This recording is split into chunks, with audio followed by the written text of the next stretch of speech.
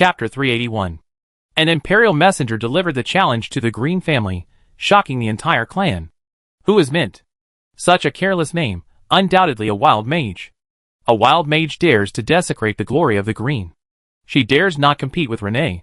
This is a blatant insult. The entire family was indignant, their voices filled with condemnation. When Renee, the person involved, gracefully entered through the main hall doors, all eyes were once again on her.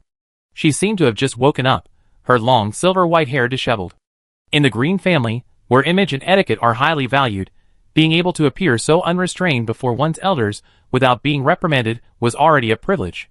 Knowing the content of the dispute, Renee's sleepy eyes snapped open, clutching the letter delivered by the messenger with disbelief. Staring at Mint's handwriting, her expression was complex. Outsiders could only see her twitching cheeks, as if she was furious and speechless. As long as Renee spoke, they were absolutely certain they would teach this impudent challenger a lesson. "Is the Imperial messenger still here?" she asked, waiting for a reply in the drawing room. Renee brushed a strand of hair from her cheek and took a deep breath. "Then tell him I chosen the 3-trial rule. The trial is a potion." "Renee!"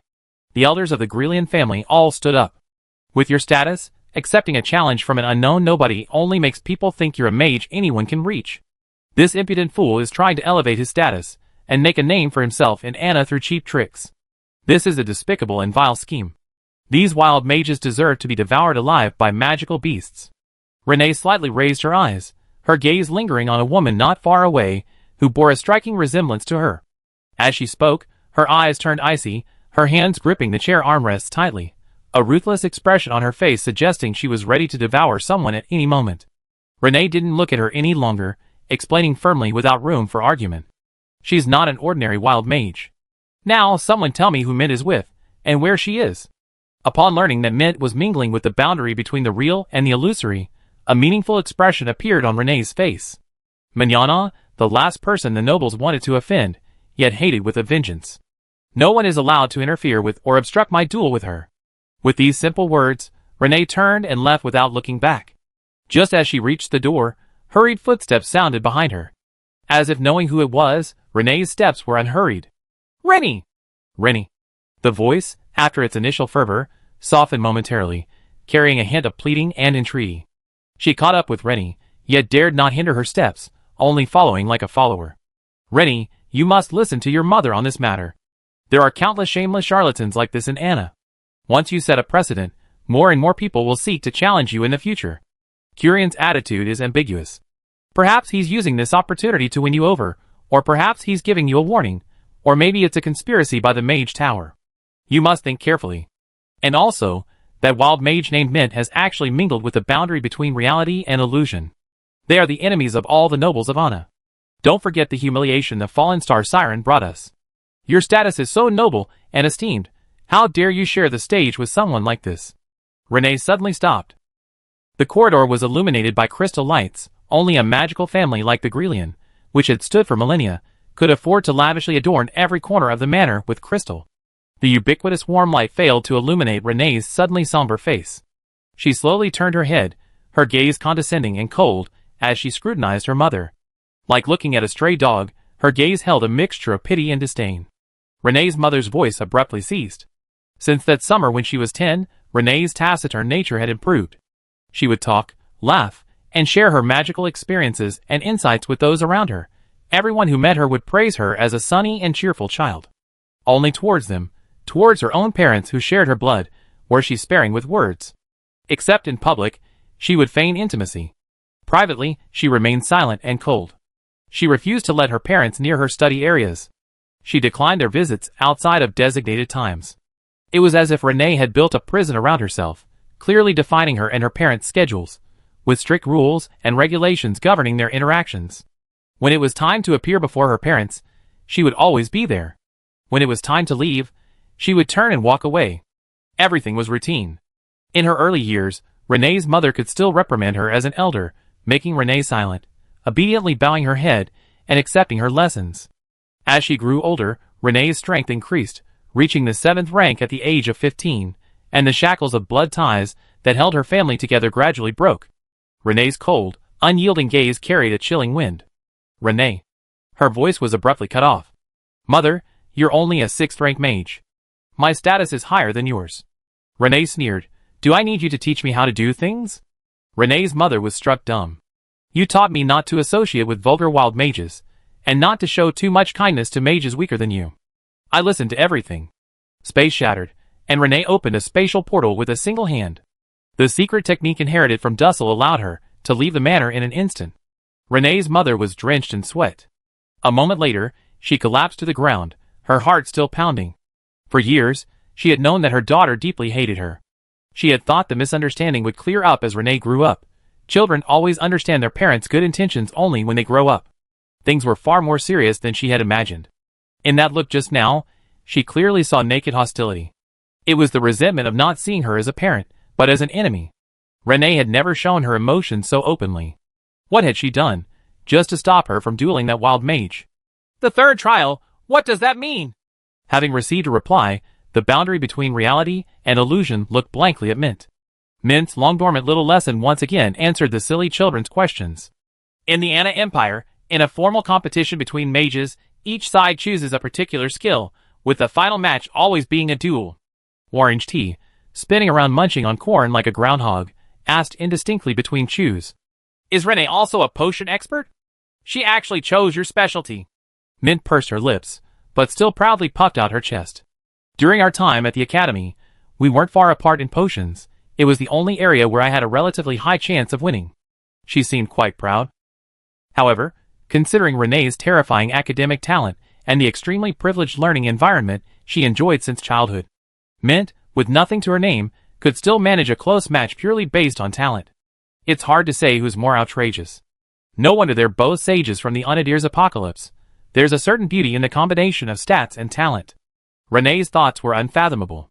Was she trying to tell Mint that with a battle as a safety net, she could still win even with a potion that had a lower chance of winning? Everyone's eyes were fixed on Mint as she wrote down her chosen project on the letter to Kurian. Puppet Magic Circle Restoration. Magic Manipulation? Huh? Fries, snapping out of his daze, hurriedly asked, Rennie has shown a talent for seeing the flow of magic since she was little. You want to compete with her in this? Mint shrugged. She chose what I'm good at, so I choose what she's good at too. I don't want her to grumble about it later. Such a strong competitive spirit. Although she knew Rennie was a dark, negative energy monster, she could understand that her somewhat twisted behavior towards her at the academy wasn't purely malicious.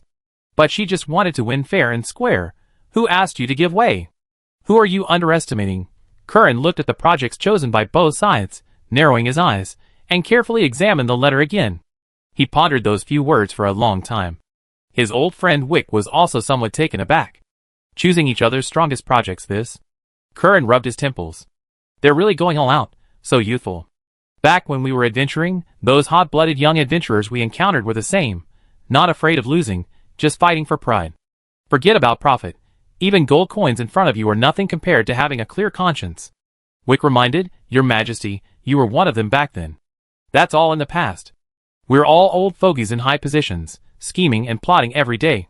Renee, who had torn through space to escape home, was in the outskirts of the capital, a place her parents loathed, a place teeming with commoners, eating the junk food their parents despised most, fried fish fillets. The magical family's heritage made Grelian's meals extremely lavish. High-ranking mages often ate powerful monsters as their main ingredients. They firmly believed that cooking monsters, which also contained magical power, could nourish a mage's body and strengthen their physique. Although Anna currently had no related research or experiments to prove this, the powerful magical family firmly believed it. Anyone whose table didn't have powerful monster meat would be ridiculed. Whether monster meat, raised without systematic domestication or targeted modifications, tastes good depends entirely on the spices and the monster's own flavor. Renee only felt disdain for this. Clearly, normally raised chickens, ducks, fish, and sheep are incredibly delicious when cooked, yet she discards them like trash, choosing instead to torment these unpalatable ingredients. She's crazy. Her parents forbid it, but she insists. A piece of golden brown fried naan bread, please. A piece of crispy juicy lamb chop, please. A glass of fragrant, freshly squeezed orange juice, please. Eat, eat, eat. Nobody can stop her.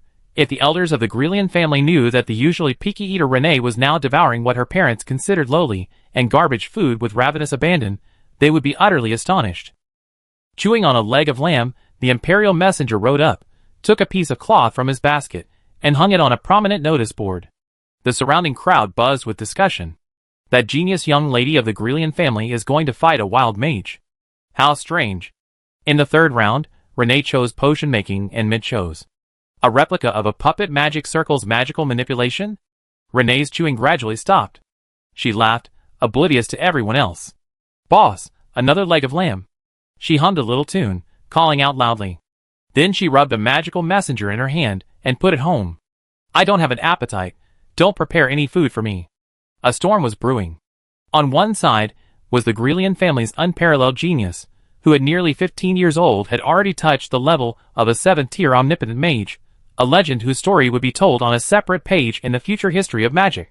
One is a wild mage who rose from a remote corner of the Empire's southern border, gradually gaining recognition and making a name for himself at the Star Speakers Academy, only to rebel and drop out. Two people with drastically different life circumstances are about to stand on the same stage, competing in a 3-test showdown. Queen Mirrorheart, the queen of the fallen star siren, who is at odds with the Anna Empire, will be present to witness the event. The legendary dragon Elaravia will also be there to watch. The news caused a sensation throughout the continent.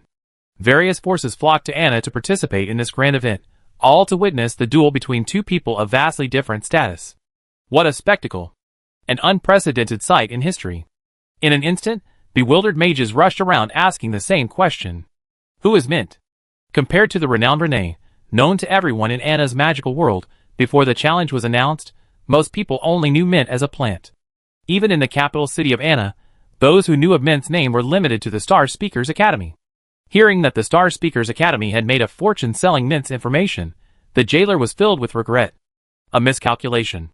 That money should have been theirs. Those damned academics, instead of focusing on academics, they become information brokers. Hatred for the academic cliques, +1. The competition is in 3 days. For Jianghe and the others, that means they be online tomorrow. Curran hasn't assigned them any tasks for the eliminating the academic clique side quest he started for them. They'd probably be waiting all day. On the bright side, if Mint wins, eliminating the academic cliques will be much easier. The excuses will be readily available. The jailer rubbed his hands together with a wicked grin. It's outrageous that someone as outstanding as Mint was expelled from the academy. For one thing, Renee's name resounded throughout Anna. If Mint wins the third round, a huge accusation of poor judgment and bullying of wild mages will be accurately placed on the Star Speakers Academy's head. This is definitely a reduction in enrollment quotas. In the future, when the wild mage finally arrives in the capital after exhausting all his efforts, even glancing at the Star Speaker Academy would be disrespectful to his future. Curion's intervention in the impenetrable academic clique system and his sweeping reforms are therefore a natural consequence. The jailer whistled. The side quest difficulty is directly linked to Mint's performance. How exciting! Orange Tea gave him a cold look. Exciting what? Mint's victory is a sure thing. We just need to wait for the good news to smoothly complete the side quest. The jailer was about to say not to open the champagne prematurely, as things weren't certain yet, when he met 6 burning gazes that seemed to want to shut him up. Damn it, how could I, a Cantonese, make such a mistake? The jailer readily agreed. That's right, Mint will definitely win. Don't bring bad luck before the competition, don't jinx it. Mint peeked out from her room, heard everyone's comments, and couldn't help but smile. Alright, for your sake, I definitely win, she thought cheerfully. Chapter 382. Crimson Music Box noticed that the reality boundary hadn't leveled up all night.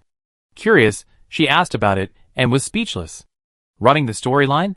What kind of storyline could make the reality boundary neglect its duties in the tower world and spend several days on it? The reality boundary's ranking had fallen to 23rd, still the highest rank besides AI. Guilds like Corn and Funny Tree in the Chinese server, obsessed with grinding experience, had long since fallen out of the top 100. The top Korean guilds were unusually quiet, refraining from making any obscene remarks. Having been trampled on by the reality boundary, their current words were considered clown-like pronouncements by any player in the global StarCraft community.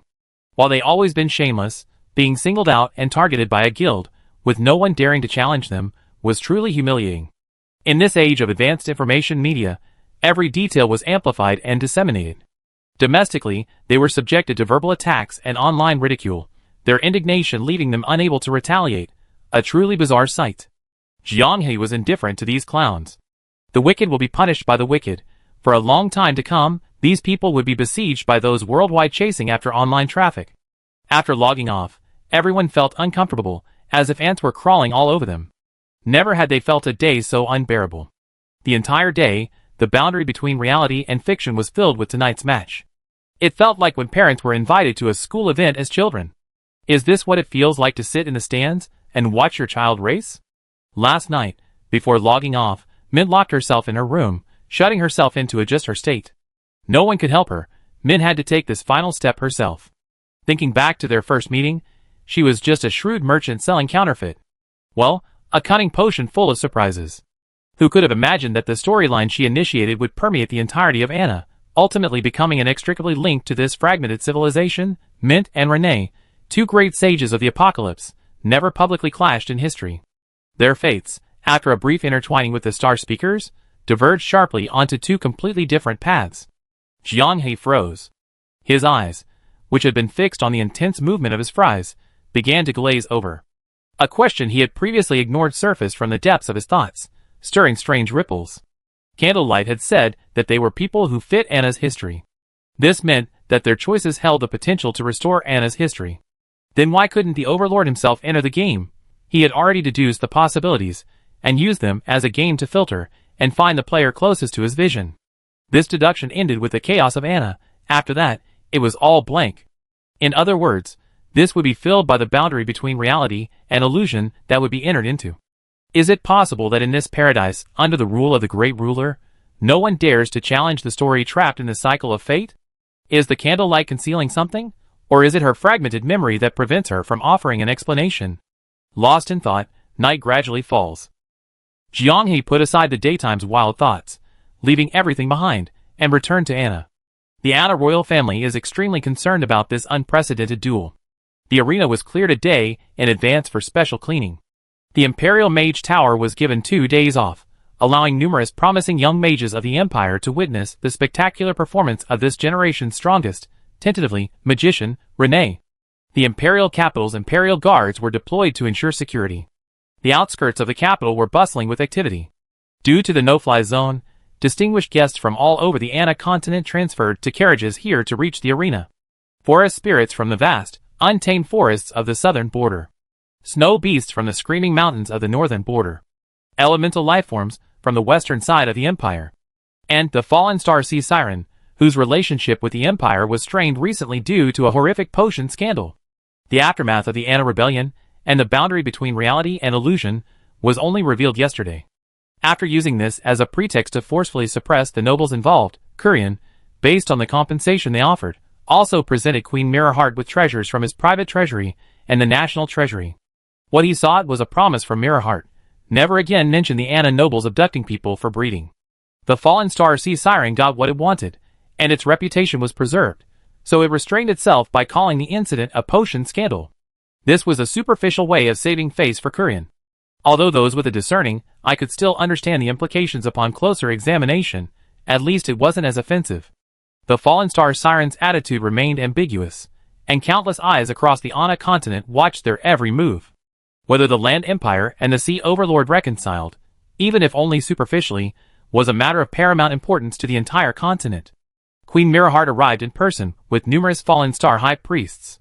To show their sincerity, the Anna royal family had their welcoming carriages refurbished with special coral crystals beforehand. Under the sunlight, every bright surface of the dazzling aquamarine crystal shimmered with captivating light, and ripples of waves rippled in the trailing shadows. The group of dozens received the most lavish welcome from Kurian. At the starting point of the red carpet at Kurian's Colosseum, Kurian and his descendants awaited Mirrorheart's arrival, walking together in relaxed conversation. The Land Empire and the Sea Overlord, meeting for the first time since the potion scandal, exchanged smiles, their apparent lack of animosity enough to reassure the small nations of the Anna continent surviving in the cracks of society. This also quelled the restless ambitions of potential challengers, who coveted Anna's supremacy. As witnesses to this history, the people of the real and illusory boundaries were deeply moved by this scene. They had witnessed another outcome of the Anna Rebellion. War broke out again on the continent and the sea, with constant warfare leading to a global faction war. Ultimately, the Lord of Candlelight incorporated it into the game, creating its gameplay, demonstrating the terrifying damage this wrong path had inflicted on the entire continent throughout history. Emperor Kurian's skill was undeniable. Although his reign was waning, he remained the supreme emperor, ruling his vast empire with personal charisma. He swiftly purged internal evils with ruthless methods, then immediately sought reconciliation with the Siren Horde, minimizing the impact of the events in the shortest possible time. If even one of his children could inherit his powerful personal abilities, it would be enough to ensure Anna's continuation for decades to come. Observers, onlookers, and even participants in the flow of time silently witnessed all of this. Everyone at the boundary between the real and the virtual world felt a complex mix of emotions, but mostly joy. They had the opportunity and the ability to bring this ending to Mint and the others. The two leaders, who had been chatting and laughing on the red carpet, suddenly stopped. The large delegation following behind them also turned to look, their gazes passing through the upright, pine-like guards of honor and Anna, focusing on the group of Anna nobles, who were being isolated like a plague. The boundary between the real and the virtual world is a complete plague. Associating with them brings misfortune. In the potion scandal, any noble who clashed with the boundary between the real and the virtual world and spoke out for the protagonists of the potion scandal suffered varying degrees of repercussions and punishments afterward. Although it was clearly Kurian who had acted, the nobles were convinced that the boundary between reality and illusion was to blame. The boundary between reality and illusion entered the arena, accompanied by hushed whispers and constant pointing and whispering. Wherever they passed, no matter how crowded or noisy, the nobles always seemed to be in a state of panic, trying to get out of their way. It was a very interesting scene. Wherever they went, the crowd automatically parted to the sides, making way for them. No magic could compare to this effect. French fries jokingly called it noble retreat, an aura skill that inflicts fear on nobles within a certain area, causing them to automatically retreat and choose to flee. Queen Miraheart turned around, smiling and waving to the crowd from the boundary between reality and illusion watching the spectacle from outside the red carpet.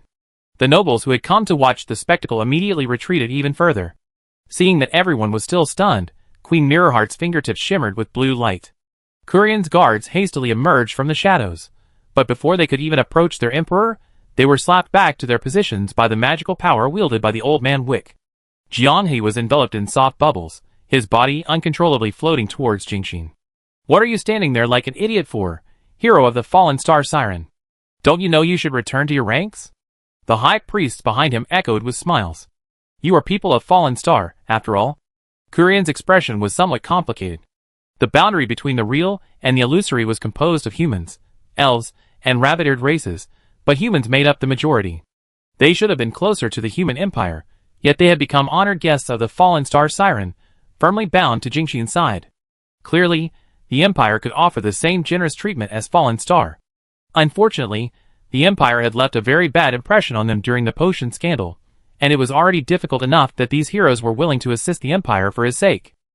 Thinking of this, he couldn't help but feel a little resentful towards the third prince, Sloane, who had led them to the fallen star sea. Everyone said he was kind and gentle, and should have been the best at getting along with these kinds of adventurers. Why hadn't they developed a deeper friendship? The Anna nobles looked at the boundary between reality and illusion with even more complicated expressions. The empire didn't intend to provoke further conflict with the sea creatures, and the mage community was unwilling to wage war against the dangerous sea monsters. In the empire, the boundary between reality and illusion was a place where one could act with impunity. Except for powerful and unshakable magical families, like the Grelians, in the future, they would only be able to avoid the boundary between reality and illusion, staying as far away as possible. If conflict were to occur, well, let's not have that if. Why were they, clearly nobles of the land-based empire, so aggrieved? The best viewing area at the top of the main arena had a viewing platform with a panoramic view of the entire arena. After Kurian and his entourage took their seats, the arena officially verified their identities and qualifications for entry. Tickets? Not a chance. To witness this duel, one must obtain an invitation. Those who are not of high status and noble rank, even with wealth, are denied entry. Fast footsteps echoed below the viewing platform steps. A bodyguard, his face scanned, weaved through a group of security personnel. Before he could even speak to Wick, a deep, resonant dragon roar echoed through the sky. Around the arena, the nobles of the Anna continent were chilled to the bone, watching the colossal dragon, its wings outstretched, descend upon the arena in the blink of an eye, its shadow blotting out the sky. They were drenched in sweat. The shock and fear vanished in an instant. They remembered the guest member specifically mentioned in the invitation. On the dragon's back, what's that? Following the sound, they saw a figure leaping against the wind onto the massive head of the dragon, Arela. She had specially chosen a red and black robe, and with a light leap, the wind rustling through her garments, Mint landed steadily in front of the observation deck and then... "Stop! Don't move!" The guards surrounded her in layers. Curian clicked his tongue, and Wick couldn't help but facepalm. He smiled and explained to the visitors. "There are too many distinguished guests, and the guards are too busy with other matters, so it's understandable that they get overwhelmed." With that, he personally pulled Mint out. Although this commotion was caused by Mint's abrupt appearance instead of waiting at the mansion, she was the main character today. Who could say she was wrong? Mint was in good spirits. When she arrived at the observation deck, she even remarked with interest, "The guards don't seem as strong as I imagined." She knew how to talk. Curian wasn't too bothered, but Wick, who was in charge of the guards, already had a dark expression. Before everyone could recover from their astonishment at the Dragon Elravia's human form, the guard shouts rang out again. Strange magical fluctuations. Swoosh! Space was easily torn apart by a pair of slender hands. The spreading spatial rifts narrowly avoided the two inner guards. If they had veered even slightly, their bodies would have been shattered. Renee emerged from the surging magical energy of the spatial passage, surprisingly also wearing a red and black hooded robe. The unexpected clash of styles made Mint pick up her robe to examine it. Thankfully, the styles were different, so it wasn't a complete mismatch.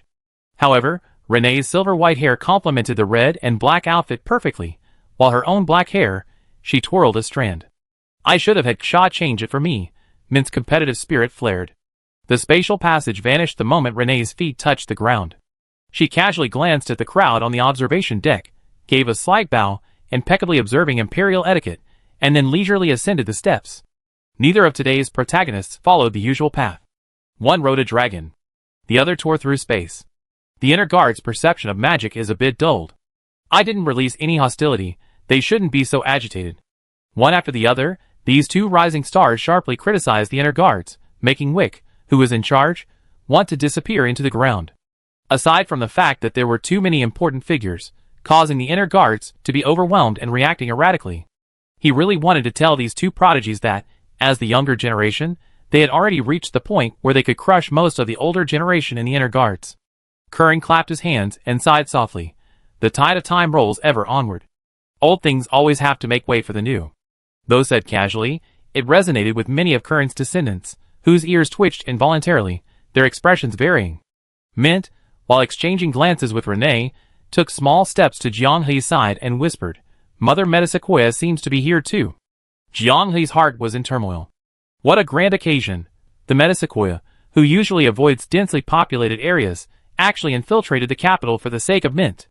Thankfully, the demons of the Great Snow Mountain are hard to leave, otherwise, knowing this, he might have orchestrated a historic meeting between the two great demons of the Empire's north and south. As the Grelian family members hurriedly arrived, Curian produced the details of their previously agreed-upon duel. Potion, magic manipulation, and the duel itself, any objections? The two spoke in unison. "No." "Good then, how will the first battle be decided?" The two spoke again in unison, pointing at each other. "She chooses." The high degree of synchronization made Curian pause. He couldn't help but look at the two of them, only to find that both were simply staring intently at each other. Chapter 383. The atmosphere was subtle. The two, who harbored a deep-seated grudge within the Star Speaker Academy, didn't engage in a heated exchange. Instead, they became increasingly deferential. It was as if whoever made the first move would be at a disadvantage, and neither was willing to gain an advantage over the other. Curian brought out a box, inserted 2 slips of paper, and offered a small favor to the two locked in a stalemate through a lottery. Someone from the Grelian family couldn't help but speak up. "Rennie, since they're declining, why don't you accept?" Hearing this, Renee's eyes narrowed slightly, a flash of malice appearing in them. But she held back. "Mother, this is my duel with her." Her displeasure was well controlled, but it didn't escape the notice of the cunning old fox present. After a slight fiddling, Curian personally drew the slip of paper bearing the name Potion. The maids, who had been waiting patiently, began entering the preparation area, carrying the materials needed for the potion trial to the center of the arena. Renee had intended to say something to Mint, but urgent calls from behind forced her to return to her family. Facing her mother, she struggled to suppress her surging displeasure, forcing a gentle smile. "This is of utmost importance to you. Why can't you listen to our advice? The first move is crucial to mindset. If you lose the first battle, your opponent will have a psychological advantage. Why can't you fight for it? Renee's smile faded, and she subtly whispered in her mother's ear. Shut up. The invited dignitaries from various countries entered the arena one after another. Watching the maids busily carrying various precious materials to the venue, they began to murmur amongst themselves. The first round is a potion contest? What are the rules for the potion-making competition? It seems they haven't been decided yet? I heard it's decided by the 2 participants. Huh? The 2 participants decide their own rules? That's really novel. Who do you think will win the potion contest? Renee, of course. Maybe Mint? Some wild mage dares to challenge Renee? She was already brewing high-level potions when she was 14, and by level 7, she was already a master. Not just anyone can compete with her. That wild mage you're talking about was the top potion brewer at Star Speaker Academy back then. Renee always outclasses her, except for potions, where she has suffered many defeats. She dropped out. How can she compare to the steadily improving Renee? Hee. Anyway, Min has high odds. I bet on an upset. Jiang He and Fries, guided by Wick, went to the area near where the Star Speaker Academy students were seated, to observe the person they would soon face. Hearing the murmurs of the crowd, the 2 couldn't help but glance over. Back at the observation deck, Jiang He hurriedly told Orange T, go to the arena front desk now, and place your bet. Once you reach the maximum betting limit, bet on Mint.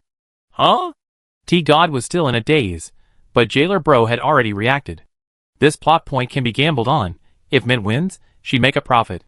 If she loses, damn, how could Mint possibly lose? Just as Jailer Bro and T-God left, Kurian waved to the group from the boundary between reality and illusion. Have you seen Vannery? Vannery was Mint's potion-making instructor at the Star Speaker Academy. A sprightly old man with gray hair.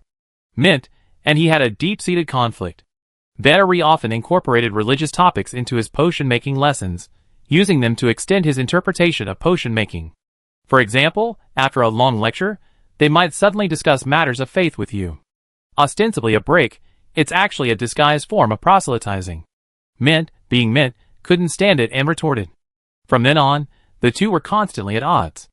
In the potion-making workshop explosion that led to Mint's voluntary withdrawal, the potions Mint was brewing didn't mutate at all. Rather, discordant magic appeared in the workshop, causing a chain reaction that resulted in the explosion of stored items. Considering that Mint had publicly questioned Vannery's improved potion formula the day before, they privately invited each other for a discussion, and another argument ensued. After leaving the academy, Mint pondered the situation, feeling that Vannery had schemed against her. If she hadn't been familiar with the properties of potions, remained calm and composed during the brewing process, and been able to distract herself with her surroundings, the explosion would have been far more than just destroying a workshop. If her speculation is true, Vannery had already considered eliminating Mint, but failing, he resorted to framing her and using his power to intimidate her. Even though this matter had nothing to do with him, the actions of fueling the flames between Mint and Renee, and the manipulation of Mint's followers, who admired Renee to harass her, were clearly the work of him and several Star Speaker's mentors. Kurian took a meaningful sip of his drink. Mint doesn't need to be the ultimate winner. As long as she displays style and momentum, you can intervene without much difficulty. You have to stir up the deep-rooted academic clique so I can uproot it and replant anew. For the sake of the treasures in my treasury, your resentment should be brewing for now. I look forward to your performance. Kurian didn't need to say more. Just thinking about the humiliation Mint suffered at the academy was enough to make him understand. It's itching, my fists are itching. This isn't just any ordinary academic clique, a full-blown punch is necessary. A maid approached the Emperor. Your Majesty, the arena is ready. Both sides may take their positions. The 2 people not far away exchanged a glance. Renee's lips curled into a smile, and she defiantly raised her palm, holding a ball of azure light.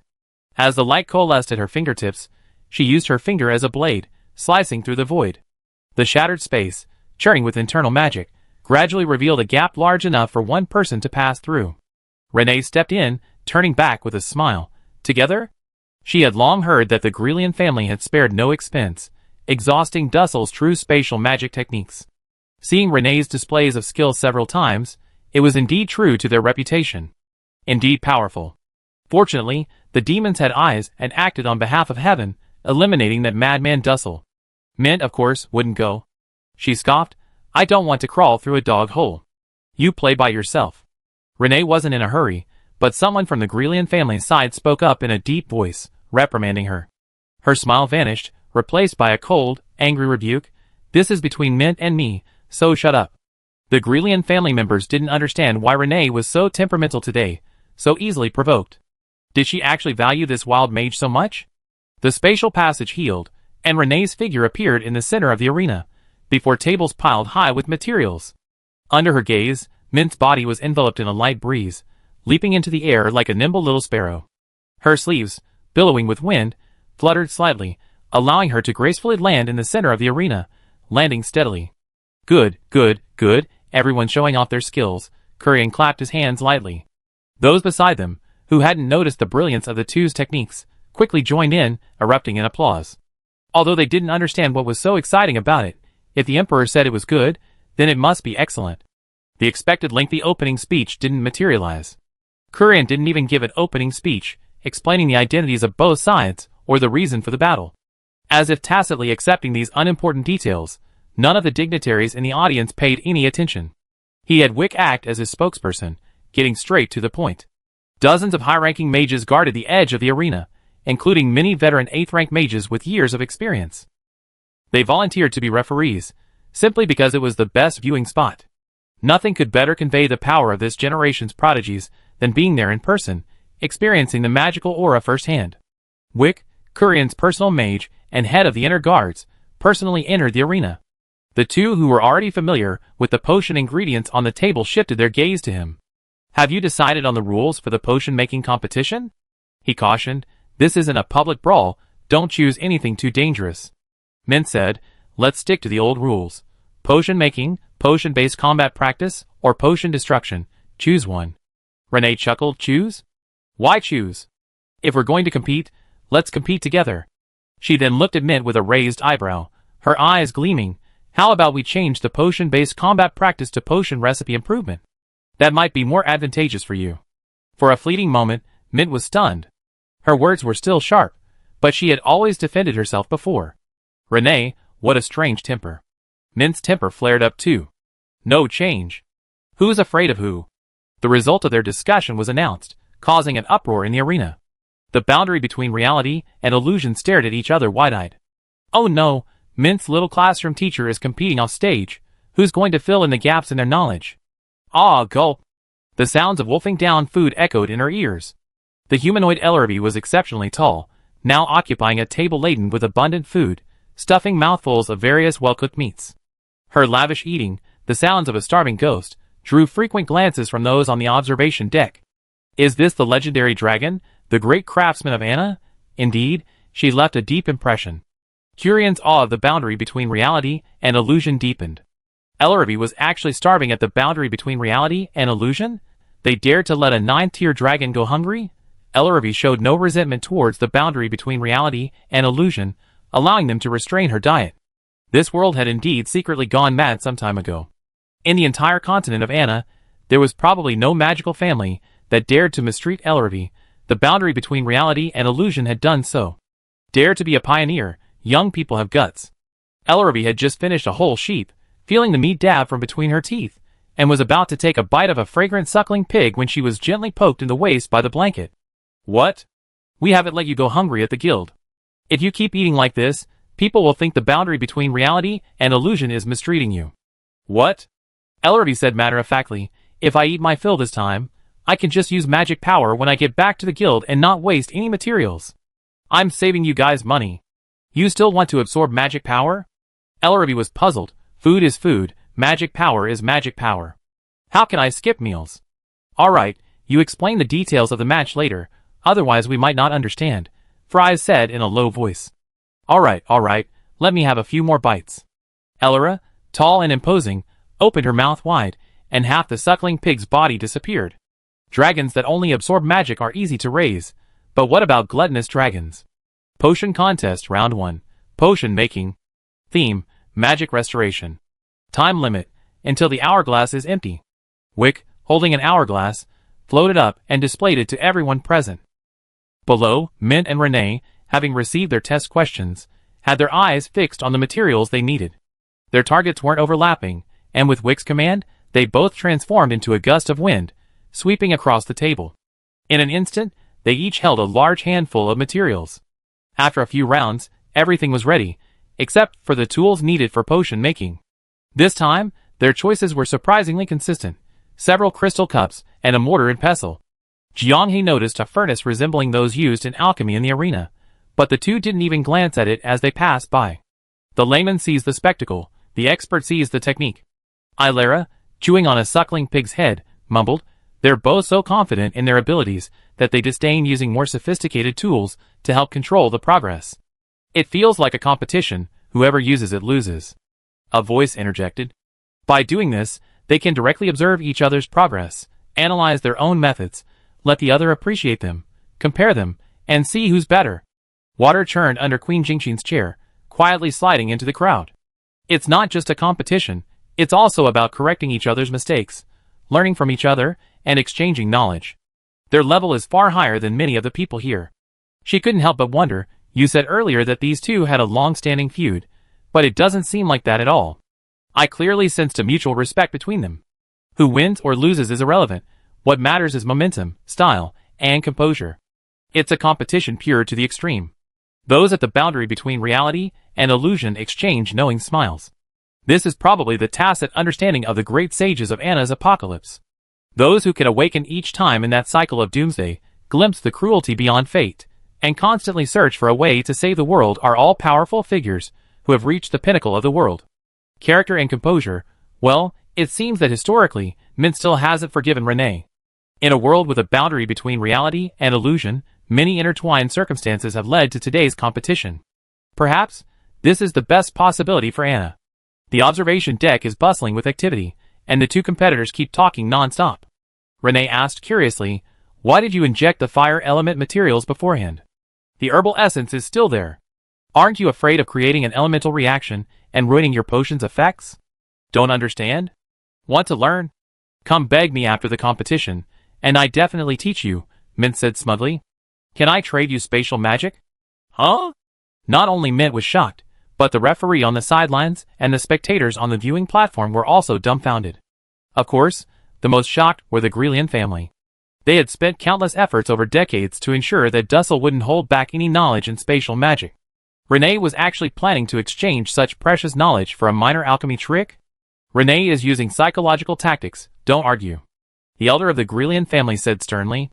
With Renee's temperament, she would never act recklessly, never lightly bestowing such valuable knowledge upon a wild mage. Mint had intended to take it as a joke, but Renee spoke again. "I trade you my knowledge of other potions, and I paid for that too. Are you serious?" Chapter 384. The conversation abruptly ended, as both sides entered the meticulous purification phase of their potion making. The two, who could multitask, simultaneously entered a focus mode. Their tables, where they processed the ingredients, were only 5 meters apart. The noise from their work, and the fluctuations in magical energy could easily affect their refining process. This was also part of the competition. Being able to eliminate distractions, and complete the refining process without wavering is fundamental for potion makers. Wick, as the referee, was closest to the two. He restrained his magical energy, afraid of interfering with the duel between these two geniuses, and affecting the subsequent competition. "Oh!" Suddenly, his furrowed brow, which had been fixed on their movements, relaxed, and he murmured with a hint of amusement. Peppermint and Renee released very little magical energy during their potion purification, as if they had agreed to restrain each other, preventing the dissipated energy from affecting one another. In potion-making competitions, it's not uncommon for powerful potion masters to use their aura during spellcasting to forcibly influence their opponents and gain an advantage. A competition where neither interferes with the other, relying purely on the quality of the potions, is now a point that needs to be explicitly stated during the rulemaking process. Neither of them mentioned it, yet they tacitly chose the same approach. Potion maker is also a profession, and in terms of professional ethics alone, these two are on a completely different level from most people who resort to any means to win. Wick only has a smattering of knowledge about potions, but the distinguished guests invited today include potion scholars from other countries. What might seem like a dry process to laymen, they watched with rapt attention, their focus entirely on Renee, a long-established, most renowned all-around magical genius of Anna. A genius's thinking is often unconventional, and the opportunity to witness the process up close is extremely rare. Look at the speed at which the medicinal liquid condenses. Behold the effortlessly elegant technique of elemental purification. With fingers flying across the surface, the essence extracted from the materials floats like a dragon through the air, drifting from one crystal cup to another. It's not showing off, it's a display of masterful control. The seasoned potion masters clicked their tongues in admiration. Renee was like a surging, powerful wave, making those who once considered themselves trendsetters seem as insignificant as a tiny ripple. Even if they were unwilling to admit it, seeing her calmly and flawlessly handle a series of materials, they couldn't help but feel a sense of defeat, as if their own lives had been wasted. No wonder someone once said, "Don't easily share the stage with a genius. Their dazzling light will burn everyone who tries to look up to them." Driven by curiosity, many also turned their attention to her opponent. The Star Speaker Academy describes Mint as having some talent, barely able to compete with Renee in potion making, but her rebellious nature and defiance of her teacher led to a serious magical accident. Perhaps only the arrogant, ignorant, and fearless could disregard Renee's aura and issue a challenge. Unlike Renee, Mint's chosen material includes a fist-sized monster core. As an organ through which some monsters wield power, its residual magic should not be underestimated.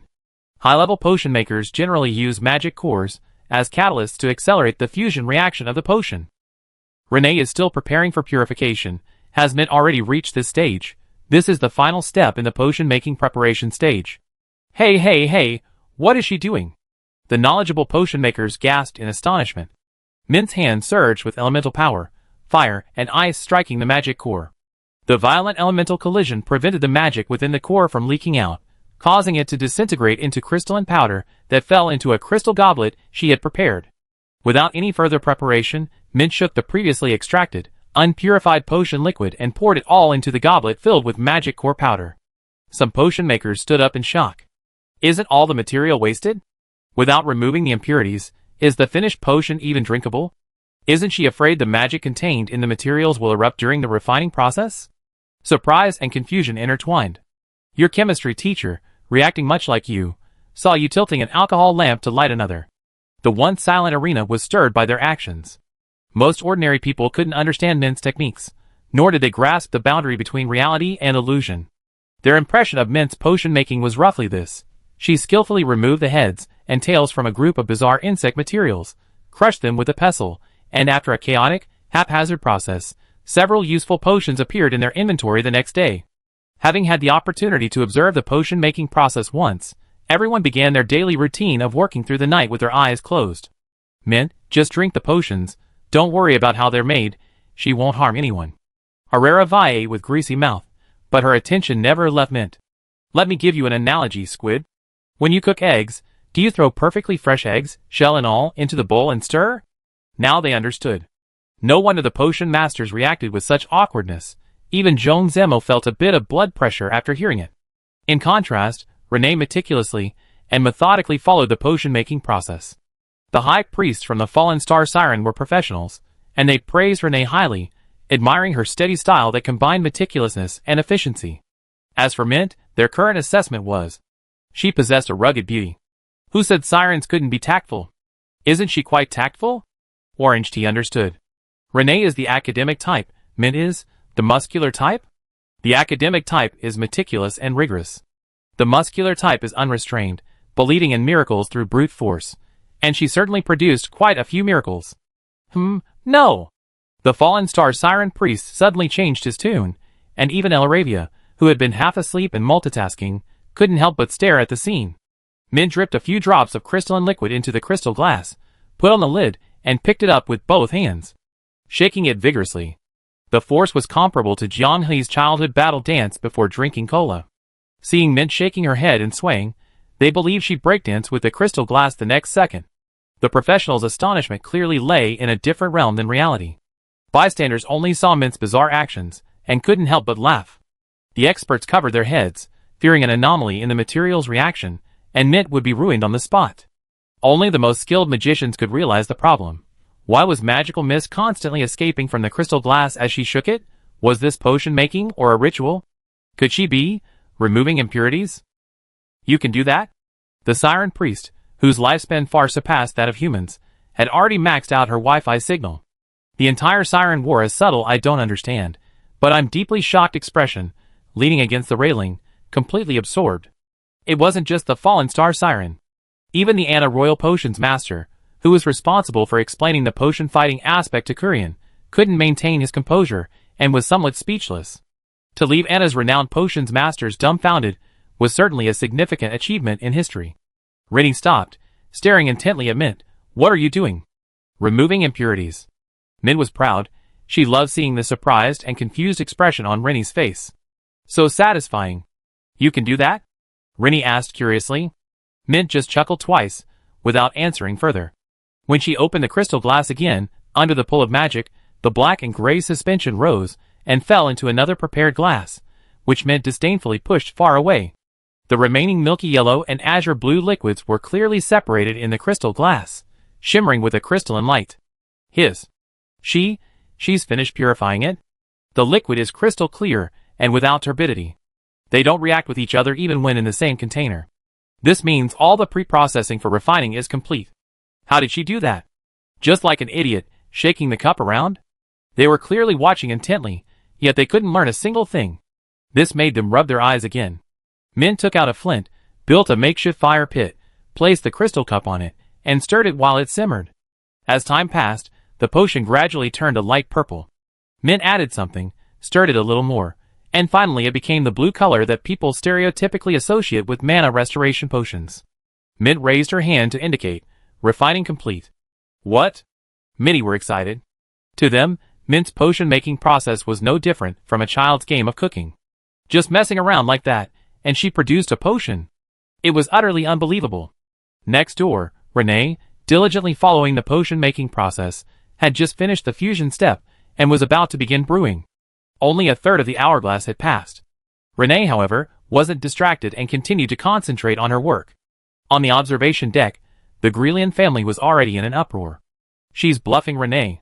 She clearly brewed a messy potion, but she's trying to force Renee to make a mistake and compete for the worst." Renee's mother gripped the railing tightly, her voice trembling. Wick, as one of the judges, led the team into the arena. He politely reminded Mint, "There's still plenty of time. Are you really sure you want to submit the potion? It's already finished. What's the point of not submitting it?" Mint's casual tone made the judges exchange bewildered glances as they accepted the potion. She didn't leave, but returned to her seat, watching intently as Renee's academic potion-making technique was displayed. Although she hadn't made any improvements, Renee's efficiency was the highest Mint had ever seen, even surpassing some of the Academy's instructors. "I told you those old geezers deserved to die." Shortly after the hourglass was halfway through, Renee's potion was ready. 2 vials of potion were placed on the table, awaiting the judges' evaluation. The judging panel for the potion trial was quite impressive, with over 10 renowned potion masters from various kingdoms and tribes of Anna present to assess the younger generation's work. Representatives from Mirahart, Kurian, and the Grelian family also came to the arena to taste the potion themselves. Crystal balls containing magical energy were brought to the scene by maids. To maximize the experience of the potion's wonders, everyone emptied their magic beforehand. Kurian, holding a small cup, invited everyone to drink. Then, "Let's drink this mint potion together." He then downed it in one gulp. A cool, refreshing sensation flowed down his throat and into his stomach. A depleted magical energy would leave mages desperately craving magic feeling hot and irritable. This mint-like coolness undoubtedly provided a moment of clarity. A short while later, nothing happened. Just as Kurian was getting nervous for Mint, his body, like a shriveled sponge, plunged into water, instantly filling up. His magical containers involuntarily absorbed the surrounding magic, forming a vortex visible to high-level mages. In the blink of an eye, every judge was full of magic. Moreover, they vaguely sensed that their absorption and filtering of magic had become more efficient. Those with only a rudimentary understanding of potions, like Kurian, reacted relatively well. However, the masters of potion-making stared at the liquid in their cups, their expressions complex. They glanced at Mint, then at the potion, hesitant to speak. The unshakable knowledge of potion-making held by the academics was forcibly cracked by this strange phenomenon. The jailer joked, "This reaction. Could it be a shattered heart?" Rennie glanced at Mint, then approached the referee. "Could I have a cup?" As the protagonist of the day, her request was granted. She drank it all in one gulp, feeling the surging, boundless magic power within her, and slowly opened her eyes. "I lost." The Grelian family gasped in astonishment. Mint, being straightforward, poured herself a cup of Rennie's potion, smacking her lips. It's definitely lacking. Your potion isn't vibrant enough, it's lifeless. Even if Renee concedes defeat, the normal procedures still need to be followed. After everyone present tasted it, they found Mint's assessment surprisingly accurate. After taking a potion, one's internal magic was already churning, surging forth, almost as if it wanted to transform into a waterspout and suck up the surrounding energy. While a potion for one person could quickly replenish internal magic, it lacked that restless, eager surge. Renee's mother explained that it was impossible. How could a rogue mage who appeared from a corner, using a ridiculously clumsy concoction method, possibly defeat Renee's flawless, error-free potion-making skills? The knowledgeable potion masters also explained that it was impossible. It wasn't just the experts among the judges whose hearts were shattered. They felt that all their past efforts had been trampled into powder by Mint, and then ground even more forcefully. When did potion-making become so casual and perfunctory? Some people accepted the reality. A completely different style, unique potion-making skills, yet outstanding, such a person. Star Speaker Academy doesn't want them? Anna has too many talented people. Do they look down on Mint? Didn't Mint drop out herself? Wake up, the Star Speaker Academy told everyone it was a potion accident. She was ashamed and dropped out. Do you really believe that? The outcome was decided, and Kurian personally announced that Mint had won the first round. After discussions, the second round was decided to be potion destruction. Each side would brew a potion and try to neutralize the other's potion's effects. As the two left the arena to recover their magic, the potion scholars acting as referees curiously asked, "Who taught you your potion-making skills?" Mint blinked. "Self-taught." After a moment of silence, someone asked, "So you left the Star Speaker Academy because they couldn't teach you the knowledge you wanted?" This hit Mint right where it hurt. She scoffed, "My mentor is jealous and envious of talent. What good could I possibly learn from him?" The boundary between reality and illusion was overjoyed. Yes, that's it. Eliminating the academic clique has become much easier. Chapter 385. The competition had only just begun, and some people's faces were already dark. The instructors from various factions within the Star Speaker Academy, listening to the surrounding discussions, were already on tenterhooks. If there was one side that least wanted Mint to shine, it probably wouldn't be the Grelian family. Mint showed no mercy to the Academy, taking advantage of the moment to unleash her full power, clearly intending to settle scores with them. It was unthinkable what Mint would say if she won. The maids continued to replenish the materials in the arena. The two could only combine potions from the existing materials. They couldn't choose for themselves, limiting their crafting options. Mint, hands behind her back, looked around at the pile of materials, confidently assessing them. Potion crafting required following a theme, while potion destruction was purely a matter of imagination, doing whatever she wanted, which suited her style perfectly. Wick, holding the hourglass, asked after receiving a signal from his companion, "Ready?" Seeing both nod, he inverted the hourglass and announced loudly, "The second round of the potion contest, Potion Destruction, officially begins." Wick and several referees positioned themselves in the center of the arena, using their own magic as a barrier to separate the two, preventing them from directly observing the process during the potion making. Mint and Renee simultaneously went to select materials. The jailer wondered, "Ellerby, isn't this way they can guess each other's intentions during the material selection stage?" Ellerby, still munching on her food, licked the grease from her lips and retorted, "Just because I take something doesn't mean I have to use it." Renee and Mint were grabbing whatever materials they could find, casually gathering them and carrying them back to their desks. They took things, the maids replenished them, and after 2 or 3 rounds, the small table was piled high with a jumble of items, forcing them to be placed on the floor. Renee remained methodical. Mint continued her whimsical approach. The potion master noticed that Mint's method of removing impurities wasn't just a spur-of-the-moment show. She used the same method in concocting other potions. With a series of frantic flicks, it was done. This single action saved 3 steps of the conventional concoction process, and its effectiveness had already been proven in the previous round. It was understandable, yet incomprehensible. Many people scratched their heads, wondering how she did it. She threw in so many conflicting ingredients, and dared to use such intense heat to concoct it. The speaker swallowed hard. What audacity! Not only the half-baked spectators, but even the referees in the arena exchanged bewildered glances. Watching Renee concoct potions was a feast for the eyes. Watching Mint concoct them was terrifying. Yet, Mint always manages to achieve her desired results with a seemingly impossible feat. Without a master, achieving such accomplishments solely through self-study, are the people at the Star Speaker Academy out of their minds? 100 years ago, Tina, A mage with almost the same experience and equally exceptional talent, accomplished the monumental feat of improving the potion-making process. If she hadn't focused on popularizing potions, her achievements in her lifetime would have been even greater. In a daze, the potion, tempered by Mint's fierce fire, was ready. She pinched ice cubes with her bare hands and placed them inside, then transferred the liquid to another crystal glass, shaking and swirling it. Shaking the finished potion too? All right, done. Her cheerful tone perfectly mirrored the light-hearted energy she displayed while brewing potions for the people at the boundary between the real and the virtual. It was so relaxed, it didn't feel like a competition, but rather a performance. Having learned from his previous experience, Wick stepped forward to sit on the potion, only to be stopped by Mint. "I do it myself," Wick said, puzzled but not suspicious. Watching her walk with such a steady gait, he found it rather amusing. Seemingly carefree, but she's quite serious about her work. A cold sweat instantly broke out on the faces of everyone on the observation deck, blurring the line between reality and illusion. Fries swallowed hard. Mint wouldn't. Probably not. She's noticed Renee isn't aggressive anymore. There's no need for her to go this far. Jianghe said, sweating profusely. The hourglass was halfway through, and Renee's potion was finished. The entire arena held its breath. The outcome of this match would determine whether a third potion contest would be held. Kern asked the potions master beside him, "What potion do you think Mint concocted?" The potions master hesitated for a moment, then shook his head. "You can't see it either?" The ingredients Peppermint added to her potions were too varied, and a lot of processed ingredients were discarded. It seems she just went with the flow, only finalizing her brewing plan at the very last moment. Forgive my bluntness, but most potion masters who alter the properties of their potions while brewing would be taught a lesson by the potions themselves.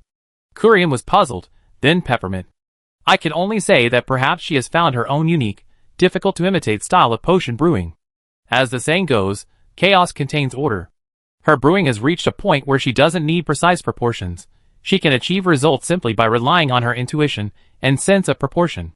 The potions master said worriedly, "I only hope that the potion masters watching today won't abandon their own principles and blindly imitate her without understanding the importance of the process." The apprentices who had accompanied the potions master were all drenched in sweat. Originally there to observe, they nearly had their long-accumulated experience and knowledge ruined by Mint's techniques.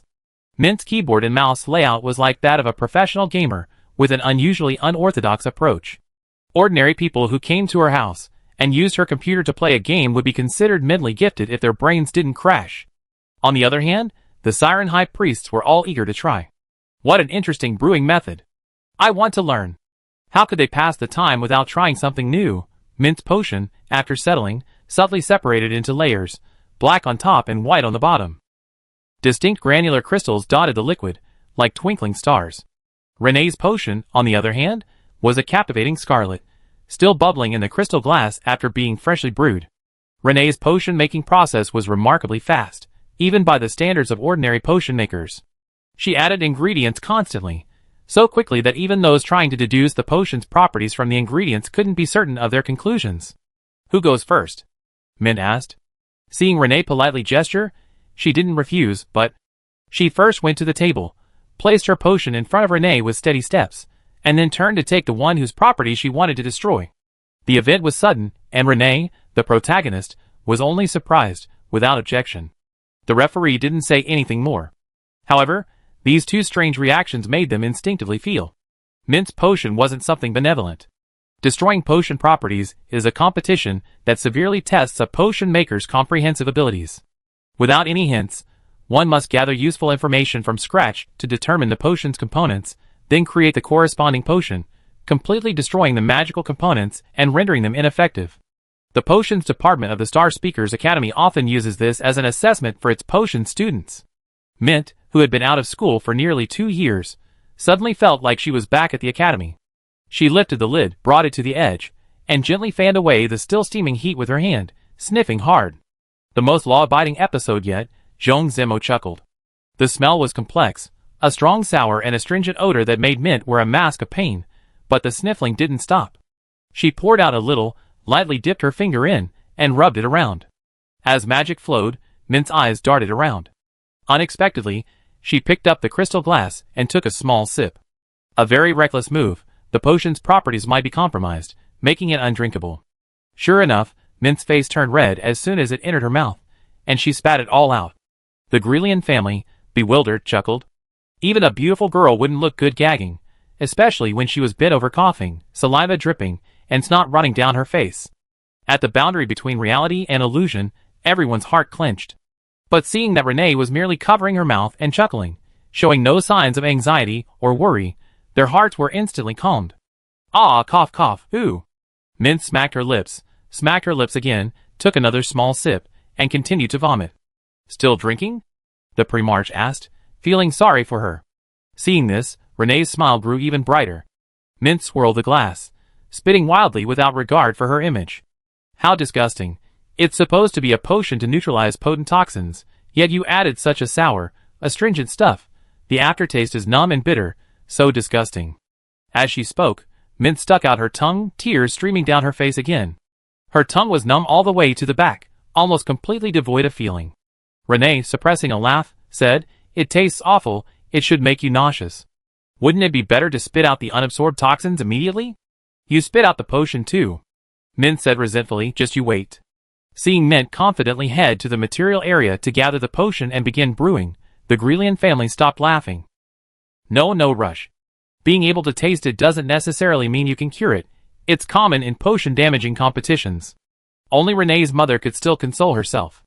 Having witnessed Mint's potion-making skills, how could a potion master like her, who could taste it, not brew it? In a short while, a bottle of pitch-black liquid was mixed into Renee's masterpiece by Mint. It bubbled and gurgled for a while, then Mint picked it up, shook it vigorously, held it up, and proudly poured it into her mouth. Everyone stared wide-eyed. This time, Mint didn't spit it out. Instead, after drinking the last drop, she blew out a small, rainbow-colored bubble. The half-cup of potion reserved by the referee had completely lost its potency. It was Renee's turn. She took a deep breath and walked to the black and white potion. Following the same procedure as with Mint, she stirred it, smelled it, touched it, tested it with her magical senses, and took a small sip. Nothing seemed amiss. It wasn't even unpleasant. It was sweet with a hint of fruitiness. After pondering for a while, Renee had an idea. Seeing her begin brewing a new potion, the Grelian family felt reassured. It's just a tiebreaker. Renee made sure Mint could see the potion she had chosen, and with a broad smile, poured the finished product into the potion. But for some reason, Mint's smile was incredibly bright, very bright. Mint's potion emitted billowing white smoke, followed by black smoke. Before the referee could even approach, the cup shattered, its liquid splashing and spraying, carrying a cloud of dust that smeared Renee's face. The sudden turn of events caused the high-ranking mage of the Grelian family to panic and nearly force his way into the arena, but he was stopped by the guards. The referee used magic to clear away the dust. Renee blinked her large eyes, her face completely blackened, and she was somewhat dizzy. Her long, silver-white hair was now completely covered in gray, as if it had been re-dyed. On the viewing platform, Renee's mother was already criticizing the boundary between reality and illusion, believing that Mint was using the competition for revenge and that her methods were despicable. Those who had reviewed the guards' files kept their eyes glued to the arena, ignoring this blood relative that even Renee didn't bother to acknowledge. Restaurant, Renee and Mint remained harmonious. Realizing she had lost, she asked curiously, "What did you do?" "I guessed how you solved the problem, so I added something good beforehand to trigger the atomization reaction." Mint smiled. "Luckily you didn't shake it vigorously, or my plan would have failed. But an elegant young lady like you wouldn't imitate me, right?" The potion in the cup had already solidified into a clump, completely reacting into dregs. Mint had anticipated Renee's actions, and the foreshadowing she left for the potion's evaporation came in handy. The outcome was already decided. In the potion-making contest, Mint won the first 2 rounds, taking the lead overall. "Are you so familiar with my brewing methods and habits?" Renee asked calmly, brushing the dust off her head, displaying her ever-present snow-white hair, a sight far from elegant. "Back in the academy, you and I have competed so many times. Besides potions, I don't have anything I can consistently beat. Of course, I need to think more, learn more, and remember more. About the academy. I'm too lazy to listen now. Let's talk about it after the competition." Renee hesitated, but was interrupted by Wick. "Magic control, how do you two plan to compete?" Mint shrugged. "She's good at it, let her decide." "Then let's have a single match. Manipulate magic to repair the puppet's magic circle pathways, and the competition can interfere with each other." The two returned to the observation deck to rest, waiting for the maids to bring the props to their positions. Curian, listening to the potions master's explanation, now understood Mint's value. Seeing her chatting and laughing with Queen Mirrorheart, he felt a nameless anger rising within him. She was clearly another Tina, a potential talent who could take Anna's potions to the next level. Such a brilliant genius, yet the Star Speaker Academy treated her like trash, suppressing her at every turn, ultimately forcing her to drop out. These parasites are dumber than pigs, selfish and self-serving. Having witnessed the atrocities of the Anna nobles firsthand, the boundary between reality and illusion was filled with disgust and defected to the fallen Star Sea. He felt deep regret, thinking it was just bad luck, and the children were even more disappointing, failing to overcome their prejudices and win them over. Mint was like a sharp knife, drawing blood from his heart. No foundation, a wild mage, rising from humble beginnings, outstanding and exceptionally talented. The key is, unlike the boundary between reality and illusion, she was once part of the Anna Empire's inner circle. At the Star Speaker Academy, once you stepped into the Mage Tower, you would be branded with the Empire's mark. But she dropped out. The more he thought about it, the angrier he became. Curran took a sip of his cold drink to suppress his increasingly flushed face. First there were the 7 from the boundary between reality and illusion, then Mint, all refusing to enter Anna's gates, all with close ties to the fallen Star Sea Siren. The leaders of other nations and races in Anna are probably secretly laughing now. Thank goodness Mint dropped out of school. Thank goodness Mint wasn't taken in by that guy Curran. He didn't want to imagine it, but at times like this, his imagination ran wild. Even knowing they would think this, and feeling infuriated, he still had to force a smile. He couldn't afford to lose face. Curran felt incredibly uncomfortable, with an urge to push the boundaries between reality and fiction even higher. How could he let no one suffer because of this? Chapter 386. Before today, the people of Anna could only associate Mint with plants. Winning the potion duel with Renee, even if he lost the next 2, would be a day etched in the annals of potion making and the chronicles of Anna's nations. An unknown wild mage, with potion-making techniques that left countless potion masters speechless, easily defeated another genius destined to be remembered in magical history. Before this, anyone who associated potion-making with bartending and claimed that it could perfectly concoct potions would only be scorned as nonsense by potion masters. Until Mint appeared and proved it. Children, I'm not lying to you, it really can be done this way. Some called it unorthodox, others secretly applauded its efficiency. Mint received unanimous praise from the fallen Star Siren, and the priests bombarded her with questions.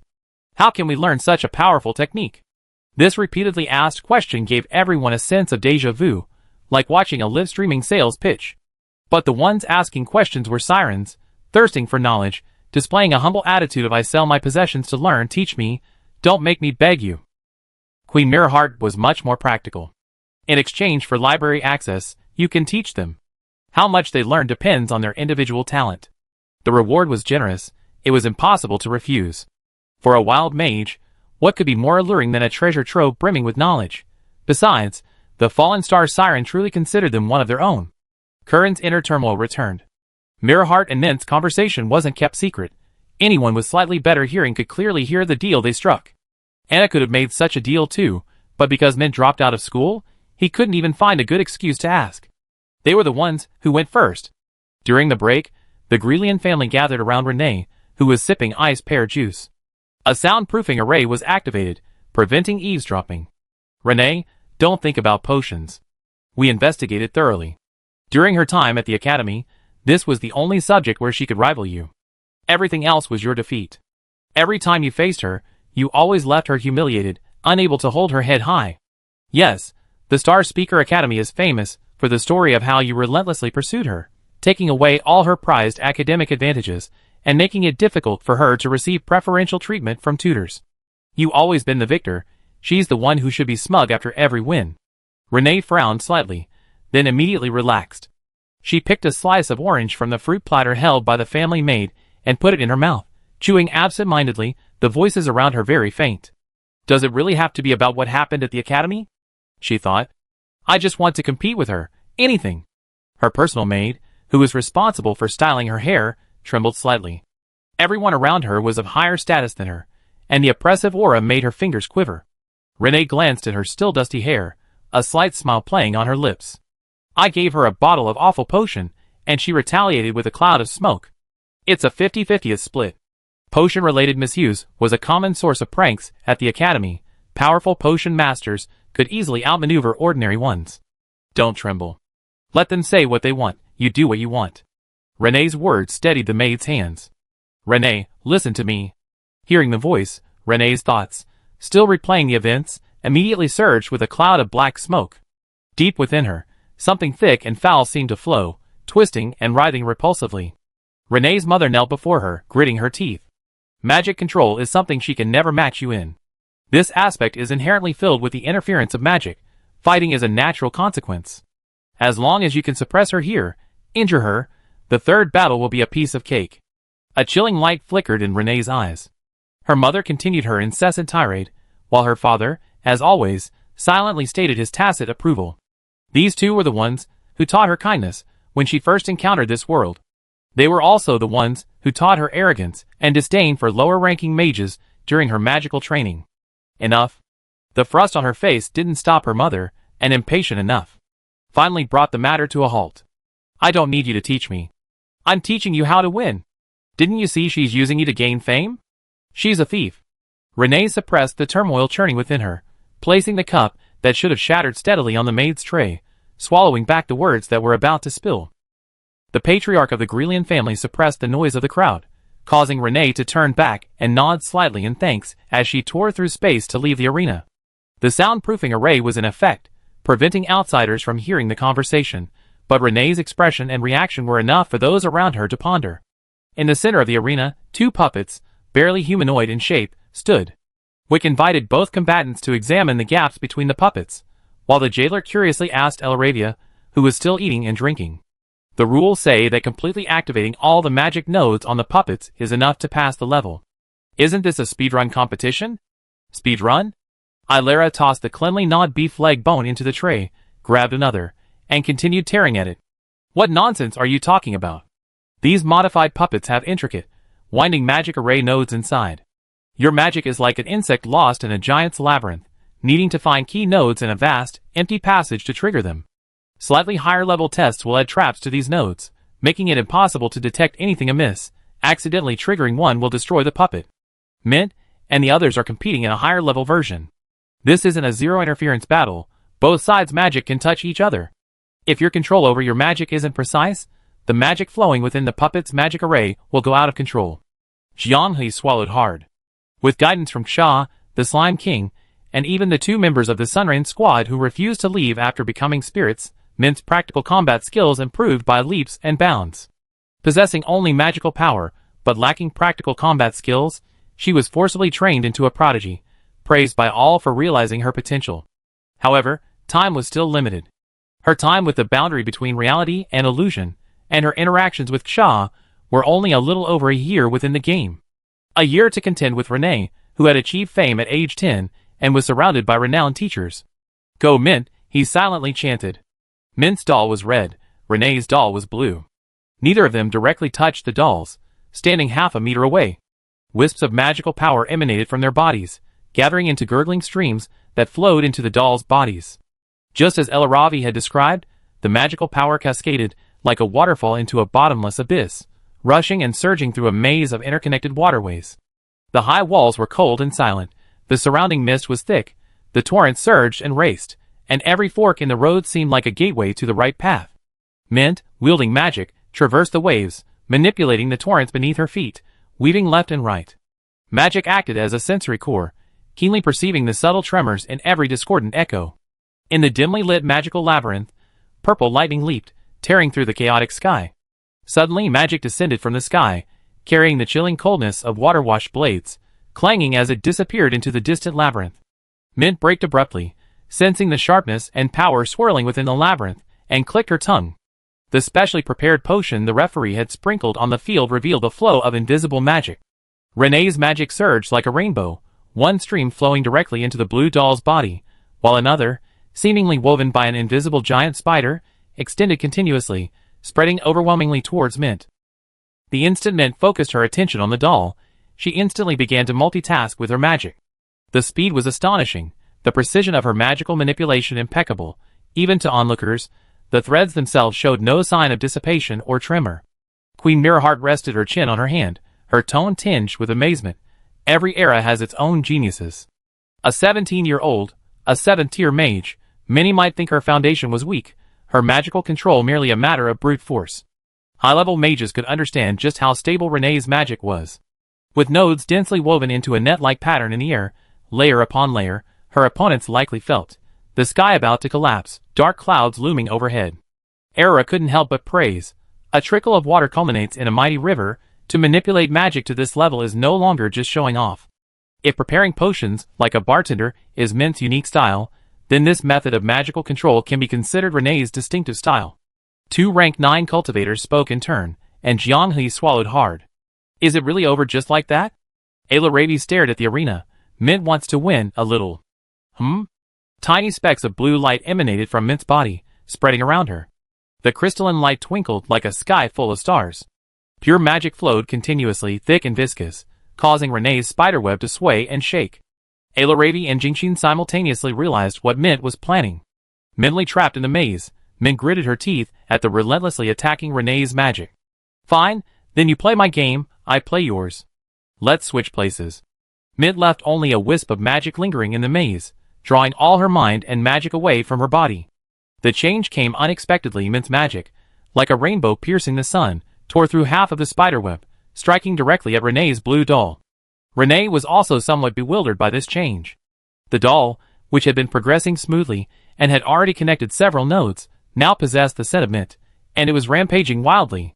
Subtle manipulation of magic power requires exquisite skill. How could a potion master who could make potions like walking a tightrope lack control over magic power? She simply lacked a systematic summary, a technique more suited to her. In terms of micromanagement, she was indeed inferior to Renee. But if it came down to a fight, who is afraid of whom? Your magic power is magic power, but isn't mine too? Both sides' magic power carried their own will. In the labyrinth, the most primal battle of mages began. The magic power of both sides clashed head-on. Renee's magic power within the blue doll couldn't be distracted. Without exerting all her strength, she simply couldn't suppress Mint's savage rampage. She had already destroyed several nodes, but fortunately, they could still be repaired. Magic is the mage's weapon. A pure magical duel is like a warrior's close-quarters combat. The magic circuits within the puppet's body became the battlefield where the two clashed directly, the air filled with the clang of metal against metal amidst the howling wind. Each could feel the intense fighting spirit within the other's magic. Scorching heat intertwined and swirled, then instantly turned as chilling as a frost-covered plain, bringing annihilation. Clearly a clash of magic, yet it was also tangible as living, breathing entities. It was as if they had returned to the academy 2 years prior, competing fiercely in every school of magic subject. The aftershocks of magic created ripples. The potion dust that had been representing the flow of magic had long since been burned away by the concentrated magic. The referee generously scattered it across the arena, allowing the heart-pounding aftershocks to visibly seep into everyone's hearts. The high-ranking mages watched, their mouths dry. An 8th-tier mage duel, that's about it. But they're only 7th tier. Two monsters. No puppet could withstand the onslaught of two powerful mages within its body. Their immense energies clashed and intertwined dozens, even hundreds, of times in every breath. The resonance from within shattered the puppet's chest cavity, exposing and breaking the inscribed magic circle. Even the finest, most solid material couldn't withstand the monster's onslaught. Even without the puppet's medium, the pure magical contest continued. There were no techniques involved.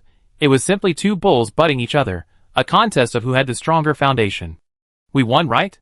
The jailer asked eagerly. Renee's puppet exploded. A wanton and mocking laugh came from a woman who bore a resemblance to Renee. Take a good look at your red puppet. Renee's composed, smug smile made her realize something was amiss. Almost simultaneously, both sides tacitly and gradually reduced their magical output, ending the contest that had spread from the doll's body to the outside world. The mint-colored red doll, its unadorned eyes already possessing a hint of spirit. The magical energy left within the doll was quietly wiped away by Renee. Distracted, she had taken the initiative, opening all the magic array nodes. You're not the only one who can sneak in, Renee said with a radiant smile. Completely devoid of the cold, arrogant demeanor she displayed at the Star Speaker Academy.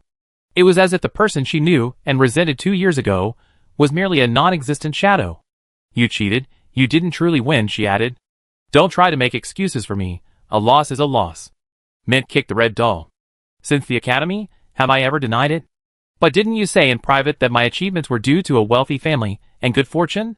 Renee's eyes dimmed. Actually, if I had a choice, I wouldn't want parents like these. Min had been conflicted for a time, but after reaching the boundary between reality and illusion, she felt relieved. Everyone has their own destiny. Without everything that happened at the academy, she wouldn't have met the other group of people she cherished most. In the past, she would have thought Renee was showing off. But after seeing Renee's life experiences in the inner guards file, if it were her, well, she hoped it would never happen. Only a fool would want to exchange lives like that. She only wanted her mother, the Metasequoia, who deeply loved her. And that group of seemingly clueless fools, who always managed to overcome obstacles. These were her true treasures. Although her start was bumpy, the gifts she received all loved her. Wick's entrance interrupted their conversation. Renee wins.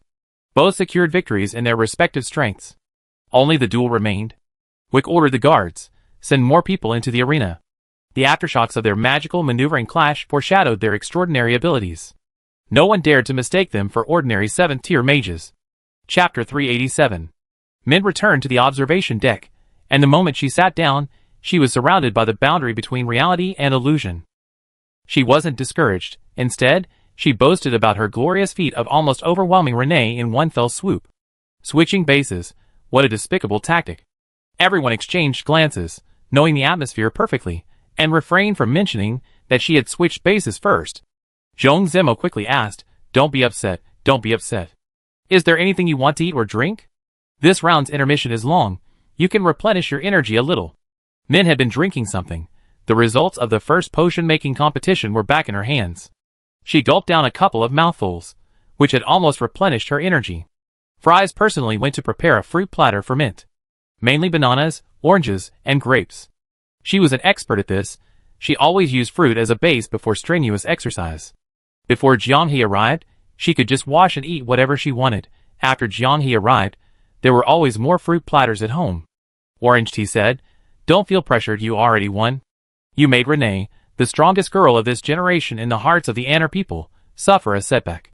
This is a page in history." The jailer's emotional intelligence suddenly soared. "Tomorrow, everyone in the streets will know your name, Mint. You helped torture the old geezers at the Star Speakers Academy. The strongest expulsion case in history has appeared."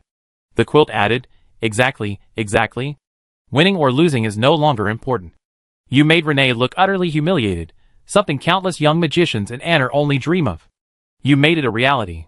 The next goal is to make Renee stumble even more." Mint nodded repeatedly while eating fruit, unable to help but straighten her back proudly, her posture becoming more proper. During the final pre-match adjustment time, the Grelian family was also working hard. Renee took a glass of water from the maid, rinsed her mouth, and picked up a peach to eat. The incessant chatter behind her followed closely. "Renee, don't be pressured. The last match exposed Mint's weakness in actual combat.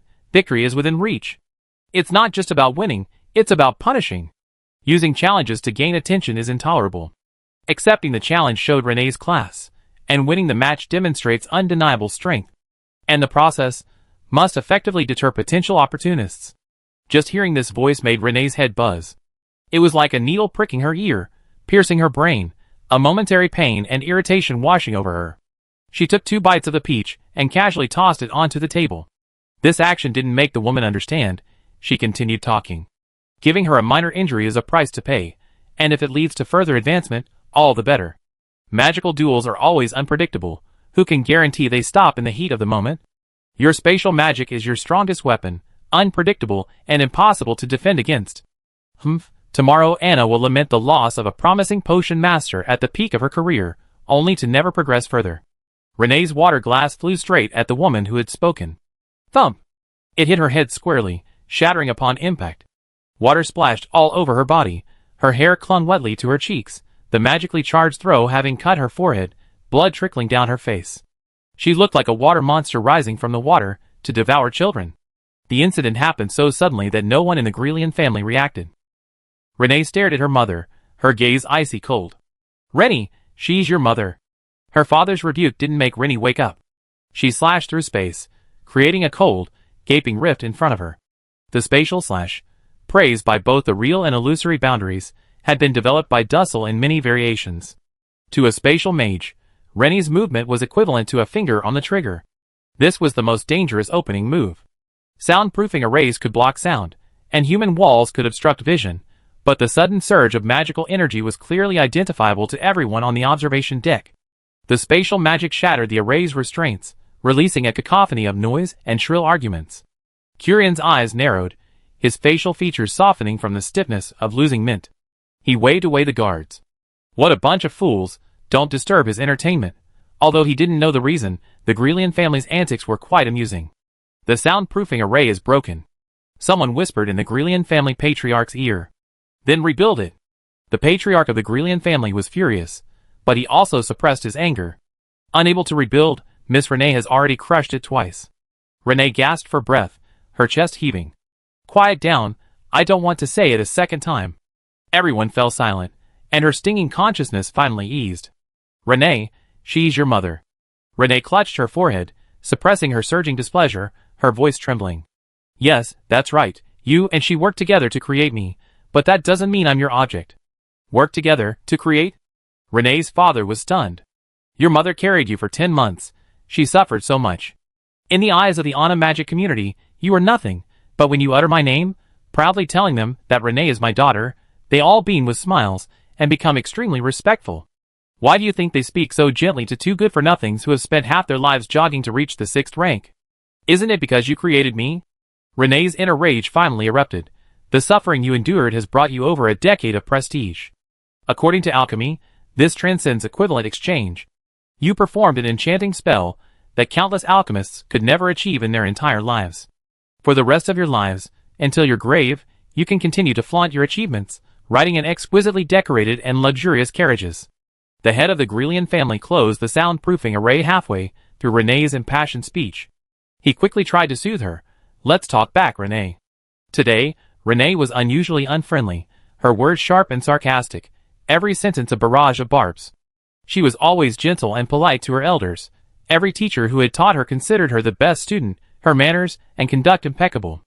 You're still blaming us for dealing with that snake, aren't you? The head of the Grelian family turned and glared at Renee's mother, signaling her to shut up. It was too late. Renee's heavy breathing sounded like a monster crawling out of an abyss. Deal with? Renee forced a stiff laugh, her body trembling. You killed him. Don't use such ambiguous words to downplay the seriousness of the matter. I'm good with rhetoric. What are you avoiding? Littletail crawled to my window before he died. As a monster, it's normal for it to unleash its bestial instincts and struggle in its death throes, but he just curled up and buried his head in my arms, wanting me to hold him tight. His wisdom wasn't enough to allow him to say goodbye, and the potion you used could have killed him instantly, yet he managed to find me. Renee's eyes were red.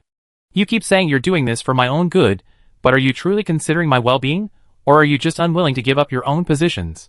The guard lightly touched the soundproofing array with magic, transmitting the information. The match is about to begin. Hearing the news, Renee gasped, her trembling body gradually calming down. As if putting her mask back on, she once again became the Renee everyone knew, tearing through space with a blank expression as she entered the arena. The soundproofing array prevented Curion from watching the spectacle, but those few ears that overheard were enough. Is this what a 1,000-year-old magical family is like? Even geniuses can be turned into madmen. The preparations against Renee can be less stringent. In the center of the arena, Wick was emphasizing the rules.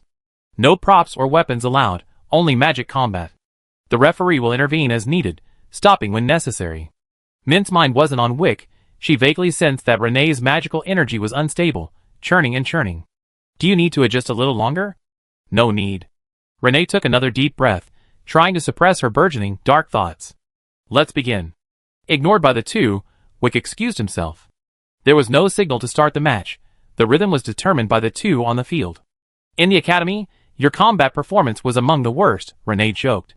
I'm probably more nervous than you when we fight. Mint stood with her hands at her sides, her body slightly bent, already prepared for battle. 2 years ago was 2 years ago, now is now. Renee had gathered the power to tear through space in her hand, but in an instant, as if she had thought of something, she clenched her fist and shattered it. Since that's the case. At the same time, two figures clashed. Both chose close combat. Weapons were prohibited, but creating weapons with magic was clearly outside the rules. Both started with elemental magic. Renee used abundant water vapor to conjure a spear. The spear shaft appeared, and in the instant the blade was still condensing, Mint, enveloped in a howling wind, attacked, her burning fist slamming into Renee's chest. A strike combining speed, power, and explosiveness as fast as lightning. Many low-level mages couldn't keep up with Mint's movements, only seeing a series of afterimages on the field.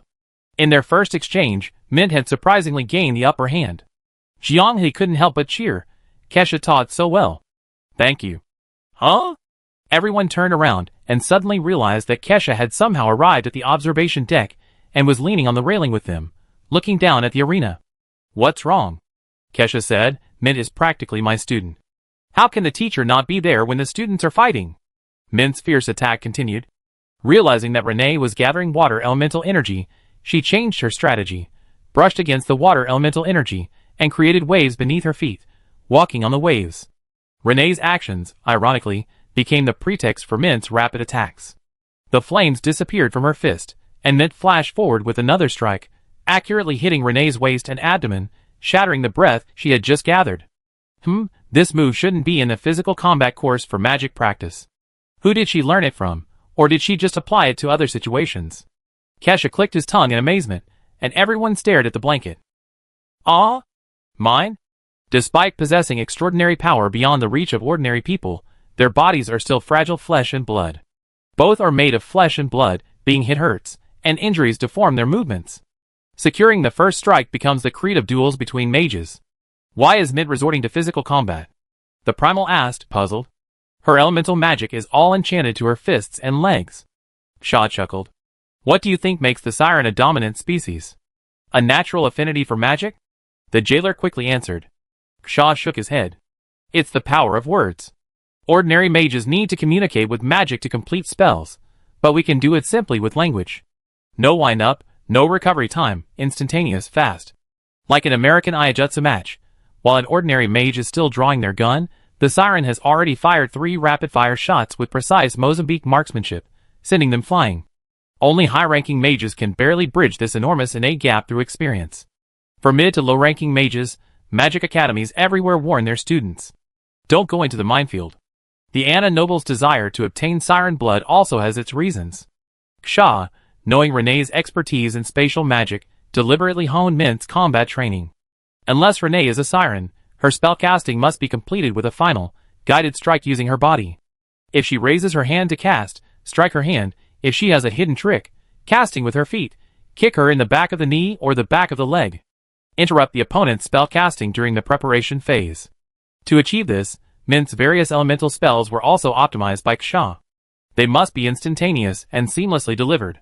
Mint hadn't forgotten the results of Ksha's special training. Renee hesitated for only a second when casting her initial spatial magic, completely losing the initiative. A gun is fast from 7 paces away, and accurate and fast within 7 paces. But at point-blank range, it's still like a brick.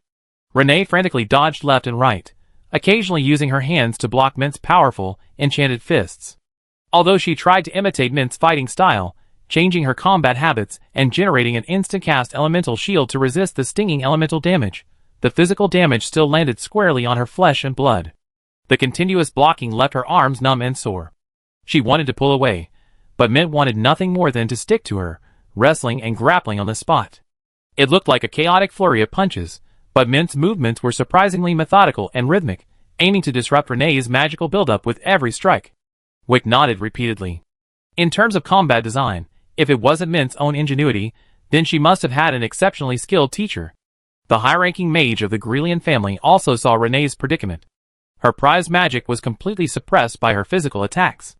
Mint's damage wasn't high enough to finish off Renee in one hit, but the continuous buildup was making Renee's flesh and blood sluggish.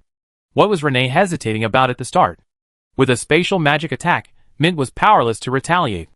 No one could answer that question. Too cautious. She didn't even attack Renee's face directly. That's the best opportunity to incapacitate her. Completely not greedy. Can this still be called a magician's duel? She's using a warrior's fighting style. But a magic warrior is still a magician. Renee channeled her energy and attacked her stomach. She channeled her magic and immediately struck her chest. A spatial tearing arm-raising gesture, interrupted by an elbow strike. Trying to jump back? A stomp. Mint didn't give Renee a chance to escape the battle. Every attack was perfectly timed to interrupt her spellcasting. Kurian pondered. The Gryan family didn't find any martial arts or magical martial arts mentors for Renee. Why not? Even a master of spatial magic like Dussel was willing to go to great lengths to personally teach secret techniques. There's no reason for them to skimp on this investment. Chapter 388. Era broke the cow bones with her bare hands and began to suck the marrow. Suck, suck, suck. This move isn't hard to counter. Ksha nodded in agreement. The difficulty lies in whether the opponent is willing to fight to the death. Most high-level mages could see that Mint's moves were a complete and stable combo.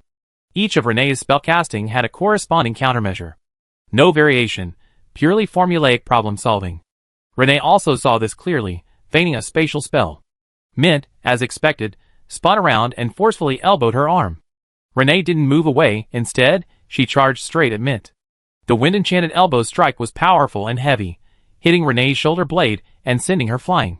Mint thought to herself, this is bad, but saw that Renee, in the process of dissipating the force, had already used her fingers as knives to tear open a spatial tunnel and fell into it. The battle was progressing too smoothly, and the formulaic approach was getting out of hand, leaving them vulnerable to Renee's tricks. Elora Vi ordered 10 more plates of steak, feasting, while stretching her voluptuous yet alluring body, watching the battle unfold alongside the boundary between reality and illusion. If Grelian hadn't specifically trained her in martial arts and magical martial arts techniques, to be able to deduce suitable countermeasures even in unfavorable situations simply through observation and thought. Truly impressive. The Grelian family, who were also struggling to keep up with Mint's fighting style, breathed a sigh of relief as Renee cleverly escaped her predicament. As long as she could use spatial magic, Renee's mastery of various spells gave her a huge advantage. Jianghe asked, your tactics should have included a contingency plan for the successful release of spatial magic, right? Ksha smiled sweetly. We sirens have a nickname that resounds only among humans. The Wall of Geniuses. Mint calmed herself, shutting out the distractions of her 5 senses, treating magic as a continuation of her perception. The arena was now a gently flowing stream. A barely perceptible ripple in the water lapped against Mint's body. She abruptly opened her eyes. A gentle breeze accompanied her. Mint lightly trod the ground like a fawn leaping through the forest, leaping across half the arena in 2 bounds. A spatial rift opened, and Renee's figure emerged from the surging magic. Having learned her lesson, she condensed the flowing water in her hand into a long sword. Guiding elemental power with magic, a black storm and azure water swirled around the sword tip. In the instant, it was unleashed, even the light of day dimmed. This was an elemental technique comparable to a spatial slash. Clang! The crisp, melodious sound stunned every high-ranking mage. A fierce wind whipped her hair, its smooth, silvery white strands dancing wildly. The elemental sword, condensed from her hair, flew into the air, its trajectory reflected in the sunlight, mirroring Renee's astonished expression. Mint, using the momentum again, deflected Renee's unstoppable wind element, forming a transparent shield around her right wrist. Light and effortless, seemingly casually, she drew a semicircle in midair just as Renee's unstoppable blade was about to fall. Mint shouted. You get a taste of Squid's signature technique. The raging elemental energy shattered with the effortless deflection.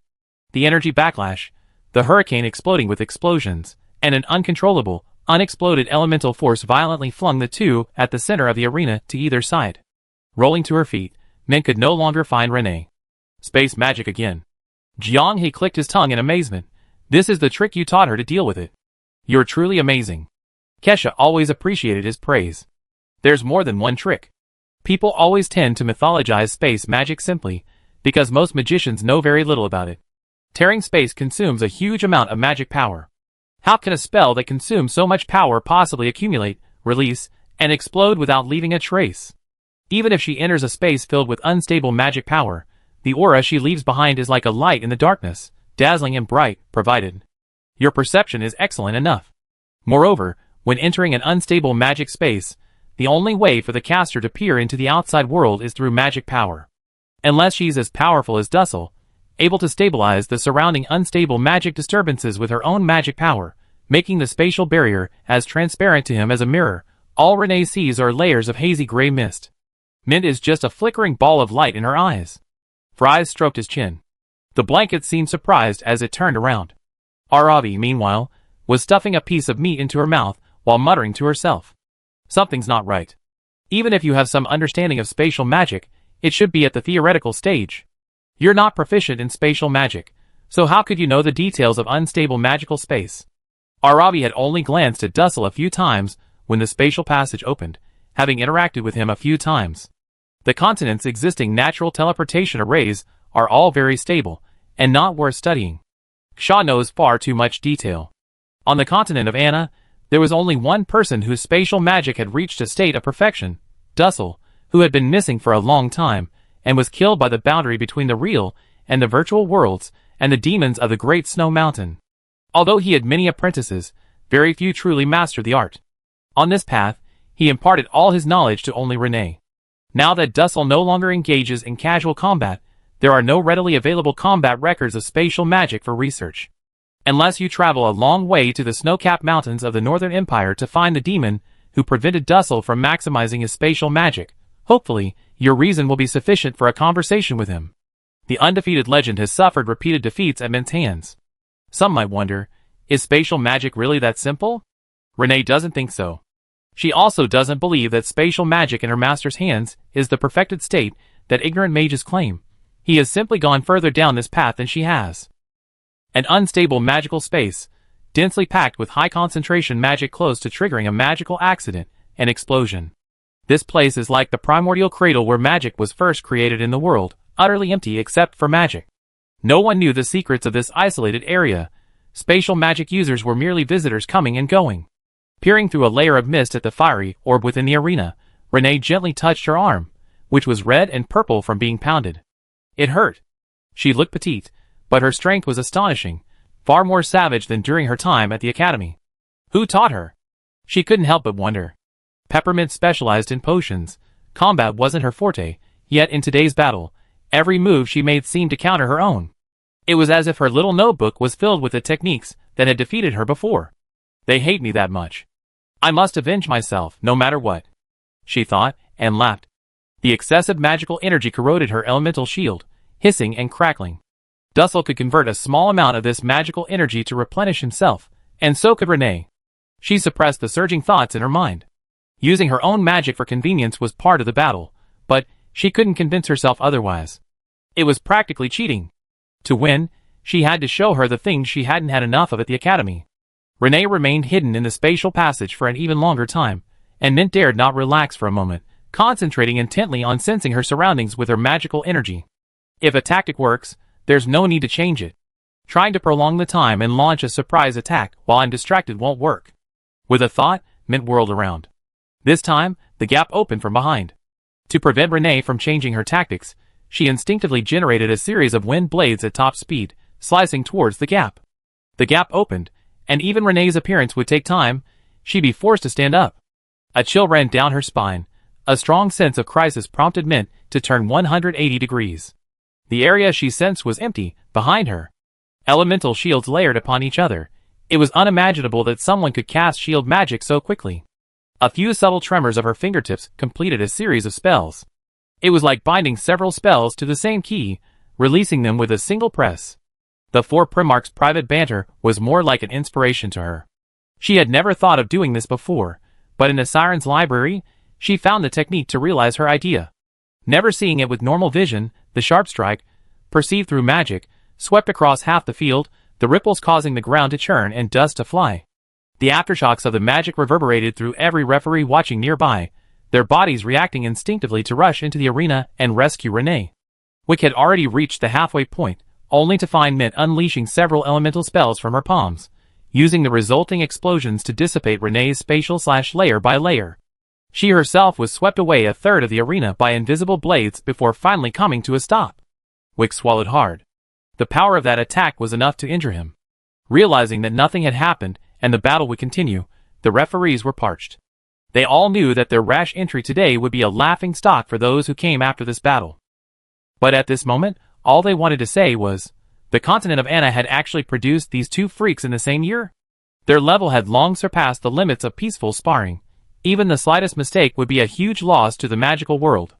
Only a few minutes had passed since the start of the match, yet both sides had already used every trick in the book, their magical power already surpassing that of 99% of the mages of the same age in Anna. Physically, Mint was slightly better. Thanks to specialized training, she could maintain her breathing rhythm. Renee was slightly weaker. Her breathing became erratic with each breath of magic. The prolonged stay in the spatial passage had placed a tremendous burden on her magic power. Release the magic stored in the magic crystal. Renee shouted at the stunned referee. I agree. Replenish our magic power and continue. The rules forbade this, but both sides insisted. Wick could only turn to look at Kurian, who was equally restless on the observation deck. Renee didn't belong to the Anna royal family. She was an unstable black mud bomb. Mint already had a home, following the boundary between reality and illusion, returning to the fallen star sea. Mutual destruction was the best outcome for him. But the heroic spirit of his early adventures across the continent surged back into his heart. Looking down at the two, his eyes were filled with images of himself and Wick from years past. Chapter 389. Never mind, he murmured softly, as if comforting someone. Turning around, he summoned both Grelian and the boundary of reality to his side. As you can see, their abilities are too outstanding. The risks of a battle are difficult to control. Whether to continue is your decision. The boundary of reality, carrying Kurian's goodwill, returned to the Siren's side. Stopping isn't a problem. After today, everyone in Anna and Mint will know her. She's already achieved that. The rest is about growing and rising again. Queen Mirrorheart nodded slightly. Ksha and Elora, however, opposed the idea. High-level mage duels are rare opportunities, said Elaravia. Mint and Renee are evenly matched, and probing through the confrontation. Today's battle may very well determine Mint's future potential. Ksha offered a solution. Since they're afraid, we should also step in and manage the situation. Jingxin's lips curled slightly. All right, since we're here, I help too. Having so many high-level mages personally protecting them is truly unprecedented for them. The Grelian family was also arguing fiercely. We can't stop here. Renee clearly still has the advantage. Look at that terrifying spatial slash from Wick. Its power is comparable to an 8th-tier spell, truly awe-inspiring. Who says Mint is about to become a household name? Since the battle is increasingly prone to going astray, let Mint suffer a little, let her legendary story remain as it is today. But what about Renee? Isn't she in danger too? Trust Renee. She's the strongest genius the Grelian family has had in 1,000 years. If she uses spatial magic again, Mint? Heh. Knowing both sides' opinions, Kurian no longer hesitated. A magic crystal was inserted, further upgrading the barrier of the arena. Monster? Genius? Fight on, keep fighting. Since history will surely record this day, let's make the grand spectacle even more spectacular. Mint, with her superior magic absorption speed, attacked before Renee could fully recover. Renee, however, had anticipated this, her right hand, hidden behind her back, silently slicing through space and disappearing into it. The same scenario had already played out twice. Faced with magic attacking from another dimension, Mint countered once, and withstood once, achieving 1 victory and 1 draw. The palms of those at the boundary between reality and illusion were sweating slightly. They hadn't expected these two to be able to fight with such magic power, and even seemed to enjoy a tiebreaker. Is there another way to counter Kshatriya's tactics?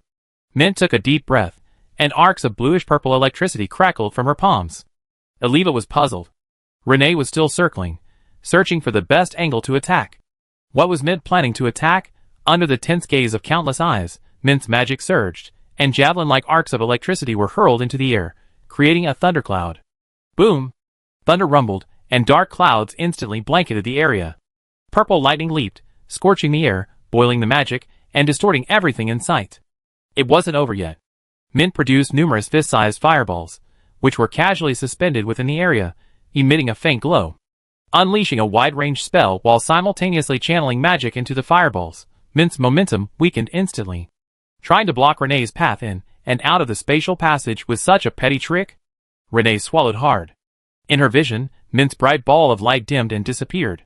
In the mist, countless orbs of light floated in her vision, while faint magical patterns descended from the sky, landing directly on the ground. What was happening outside? After hovering for several seconds, the sound of magic corroding the shield was like a venomous snake flicking its tongue. A decision had to be made. She gritted her teeth and tore open a passage. The spatial rift, which should have unfolded smoothly, was only half the size of a normal spellcasting rift, just enough for her to squeeze through in an awkward, curled-up position. Before she could even process the unusual phenomenon of the spatial rift, the moment she landed, she was stunned by the sky filled with stars. Numerous floating fireballs released weak magical energy, severely interfering with her magical perception. A thunderbolt struck from the sky, stirring up magical energy, burning the air, making the normal flow of magical energy strange and chaotic, and severely affecting the rift she had created in the mortal realm. She gasped in shock at the boundary between reality and illusion that Mint had manipulated. No wonder Dussel always kept his distance when fighting the demons of the Great Snow Mountain. The initial puppet-like appearance was likely a result of that consideration. Mental pollution was one reason, and another, undoubtedly, was magical interference. The powerful residual aura of the demon's spellcasting severely hampered Dussel's spatial magic. To cast spells effectively, he had to maintain a certain distance. They, as players, only belatedly realized this at this point. Even amidst the intense battle, Mint still had time to observe, summarize, and deduce the weaknesses of spatial magic. Is this the true value of being called a sage during the Anapocalypse? As soon as Renee landed, Mint unleashed her ultimate weapon, close quarters combat. I seen through your spatial magic tricks. It's not pleasant to be fooled by your unexpected methods of teleportation, is it? Renee, far from being embarrassed or anxious about being behind, actually smiled. You're still smiling? Mint elbowed Renee, only to find that Renee countered with an elbow as well. She had also memorized this counter formation. Don't try to shake me off. With that, Mint unexpectedly used an unorthodox move, a flying pounce. Renee, trying to use the momentum to get away from Mint, was grabbed around the waist. At close range, neither of them could use magic, and they rolled and grappled together. Mint, having undergone close combat training, had a better core and gained the upper hand. She straddled Renee's waist, unleashing a barrage of unreasonable, wild punches aimed at her chest. Kshari's teaching, in actual combat, don't worry too much about the moves. As long as you have enough strength, hit where it hurts. Anyone who doesn't wince is a specialized hybrid. Sure enough, Renee's previously relieved smile vanished. Struck by a barrage of punches, her blood rushed to her head, and her face instantly turned red. Her previously clear mind went blank for a moment. But her consciousness wasn't completely clouded. She gripped the ground tightly, her fingertips unleashing a burst of magic. A gust of air propelled Renee over, and a mid-air kick slammed into Mint's face, sending her flying backward with a thud. She had learned something. Close combat is all about accuracy. If you can hit a vital spot, you can interrupt their attacks. A routine? Adaptability. No amount of lessons can teach you the in-game understanding of a close-quarters battle. The entire arena fell silent. Humph, your injuries must hurt a lot. Even when you're extremely excited, you can stay clear-headed, but once the pace slows down. Perhaps it was psychological, but Mint didn't say it. She didn't feel any pain. Upon hearing this, every part of her body that had been struck since the start of the match began to burn with pain. It was as if a pair of hands, which had been regulating her senses and suppressing the transmission of pain, had suddenly stopped working. The biggest difference between high-intensity combat and the theory in the course, the pain was unbearable. She could maintain a clear mind and absorb magic to counterattack even with depleted magic power, but she couldn't control her numb and aching body to keep moving. Ksha's clenched heart finally relaxed. Just as she had thought, as long as the first strike landed, the accumulated injuries would become the basis for Mint's chances of winning as the battle progressed. The genius of the Grelian family, the respected young lady, probably didn't have any courses specifically for magic warriors to train their bodies, develop their resilience and endurance. Wouldn't that be too embarrassing for nobles and mages? For the first 3 months of her combat training, Mint was thoroughly battered and bruised by herself. It was through her willpower that she repeatedly got up and trained extra. Born into poverty, she harbored a desire to defy her superiors and seize every opportunity to become stronger. Renee still possessed magic, but her physical strength was dwindling. Seeing Mint still full of energy, she couldn't help but grit her teeth. She was already energetic back in the academy, but now she was even more energetic. Mint lunged at her. Renee tried to cast a spell, but found her movements unusually sluggish. Her arms and wrists, repeatedly struck, went numb as if electrocuted. Before she could even groan, Mint was already on her face. This time, she showed no mercy. Against Renee's completely unguarded face, she unleashed a wind elemental enchanted fist. Without any shield magic, Renee was sent flying by the blow. Falling to the ground, Mint struggled to her feet with sheer willpower, then launched another flying attack. Like a finishing move in a wrestling match, she slammed into Renee, unleashing a barrage of blows. Screams erupted from the Grelian family. This isn't a magic contest. This can't even be considered a magic contest. Kurian's lips twitched. How could it not be? This is how adventurers in the wild conduct magic contests against monsters and their own kind. Elegant, dignified? A true magic duel isn't a display of high-level magic, but a victory built from countless small spells and meticulous details. A move like Renee's only has 2 outcomes. Either she's instantly killed, or she's instantly killed. Faced with someone like Mint, who can decipher the mysteries of spatial magic in such a short time and devise a countermeasure, her defeat is no surprise.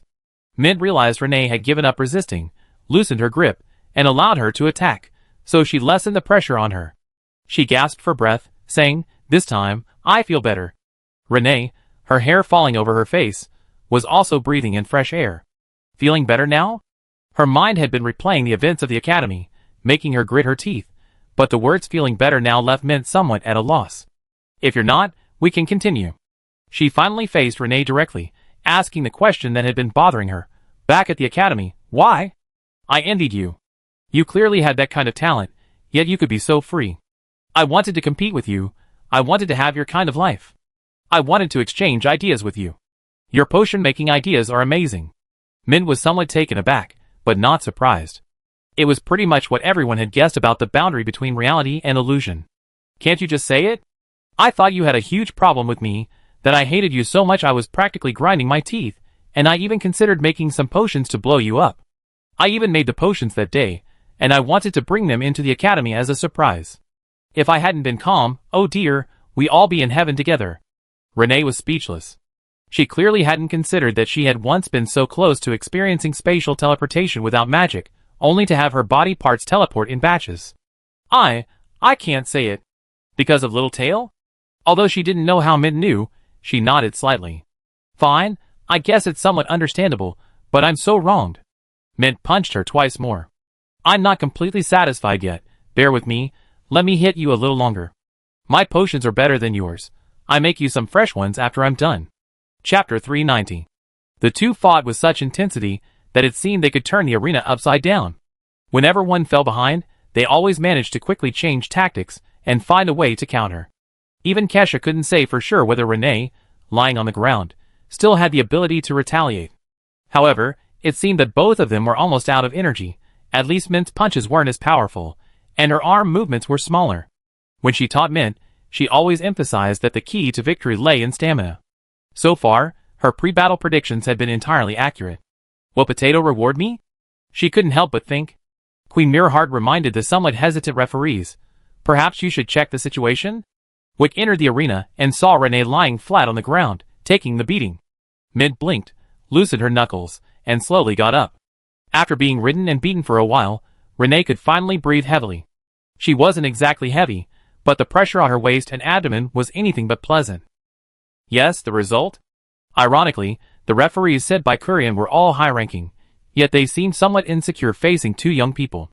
They glanced around before confirming that the epic battle that had shaken Anna had truly come to an end.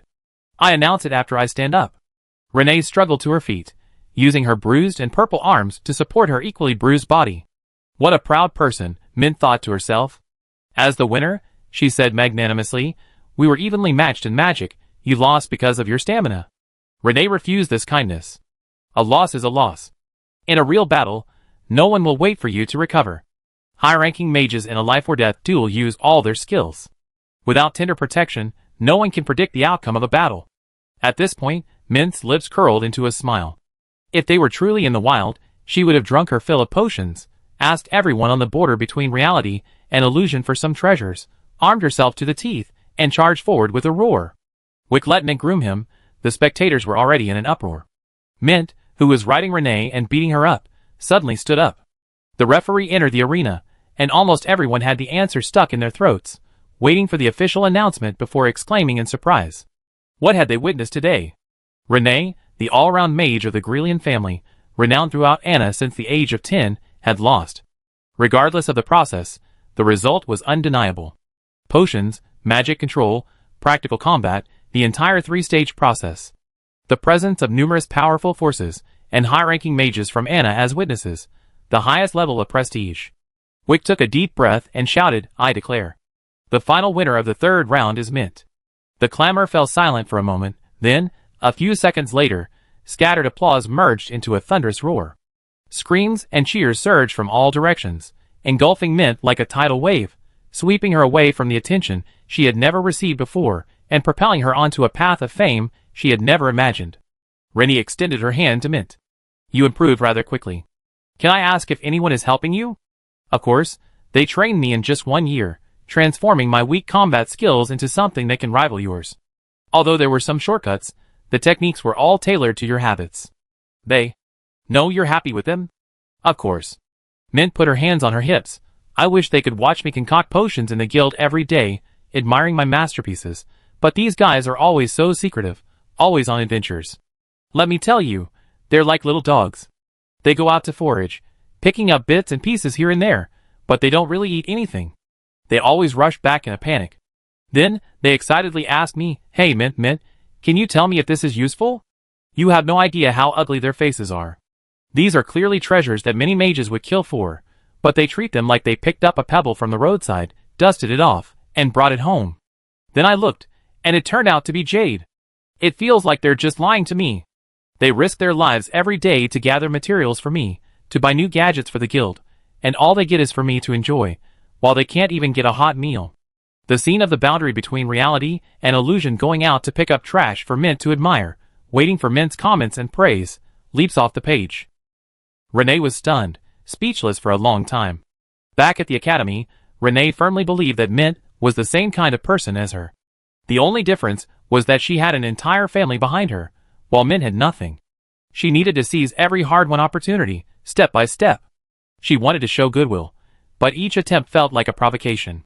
She had her followers share the food she brought with Mint, trying to keep her away from the strange homemade vegetable dumplings. But the followers interpreted it as waving delicacies in front of Mint, and saying things like a commoner can't afford this. Renee scolded her followers, but they only idolized her more. It seemed her capricious nature was the epitome of genius. Her parents, all those who admired her, were all strange. From childhood to adulthood, she had grown up in a strange environment. The handshake between Mint and Renee was unexpected by many. Rumors circulated that the two were sworn enemies, constantly clashing during their time at Star Speaker Academy, with an atmosphere that once seemed destined for a duel. According to their classmates, Mint even claimed she would blow Renee away. But it seems, these two, while not exactly on good terms, are certainly not mortal enemies. Well, Star Speaker Academy not only expelled Mint from the academy, but also used inside information to rig betting and profit from gamblers before the competition. How utterly wicked. Mint's victory didn't elicit much cheering from the reality boundary. They slumped against the railing like noodles. The competition was full of ups and downs. When Renee unleashed her massive spatial slash, they thought Mint was doomed. They were relieved. From the moment they met Mint at the start of the game and learned about this past, they had wanted to seek justice for her and give her a perfect ending. The reality boundary's snowballing success wouldn't have been possible without her assistance. Her current status as a top-tier guild also owes a debt to her. By the way, what did you guys bet on? Jianghe recalled the pre-match betting session. Zhu Zicha raised an eyebrow, recalling carefully. It seems to be a game called Skewer. I bet on a total score of 2-1 for Mint, a victory in the potion contest, and a victory in the actual battle. Huh? The jailer had already run back and forth once, his grin revealing a lot. 2 divine forging universal materials. What? Rainbow-colored? That's right, yes, just like that. Spending lives, it's just a game anyway. Offline is fine too. If we die, we all reincarnate in Anna and fight again. This little life is nothing to spend. Some are happy, some are sad. After watching the match, Kurian was filled with emotion, his mind filled with images of himself before becoming king, and Wick, full of high spirits, traversing Anna. The Lion King's name resounded far and wide, a title not bestowed upon him upon ascending the throne. Abandoning his thoughts of politics and plans, he felt a fleeting sense of peace, a feeling of joy that transcended worldly concerns. A glance at the nearby Grind residence. It certainly deserved a large glass of chilled wine. Holding his glass, he swirled the rich, rosy liquid, stretched, a smile playing on his lips as he watched their grip on the railing tighten. Some faces were ashen, others ashen. No one could accept this outcome. Renee's unparalleled image among her peers was deeply ingrained in everyone's minds. From age 10 to 14, she faced countless challenges, yet no one could shake her position. Everyone believed she would dominate an entire generation, bestowing upon all the new magicians of Anna the phrase, "Genius is merely the threshold to my arrival." But then, a sprig of mint, stubbornly sprouting from the wasteland, cleverly deciphered spatial magic on the spot with a brilliant tactic, dethroning Renee. In front of outsiders, they remained silent. If the loser makes too many excuses, it only leads to the conclusion that they are a sore loser. Swallowing their pride, they gritted their teeth and thanked Kurian, expressing gratitude for providing the venue and having a top-tier mage protect the match. Kurian remained composed, inwardly feeling as if they were drinking ice-cold honey water on a sunny day, the sweetness spreading from their throat to their heart. Had any of the many kings since the founding of the Anna Empire ever witnessed a 1,000-year-old magical family like the Grelian family suffer a setback? Only him, unfortunately. Unfortunately, Mint wasn't one of them. Unfortunately, the boundary between reality and illusion had slipped through their fingers. Star Speaker, he couldn't help but grit his teeth. The instructors at the Star Speaker Academy were on tenterhooks. After the potion trial, they sensed impending doom. Halfway through the practical exercise, Renee and Mint's almost showy fighting style turned their water into sweat, soaking them completely. Handkerchiefs couldn't wipe away the beads of sweat, and their throats grew increasingly dry. They hadn't taken Mint seriously. Just a potion apprentice with slightly better talent, how outstanding could she be? The mages who could study at the Empire's various academies were all elites from their respective city-states. In the academies, everyone was a genius. One more or less Mint wouldn't make a difference. The key issue was her arrogance and rudeness. This mere apprentice dared to contradict her instructor in class, not only questioning the relevance of his rambling lectures to the subject matter, but also repeatedly clashing with him about potion improvement. An apprentice, claiming her formulas were far superior to her instructors. This is utterly ridiculous. If you're so good, then you come up here and teach, I just listen. It was just a casual remark, and Vannerie, the instructor, made a move to step down from the platform. But Mint took it seriously. She rushed forward, erased Vannerie's writing on the blackboard, and started writing her own solutions. She completely missed the point, typical of a barbarian from the southern frontier. From this incident onward, Vannerie adopted its either her or me attitude within the instructor circle. Competing with a student, bullying the younger one, it's despicable. But the Imperial Academy had been operating for centuries, its networks deeply intertwined, each with its own members. One student wasn't worth ruining their relationships. So, it was only natural that they would ostracize Mint in every way, and instigate Renee's followers to harass her. Up to this point, the story is nothing more than casually destroying a potions apprentice with a glimmer of hope. Such stories are not uncommon. Who knows if she can beat Renee? If she can beat Renee, why should we drive her away? Chapter 391. Academic mages from different races and countries, with an average rank of around 5, began their competition. This was an entertainment arrangement made convenient by Kurian. Many dignitaries had traveled long distances, otherwise, a one-sided match would be too boring. The main characters of the day returned to the observation deck. The Grelian family had already bid farewell to Kurian. They showed no intention of lingering and approached Renee, urging her to leave. The restless nobles of the Empire were probably already burning with curiosity, waiting for anyone from the Grelian family to express their opinion on the match. Anything they said would only make them a laughingstock. It was better to leave quickly. Renee remained motionless, showing no intention of moving. I stay and watch a little longer. Seeing her parents about to speak, the rest of the family quickly dissuaded them. Renee was in a terrible mood today, largely thanks to them. Her public outburst was unprecedented. Digging up her past showed that her patience had truly reached its limit. Observing their expressions, the Grelian family gave her some space to be alone. The suffocating feeling disappeared as the crowd dispersed. Watching men hop around in the arms of everyone at the boundary between reality and illusion, high-fiving each other like a rabbit, Renee felt a pang of envy. Min tugged Ikshaw's tail, shaking it incessantly. The tactics are so effective. They got Renee completely figured out. Zhong Zemo couldn't help but pat Mint's head. I only demonstrated it a few times, and many people can't master the timing of the shield counter, yet you got it. Just lucky, just lucky. Her humility lasted only a second before she popped out her chest proudly, but it's also inseparable from my talent. Are you feeling better now? Jianghe asked. Mint glanced back at Renee, who was stealing a glance, then put her hands behind her head. I feel refreshed. I thought it would be a long road to surpass her and settle scores, but it's been less than 2 years. Do you still hate her? Fries teased. Mint poked her chin and blinked. It's a strange feeling. After reading the internal security report, I felt a little awkward, but after the fight, I feel a bit sorry for her. If I were her, I think I would go crazy in that atmosphere. No one but Mint could forgive Renee on her behalf. She felt that only by turning the page could this matter truly be over. She paused, then waved her hand dismissively. Forget it. I'm grateful she and the Academy drove me away, otherwise how would I have met you guys? From this perspective, I should thank her. A lady was still eating, crunching and swallowing the lamb bone. I used to joke around with Tina like that back then, but she was too easily scared. She only knew potions, and I terrified her. You can say that so casually. Most potion-specialized fighters are, well, let's just say their combat abilities are questionable. To suddenly encounter a dragon in its true form, and not tremble, is a testament to their formidable mental fortitude. The maid's tray was overflowing with wine, and Kurian clapped his hands lightly. Mint, congratulations. Early fame is something countless people dream of, but can never achieve. From today onward, all of Anna will know of your limitless potential and a bright future. The king of a nation was lavish in his praise, and Mint, who had just been boasting to everyone, blushed slightly. He looked at Jingxin. Could I speak with them? After Jingxin left, Kurian gave a wink to the inner guards. A soundproof array activated, and he smoothly returned to his seat. Regarding the Star Speaker Academy, it seems everything is going smoothly. Tell me, what's your plan? Jianghe replied without hesitation. Bring Mint into the Star Speaker Academy and beat up all the academic tyrants on your list. Kurian's mouth slightly opened, and a trickle of crimson liquor dripped from the corner of his lips. He knew it was unseemly, but he couldn't stop himself from reacting unconsciously.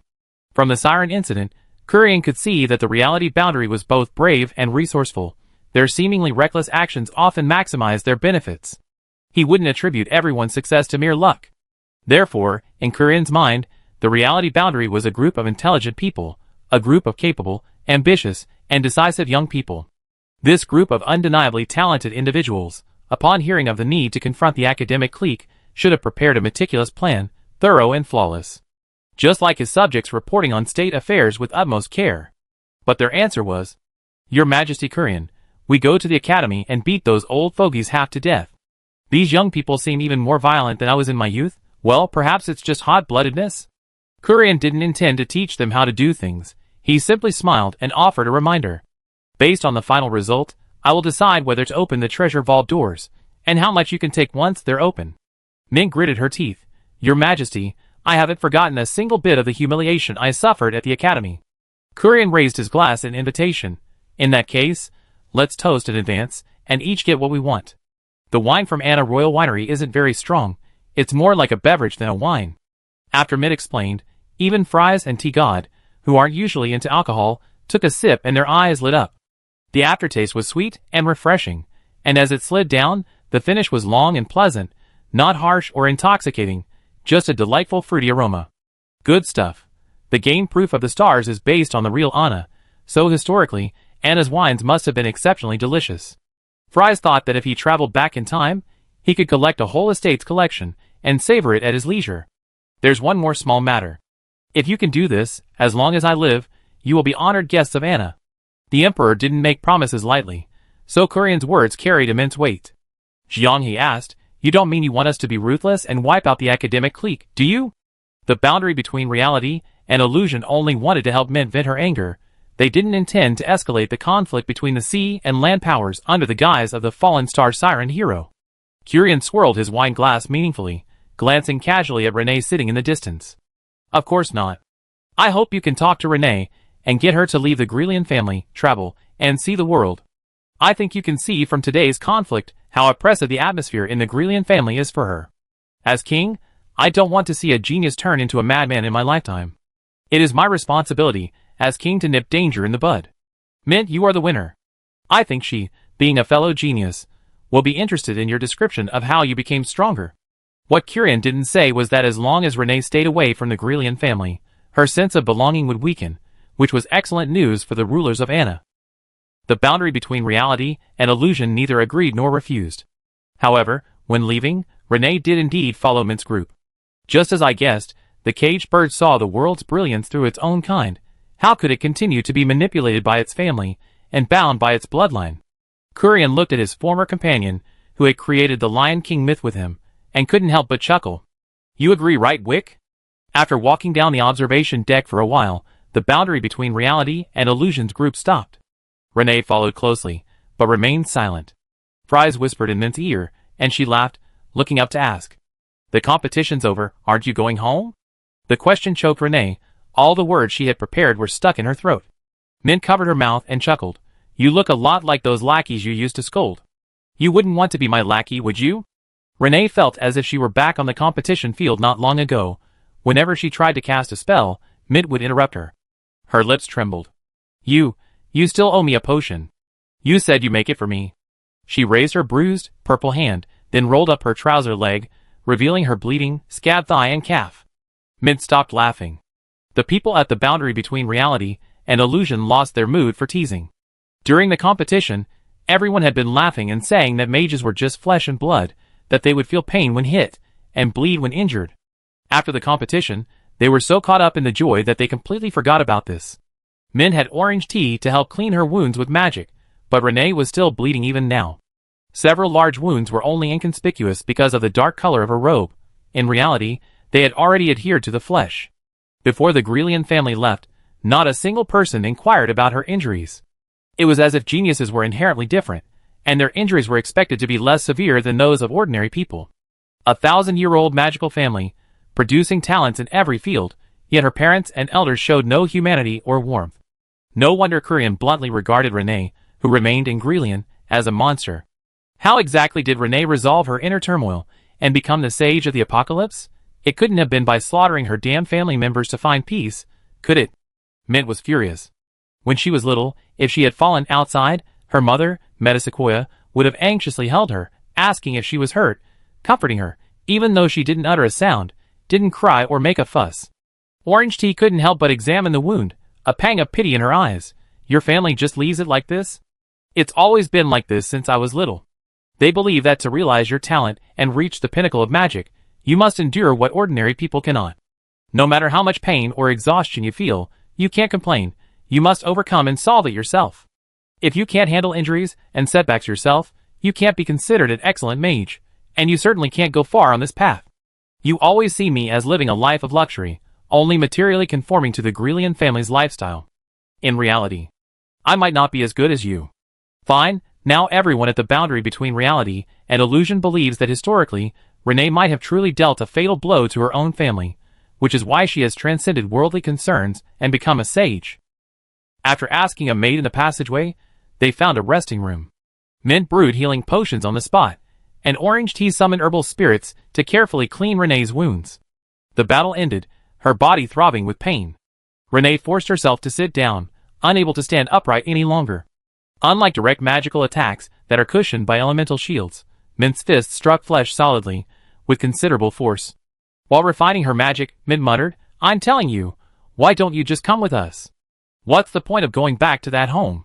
What they can give you, why can't I? Chapter 392. Sometimes Jianghe wasn't quite sure what the Grelian family was thinking. They cared deeply for Renee, viewing her as a future sage destined to reach the pinnacle of Anna for the next century. They provided her with the best education, the most comfortable living environment, and impeccable material possessions. Yet, sometimes they seemed to treat Renee rather unimportantly. A living, breathing person, yet they treated her like a doll. In fact, Renee's impression of her family was always fickle. They treated her with varying degrees of leniency, strictness, distance, and excessive eagerness. The patriarch appeared calm, but was like a blade of grass swaying in the wind. What seemed like a consultation was actually just echoing the opinions of others, hoping she would accept them. They rarely offered choices, and even when they did, they implicitly assumed she should choose something. Renee preferred learning from teachers like Dussel to their company. Those were the leisurely times when she could completely abandon thinking about what people were thinking and immerse herself entirely in another world. Mint, applying medicine to Renee's wound, froze. The expressions of everyone at the boundary between reality and illusion were exceptionally subtle. In Renee's memory, Dussel was a strict teacher during lessons, but very caring towards her in daily life. Even after completing a phase of instruction, the two maintained close contact. As a well-known figure in the Mage Tower, he had disappeared for half a year, and no one in Anna knew his whereabouts. Rumors circulated that he had made occasional progress in spatial magic and had begun traveling. But the information Grelian received from the Mage Tower was strange. Before Dussel left, he took a doll with him, and told his assistants and apprentices that it was a short trip. Since then, no one had seen him. Renee and Dussel were both teacher and friend. In the path of spatial magic, Dussel was ahead, and she followed closely behind. Dussel was old, but she was like the rising sun. After chatting about Dussel, Renee let out a soft moan of pain from the stinging potion, followed by rhythmic hissing. You didn't intentionally make the potion like this to get revenge on me, did you? Having been brutally beaten all day, bleeding and scabbing over, She had stubbornly moved here, and the potion's sting made her tears well up. Not only Renee, but everyone suspected that Peppermint had added something to it. Peppermint, however, swore that the past was behind her, and that she wasn't that petty. The change of topic allowed the awkward, blurring boundary between reality and illusion to finally come to an end. I wonder what Renee would think if she knew that her mentor and friend, Dussel, had once tried to kidnap her to bear her a noble mage offspring. Thinking about it, it seems that after everyone embarks on the Anna storyline, the connections between these famous figures are all closed loops. After transmigrating, following the game's walkthrough to handle the storyline, they must be careful of subtle changes and their chain reactions. Wait, since Renee received Dussel's inheritance, could she learn spatial magic techniques from her? Now she has no choice but to try. With Peppermint's potion in hand, Renee left in a daze. Before parting, Peppermint wanted to extend one more invitation, but Jianghe stopped her. Let her make the decision herself, otherwise you're no different from her family. After saying that, he looked up and asked Kesha beside him, "Where's Jingxin?" Kesha looked around blankly, then suddenly remembered that Jingxin seemed to have left alone after the competition, abandoning a group of fallen star sea demons to continue watching. Several maids approached from the distance, each carrying a slightly bluish bubble. Upon seeing the group, the maids beamed with joy. Queen Mirrorheart sent someone with a bubble, saying it's for Kesha, and those at the boundary between reality and illusion. A sparse grove of trees on the outskirts of Anna's capital. A woman in slightly worn nun's habit, backlit by the sun, stopped her wind magic, letting the swirling air currents stir up dust and scatter leaves. Fragments of light filtered through the leaves, falling on her, illuminating her hands clasped in prayer before her chest, devout and gentle. A siren rode the waves, the spray from the mud and dust murky and yellowish. She was a skilled surfer, moving at high speeds as if flying close to the ground, yet in the instant the nun stopped, she deftly manipulated the waves, spiraling and swirling into a tornado, soaring into the air. Water burst at her feet, the thin, silvery white silk shimmering in the light refracted by countless droplets, somewhat hazy and murky. Jingxi landed gracefully, and with a wave of her hand, the water droplets instantly coalesced into 3 muddy yellow water figures. She smiled insincerely. "You have a familiar scent." "The scent of a fallen, impoverished nun?" "No." Jingxin shook her head. "The scent of an old friend from the great snow mountain." Living water surged beneath Jingxin's feet. Unlike the tool she used to ride the waves from the arena's exit spring, fine foam seeped from the soil, condensing and dripping from the air, instantly turning leaves yellow and causing trees to wither and break. She had borrowed the vast majority of the water element from this area. Water vapor filled the air, overflowing the entire area within a 5-meter radius. The mist churned, and a moist sea breeze swept across the distant fallen star sea, traversing spatial barriers. Mirrorheart's long, flowing black hair shimmered with an emerald glow. In the misty air, her hair danced wildly like seaweed. The nun's expression was solemn. No mage wanted to be an enemy of a siren of the same rank. Exceptional geniuses were merely the most insignificant topics of conversation in their long lives. The inability to reproduce was less a punishment from the gods and more a transaction. The siren used magical affinity and incantations to exchange for the right to be present on the list of dominant species in every magical surge. "There's another demon in this world?" Mirrorheart asked curiously. "What made you disguise yourself as a nun, defiling the sense of sacred transgression?" "I meant no harm." "That one from the great snow mountain said the same thing. I beat him up and confirmed he really didn't." Mirrorheart's demonic scales shimmered, her incantation stirring. "So, I should try to believe that both demons are good people?" Waterfur couldn't help but smile bitterly. "If I were you, I probably wouldn't believe it either. That one from the great snow mountain is skilled in mental pollution." "What about you? What are you good at?" "Mental pollution." Jingxin scratched her head. "So why are you here?" "Watching my daughter's competition." The tense atmosphere instantly eased. The absurd conversation made the Lord of the Fallen Star see facepalm. She hesitated for a moment. "Your daughter? Demons can have children? Could it be that little demons are already running rampant on the Anna continent? Wait. Who is your daughter?" Her lips trembled. "Wow, Waterfur mommy." Upon seeing Waterfur for the first time, Mint jumped into her arms, nuzzling against her like a child who never grew up. Witnessing the scene firsthand, Queen Jingxin's anxiety finally subsided. As expected, living long enough allows you to witness all sorts of wondrous things. The demon, controlled by human consciousness, used it to hone its mental magic, and incidentally raised a group of abandoned orphans, one of whom was even the protagonist of today's competition. Brilliant, brilliant. If she hadn't seen the real protagonist, she would have pulled out paper and pen and asked the demon to continue writing. Tomorrow she would see excerpts from the series in the Siren's library. Strange, is it really this hot this summer? The ground is cracking. Look, these trees are all dehydrated and dead. Jingxin felt a little embarrassed, but thankfully, Shueishan kindly changed the subject. She stroked Min's head. You still kept some of the grievances you suffered at the academy from me, didn't you?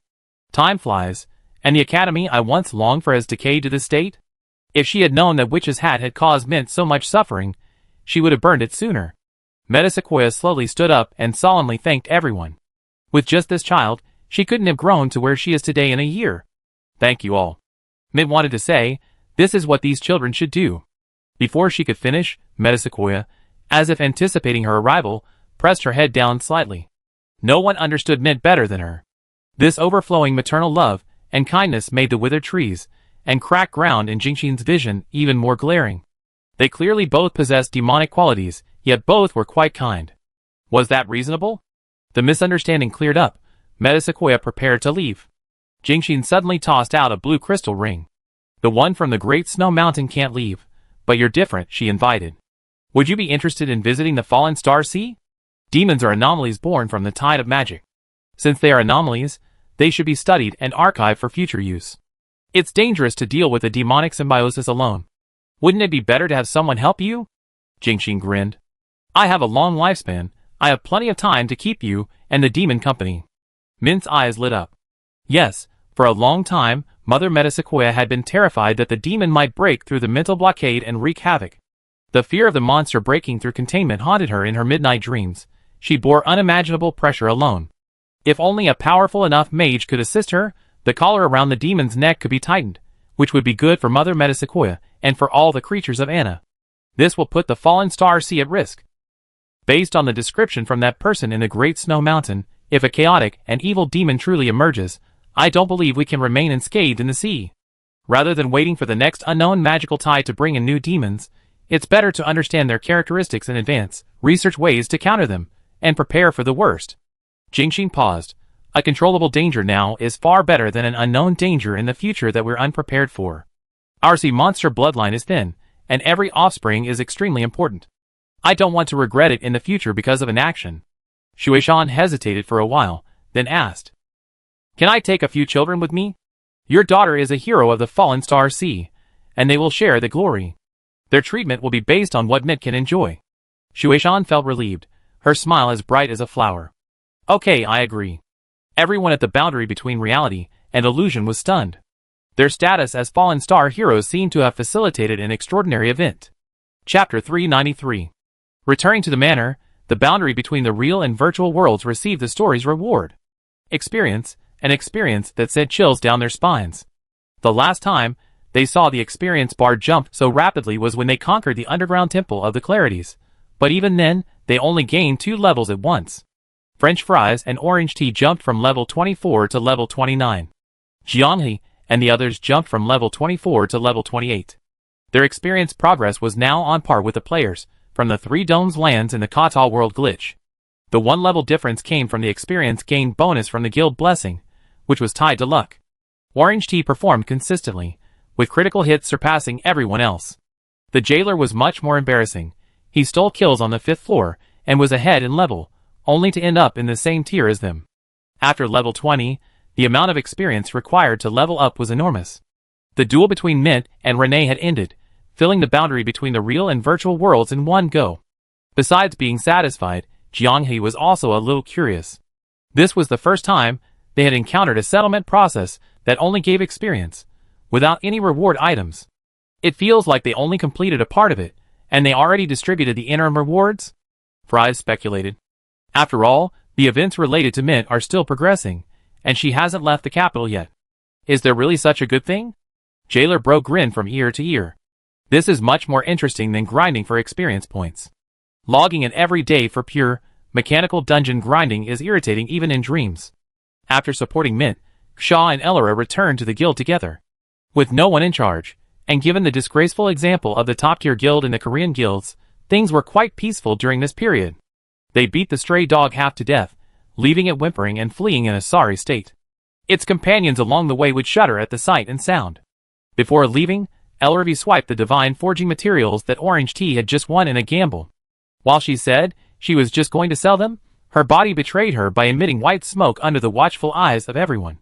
She knew that at her current rate of destruction of top-tier materials, even bringing in her centuries-old savings as compensation would be a shameless act of taking advantage. The only reasonable way to repay was to clean herself thoroughly, allowing the boundary between reality and illusion to be broken into suitable equal pieces. As long as she wanted to loudly proclaim, "I keep my word," her body and soul would be bound to the guild before her for the rest of her life. Since it was truly a lifelong relationship, a friend had entrusted her with forging. What if she failed again?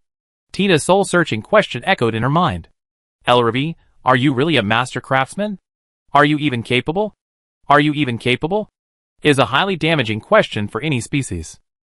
It wasn't just Ellerby who was deeply troubled and tormented. For example, the currently rising star of the Empire's renowned academy, the Star Speakers. One of the Empire's 5 top-tier academies, founded in the early days of the nation. It's a cradle of magic that has accompanied Anna for a millennium. In the past, anyone who questioned its worthiness would be met with a barrage of criticism and insults from the magic community. But now, those questioning its worth are mostly magicians.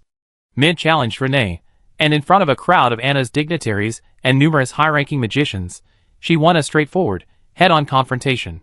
Explaining Mint's victory by attributing it to a weakness in one area is untenable.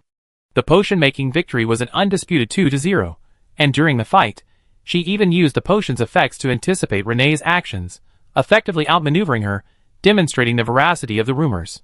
Her potion-making talent is enough to make even her mentors envious. The loss in magic control was seen by many as a narrow defeat. Only a handful of mages of the same age could rival Renee in this aspect. The practical combat was breathtaking. A high-level mage duel, worthy of historical record, academic research, and course discussion. A commemorative scroll, completely covered in crystal, was used to preserve this precious video record. In the foreseeable future, this will be invaluable material that countless mages embarking on their magical combat journeys must study.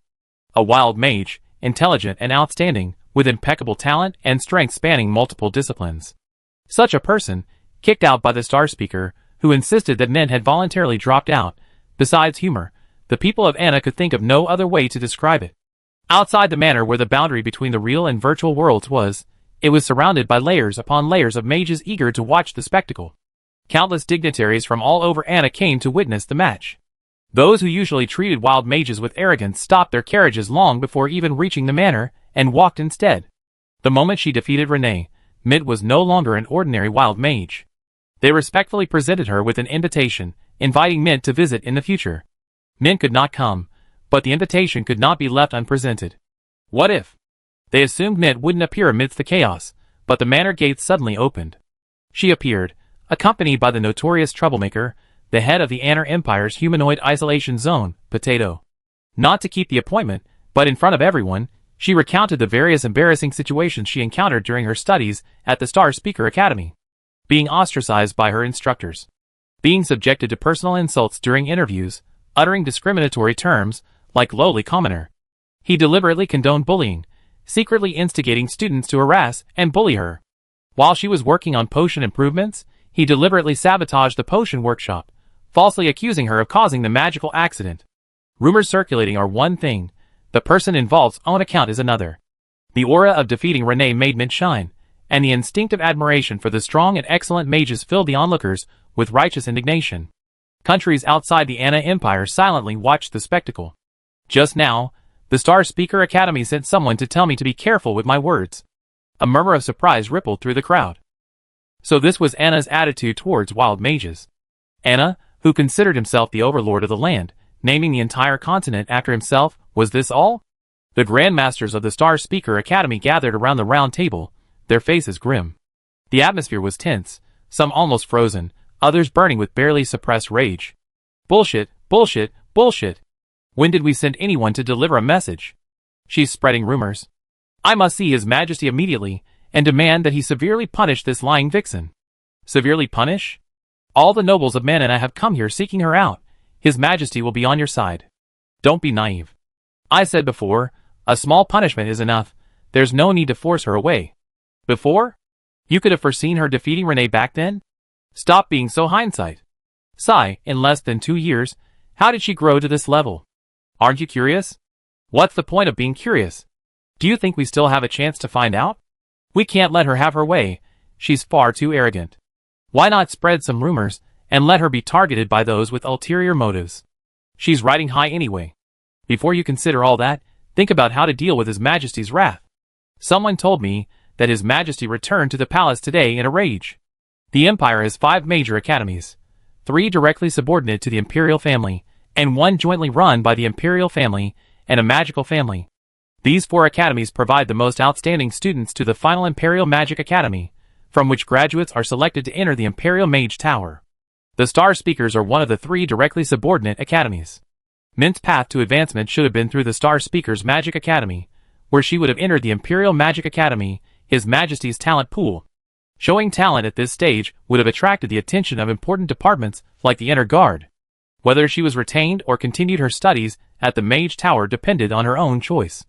Magicians, as Anna's undisputed top combat force and a vital component of the royal power structure, have had their advancement strictly controlled by the Imperial family to counterbalance ancient families like the Grelians. The fact that the vast majority of the Inner Guard members are considered poor by magical families speaks volumes about the attitude of Kurian, known as the Lion King. Now Mint, another genius who directly rivaled the unparalleled genius of the great clans of Grelian, was surprisingly selected from the talent pool and returned as a wild mage. The future star, who should have been branded with the Anna mark and recruited by Kurian, dropped out and joined the side of the fallen star Siren. The entire Anna continent, having witnessed the stunning duel between geniuses, couldn't help but mock Kurian's keen eye for talent, a comment that would enrage any emperor. The aged Lion King was still a Lion King. Before they could finish their complaints and grumbles around the round table, the Imperial Guards visited the Star Speakers. The Imperial Guards, their black robes billowing, stood at the door, their robes moving without wind, like reapers of death.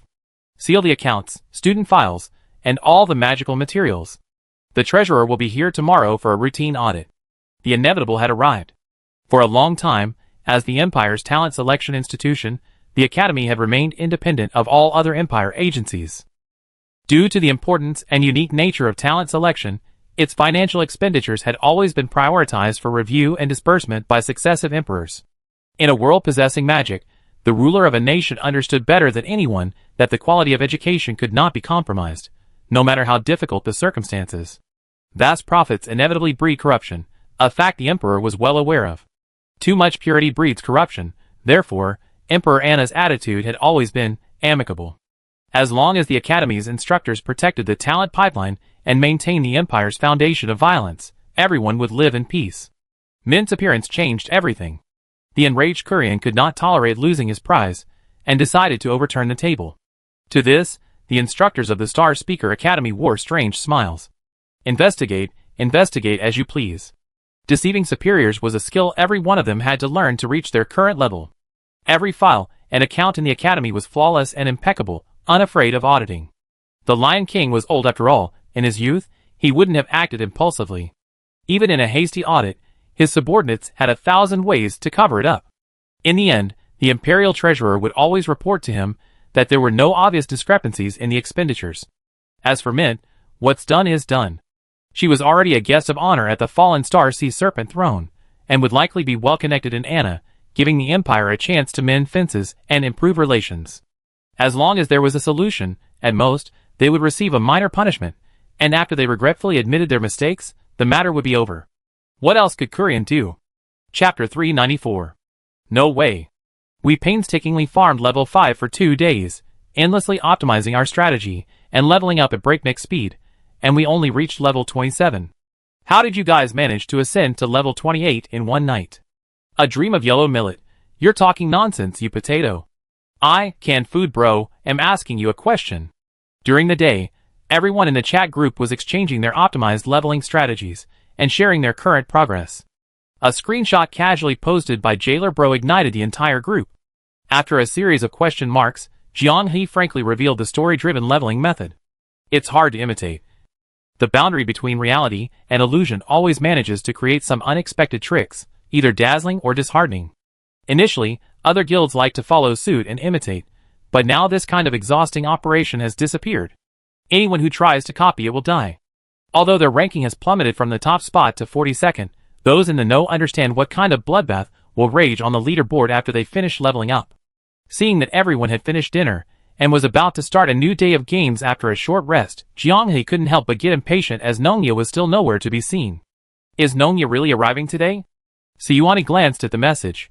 She said she did her homework on Guangzhou and wants to play around in the city for a while. She said the same thing 2 days ago.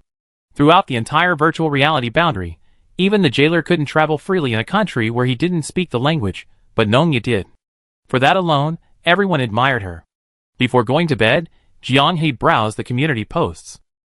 Thanks to Nongya, the optimized 5th level 10-mile slope sword god style in the virtual reality boundary has become widely known both domestically and internationally. Now, players leveling up on the 5th level are basically modifying the strategies spread by Nongya. Jianghe hoped that most players, regardless of skill level, could settle down on this level, because the randomness of the tower world would increase in subsequent levels. The items sold in Shilu's shop alone reminded one of the merchants from the World Championship qualifiers. They needed to get as many players as possible up to the higher levels to improve the overall win rate. Upon re-entering the game, a day had passed in the story. Renee's visit today was merely to experience the daily atmosphere of Mint's life. She wasn't prepared to leave home. Having finally found someone she could properly talk to, she was eager to confide in them, completely unlike the dullness and coldness she felt at the Grelian's house. It was as if the liveliness that had been suppressed within her since the age of 10 was suddenly pouring out. Mint was naturally good at communicating, otherwise, how could she be a shrewd merchant? The two started by discussing their interactions during their time at the academy, but before they could even exchange a few words, the conversation exploded. Upon learning that someone at the academy was using her name to constantly pressure Mint, while she bore the blame, Renee was furious. After Mint left, Jianghe was filled with remorse, believing that her relentless pursuit of the challenge, her strange competitive spirit, and her awkward attempts to express herself had led to Mint's expulsion from school. The moment the misunderstanding was cleared up, Jianghe knew her opportunity had arrived. Since that's the case, now you can do something for Mint that you can. Feeling deeply guilty, Renee quickly stood up and asked, "What is it?" There should still be quite a few people watching outside the manor, waiting for Mint to appear. You should confidently push open the door and walk out, telling a touching story of mutual respect, describing Mint's experiences at the academy. Finally, remember to emphasize that you clearly remember that the materials you used were completely different from those used by Mint. I wonder if this constitutes discrimination against wild mages. That way, the public won't talk about your failure, but will think you're capable of accepting defeat, honest enough, and that your loyalty to the wild mage will earn you points in most people's eyes. Whether you choose to leave Green to begin your own adventures or not, shedding your family affiliation is necessary. Don't you want people to talk about you in the future, mentioning only the space magic master Renee, without the Green family prefix? They need you to prove yourself for the family, not for you to use the family name. The treasurer sent by courier methodically searched for clues in the vast accounts. Valuable magical equipment within the academy was temporarily transferred to a designated warehouse for inventory. The Star Speaker Academy's management cooperated fully, striving to prevent Kurian from finding any grounds for attack. The accounts, are they neatly done? Don't worry, they always been this even. Not a single trace can be found. Hearing the instructor in charge of the account's confident assurance, everyone's tension, heightened by Mint, subsided. Something terrible has happened. The office door was suddenly pushed open, and the newcomer, ignoring the astonished looks of everyone, rushed to the desk, panting and shouting. Renee and Mint were reminiscing about their conflict during their time at the academy. They discovered that the materials we distributed to them were of incorrect value. Did you balance that in the accounts? The instructor in charge of potion materials was stunned. Balanced? Why would you balance that? Weren't you distributing materials normally? Mint's instructor Vannerie shuddered. During Renee and Mint's conflict, I downgraded all the potion materials needed by those in her dormitory, and told them it was because of Renee. A draft swept through the office, and the instructors present suddenly felt their backs soaked with sweat. Considering the vast difference in status between Renee and Mint, and their seemingly irreconcilable relationship, Vannerie never imagined that these two would have the opportunity to sit down together and calmly reminisce about the past when he made these moves. Renee did indeed relentlessly challenge Mint in every subject, striving to outdo her. However, the resource scarcity that Mint directly experienced was not caused by Renee, but rather by Vannerie's tacit instructions. Since the power to allocate resources rested with the academy, Renee was unaware of Mint's dire situation, simply assuming it was due to the Academy's own rules. The moment the misunderstanding was cleared up, the two stared at each other wide-eyed. "Oh, so it wasn't you, using your status as a member of the Grelian family, secretly pressuring and taking away the learning resources that should have belonged to me and my roommate, forcing me to drop out. Oh, so it wasn't because of the Academy's rules that the materials you used were so different from mine. Given that their rivalry spanned every subject and involved a vast amount of materials. If the accounts show equal amounts for both sides, some people's legs were already weak. Forcing Mint to voluntarily drop out would at most result in a minor issue of administrative negligence. But if they used embezzlement of Academy funds as leverage. Before nightfall, the most talked about topic in the streets and alleys of Anna Royal Capital had shifted from Renee's historic failure to the shocking corruption at the Star Speaker Academy. The Star Speaker Academy has a high percentage of unorthodox mages, reaching 70%. If the corruption that happened to Mint also happened to other unorthodox mages, it would be appalling. In just 2 days, the Academy that selects magical talents for the Empire has been embroiled in scandals including forcing students to drop out, discriminating against unorthodox mages, and embezzling their learning resources. The sweat-drenched instructors of the Star Speaker Academy were no longer the ones sweating profusely. The Imperial Treasurer, looking at the flawless accounts, knew that if he couldn't find anything suspicious, either their abilities were questionable, or the entire Academy was colluding, deceiving superiors, and exploiting the countless aspiring wild mages. Curian only cared about the results at the boundary between reality and illusion, not the process. What he wanted was the collapse of the Star Speaker Academy's academic clique, a complete purge, and a reshaping of its academic atmosphere. The topic of wild mages? Indeed, a good starting point. It's a sensitive topic in Anna, and the largest group consists of unawakened apprentice mages yearning for a path to advancement. They are the most valuable group in the Empire. Using this topic as an initial issue and making a big deal out of it will reduce the difficulty of subsequent operations. Perfect. With Mint's victory as a precedent, and still managing to do things so smoothly, excellent. We didn't choose the wrong person.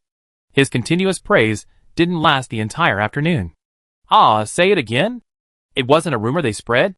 The guards confirmed that Mint's food, clothing, and other necessities at the Academy were all inferior to those of other mages with connections during her time there.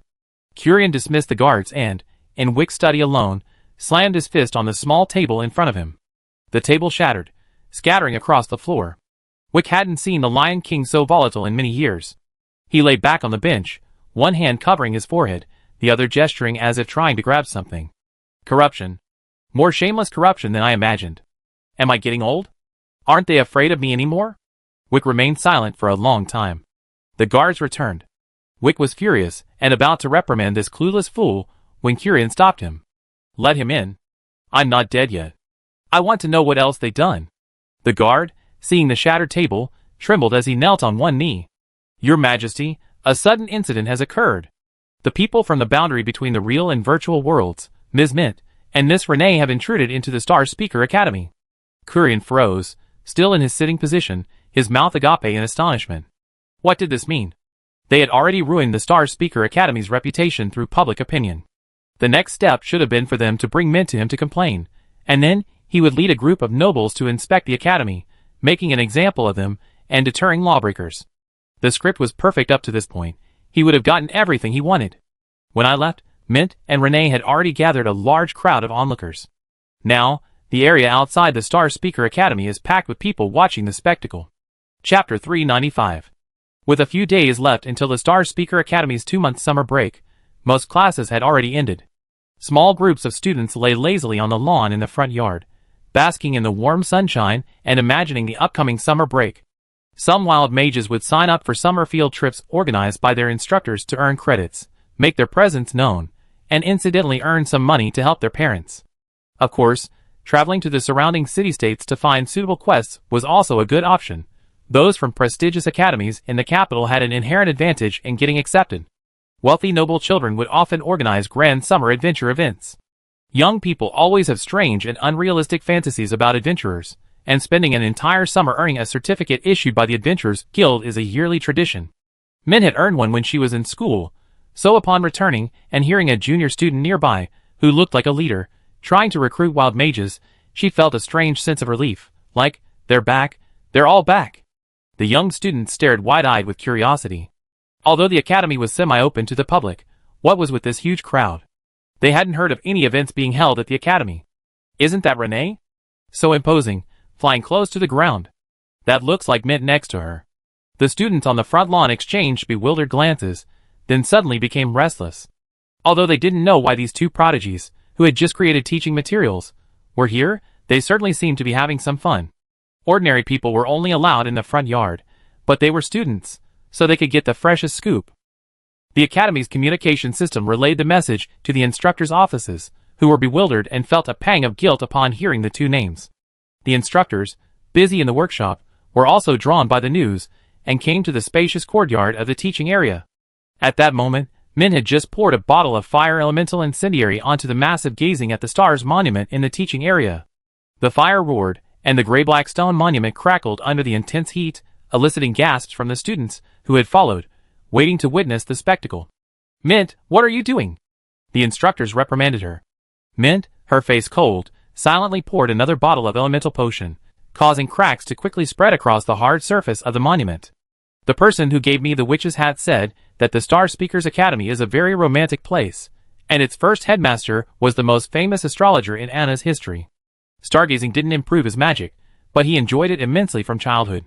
Before his death, he specifically instructed his descendants that his tombstone didn't need lengthy titles or prefixes, it should simply state that he was a stargazer. If one day a magician becomes powerful enough to unravel the mysteries of magic, please let him see the vast sea of stars. Not on Earth, but in the heavens. Your use of his deeds is an insult to him." This headmaster, who left behind a wealth of astronomical data, spent his entire life striving to gaze upon the starry sky, a sky unseen by countless magicians, communicating with the stars in his own way. Romance became the hallmark of the Star Speakers Academy, a style that other academies spoke of with pride. It was this romance that drew Metasequoia to the academy, which is perhaps blessed by the stars, that made her dream of one day visiting it herself. The reality was far different from what she had seen. The romantic soul had long since vanished with time, leaving only a decaying form and a superficial, hollow tribute. The inscription looking up at the stars, personally written by the current dean, was laughable to see again. When her mentor annoyed her, she would pass by the teaching area time and again, looking at the huge stone tablet, thinking, "It would be so interesting if I could blow this up." Finally, she could put it into practice. It felt like a grand bonfire party on campus. Glancing at the ashen-faced potions instructor, Vanna Ree, in the crowd, Mint grinned. "When you forced me to drop out, you probably never imagined this day would come, did you? Just a wild mage. Even with talent, without resources to realize it, how much can you achieve? Everyone, is that what you all think?" Mint inhaled, her voice low, releasing all the pent-up frustration within her. "Vanari, do you remember what you said? You're just one of many unrealized mages, indulging in unrealistic dreams of instant fame. Sooner or later, reality will make you realize you're nothing. Since you admire Renee so much, considering her noble blood, what about me, who defeated her?" Publicly called out, Vanari in the crowd felt his blood boil, a tightness in his chest. "Why aren't you saying anything? Weren't you quite venomous when you said I talked back? Speak, speak, speak." Mint wasn't as strong as she seemed, she was just used to hiding all her grievances, hiding them in a corner where no one could see them, deceiving herself into believing it was nothing serious. She toiled away as a shrewd merchant outside, maintaining the facade of still being at the academy. Only she knew the bitterness and exhaustion she endured. She could have been honest, but she chose to stubbornly endure it. That's just how Mint is, she's stubborn to the core. She seemed indifferent, but it wasn't the right time for her to care. Hidden resentment began to surface, her eyes reddened, her voice sharp. If it weren't for her recent victory over Renee, which solidified her image in people's minds, some might mistake her for a disrespectful villain. Vanara couldn't escape her relentless questioning and coughed as he spoke. "As a teacher, if you speak harshly during instruction, it's inevitable that students will misunderstand." "I don't think it's a misunderstanding. You harbor extremely serious prejudice and discrimination against Mint. You repeatedly made things difficult for her in potions lessons, and at one point even demanded that Mint sit in on classes outside the classroom before continuing to teach, forcing the entire class to be hostile towards Mint." Renee slapped Vanara's smooth talk in the face. The night Mint rose to fame, Anna learned of the feud between Renee and Mint, their rivalry and discord from their time at the academy being well known.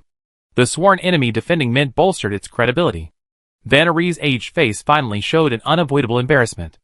Among the worst-case scenarios he had envisioned, There was no possibility of both of them standing against him. The academy students had all understood by now. The students had come to settle scores with their instructor. Now they had no choice but to watch.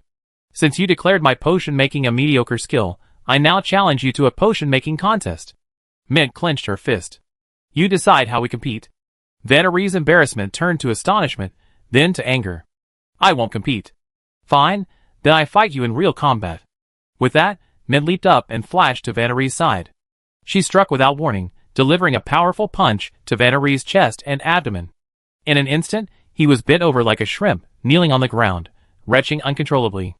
No one expected this turn of events. As they tried to intervene, Renee stepped in front of the group of instructors.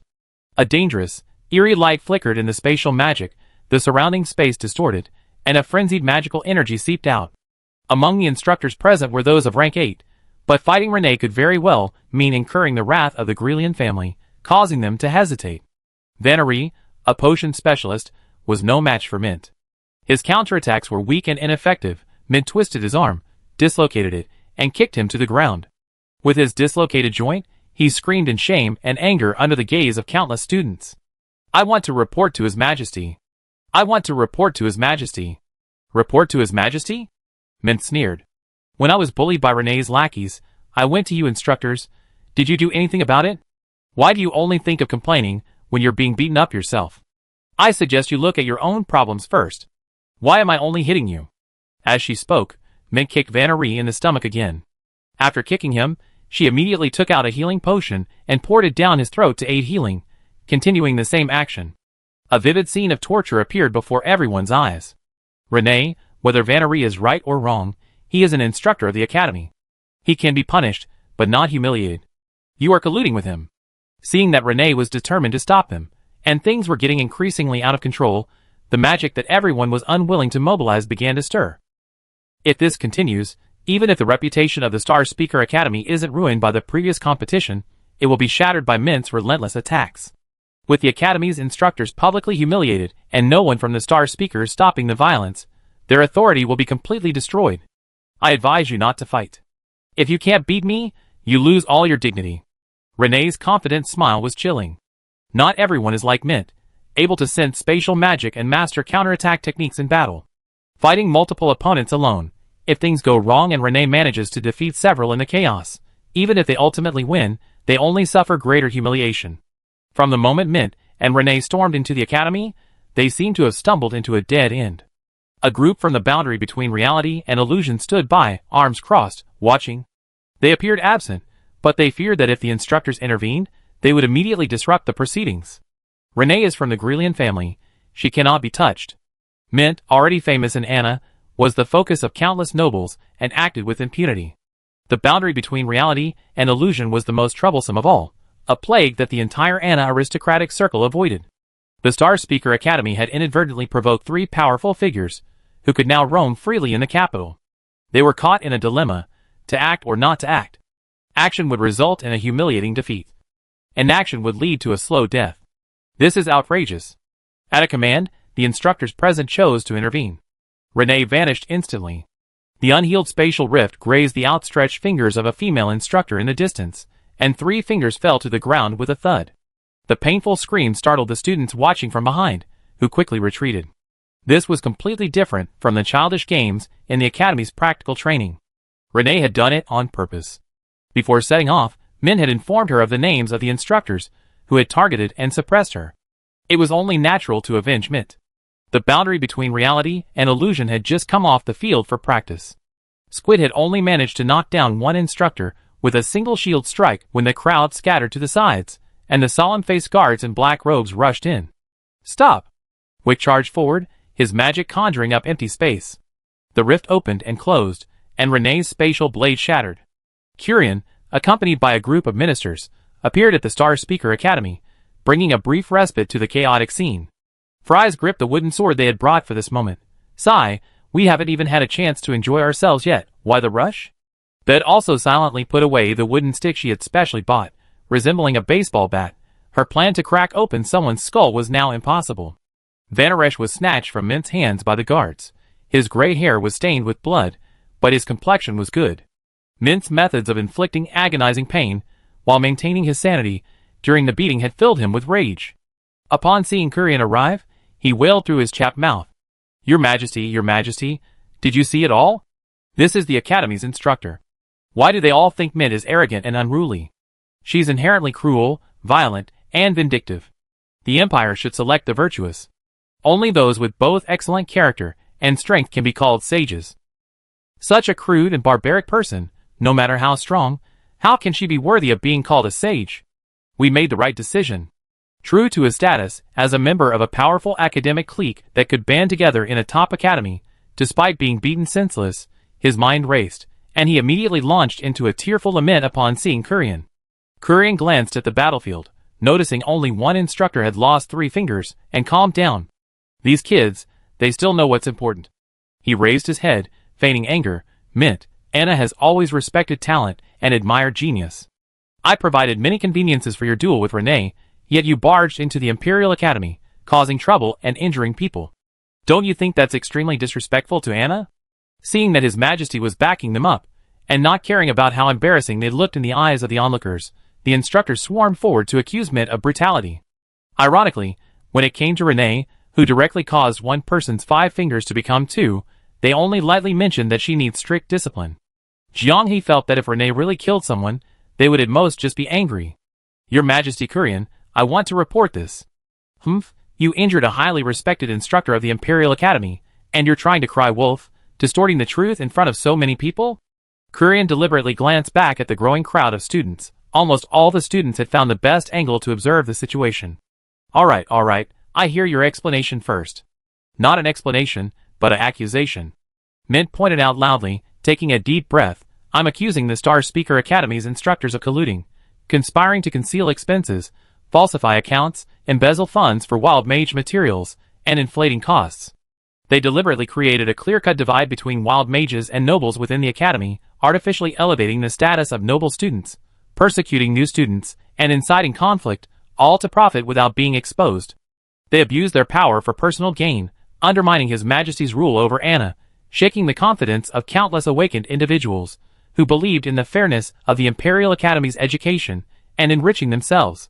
The accusations, made by the most sought-after magical prodigy in all of Anna, a former outstanding student expelled from the Star Speaker Academy, were like a thunderbolt, leaving the accompanying nobles stunned. Even the students watching were speechless for a long time. Only Kurian remained unmoved, even showing approval of Mint's words. Is what she said true? Kurian's voice landed like a resounding drumbeat.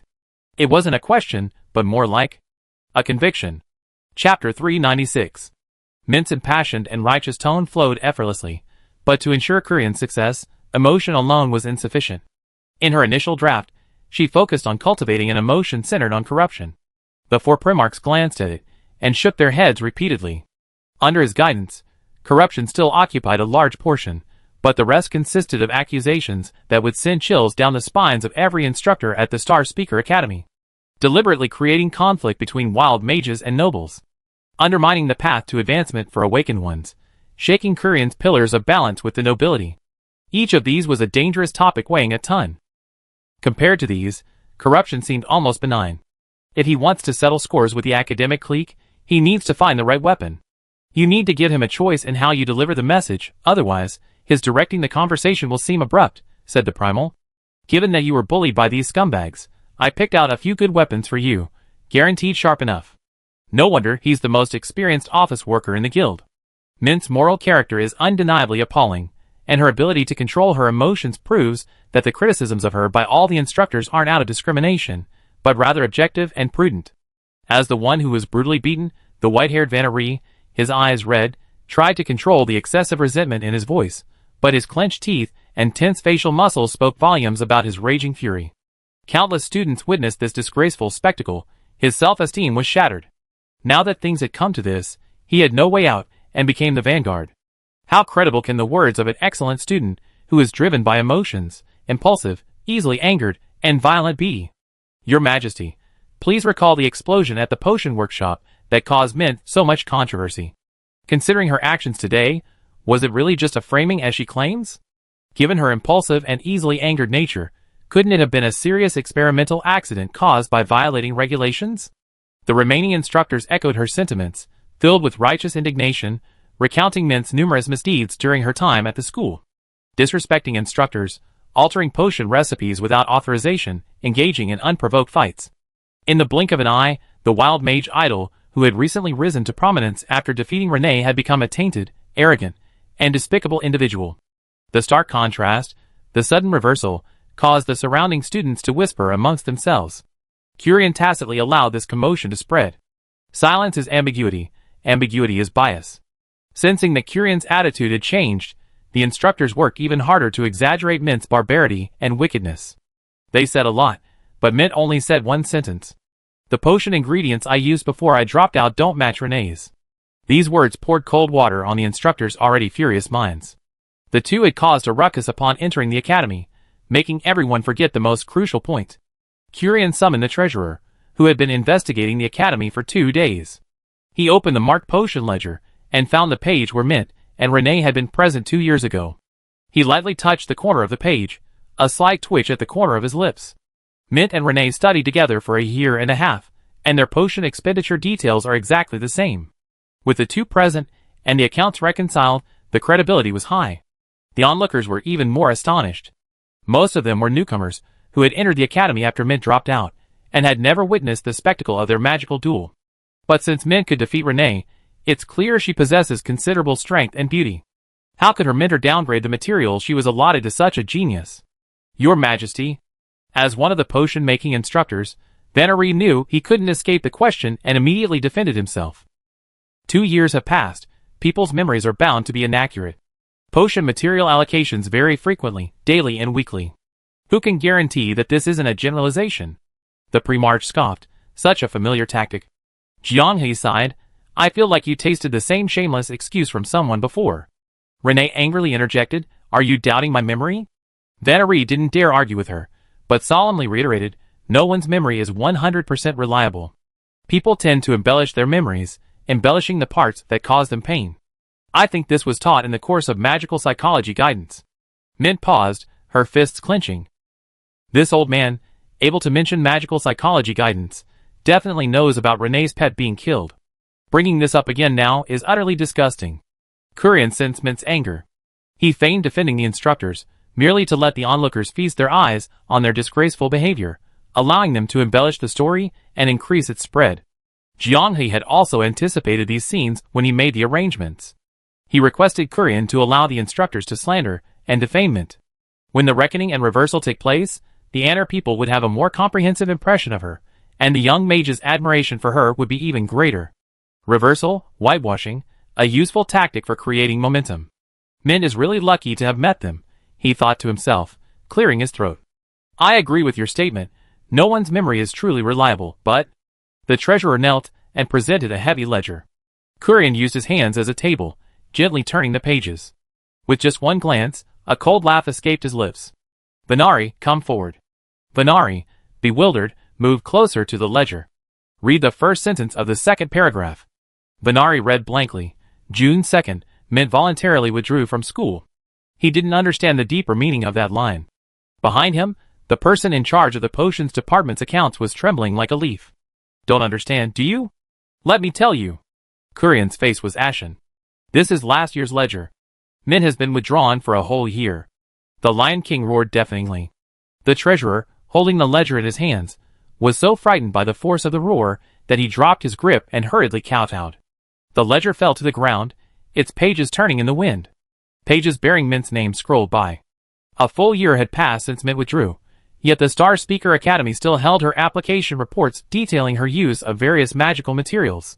On each application page was signed Mint's name, and the handwritten signature of her mentor Vannery.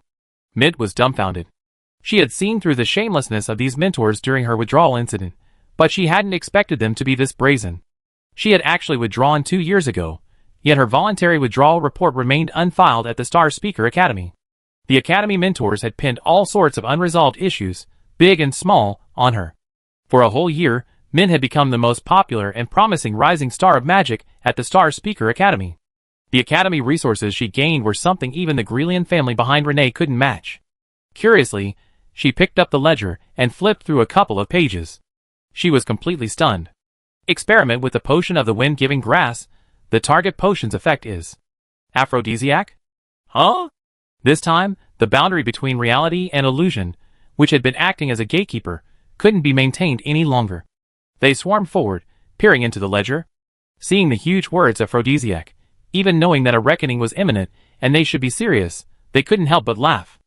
After spending so much time together, I really didn't know you were a boy. Fries patted Mint's shoulder lightly. Bro, you smell so good. Mint was furious and continued flipping through the pages. The influence of slime splitting magic fluctuations on the generation of high-level magician domains. The slime never imagined that its splitting could be related to such a high-level topic. Half-dragon bloodline hybridization experiment. What is the Star Speaker Academy doing? Artificial human experiments? Targeted experiment on soil embrittlement caused by magic crop growth-inducing potion. This looks slightly more normal, but this experiment was actually applied for by Mint, with a bunch of instructors listed as researchers. Mint's position at the Star Speaker Academy is very Schrodinger's cat. She could be a troublemaker secretly instructed by her instructors to ostracize her. Or she could be a darling who proposes her own experimental projects, attracting numerous instructors to follow and guide her. Venari's vision blurred, and he almost fainted. Is this what they call a flawless accounting? The students watching were laughing or blushing and turning away when they heard about the aphrodisiac potion. But after hearing it, they had no reaction other than anger. The wild mage was furious that the funds that should have been his were being misappropriated by his instructors. The nobles were furious that the academy instructors were doing these things under their guise. The young men, full of youthful vigor, clenched their fists, and soon someone shouted the first command. Punish them severely. Punish them severely. To balance the powerful clans, the living water of those from humble backgrounds was indispensable to the emperor, who controlled the empire. Publicly, this provided countless ordinary people with a visible ladder of advancement. Privately, those without any connections were the Anna royal family's top priority for recruitment and shaping from the moment they entered the academy. Even though this selection channel also provided talent for other nobles, the royal family, represented by Kurian, always managed to select the best of the best. Kurian knew very well that the Star Speakers, this utterly corrupt academic clique, received every penny of the nobles' funds, while the wild mage's share was at their disposal. Vanari's knees buckled. The mountain-like shout shook his very soul. His lips trembled, he wanted to argue, but when his gaze met Kurian's icy eyes, the words caught in his throat, leaving only boundless fear. He didn't act like an old man, quickly bowing and kowtowing, adopting the humility of a commoner before a king, hoping to gain mercy from his superior. He harbored a sliver of hope. As long as they maintained the proper posture, at worst they would only lose their positions that allowed them to establish themselves in the academy. In a year or two, they could still start over as mages, with the prestigious status of potion masters. So you plead guilty? Vanari and the potion masters knelt down in unison. The instructors of the other departments, their mental defenses crumbling, followed suit. Kurian glanced back at the princes and officials who had accompanied him, muttering incessantly. Good, very good. A confession is good. Fine. He waved his hand. Since they confess, then, punish them. The presiding judge was summoned forward. You are well versed in imperial law. Now tell me, according to the laws of Anna, how should Venari and the others be punished for their actions?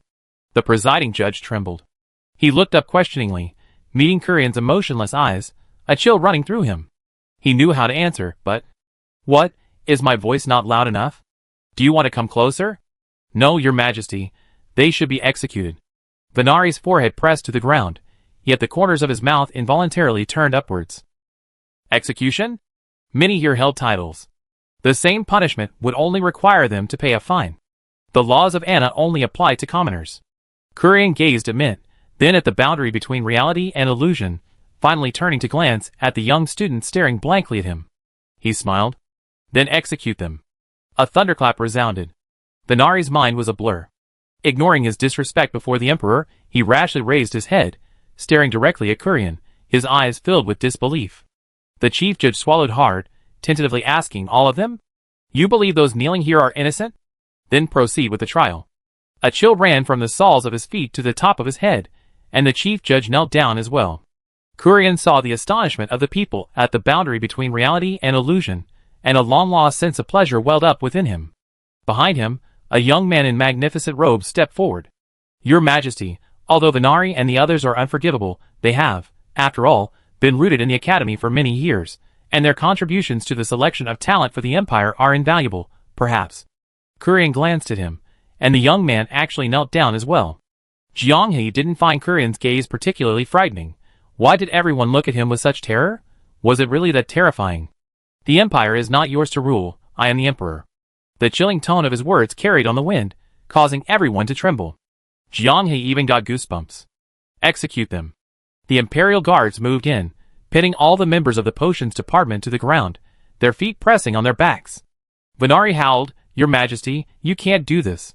I'm willing to atone for my sins. Hearing this, the officials beside him actually knelt down, beginning to plead. Kurian didn't look at them. I am the Lord of Honor, I command you. Kill! Magic surged into his body, and in an instant, blood filled Venari's pupils, and blood flowed from his 7 orifices. The square was stained crimson with blood. A gentle breeze carried the pungent stench of blood to every onlooker.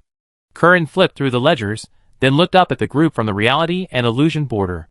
Enjoying their surprised expressions, he couldn't help but laugh amidst the tense and oppressive atmosphere. The more he laughed, the lower those around him knelt. Until finally, only the observing students and the reality and illusion border group remained standing.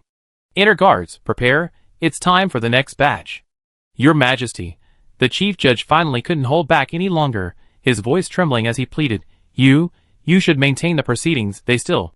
Kurian asked, Can you do it? I am the Emperor of Anna, I, Kurian, command you and the inner guards to kill. With that, Kurian tossed his sword to the chief judge. Go or you die. Mint, recovering from her shock, gave Kurian a thumbs up. Now that's more like a Lion King. She couldn't help but exclaim. Otherwise, I would have thought you were old, like Wick. Chapter 397. To save their lives, some had secretly sided with Kurian. The audit was merely a formality, a way to silence certain individuals. With the list in hand, every time he called out a name, someone collapsed, begging for mercy. No mercy. Blood flowed like a river. The students of the Star Speaker Academy stared in disbelief, watching their instructors, who had been teaching them just moments before, fall one by one into pools of blood, their throats numb. This included even several rank 7 scholars, some of whom were quite well known. The first prince, standing beside Kurian, once again pleaded for leniency, receiving only silence and the cold, hard word, kill. Some, unable to bear the oppressive atmosphere, attempted to leap into the air, trying to escape. Before the truly skilled Imperial Guards, he was reduced to a shower of blood, his body utterly mutilated. Jianghe hadn't expected this turn of events. In the siren incident, Kurian's balancing act against the various factions gave them a sense of compromise.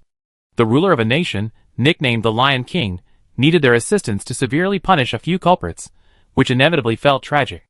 They thought this time the script would be similar, but unexpectedly, it turned into a scene of mass slaughter.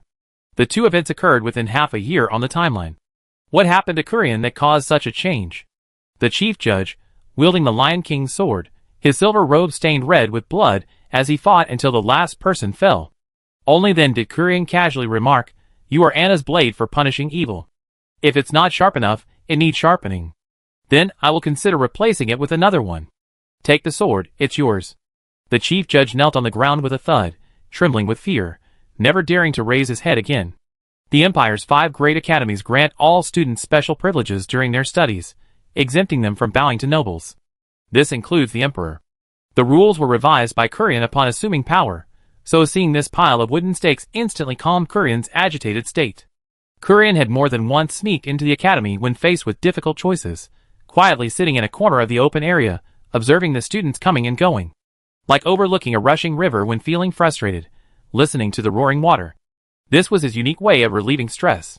Whether you're a wild mage or a nobleman from a privileged background, there's only one evaluation criterion for entering the academy. Can you realize your talent? Rennie suddenly called out. Renee, still shocked by her massacre, paused for a moment before walking towards Kurian. Kurian stepped forward, allowing all the students to see Renee clearly. Renee Grelian, I believe many of you who consider yourselves of noble birth understand the prestige of the Grelian name. Renee, do you care about your opponent's background? An opponent of equal strength will earn my respect. Renee paused, like Mint, I realized this back in the academy. Kurian smiled, pleased with her answer. He suddenly spoke sharply. For over a decade, these people have been misappropriating funds allocated for wild mage materials within the academy, squandering them recklessly. To prevent you from realizing it, They have deliberately instigated conflict after conflict, escalating the tension between wild mages and nobles. How many of them, perhaps possessing Mint's talent, have been wronged? And how many wild mages, not receiving fair treatment, have left the academy disheartened? They're causing countless unawakened individuals in the Empire to lose faith in the Empire's 5 highest academies. Since that's the case, I have no choice but to bring out their corpses, proclaim it to the world, and restore everyone's faith. It sounded like a dark joke, but the students didn't laugh. Their expressions were exceptionally serious. The news of Kurian's on-the-spot killing of dozens of scholars spread throughout the Ana continent in an instant. The noble families and aristocrats of Ana fell silent in fear. His Majesty is old, somewhat mad. Kurian wasn't old, nor was he mad. After doing all this, he unabashedly arrived at the manor where he was staying at the border between the illusory and real worlds. The inner guards were heavily armed, preventing anyone from getting close. Lying on a bench, Kurian dispelled his murderous aura, lazily basking in the sunlight. Judging from his current appearance, he truly resembled an elderly man, taking a nap in the warm sun. Who would have guessed that he had just presided over a righteous massacre not long ago? Jiang He bluntly stated, "Your Majesty, you seem rather displeased." Wick glared at him, then sighed helplessly at his indifferent expression. It wasn't just the Ana nobles who were troubled by them. Even he, the head of the inner guard, was having a headache. The Fallen Star Siren was registered, Queen Miraheart favored them, and there were even rumors that the somewhat famous Siren of the Fallen Star Sea, Kesha, had an ambiguous relationship with them, even working for the guild. And this enormous guild also had Elaradia in charge. With their current resources, establishing a city-state on the spot would be no problem at all. A force with high-level military reserves capable of going toe-to-toe with a normal nation, yet appearing in the form of a guild. Even the Empire's experienced regents didn't know how to deal with them. There was no other way but to respect and fear them. Kurian was lost in thought, only gradually returning to his senses after a while. He looked at Jiang He and chuckled. The parasites of the Star Speaker Academy have been wiped out. Why do you think I'm not happy? Intuition. Kurian smiled for a moment, then his lips tightened, and his gaze became deep and unfathomable. You didn't expect me to go on a killing spree? Fries nodded. I thought the handling would be more lenient than last time. You think I'm unworthy of being called the Lion King by my subordinates? Mint nodded yes. You? Wick exclaimed angrily, pointing directly at Mint. The old man's in a hurry again. His Majesty wants to chat with us. Don't be so tense and serious, okay? The old man, hands on hips, scolded. Can't you even have a conversation? Kurian couldn't help but chuckle. His old friend was always being teased, and he even laughed along. How heartless. Have someone bring some pastries and drinks, he instructed a maid, then stood up, patted Wick's shoulder, and pushed him into a chair nearby.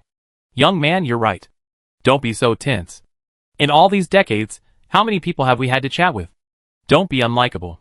Wick snorted. He had traveled with Kurian in Ana in his youth. After Kurian ascended the throne, he held the most important inner guard, wielding immense power and influence. He had seen decades of trials and tribulations, but he had never seen a young man like Wick on the border between the real and the virtual. Their audacity was boundless.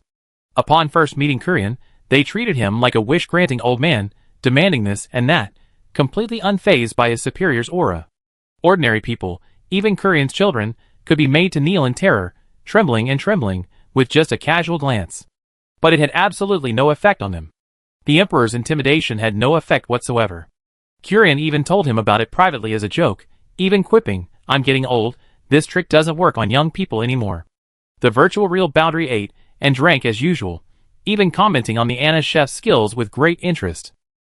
The most infuriating one was Squid, who actually said he felt it wasn't as good as his cooking. What about Kurian, who'd been eating like this for decades? A country bumpkin, who never seen the world, never enjoyed good food. After their first meeting, Wick was certain these guys would eventually pull off something that would astound the Ana people. But at that time, he didn't expect the big news from the virtual real boundary would be Mint defeating Renee. Too wild. Come on, try the fresh mung bean cake. Last time, Squid said his skills weren't as good as yours, so I relayed that to the chef verbatim.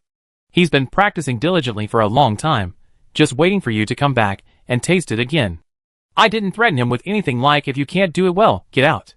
Hearing you were here, he yelled fighting for my dignity, and came running over. Anyway, he's been in charge of my meals for decades. The taste I had since I was a child, I always thought is delicious.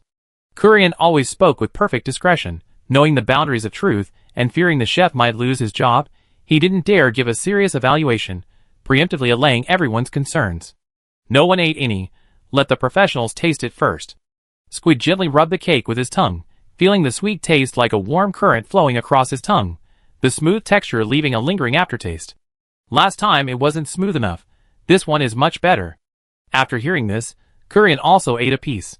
He closed his eyes and savored it carefully. Just like what the squid said. Korean turned to the maid. Tell him that from now on, the standard should be the same as today's.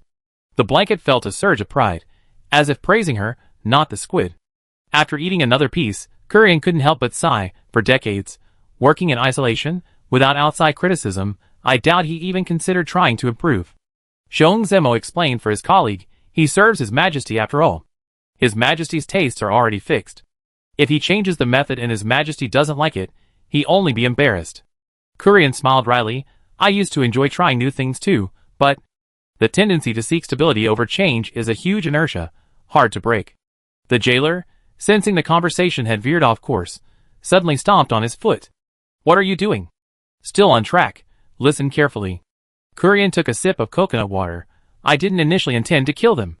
Punishment, fines, it's an unspoken understanding among the nobles. Although I'm the emperor, I'm actually the highest ranking noble in the country. Then why? Because I discovered they weren't afraid of me anymore, Korean said. They're betting everything, thinking about which prince will succeed to the throne. They think I'm old and feeble, sitting on the throne, just an old man who intimidates his ministers with his roar. In that mess with the sirens, I cleaned up their mess, but I was seen as having lost the boldness of my youth. Ha ha ha. Korean laughed, but there was a hint of sadness in his voice. They nearly ignited war between the continent and the sea, plunging countless Anana people into an abyss of chaos, causing countless lives to be lost, families torn apart, and lives shattered. I abandoned the dignity of the Lion King, painstakingly cleaning up the mess the nobles had created for the sake of billions of lives, yet they despised me, believing I was cowardly for not smashing the mess in the Falling Star Sea. He dealt with the domestically troublesome old nobles by dealing with the siren incident, stripping many of their titles, yet outwardly he adopted a fawning, appeasing stance, while privately he harbored great resentment towards Korean.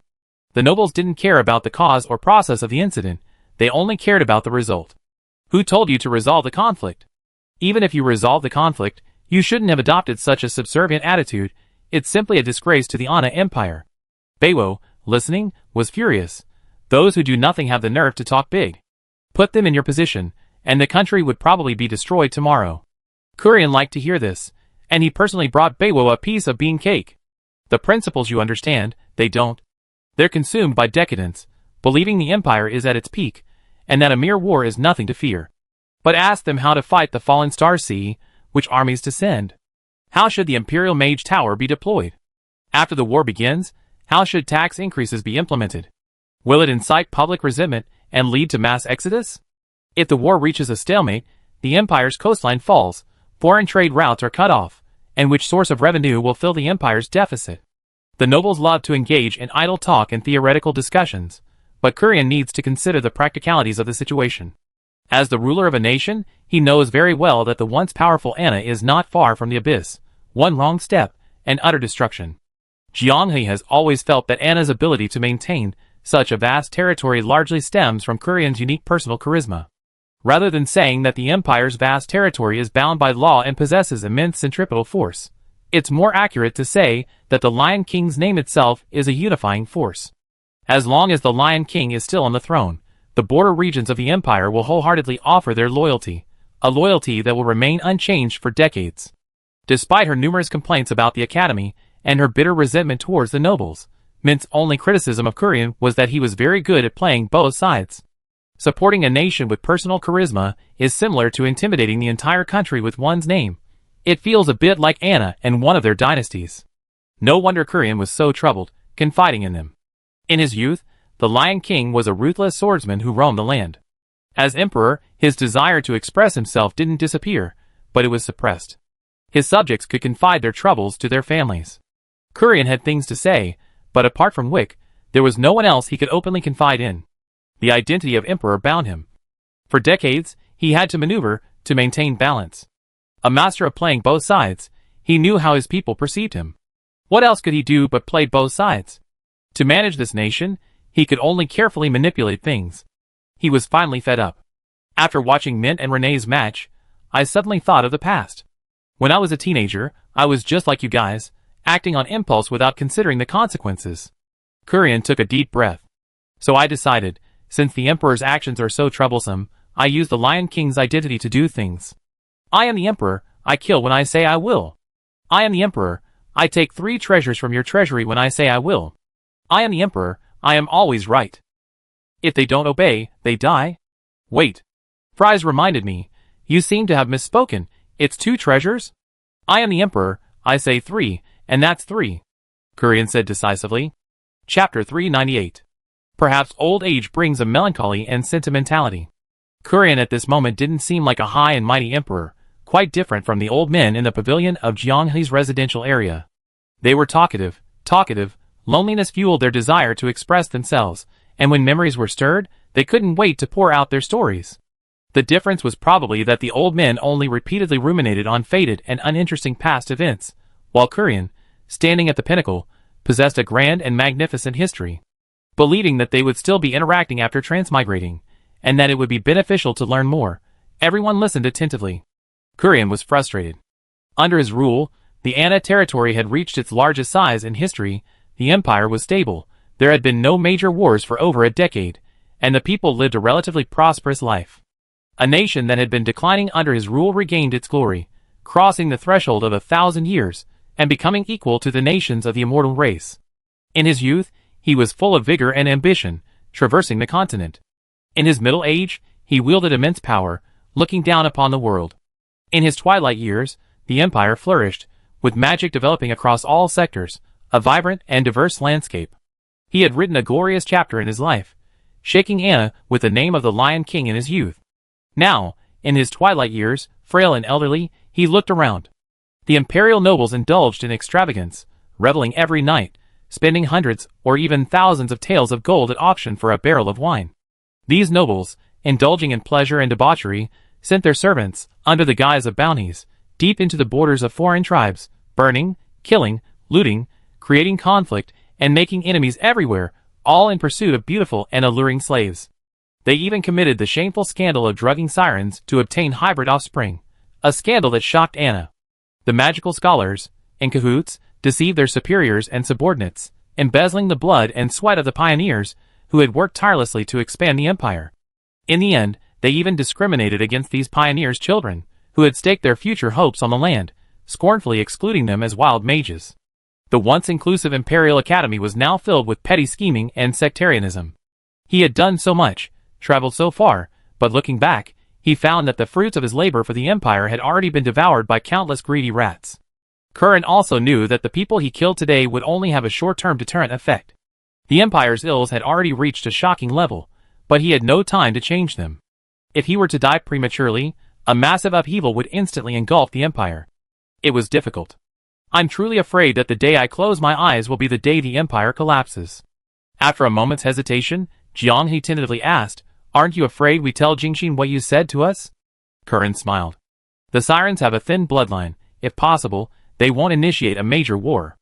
I hope you can tell her that I will instruct the future successor of the empire never to wage war against the sea unless absolutely necessary. The aura of the nobility on the border between the real and virtual worlds is a plague bestowed upon them by the fallen star sirens. Powerful, yet with little interest in fighting, preferring to frolic and run wild in the sea, no one in Anna wants to provoke the sirens. The so-called giving face to the border between the real and virtual worlds is more about giving face to the sirens. Juzika drank a glass of corn juice, smacking his lips. Your Majesty, if you had placed the child on the throne sooner, wouldn't you have avoided many things? It would have given him early training. Hearing this, Kurian's smile turned bitter. Wick, who had been with him for most of his life, hesitated, seemingly wanting to find a reason to interrupt the conversation. Kurian had only eaten one piece of bean cake when he sighed deeply. If only they were even a fraction like me, ha! He should have stopped there, but after a cold snort, he continued, his anger still simmering. The eldest prince, Tiago, is allied with the nobles, sparing no effort in buying and currying favor, completely siding with them. Today, when I killed someone, he dared to stand up for me. At this point, Kurian's chest heaved violently, and he almost choked on his anger.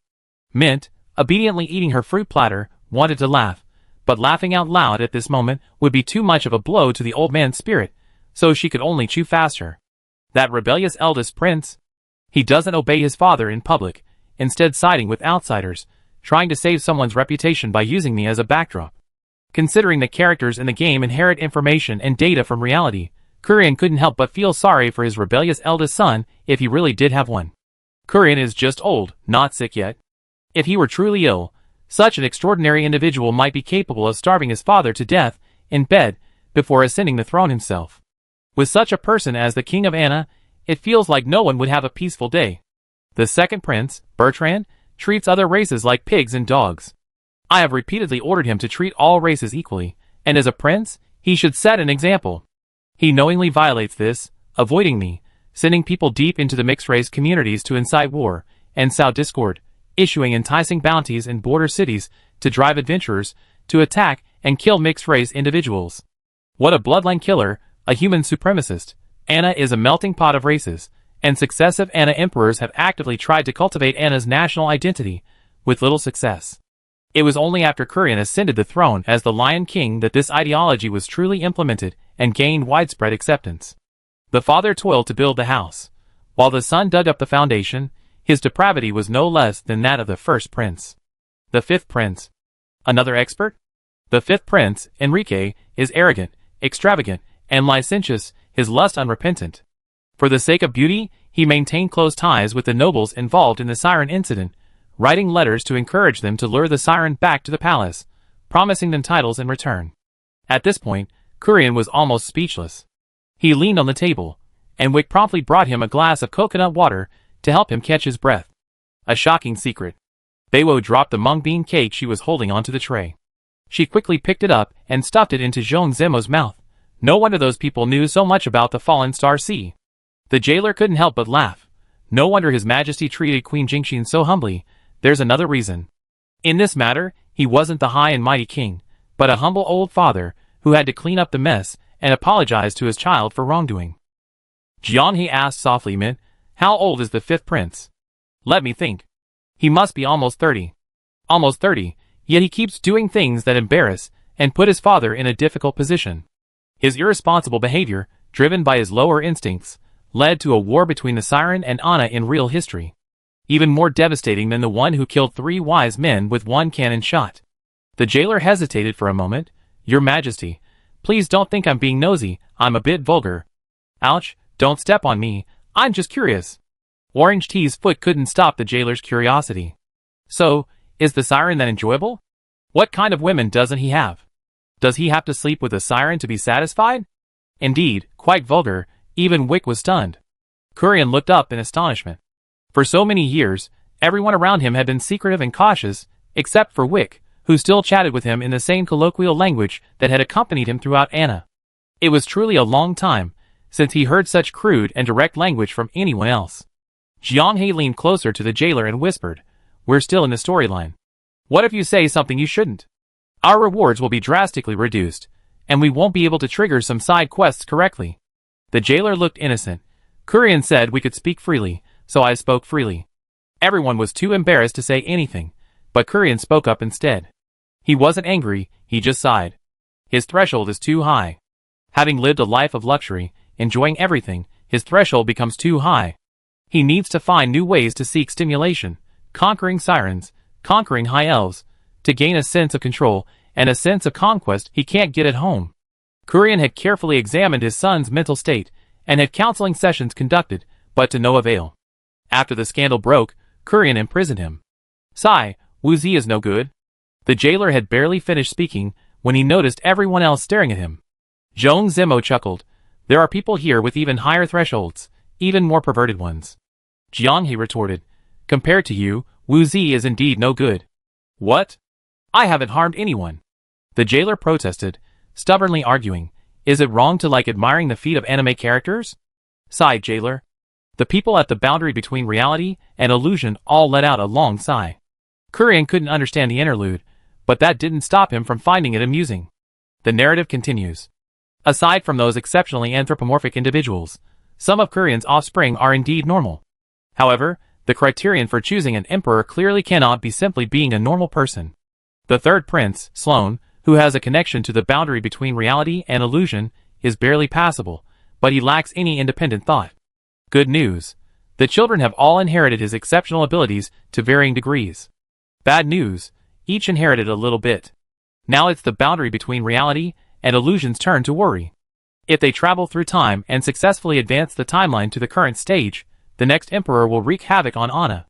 And then, coincidentally, Anna's vicious cycle is successfully repaired. What a joke. The vast empire disintegrates, and they have nowhere to go but to hide in the sea. While everyone is lost in thought, it doesn't stop Kurian from pouring out his heart. The topic of offspring is heavy and vexing. He begins to wonder how the boundary between reality and illusion came together.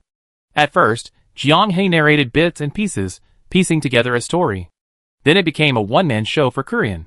In return, he told his own story, a very long one. It seemed that as long as they sat there, Kurian would endlessly continue the conversation. He wasn't like a lion king, but more like a cuckoo chirping softly on a balcony at night. Kurian found the feeling of adventuring across the continent with Wick in his youth, his words carrying the carefree feeling of a summer breeze. The rhythmic rustling of every leaf in the forest filled the air. Seeking refuge from the heat under the shade of a tree, he chewed on a thin blade of grass, crossed his legs, and swayed to the rhythm of the wind. Wick leaned against a large tree, eyes closed, resting in the sweltering heat, wasting energy using ice magic to maintain his dashing appearance despite the heavy rain. The cool breeze wafting from the hem of his robe benefited him.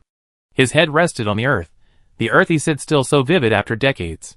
His mentor had once told him that taste and smell could be deceived by memory. Curran felt that the wild grasses he had chewed in those summers were as sweet as honey. He had his guards help him find them, and alone in his study, he and Wick each sucked on a single blade. At the pinnacle of imperial power, the two old men savored various kinds of weeds, yet they could never find the sweetness that lingered in their mouths from those times.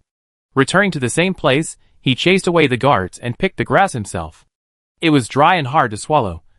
He spat it out repeatedly as soon as it entered his mouth. From then on, the grass in his memory tasted entirely bitter. Even though Curran didn't want to admit it, his brain had rewritten that memory with new sensations. Seeing the boundary between reality and illusion, his urge to express himself was stronger than ever before, and in his mind, the taste of grass became sweet again. Wick reminded him to stop talking. Quite some time had passed, and tea and pastries were served one after another. He was already full from the orange tea, and let out a satisfied burp. Curran glanced at the sky and chuckled self-deprecatingly. Take them to my private treasury. Wick tried to correct him. 2 items? I said 3, so it's 3. I haven't felt this comfortable in a long time. They deserve it. Noticing that Curran wasn't accompanying them, Jianghe glanced sideways, and saw that he had closed his eyes to rest, a smile still playing on his lips. He seemed to know everyone was watching. I won't go. I remembered some happy things. Before they go far, I need to take a nap. At the palace, in front of the gates of Curran's private treasury, Wick dismissed the surrounding servants. With no one around, he pulled a thick, grayish-brown scroll from his robes. Take this. It contains some insights I gained about the application of magic. It should be helpful for you high-level mages. Wick's magical insights details on magic advancement written by Kurian as a close friend before he even reached the 8th rank.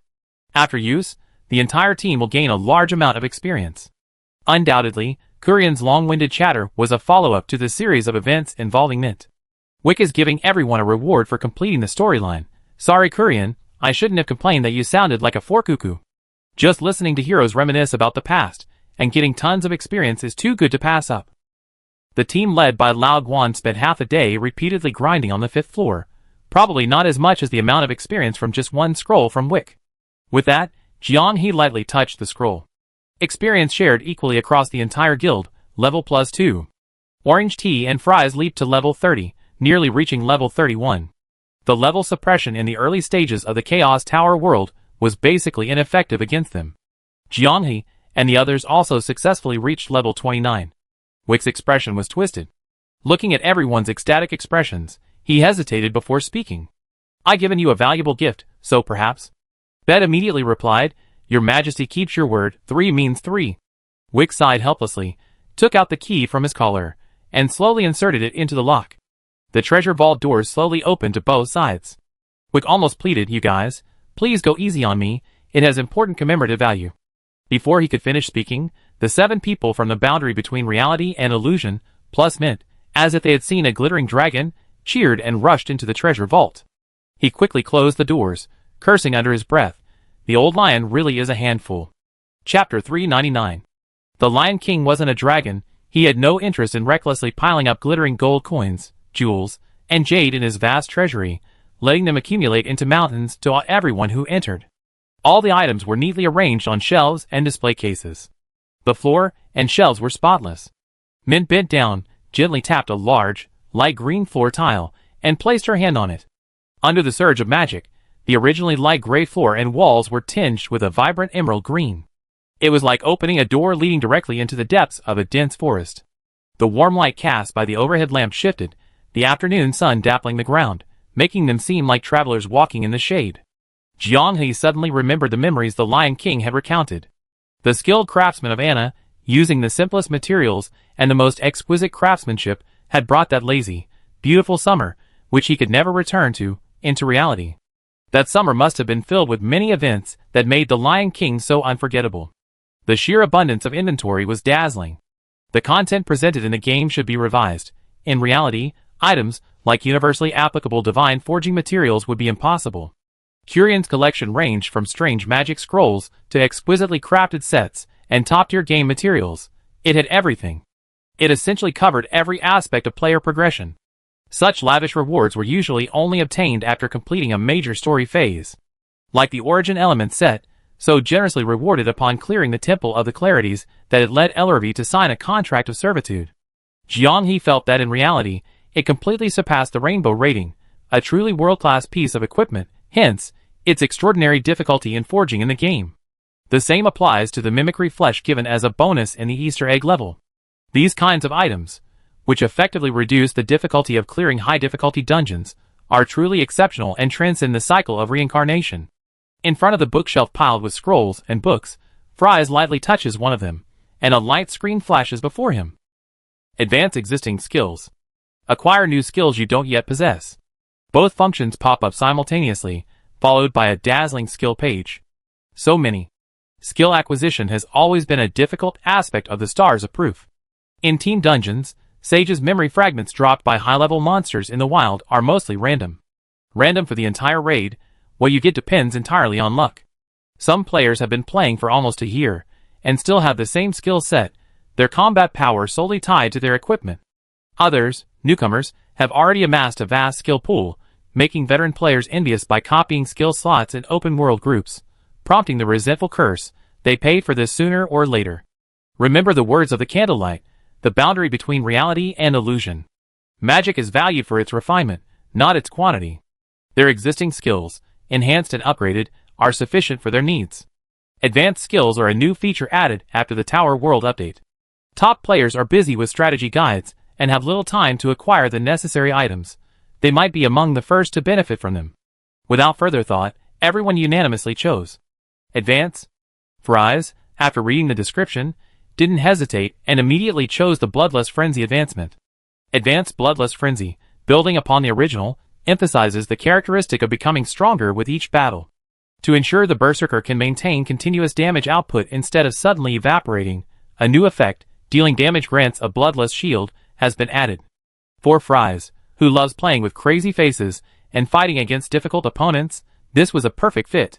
As long as you land a hit, you gain leeway for the next strike. But what if the shield gives you too much confidence in high-level gameplay, leading to an overconfident and fatal mistake? She experienced that before when playing games with Jiang He. Lying down on the ground, summoning Jiang He to enjoy the aftermath, he loved those adrenaline-pumping moments. Jiang He advanced a non-magic warrior skill, Dussel's Spatial Slash. This wasn't a betrayal of the magic warrior class. Magic warriors, as all-around classes, inherently have a win-win mentality. Magic warriors can learn all skills except those related to faith. His selectable skill list unfolded, projected onto a 360-degree screen, like a panoramic cockpit. Each skill's dynamic display a corner of the battlefield. The advanced Spatial Slash consumed less mana, was more powerful, and had a more concealed casting animation. No further functional changes, just a pure numerical upgrade. This perfectly aligns with Dussel's original intention in creating it, to sever everything. Zhong Zemo has advanced his skill, Shield Soul. The original description of Shield Soul was to strengthen another shield at the cost of the durability of an equipment of the same quality. Smart players, seeing such a simple description, would all think the same thing. Can I sacrifice the strengthened shield again, creating a nested effect? The proof of the stars block this path. Item strengthened by Shield Soul cannot be cast a second time. However, the advanced Shield Soul allows for one more nested effect. Zhong Zemo already had various types of shields in his inventory for emergencies, so being able to advance Shield Soul made him overjoyed. After some thought, the 4 primal bodies also chose numerical beauty. Advanced Elemental Fusion Torrent. Enhances magical power, reduces mana loss, and generates an elemental shield to protect the caster during casting. Staying steadfastly on the magic turret path. Bedbed upgraded Shadow Doppelganger. This skill, which summons shadow figures to help share damage, she called a divine skill. Not only can it block for herself, but it can also block for teammates, and after upgrading, it can summon 2 at once. As long as it's not instant death damage, 2 Shadow Doppelgangers are enough to save someone from the clutches of death. Orange Tea upgraded the basic summoning spell. After upgrading, the effects provided by the summoned entities are comprehensively improved. The original summoning spell required the corresponding spirit to surround the assisted target to remain effective. After upgrading, even after the spirit leaves, it continues for a period of time, enough for Orange Tea to complete a complete cycle. Jailer took the longest time. Everyone was preparing to leave the bookshelf piled high with scrolls, but he was still deep in thought. Ultimately, he forewent the temptation of summoning Death Stalkers +6, opting instead for the unexpected Corrupted Corpse Explosion. Spirit Manipulation. Are Death Stalkers better? Orange Tea, already well versed in the game, squatted beside the jailer, watching him hesitate until he made his choice, at which point she felt a little dizzy. Advancing to Corrupted Corpse Explosion automatically triggers Death Stalkers when there are no corpses nearby, quickly summoning and detonating zombies. The power increases based on the number of necromancers the necromancer can summon. The jailer explained his reasoning. Currently, I can summon 3 stalkers, which is double the power of Corpse Explosion. There will be further advancements later. I chose to advance to Death Stalkers, increasing the number of stalkers I can control, indirectly increasing the power. A win-win situation.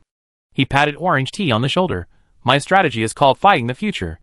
Tea God tilted his head. And now? Jailer Bro immediately replied, sucking your blood. Everyone heard him from afar and laughed.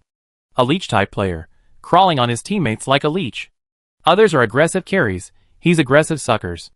Just now, he said his spirit manipulation was somewhat strong. The necromancer was like a person, significantly improving the team's role. And now he's talking about fighting the future again. The random team would have been kicked out by the captain 1,000 times over. Orange Tea said disdainfully, why are you always playing the future warrior? You're useless in the next round of battle. I won't let you eat a single spirit. If Nonya were here, given her years of experience copying and pasting news from foreign websites, it would probably be an article titled Support Daddy Publicly Abandons Teammates, Discord within the team at the boundary between reality and illusion. Or, Jailer Bros suspected of lacking professional ethics. Orange Tea tearfully engages in palace intrigue. Don't rush, everyone. My second reward is also a memory fragment, specifically the Death Servant advancement. Now I can summon 6 spies. Theoretically, the power of the corpse explosion from Void Corpse creation can increase by at least 5 times. What if I can find higher level Death Cervantes later, and continue advancing them? Do you understand the value of creating a nuclear explosion with bare hands? It's clear that the jailer is focused on 2 paths, mastering spirit manipulation and creating nuclear bombs from corpse explosions. However, having chosen 2 advancements, he only has 1 reward opportunity left. Crystal boxes nourished by plant essences were pushed open, their dazzling treasures captivating the eye. The Divine Forging Universal Material, which had almost run out of stock at the boundary between the real and virtual worlds due to Eloradia's exploitation, now has a new restocking channel. To ensure the successful forging of the complete Origin element set, they needed to build up some inventory. 1 reward attempt could be exchanged for 2 sets of Divine Forging Universal Materials. There was no room for negotiation. Jianghe decided to explore further. He went to the area displaying various armors and lightly touched the display case. A light screen popped up, revealing a set of Lion King's tokens. The only difference being the elemental attribute. It wasn't as good as the set Kurian had given him earlier. There's a piece of equipment here that I think I can take. Hearing this, Jianghe went to French Fry's side. In a wooden box, on top of a blue velvet cushion, lay a long sword that appeared to be forged from obsidian. Such a familiar design, French Fries murmured, drawing his own raging lion sword. The style and forging technique of the sword were exactly the same. The long sword in the wooden box had a wolf's head raised and howling engraved on its hilt. Fry's raging lion's sword, on the other hand, had a majestic lion's head on its hilt. "Wick, is this your old sword?" Wick approached as they touched the display case of the wolf knife, hesitant to speak. He pleaded no, but, "If you could, please don't take it." "Oh," Jiang asked curiously, "this is the so-called commemorative item you mentioned?" Wick waved his hand, dispelling the protective magic circle around the wolf knife, and gently took its sharp edge from its sheath. It was well preserved. Wick flicked it lightly, producing a long, resonant sound. His expression was complex as he looked at the furious lion in Fry's hand, his gaze softening. "Curran and I, young and ambitious, said we'd travel all over Anna, but in reality, we didn't even cover half of Anna. But we were lucky. We met new companions not long after we set off. Both of you are mages. We teamed up, sweeping across the land under the name of the Lion King Adventurers. We defeated high elves, challenged sirens that came ashore, punished man-eating cave spiders, and even tamed a group of goofy bull-like monsters as mounts. We once dug a cave in a valley southwest of Windpod City in the southern border of the Empire, dreaming of settling down there. Here we are, a mysterious hunting spot. Since Victor mentioned it, it must be a hidden location that players can find after obtaining the information. 3 years have passed in a flash.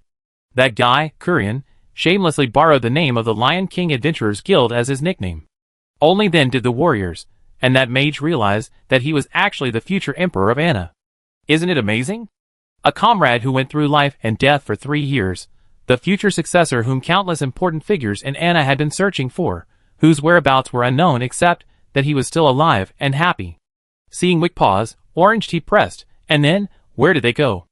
Wick's lips curled into a smile, like a pebble thrown into a still lake, a silent ripple of happiness spreading across his face.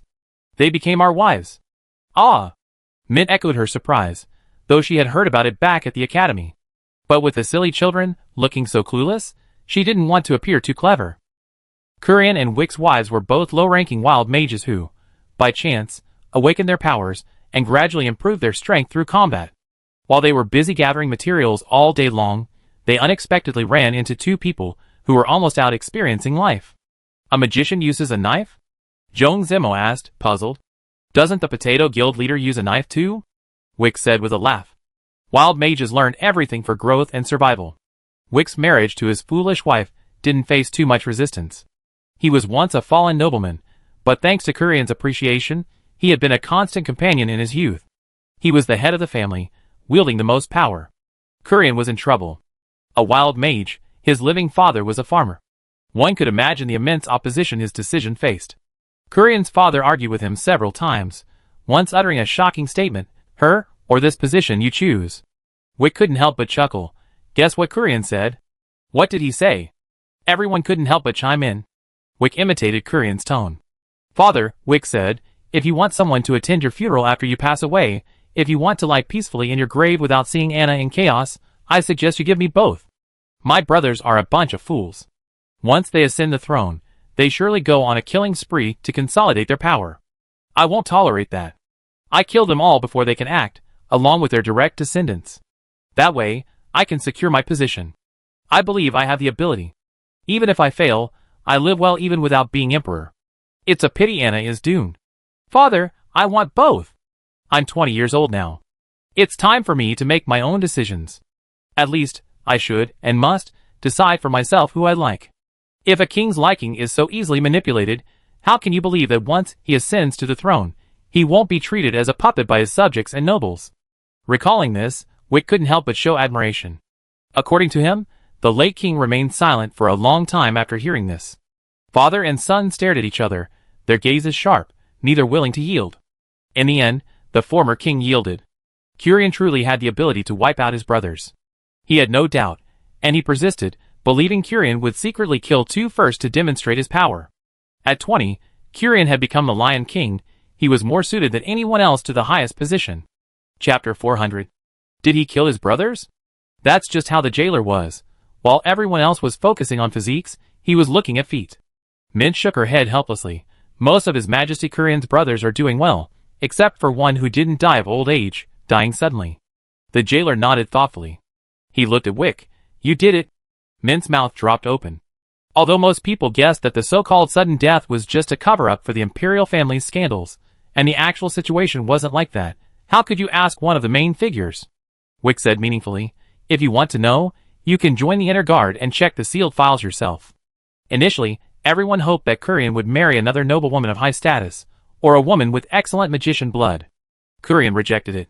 So, the late king suggested that she change her name and be included in the genealogy of a nobleman, which would be a happy ending for everyone. Kurian rejected the idea again, stating bluntly, she has her own father. You wouldn't want me to have a different father to worship after you die, would you? Wick recalled this, and everyone burst into laughter. The Master of Balance was incredibly headstrong in his youth, defying everyone and acting on impulse. This is perhaps the most absurd leap in status in history. A seemingly unremarkable, unsophisticated peasant girl, aside from a bit of beauty, suddenly became Queen of Anna. When she officially moved in, she brought with her 2 wolves tamed during her adventurer days. At the wedding, the 2 wolves became mascots, accompanying everyone. Thus, her title and real name were privately replaced by Wolf Queen. Many were waiting to see the Wolf Queen and Kurian fail.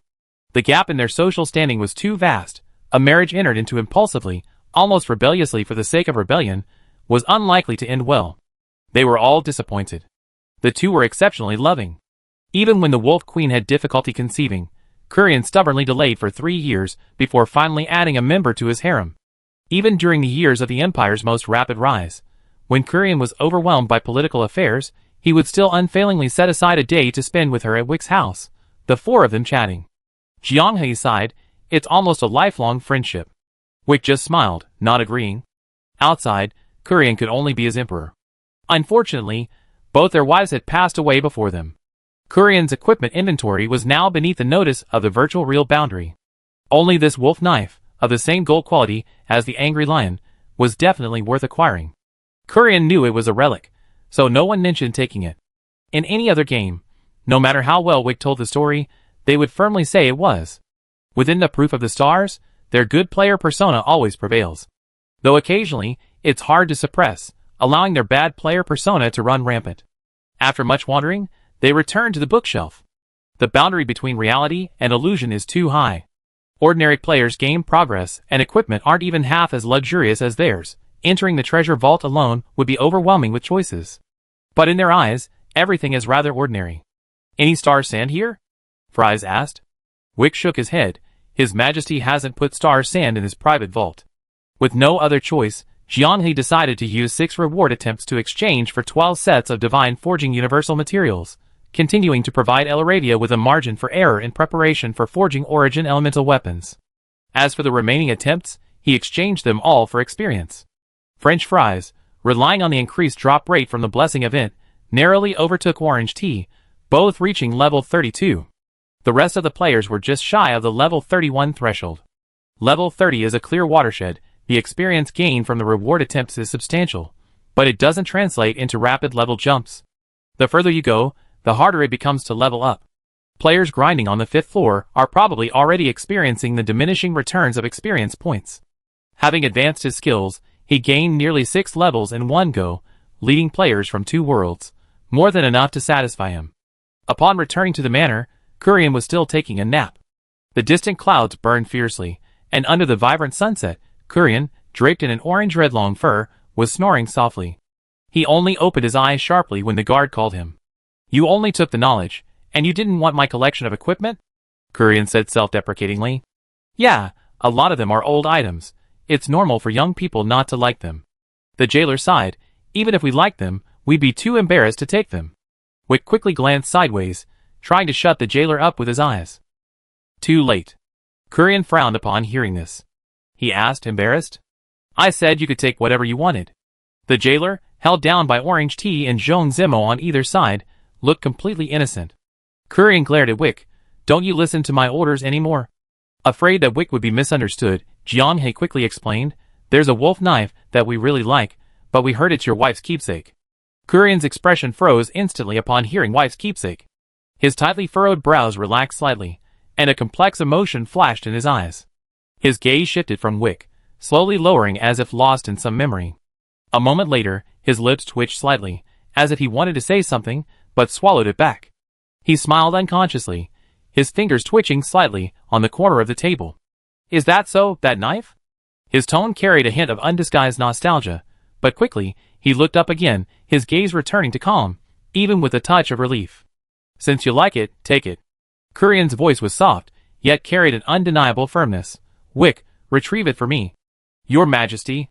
Weapons shouldn't remain in our hands, rusting and becoming lifeless objects on the altar, Kurian said.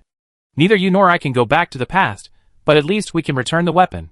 Wick relented, turning to leave, and soon the wolf knife appeared before them. It's yours now. The angry lion and this one were crafted by the same artisan, the most skilled elven craftsman, said to be able to forge a person's form and will into their weapon. Fries handed the angry lion to Jianghe, the meaning clear. Let me play with this first. You use this. Such a good thing? The elemental hard short sword finally reached its retirement age. This anti-spirit weapon had accompanied him through half a year of StarCraft, but it could no longer keep up with the current game's difficulty. It was a glorious retirement. Your Majesty, does it have a name? Kurian shook his head with a smile. No, she said I was childish to name the sword Angry Lion. She would never do that. But, privately, Vic and I both call it Mad Wolf, somewhat like her, occasionally acting crazy. Do you know, even after she became queen, she would take her maids to pick flowers and sip nectar in the courtyard. When asked why, she said it was fun, and she even stick the flowers to her lips, making me try it too. To keep the people below from gossiping, I went to great lengths. For example, picking flowers and sip nectar with her. Sigh, those sycophants quickly brought out jars of honey. Jianghe suddenly understood why older people always liked to reminisce, rambling on about the past. Those who weren't there could hardly comprehend how beautiful that summer the four of them had experienced truly was. As if they had grown up in an instant, they learned to listen patiently. The jailer also obediently understood the atmosphere, and didn't interrupt. Only when Kurian got tired of talking, and went home to rest did the others look at the aged Lion King with some pity. Loneliness repression. It's rare to find someone other than Wick to confide in, especially someone so young. Even the Supreme King of Anna can't help but show his vulnerable side. The most suitable confidant would have been his children, but unfortunately, there are too many anthropomorphic creatures. The storyline seems to have ended with the closure of the vault. What will happen next? After traversing Anna and retracing this history, what can they still do? Hesitantly, Fries lightly touched the wolf knife. The Mad Wolf, named by Kurian, appeared on the projection screen. Story reward item gold, full quality. The longsword once wielded by the Wolf Queen. Her greatest skill wasn't magic, but physical combat. It is said that weapons forged by the same craftsman resonate with each other. Like the Lion of Wrath, it is one of the three blessings. Mad Wolf. When attacking, there is a chance that a phantom of a Mad Wolf will appear to assist in dealing damage. Pack of Wolves, activated by consuming mana or a shield, grants each teammate the Friend of the Wolf status. Team members with the Friend of the Wolf status have a chance to have a pack of wolf phantoms appear behind the enemy to assist in the attack when they hit them. Selectable blessing. Fry's eyes lit up, absolutely delighted. The first blessing is identical to the Angry Lion Phantom, no need to elaborate. The second blessing is simply amazing. After activation, all members enjoy the amplification effect, essentially a group buff.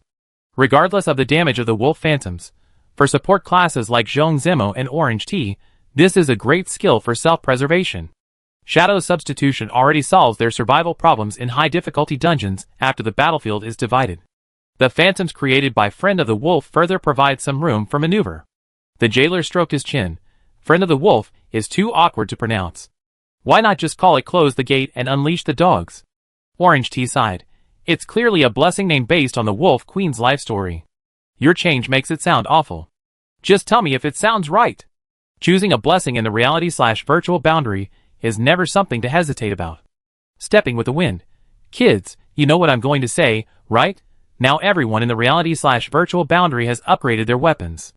The only one still in need is the 4 primitives. With everyone having gold weapons now, his isn't quite enough. Don't worry, after Elaravia finishes crafting my equipment, it'd be time for Origin Elemental weapons. You go first this time. The jailer patted his chest generously. The 4 primitives just chuckled dryly. Guess why everyone's using reward attempts to exchange for 12 sets of Divine Forging Universal materials. The success rate of forging the Shameful Dragon is truly embarrassing. Hopefully, this time she's not just saying this time it definitely work. She's practically emptied the virtual reality boundary. The T0 Guild, virtual reality boundary, which has never lacked resources since the server opened, is now facing a shortage of top-tier items, all thanks to her repeated furnace explosions. I really don't dare imagine how to continue this storyline after encountering her and Anna. Would a gentle reminder effectively improve the forging success rate, or should I leave it unchanged to avoid a significant deviation from the simulated progress? Mint stretched lazily, happily tiptoeing. I feel so relieved. All my obsessions and Anna are resolved now. So comfortable. Mint was too happy too soon. The young girl seemed a little forgetful. After returning to the manor for dinner, as she said, she was about to return to the guild, she noticed everyone at the table was staring intently at her. After a long while, with food still in her mouth, she cried out, "Ah, Renee!" Renee wasn't qualified to meet Kurian with the person at the boundary between reality and illusion. For almost a whole day, she hadn't been able to find a chance to enter the manor. By the time Kurian left, it was also time for her to go home. After her defeat in the competition, the atmosphere in the Grelian family was very tense. The patriarch and the elders of the family repeatedly talked to Renee, trying to understand what she was thinking. Their conversations also contained the sinister speculation that she hadn't given her all in the competition. Unable to bear it, she stayed indoors all day. Of course, leaving the house using spatial magic didn't require opening the door. For the first time, the Grelian family felt a deep estrangement from Renee, a estrangement that had previously only existed between her and her parents, but now it had spread to the entire family. Hailed as a future genius destined to write her own chapter in magical history, Renee's importance is self-evident. The dedication and effort Grelian has poured into her over the years is evident to all of Anna. Despite her privileged upbringing, why does Renee's heart drift further and further away from her family? Will the entanglement with her parents truly not fade with time? Over the millennia, Grelian has produced countless outstanding scholars and magicians, but it seems none have truly reached Renee's heart. Returning home, Renee's room is in complete disarray. Renee remains silent, casually using magic to put the scattered items back in their places. She gently refuses the maid's inquiries. She doesn't want to see anyone now. She increasingly prefers silence to conversation. The slightest noise in the house triggers intense anxiety. Renee feels a fire burning fiercely within her, threatening to erupt uncontrollably, igniting her house and everyone around her. To suppress this malice, she had been enduring it. Only when she saw the boundary between reality and illusion, when she saw Mint, did she feel peace. Fast footsteps approached outside the door. Renee slammed the door shut in disgust. After years of living here, she knew the footsteps of everyone. Her parents had arrived. Before they could knock, Renee's soundproofing was already activated, but the other side countered with a retaliatory measure, forcefully creating an opening. Her name was called again and again, like a heavy hammer striking a bronze bell. Renee, panting heavily, sat back on the bed. Her hands clutched her chest. Intense discomfort was surging from within her. Rationality was being slowly devoured. Chapter 401. After dinner, a light drizzle pattered against the window panes. A gust of wind blew in, rattling all the windows of the manor. The wind was strong, and the rain suddenly intensified, pouring down unexpectedly, startling Mint, who was left alone at the manor. The entire guild returned to the reality/virtual border to store their recent gains and check on the situation at Elena and the stronghold. She moved a deck chair to the veranda. The oppressive summer heat was dispelled by the sudden downpour, and the rising warmth dissipated with the wind. Comfortable. Mint took a sip of coconut water, and then savored a bean cake. Looking back 2 years, such a comfortable life was unimaginable to her. Even more unimaginable was that someone like Renee could reconcile with her, and even sympathize with her plight. If it were me, I couldn't stand her family. Mint couldn't help but imagine the two of them switching places. The guards sent by Kurian were dedicated. In the pouring rain, they moved silently, their black robes soaked and clinging to their bodies. If it weren't for the rules, Mint would have invited them in to take shelter. Just then, a figure in a black robe drifted into the corridor. Before Mint could speak, he said in a deep voice, "Urgent news. A violent magical fluctuation has occurred at Grelian's mansion in the suburbs. Some people have sensed space being torn apart." Mint choked on a mouthful of bean cake, and quickly grabbed a coconut water to gulp down.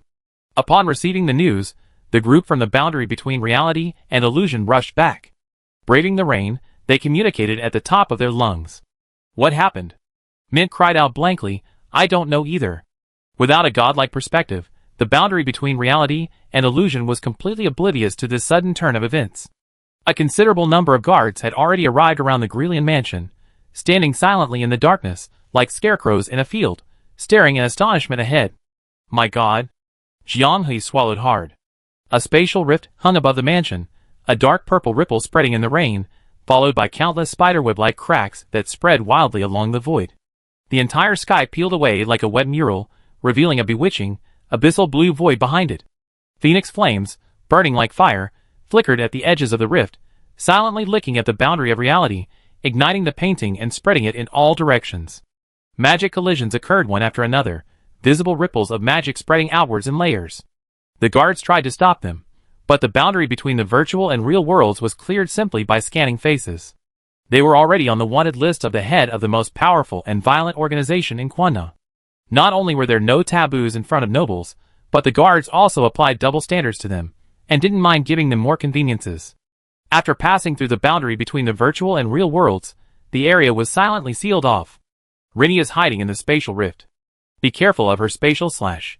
When the flow of magic around you changes, be careful not to be cut by the suddenly appearing rift. The high-ranking mage of Grelian warned loudly. Hasn't the magical artifact arrived yet? I need to stabilize the flow of magic in this area. The passage to the underground warehouse is temporarily blocked by a distorted spatial passage. We must detour.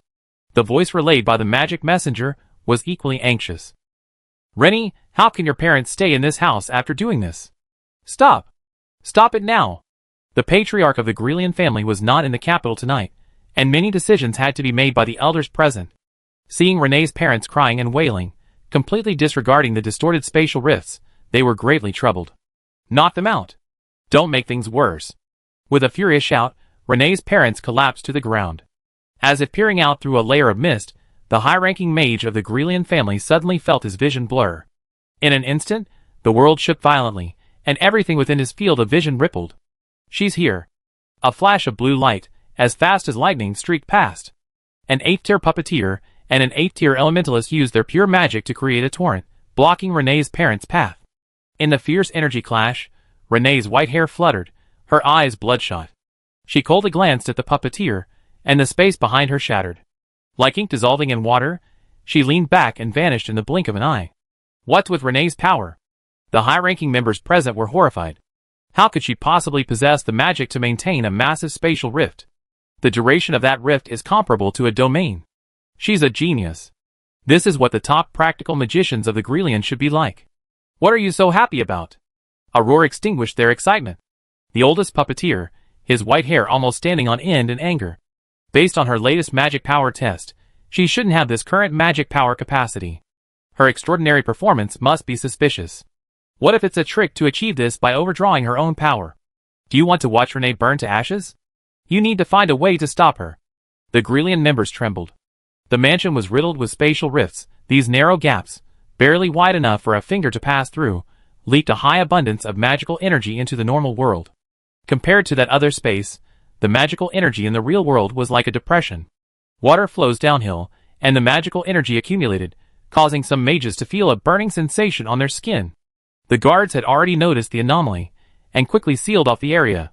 They didn't know what the Grelian family was up to, only that the probability of a high-risk magical event like an explosion had increased dramatically. Not to mention a 7th-tier mage, even an 8th-tier mage would be burned to ashes from the inside out in such an accident. Kurian, who had spent the day chatting about the boundary between reality and illusion, was unusually sleepy, filled with fond memories of the past. Upon hearing the news, he couldn't help but curse and rush to the scene. The inner guards dared not let Kurian get too close. The extent of the explosion's blast radius was not scientifically determined. No scholar could study it. Historical records only documented observations from a distance, with only a handful of those directly involved able to write memoirs. The people from the boundary between reality and illusion have gone in? Kurian asked. Didn't His Majesty order the notification? The inner guard swallowed hard, cautiously asking in return. Kurian was speechless, his worried gaze fixed on the slowly burning edge of the spatial rift. The raging lion, and you, please protect them. As the boundary between reality and illusion crossed the flowerbed in the front yard of the Grelian mansion, a crack suddenly appeared, only the thickness of a finger, spewing forth chilling magic. Like a knife, it slashed a 3-centimeter wound on Beiwo's hand, blood splattering. So dangerous! Beiwo exclaimed in shock. Fries was speechless. This is Renee's doing. Where does she get such a powerful supply of magic? Closer, closer still. Passing through the courtyard, The sound of colliding magic was almost audible. The attic of the Grelian mansion was vertically sliced by a spatial rift that bloomed from top to bottom. The half-structure, no longer supporting its weight, collapsed with a roar as Renee's spatial slash tore through several spells. The heavy wreckage lay before them, flying dust and debris sweeping in all directions, engulfing those who had just entered the battlefield. When she opened her eyes again, Renee held a severed head in her hand. The dragon doll she had fought fiercely with was dragged into an unstable magical space, the high abundance of magic corroding her magical runes, rendering her unable to resist. Blood tears streamed from Renee's eyes, and she made hoarse sounds, as if she couldn't breathe. She was fine when they met during the day, but now she seemed like a demon god who had stepped out of a painting. Holding the dragon woman doll's head in one hand, and dragging her robust body with the other, the high-ranking mage pressed closer to Grelian. The Grelian family had never hesitated so much. They could undoubtedly subdue Renee with all their might, but in the chaos of battle, who could guarantee Renee wouldn't suffer an accident? The confrontation between Mint and Renee required several 9th-rank mages to oversee and protect both sides. Although Grelian had stood for 1,000 years, it hadn't seen a genius with balanced development across all dimensions in a century. Renee's talent was high enough to propel Grelian to another level in the next 1,000 years. Who are you? Why have you intruded? Mint? Someone discovered the boundary between reality and illusion and cried out in surprise. The noise startled Renee. Without hesitation, she threw the doll's corpse into the crowd and flashed behind the family members, who were retreating with their parents. Holy Scripture, heroic spirit summoning. A high-ranking summoner, wielding an ancestral relic, summoned a healer skilled in healing and defense. In a dazzling golden light, Renee's magic, about to touch her parents, was twisted and blocked by a barrier rapidly formed by the heroic spirits. Thrown away by the impact, Renee tumbled rapidly to her feet, landing on all fours. Her fingers unleashed astonishing power, her 10 fingers digging into the mansion's wall, moving sideways with the ease of a spider. At this point, anyone with a sound mind realized that Renee's condition was extremely abnormal. Is this still Renee? These high-ranking figures, focused on their own fields, had only heard bits and pieces from their juniors, initially assuming Renee's problem was hysteria caused by excessive psychological pressure. Now, it seemed the problem was far more serious. Beast-like behavior. This has nothing to do with the psychological state you mentioned. In the torrential rain, Renee lay prone on the wall perpendicular to the ground, exhaling white breath and emitting threatening ha sounds, behaving like a wild beast. The collapse of the spatial plane and the growth of the fissures had almost stopped, but Renee's condition grew increasingly bizarre. Fine beads of blood began to seep from her arm. The torrential rain couldn't wash away the purulent bloodstains. It was like concentrated sulfuric acid, congealing into droplets that scorched the ground upon impact, hissing and smoking. Magic boiling. How can the purity of magic within Renee's body be so high? Mint blurted out first, rushing forward to question the rarely seen high-ranking mages of the Grelian family. What exactly did you do to her? The blood continued to drip, this time even condensing into clusters of crystals. Renee shook her head in agony, her golden eyes, like those of a dragon, fixed intently on the source of the sound. The moment she recognized Mint, her head throbbed even more. It hurt so much. Renee suddenly burst into tears, bloody tears streaming down her face, crystallizing into clusters. The blood seeping from her skin was crystallizing her. The Grelian family had many scholars, but their knowledge base lacked the corresponding experience. The overflowing magic from the spatial rift surged like a torrent, instantly filling the depression in the mansion. The Grelian family's high-ranking members finally couldn't bear it any longer. Go! What about Renee? Do you want to die? This is the prelude to an explosion. 100 of us are just kindling for the explosion. Everyone was shouting at the top of their lungs, the howling wind easily tearing their voices apart, leaving only broken, trembling echoes. More than 10 high-ranking members gritted their teeth, no longer looking at Renee in the eye of the storm, and fled as if their lives depended on it. At the boundary between reality and illusion, everyone felt an intense burning sensation on their skin. Highly abundant magic invaded their bodies, resonating with them. The more sensitive one was to magic, the greater the pain. This was the first time Mint had seen Renee cry. In her memory, Renee had always been as proud as a princess, speaking arrogantly whenever she challenged her to a duel. As the caster, Renee controlled the enormous spatial rift. Her magic was out of control, and the spell began to crumble. The massive rift collapsed inward. The opening that had been overflowing with surging magic instantly became a bottomless black hole, greedily absorbing everything around it. Above the Grelian mansion, a pitch-black sun descended. A torrential downpour plunged into the silent, lightless abyss, revealing the flow of magic within it. A gaping maw, ready to devour everything. Crystallization pierced Renee's delicate skin, causing her limbs to convulse in excruciating pain. Regaining some of her sanity, she shouted at Mint, who was charging towards her. So many voices. In my head? She realized the impending backlash of the spatial magic, but was powerless to control her body pierced by the crystals. Mint, run! The words had barely left her lips when a terrifying suction force ripped the ground apart, the earth becoming as soft as tofu. Renee, still attached to the ground, was lifted into the air, tumbling through the air. You told me to run, of course I won't. Rebellious Mint pulled out a potion and gulped it down. Wind elements seemed to sprout wings for her, and amidst the scattering rubble, she nimbly darted and weaved to Renee's side, grabbing her hands and pulling her down forcefully. The way you're pulling Renee down is like a bat hanging upside down from a tree. Jailer, you bastard, still making sarcastic remarks at a time like this? Mint was furious. Not only Mint was moving, everyone from the boundary between reality and illusion followed, braving the backlash of spatial collapse to reach the black hole. If the fading conscious Renee were sucked in, she would be instantly annihilated. Mint, unable to find an exit, was also doomed. The closer they got to the black hole, the more chaotic the magic became, and no one present could cast spells smoothly. As a player, Jiang He's skill bar was constantly flashing. He couldn't trigger a single skill. How could he possibly stop the raging river with his own strength? The river. Inkfish, where's your invincible anti-magic shield? Anti-magic? Take it out. Jiang He shouted.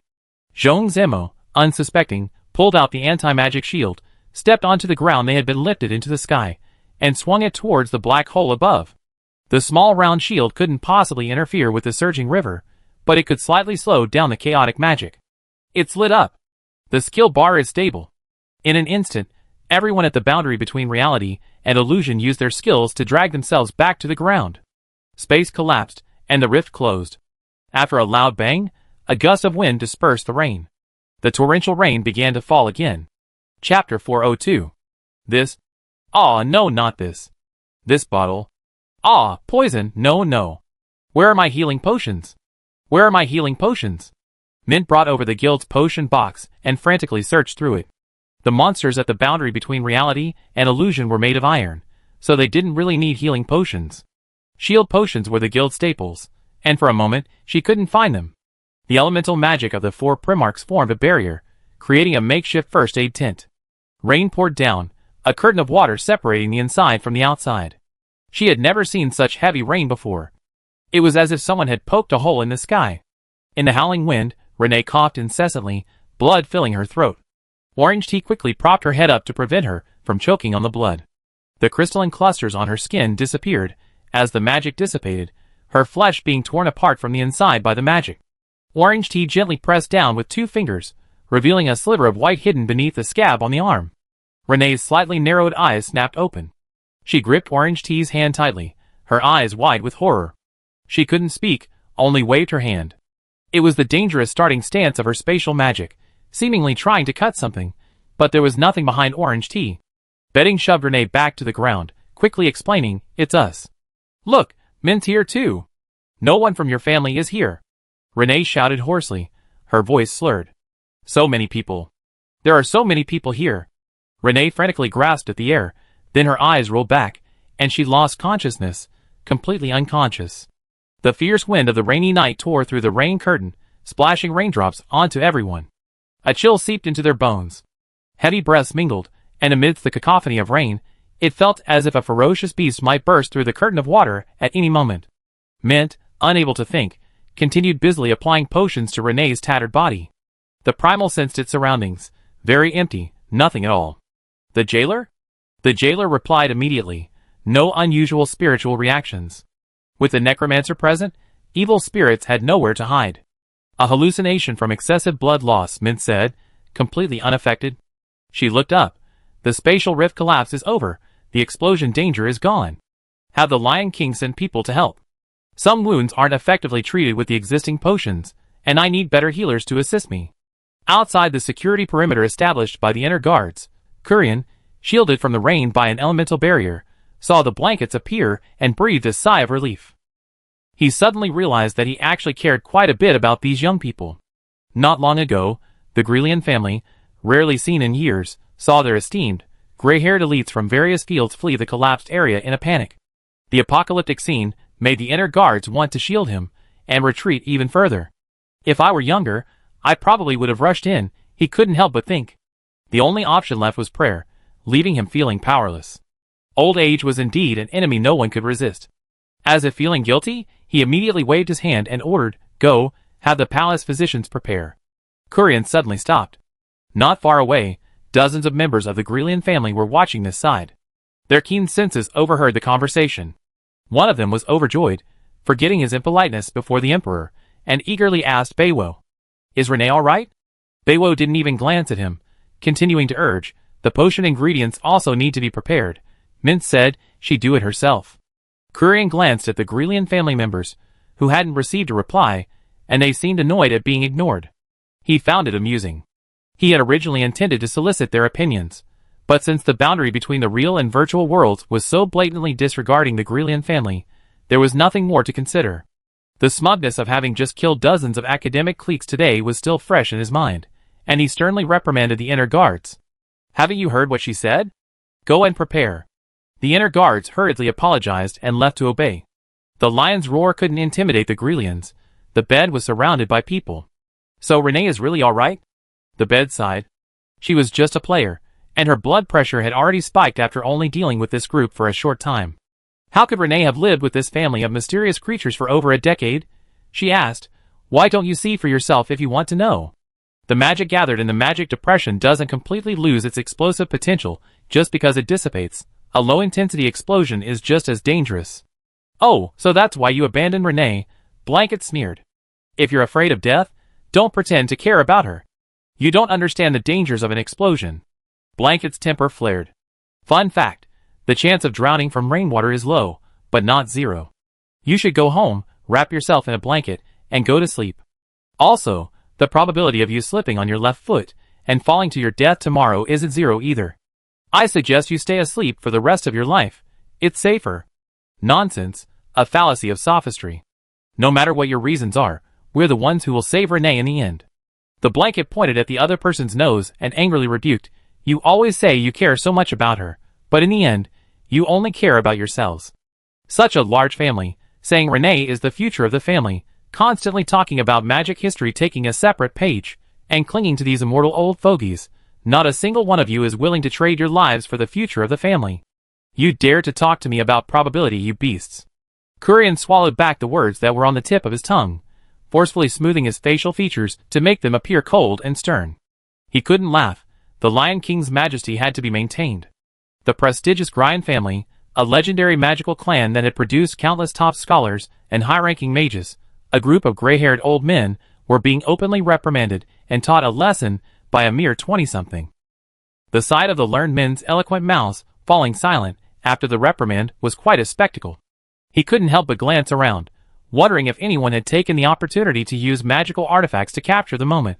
A truly celebratory scene worth revisiting every night before falling asleep. This important figure, whom even low-ranking mages could only humbly look up to when he appeared, was now completely overshadowed, forced to watch helplessly as the guards led the physician into the palace with Mint. "Your Majesty, please allow us to intrude for a moment." Kurian generously replied, "No problem, saving lives is the priority." At this point, he just wanted to see some fun.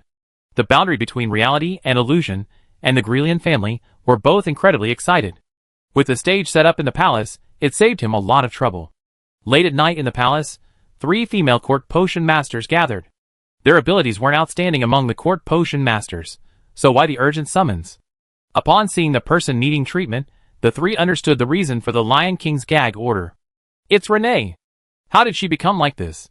These are wounds left by the phenomenon of magical crystallization.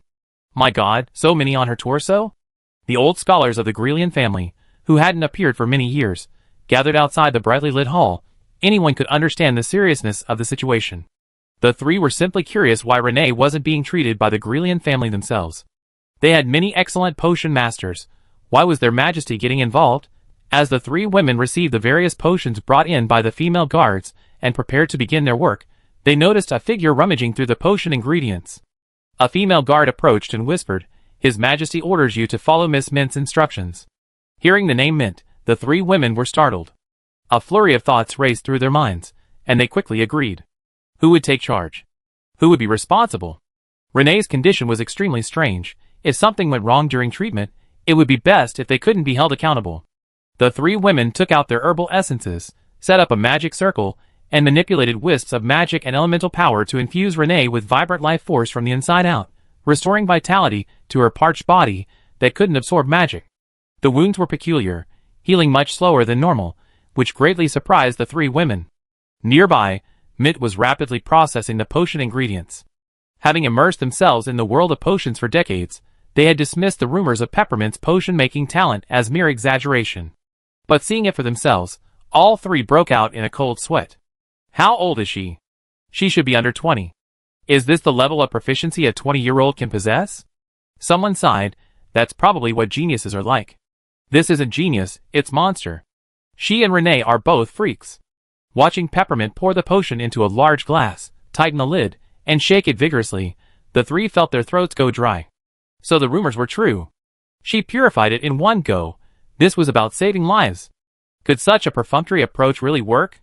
After taking Peppermint's special potion, Renee's parched body gradually regained its magical power, and her intermittent breathing became rhythmic and even. She instinctively curled up, seemingly gaining a sense of security. The court potion masters examined her carefully. Renee's wounds were mostly treated, though she would experience hallucinatory pain for a short time. In healing, I can't compare to you. The three court potion masters bowed humbly. You flatter me. Without a trace of arrogance, having witnessed Mint's unparalleled cocktail purification method, they truly felt the vast chasm between people. Did you administer a sedative to Renee? The pain of cleaning wounds is unbearable for most, yet her only reaction was twitching and trembling. The effect is truly remarkable. Mint was taken aback. The four exchanged glances, instantly realizing the problem. Mint lifted Renee's eyelids. Her eyes were white, empty. One of them released a ball of light that hovered above Renee's head. Weak reaction to light. Test limbs. Pain sensation weak. Test again. They forcefully pried at Renee's knuckles, but she remained dazed, muttering incoherently. The faint babbling was incoherent and unintelligible. Mint gritted her teeth and rushed out of the hall. While the treatment was underway inside the hall, outside, within the soundproofing array, Grillian was engaged in a friendly exchange with the boundary between reality and illusion. Mint charged into the array without a word. What have you done to Renee? Beastification, magic crystallization, sensory dulling, consciousness deterioration, and that illogical spatial magic anomaly. After reciting such a long list, the Grillian family was completely dumbfounded. Just then, the potion's master Grillian, from another city-state, arrived. He went straight into the hall, checked Renee's condition, and his expression changed drastically. His reaction was identical to Mint's. He immediately came out to interrogate the family members. The chaos tonight began with Renee's sudden, unpredictable outburst. In the massive explosion of spatial magic, of the 6 people in the room who had been complaining about Renee's lack of understanding, 1 was dead and 5 were injured. The mansion was subsequently destroyed by spatial magic, and the exact number of casualties is currently unknown. Those present were all elderly people focused on researching specialized magic in the workshop, and were unaware of the further details. Several people were questioned, and their answers were all the same. We just wanted to channel Renee's dissatisfaction with the family. They all swore they hadn't done anything beyond their words. What's wrong with Renee now? Mint suppressed her anger and took a deep breath. Her consciousness is extremely disordered. She can't respond to external stimuli, like a puppet whose magic array has shattered. Assuming what you're saying is true, it can only be that a demon has appeared and silently stolen her mind. Potions masters are of little use in treating matters of consciousness. The immediate priority is to find a master of mental magic. But unfortunately, the top scholar specializing in mental magic wasn't even within the Empire's borders. He was a half-werewolf. If there's no top-tier one, then how about the second best? The jailer's matter-of-fact remark prompted Kurian to speak up. The 2 next best passed away a couple of years ago, one of them being from the Grillian family. Whether the remaining mental magicians can be of any help, in terms of both scholarship and rank, is questionable. Jiang He suddenly looked up, exchanging a glance with Fries, knowing they were on the same page. Your Majesty, we also know a master of mental magic. Mint explained in realization. Right? Who could be more suited to the title of Master of Mental Magic than Mother Metasequoia? How could someone who can engage in a spiritual battle with a demon for centuries, ultimately suppressing and controlling it, making it work for them, be anything less than exceptional? A master? The Grelian man questioned first. Mental magic, like spatial magic, is practiced by very few. This circle is small. Who are you talking about? The identity of the water cypress could not be revealed, and Jianghe only replied with 4 words. No comment. Without waiting for the Grelian family's agreement, Mint immediately inquired with Kurian, demanding the communication device directly connecting to the fallen star C. Rennie is one of us at Grelian.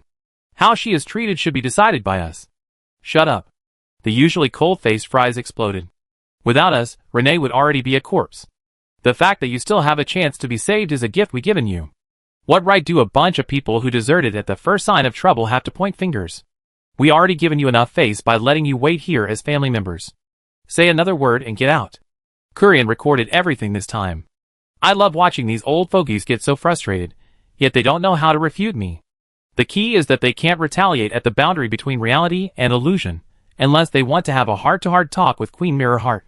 Mint's tearful plea for help made Watercress, who had just arrived at Fallen Star C, clench her heart. With Mirror Heart's help, she returned through the night, arriving at Anna Palace at dawn. Mom! Mint rushed to her.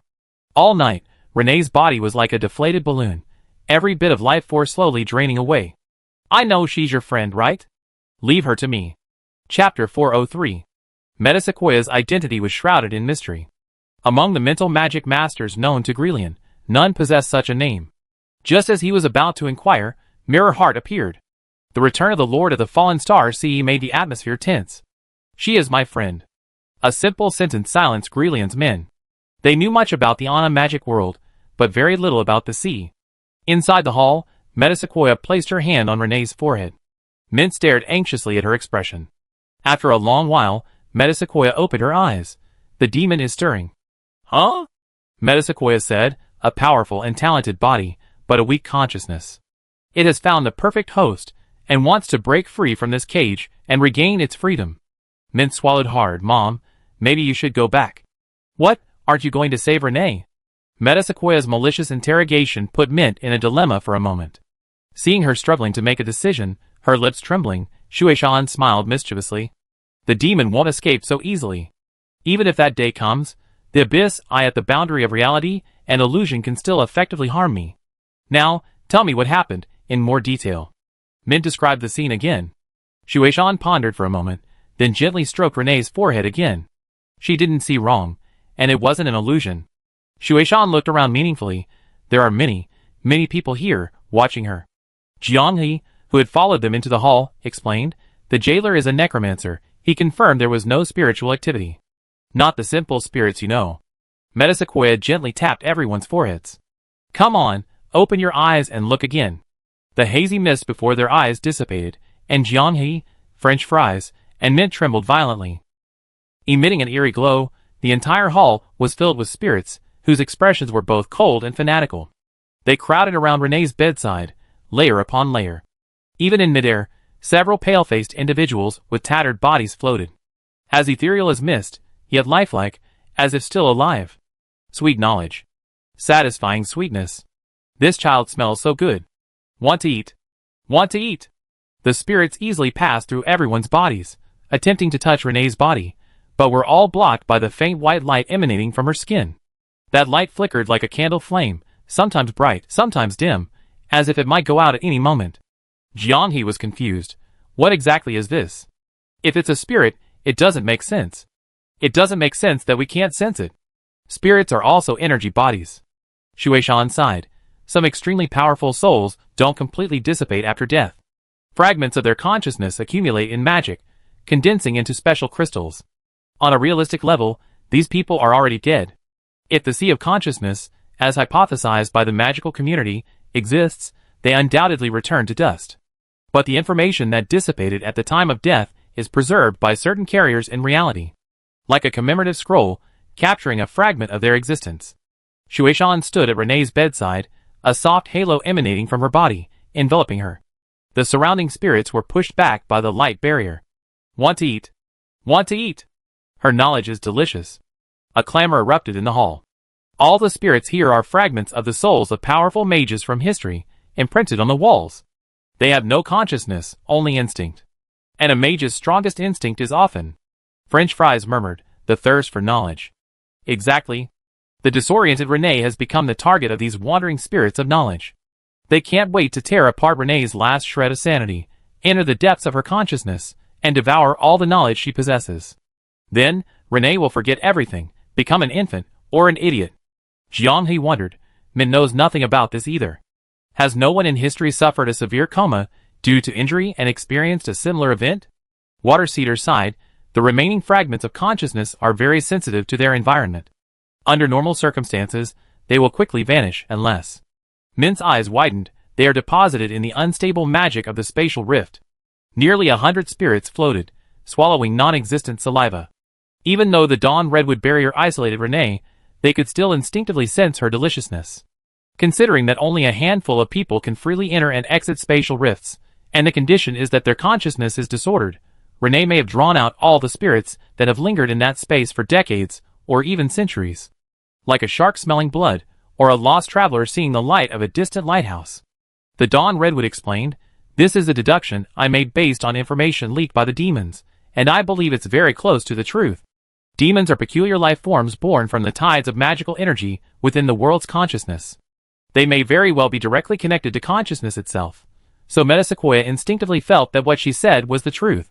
So once these spirits vanish, Renee will wake up? Mint breathed a sigh of relief.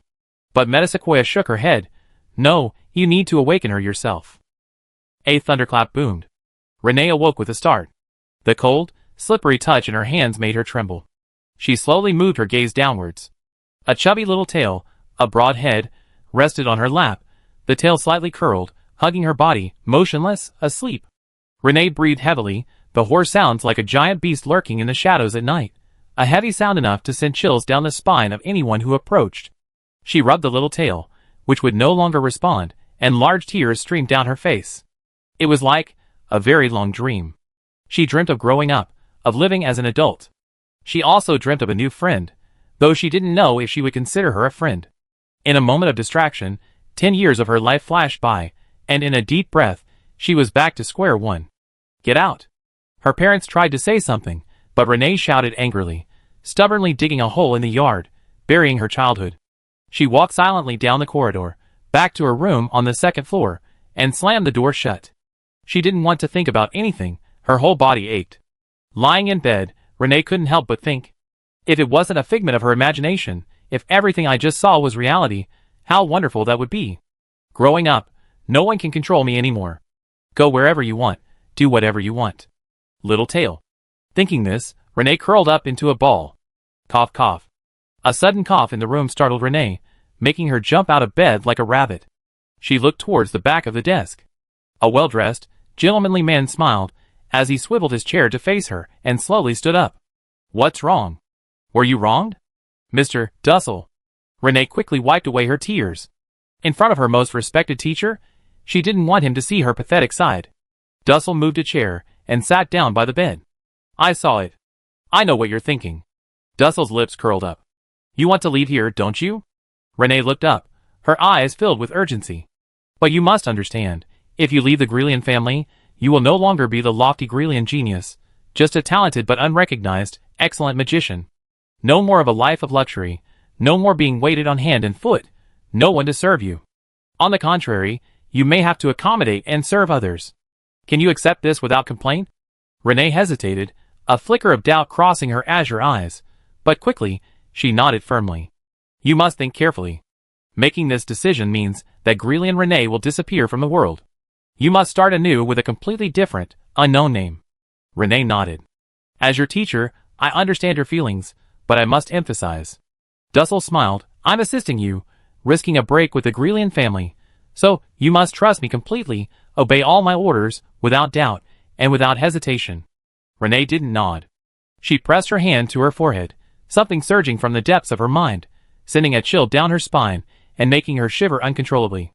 It was summer, yet it felt like winter. Renee, would your teacher harm you? Dussel placed his hand on her shoulder. Just believe, and I take care of the rest. Open your arms and accept me. Accept my ass. A sword cleaved the sky. Night turned to day, a deluge of white light pouring down, melting away the Grelian mansion. The second floor where Renee's room was located instantly became a floating pavilion in the endless white light, the remaining architectural outlines modeled, like a game with a malfunctioning texture. The sword's aura was sharp and powerful, slashing straight in between Renee and Dussel. Dussel retreated hastily, dodging the deadly attack. Renee crouched down, clutching her head throbbing with pain. The menacing French fry landed first, scooping up Renee and dragging her to safety. The teacher, who had been offering friendly greetings to Dussel's family, raised his shield and plummeted like a meteor, crashing heavily beside Dussel. "You bastard, this time I annihilate your soul." Dussel, possessing memories of his past life, immediately recognized the uninvited guest before him. Shang Zemo was as violent as a demon god, his aura so overwhelming that even the once ninth-ranked Dussel was terrified and instinctively retreated. The small, magic-suppressing shield swung in a wide arc, shattering the space around Dussel, who vanished instantly. In that instant, the entire boundary between reality and illusion arrived from afar, shielding Renee, who was crouching in defensive positions. Dussel reappeared, his face grim. "It's you again!" Impressive, as expected of a top 9 rank, as expected of one of the chief mage tower members. "I underestimated your backup plan, you're not quite dead yet." Both spoke through gritted teeth. The moment Metasequoia's mental magic touched Renee, she keenly detected the strange and chaotic aura within her disordered consciousness. She initially thought the faint glow emanating from Mint's body, that subtle protection, came from subconsciously mobilized magic. However, upon further investigation with her mental magic, she discovered that the caster was someone else entirely. And right within Renee's consciousness. Any other mental mage would have detected the caster after a brief investigation. But she was Metasequoia, someone who could tame demons for her own use. Using her own power, she sent the entire boundary between reality and illusion into Renee's consciousness, into her dream world. She realized that Renee's unconsciousness was due to the obstruction of another entity within the dream.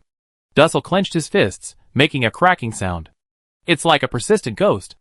Jianghe explained incredulously, "You actually mastered mental magic?" To fight demons, it's the obvious choice. Indeed, they had overlooked it.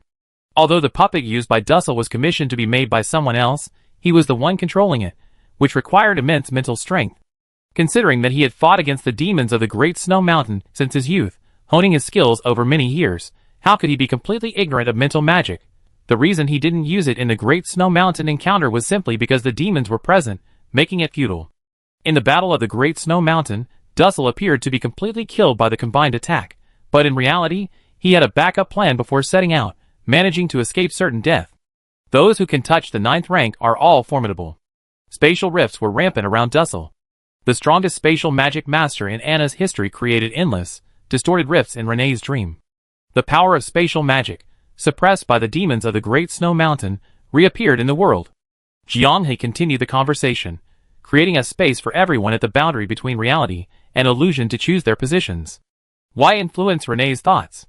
You're not still thinking of having her give birth to a child, are you? Otherwise? Dussel sneered. Don't you want such an excellent woman to give birth to the most sublime and powerful magician bloodline for you? That would be a powerful combination. In my experience, coupled with her talent, our offspring will surely glorify Anna. Jianghe quickly gave Zhong Zemo a wink. He was afraid the teacher would lose control and immediately take action, disrupting the encirclement. Although Dussel seemed completely unconcerned about their pincer attack. But, Dussel chuckled, her first child is me. For the first time, the boundary between reality and illusion felt the words were so foreign. These words sounded almost human. Mint glared at Dussel. I understand. Your body was destroyed by us, but your consciousness escaped through a device similar to a life-sustaining casket. You can't be active for long, you must find a new, compatible vessel. Making a doll is too difficult. If the soul rejects it, you suffer severe damage again. You can't gamble. But if it's through bloodline, a child with a mark, it will be much easier. Hey. The jailer felt the conversation was becoming increasingly niche. He's already dead, how can he unite with Renee? I guess he already preserved some of his essence beforehand, just in case. The jailer was completely bewildered. In this world, a mage can't become a high-level mage unless they're monstrous, right? Dussel laughed. No wonder Renee has such high hopes for you, you guessed right. That guy waiting outside also has demonic energy within him. Tell me, what would happen if I used Renee's body to detonate the demonic consciousness within her?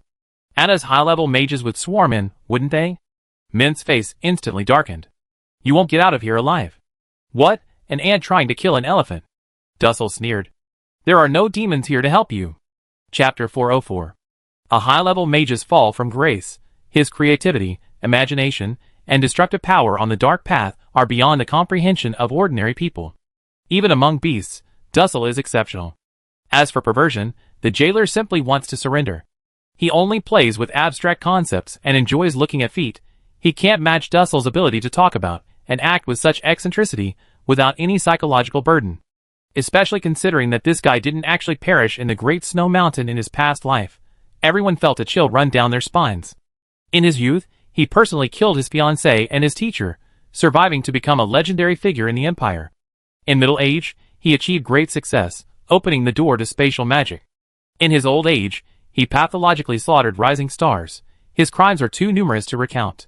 The fact that this could live to old age is enough to prove that there are no gods in the Anna world.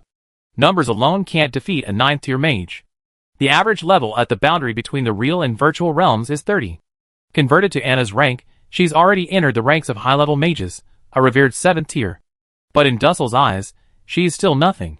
French Fries clearly remembers, you're not 9th tier.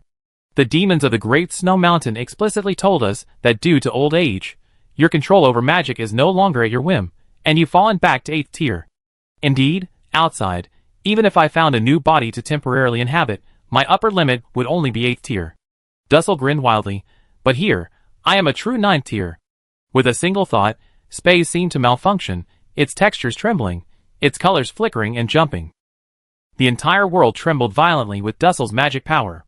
The spatial rifts, like black holes, opened their gaping maws, swallowing them whole before they could even struggle. The ruins of the Grelian mansion at the edge of reality and illusion became a small boat, adrift in the boundless darkness. The landscape shifted, like swirling blue magical clouds spreading through the pitch-black space. Intense magical turbulence collided violently, the rushing water and howling winds mingling together, making everyone's ears ring. Dussel hovered in the air, smugly observing his masterpiece. You brought us into an unstable magical space? Mint asked in surprise. Your magic can do this?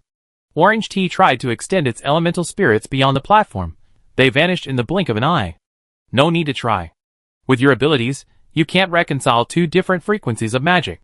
They repel each other, rendering your spells ineffective.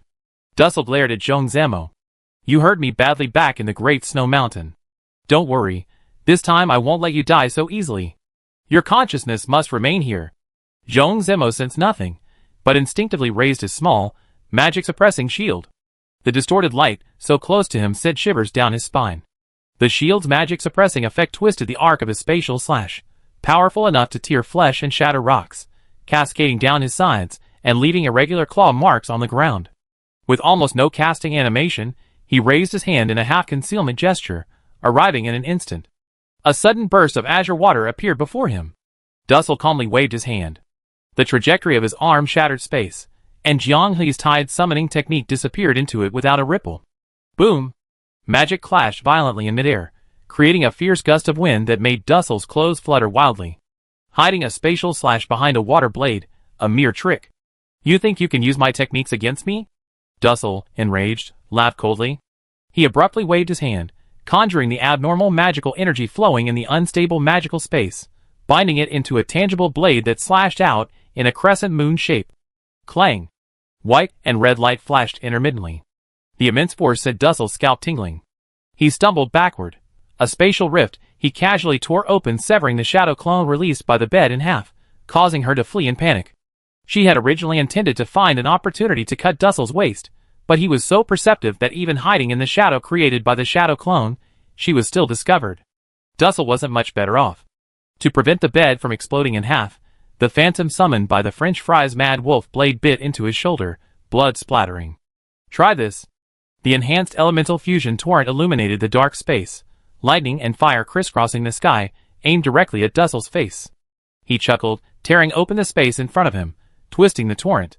The jailer, preparing to unleash the zombie explosion atomic bomb, was still in the throes of preparation when, in the blink of an eye, a rift opened before him, unleashing a torrent of elemental energy. Wow, you're attacking friendly fire. The loyal zombie shoved the jailer aside, then vanished into the flood. What a disgusting guy. Looking at the nonchalant Dussel, the boundary between illusion and reality gritted its teeth. In this series of maneuvers, only French fries gained a slight advantage in the exchange. Your progress in such a short time is astonishing. Dussel tore off his gentle mask, his face filled with malice. I, for one, am most fond of geniuses like you. Killing you before you grow stronger is the ultimate pleasure. Peak Dussel, a 9th-tier master and a master of spatial magic, could easily dismantle most attacks with his masterful use of spatial magic alone. A peak? Jianghe couldn't help but glance at the fries, noticing she was also looking at him with her head tilted. Why peak Dussel? Since the battle began, Min hadn't paid attention to the front lines. Renee had crouched down, clutching her head throbbing, only now showing some relief. Wake up, Sai, wake up. You still owe me a piece of spatial magic knowledge. We agreed on that during the competition. Seeing her dazed state, Mint didn't care anymore, pinching Renee's cheeks and slapping her twice.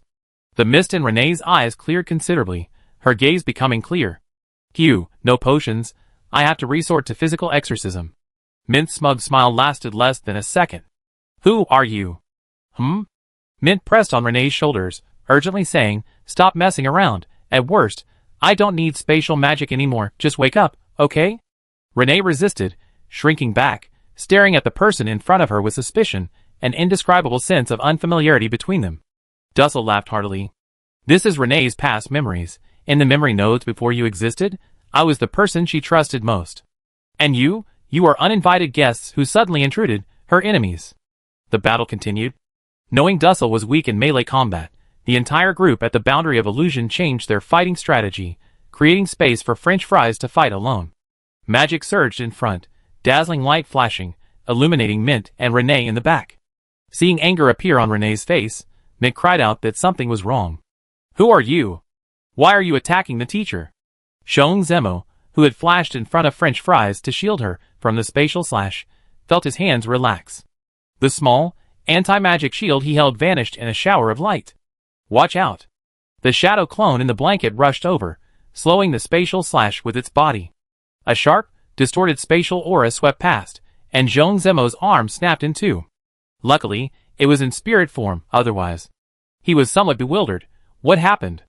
Jianghe said, we're all in Renee's dream. She's the supreme ruler here, and now she's hostile towards us. The mad wolf blade in French fries' hand also slowly disappeared. In her memory, Dussel is flawless, the best teacher. Therefore, Dussel retains his full peak combat power here. Weapons confiscated, magic blocked, the malice from the Dream Master spread around the boundary between reality and illusion, binding their hands and feet. Didn't you consider the consequences when you rashly infiltrated someone else's thoughts? Dussel sneered maliciously, scrutinizing the boundary between reality and illusion. Little lambs, I told you, don't even think about. Huh? Orange Tea's body radiated light. In the dark, unstable magical space, a blazing sun rose, and raindrops fell. Gloria. The jailer was overjoyed. Gloria's phantom enveloped the boundary between reality and illusion, the radiance of the golden holy word flowing through everyone's bodies. The boundary between reality and illusion's most versatile weapon, the soft invincible avatar, ignored Renee's restraints, forcibly breaking everyone's shackles. With her will forcibly twisted, Renee's head throbbed again, she swayed and collapsed to the ground. Mint quickly rushed to help her up. She had to find a way to make Renee remember their existence. This space is constantly weakening my power, you must hurry. This was Gloria in her avatar form, communicating with Orange Tea for the first time. Everyone knew the situation was urgent, but the weapons confiscated by Renee hadn't been returned. The mages were fine, but the warriors were in an awkward position. Betting, puzzled, pulled out a wooden stick resembling a baseball bat from her backpack. The purpose was to teach the school bullies a lesson, but she hadn't been able to use it after buying it. It's quite handy, I kill you. With that, she roared and dashed out in Shadow's step. Fries reminded the four Primarchs, get back a bit. She took a deep breath, Avatar Death Hunter. The most unique member of the Sunrain squad, the humanoid self-propelled demon-suppressing device, Death Hunter Hinalakai. A massive phantom of a giant bear appeared behind Fries, its two paws clenched, its solid chest bulging, the surging power making even the seasoned Dussel widen his eyes. His 9th-tier mage instincts told him that Fries was the most threatening enemy. He abandoned his plan to tear through space to ambush Orange Tea, instead instantly slicing 4 ripples in the void. 4 spatial slashes were unleashed in quick succession, as fast as lightning. Even a 9th-tier mage would be severely weakened and nearly dead after taking 4 hits. For vibrant blood blossoms bloomed as Fries, struck directly by the spatial slashes, leaned back, a sweet taste in his throat, and blood trickled from the corner of his mouth. What? Dussel exclaimed in disbelief, wiping his eyes involuntarily, completely ignoring the fact that the jailer had conjured a corpse-exploding nuclear bomb that detonated beside him. He'd rather take 1 hit than let this be a ghost. Struck by 4 spatial slashes, Fry's aura weakened, and she knelt on 1 knee. But she was still alive, her bloodlust causing her already weakened state to glow crimson. Suppressing body magic direct hits deal half damage to the avatar user.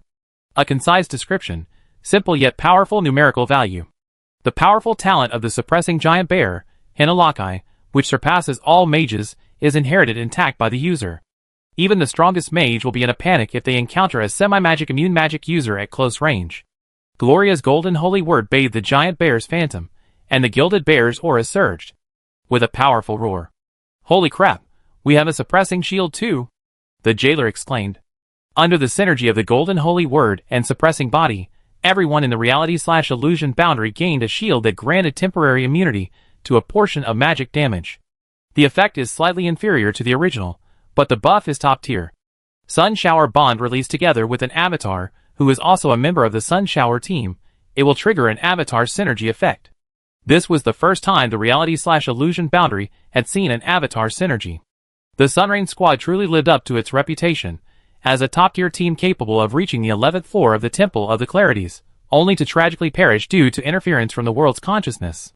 French Fries pushed off the ground, leaving after images everywhere. This was the first time in Dussel's life he had witnessed a martial artist move in a near-teleportational manner. It was as if the time of movement had been erased, directly presenting the result. A miracle that even the most explosive orc races couldn't achieve. Without weapons, fists were the best weapon. French Fries concentrated his hatred into his fist, unleashing a howling wind. Boom! Dussel, fleeing into the spatial rift, couldn't dodge the even more violent wind from the punch. The fierce gale left his face covered in blood. Touching it, he found it riddled with cuts. Is this the explosive power that flesh and blood could unleash? The power of the bear. The Death Hunter Hinalaki selflessly shared the supreme power of the bear clan with you, strengthening your flesh and blood. May you protect your companions from danger this time. The skill description was filled with the regret of the 11th layer of tragedy. Perhaps even the Lord of Candlelight held the highest respect for the Sunrain squad. After all, they were fighting against the consciousness of an entire world. 2 Sunrain avatars reversed the situation.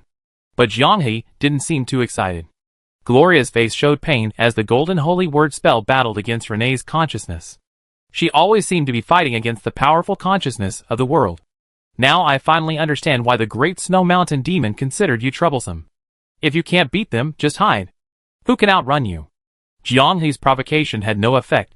Dussel remained hidden in the unstable magical space. He had no room for error. This defeat might mean the complete annihilation of consciousness. Delaying would win. The gloomy sky was once again torn apart by an unseen force, and light and a figure descended together. The newcomer was bathed in dazzling light, obscuring Dussel's features. Renee's magic, gathered in her palm, was about to be released, and the unsuspecting Mint, so close at hand, was about to bleed. The newcomer waved his hand, a gentle breeze blowing across Renee. 1,000 images flashed through her mind, sound and light synchronized. Everything happened in 2 or 3 breaths. Dussel, who had just been trying to stall for time, suddenly leaped out. What have you done? The newcomer took a step forward, moving away from the pillar of light. Great master of spatial magic, Mr. Dussel, I heard you believe my children are untouched by evil spirits. The nun-like Desmond smiled mockingly. So I come. You seem rather unhappy? With that, Renee's eyes gradually regained their light. She stared blankly at Mint. Mint, what are you doing here? How could I be so short? She noticed something was wrong. Dussel looked ashen. Chapter 405. Master of Spatial Magic was merely Dussel's most prominent title. The title of Scholar of Demons, a resounding name within a select few elite circles in Anna, was another reason for his decades-long esteem. The sole survivor of the Great Snow Mountain battle decades ago, he possessed the vast majority of reliable information about demons. While the Imperial leadership decided to cease all contact with the Great Snow Mountain demons, they did not explicitly forbid Dussel's research. To plan the final battle and explore the source of the demon's power, Dussel, having risen to a high position, had more than once, in a self-destructive manner, contemplated a question. Perhaps there is more than one demon? Like ferocious beasts, they were wary of each other, mutually repelling, never setting foot on the other's territory until death. But once a demon was destroyed or killed, the remaining demons would all know this information. To counter the great snow mountain demons, Dussel devised countless contingency plans and imagined the scenario of simultaneously fighting multiple demons. But what disrupted his plans was the very pawn he had brought with him. After barely surviving, his first thought was self-deprecation. How could there possibly be a second demon in this world? Dussel felt the intense malice of fate. He had meticulously prepared countless contingency plans to deal with the non-existent demon, but the cypress was absent. When he lost all his plans, the second demon arrived as expected. You clearly knew the demon existed within you, yet it did nothing to you? Dussel initially thought this was a high-level mage possessed by a demon without realizing it. Feeling her dispel the magic cast on Renee, he dismissed his ridiculous assumption. How did you do that, you demon, corrupting minds, spreading calamity, making everyone who comes near unfortunate? It wanted to parasitize me, and I turned the tables and controlled it. It's that simple. Just. Such a complex range of expressions was rarely seen. Confusion, hesitation, disbelief, and then anger. Peppermint pinched Renee's cheek, confirming that she had fully regained her memories, then immediately turned away mockingly. Ha, someone's getting desperate, fearing the demon, coveting the demon, using every means to defeat it, and in the end, they're not even as good as Mom. She emphasized, Mother Metasequoia relied on her own will to smooth out the demon's evil thoughts and complete its suppression. Dussel's eyes instantly reddened. Throughout his life, he had coveted and tried to kill the demon, to master the great power that the Ana magic world had never possessed, and to find the key to the next magical temple first. He sensed the changes around him. Everyone floating in the unstable magical space returned to the Grelian manor in the blink of an eye. Renee took control of the consciousness space, the enhancements applied to him dissipated, and it was only a matter of time before he fell from his peak. Reason told Dussel that the situation was extremely unfavorable, and he should take a gamble. But the restless echoes in his brain made every vein in his body burn, a scorching heat pumping to every corner of his body. I don't believe it. What magic did you use? What magical artifacts? Dussel demanded through gritted teeth, tell me. He had exhausted every means, spent half his life scheming, to combat the demonic spiritual corruption, yet all his efforts had failed. Metasequoia had nothing, relying solely on herself, to achieve the impossible. Are all the demons of Ana unworthy of their names? Dussel pounded his chest, or is fate deliberately targeting me? Such fragile self-esteem, Jiang He commented sharply. Your life has been both filthy and disgusting. Zhong Zemo's disgust for Dussel was palpable. From the moment you killed your teacher and wife, you ceased to be human. You're more like a demon than a monster, wearing human skin to live a few more decades, and yet, you still spout nonsense about the injustice of fate. The woman in the quilt retorted indignantly, if fate could allow a beast like you to live a few more decades, it would have been blind long ago. Those students who died at your hands felt the world was more unfair than you did. Dussel's figure blurred. Shueishan abruptly turned her head, and in that brief moment of hesitation, she was already beside Renee. Dussel was overjoyed. Just as he had imagined, Shueishan hadn't immediately entered Renee's consciousness, but instead sent herself into the boundary between reality and illusion to confront him, precisely because she was wary of the demon's enhanced power. The confrontation with high-level mental magic was still within Renee's consciousness. A slight misstep, and Renee would fall into a permanent slumber, and even if she awoke, she would be mentally impaired. Metasequoia cared for Mint, and Mint cared for Renee. He gambled correctly. Since there was no way out, he would fight to the death. He would completely merge with Renee's consciousness, sharing this body. Then, Renee would be him, and he would be Renee. One body, two souls. No matter how strong Metasequoia was, he had to consider Renee's life. And he, as long as his consciousness returned to reality, could manipulate Renee's body to tear through space, there was still a chance of victory. Dussel was psychologically resistant to transforming into a woman, but in this desperate situation, he had no choice. With Metasequoia's hesitation, Dussel's teleportation succeeded, and the plan's success rate skyrocketed. Renee's romantic feelings for him remained, with peak spatial magic, who could be faster than him? In a flash, at the boundary between reality and illusion, everyone understood Dussel's malice, yet no one had time to stop him. Body touching, consciousness merging, becoming one in an instant. Everything went smoothly, yet Dussel felt uneasy. Like an old hunter walking in the jungle suddenly having a dangerous beast eyeing his back. A strong sense of crisis prompted him to scan Renee's surroundings in less than a second. Closest to Renee was Mint, about 2 steps away, who was constantly explaining the situation, bringing the owner of this consciousness back to reality. Slightly further away was the guy called French Fries, who, with unheard-of avatar power, tore through the air at an unimaginable speed. Nothing posed a threat to him. A glance out of the corner of his eye fell at Renee's feet. A rolling green sphere was slowly rising at a pace slower than everyone else around. As it rose, the sphere expanded, decaying flesh twitching and growing, the rudiments of a walking corpse emerging. The skeletal guard appeared out of thin air, crushing Renee from above. The sudden turn of events, occurring in less than a breath, caused Dussel's expression to change drastically. He instinctively felt that this corpse was no good, yet he couldn't help but feel contempt. Just a corpse, after all. Bang! Mint was the first to be thrown over, spinning 180 degrees in midair before landing. Fries, rushing to her aid, was slammed back into Jianghe's arms by the shockwave. Both of them had their heads buzzing, completely bewildered. Dussel, standing right next to her, received the ultimate treatment, the devastating damage, like that of a high-risk potion explosion, instantly shattered the fragile magical barrier around his body, and the corrosive fluid from the corpse splattered all over him. Although it was a space of consciousness, the feedback from flesh and blood was real. A searing, excruciating burning sensation traveled from every area splattered with the sap to the brain, an instantaneous, agonizing pain. This caused Dussel's brain, which had managed to find a glimmer of hope even in adversity, to shut down. His eardrums ruptured, blood seeping out, his eyes steamed, oozing a foul, purulent fluid. Having been caught off guard, Dussel couldn't possibly unleash powerful defensive magic. He was gambling that no one would react in time, that he could strike in an instant and turn the tide of battle. Aya! Dussel screamed, seemingly insane, clutching his bloodied face. Who is it? Everyone present slowly turned, their gazes falling on, in the corner. Unbelievable. Pulling Renee from the guard's pulverized bones like a chick, and holding her behind him, Mint finally looked up at the jailer in the distance. Even though she was certain she'd seen the skeletal guard, she still instinctively wanted to confirm it with her eyes. Dussel was finished. Hit directly by the zombie explosion at close range, his body was covered in pus and blood. When he tried to touch Renee, 7 of his 10 fingers were gone. One hand could probably be used to cosplay Doraemon. Metasequoia was on high alert, prepared, and a surprise attack was no longer possible. Dussel was like a piece of rotten meat left out in the open on a hot day. He had no other fate but to be infested with maggots. Dude, what kind of cheat is this good? I need one too. Zhong Zemo's mouth dropped open. Did you have a transparent world or did you read the script beforehand? Jianghe also found it unbelievable. This wasn't something that could be achieved with just hand speed. Dussel attacked simultaneously.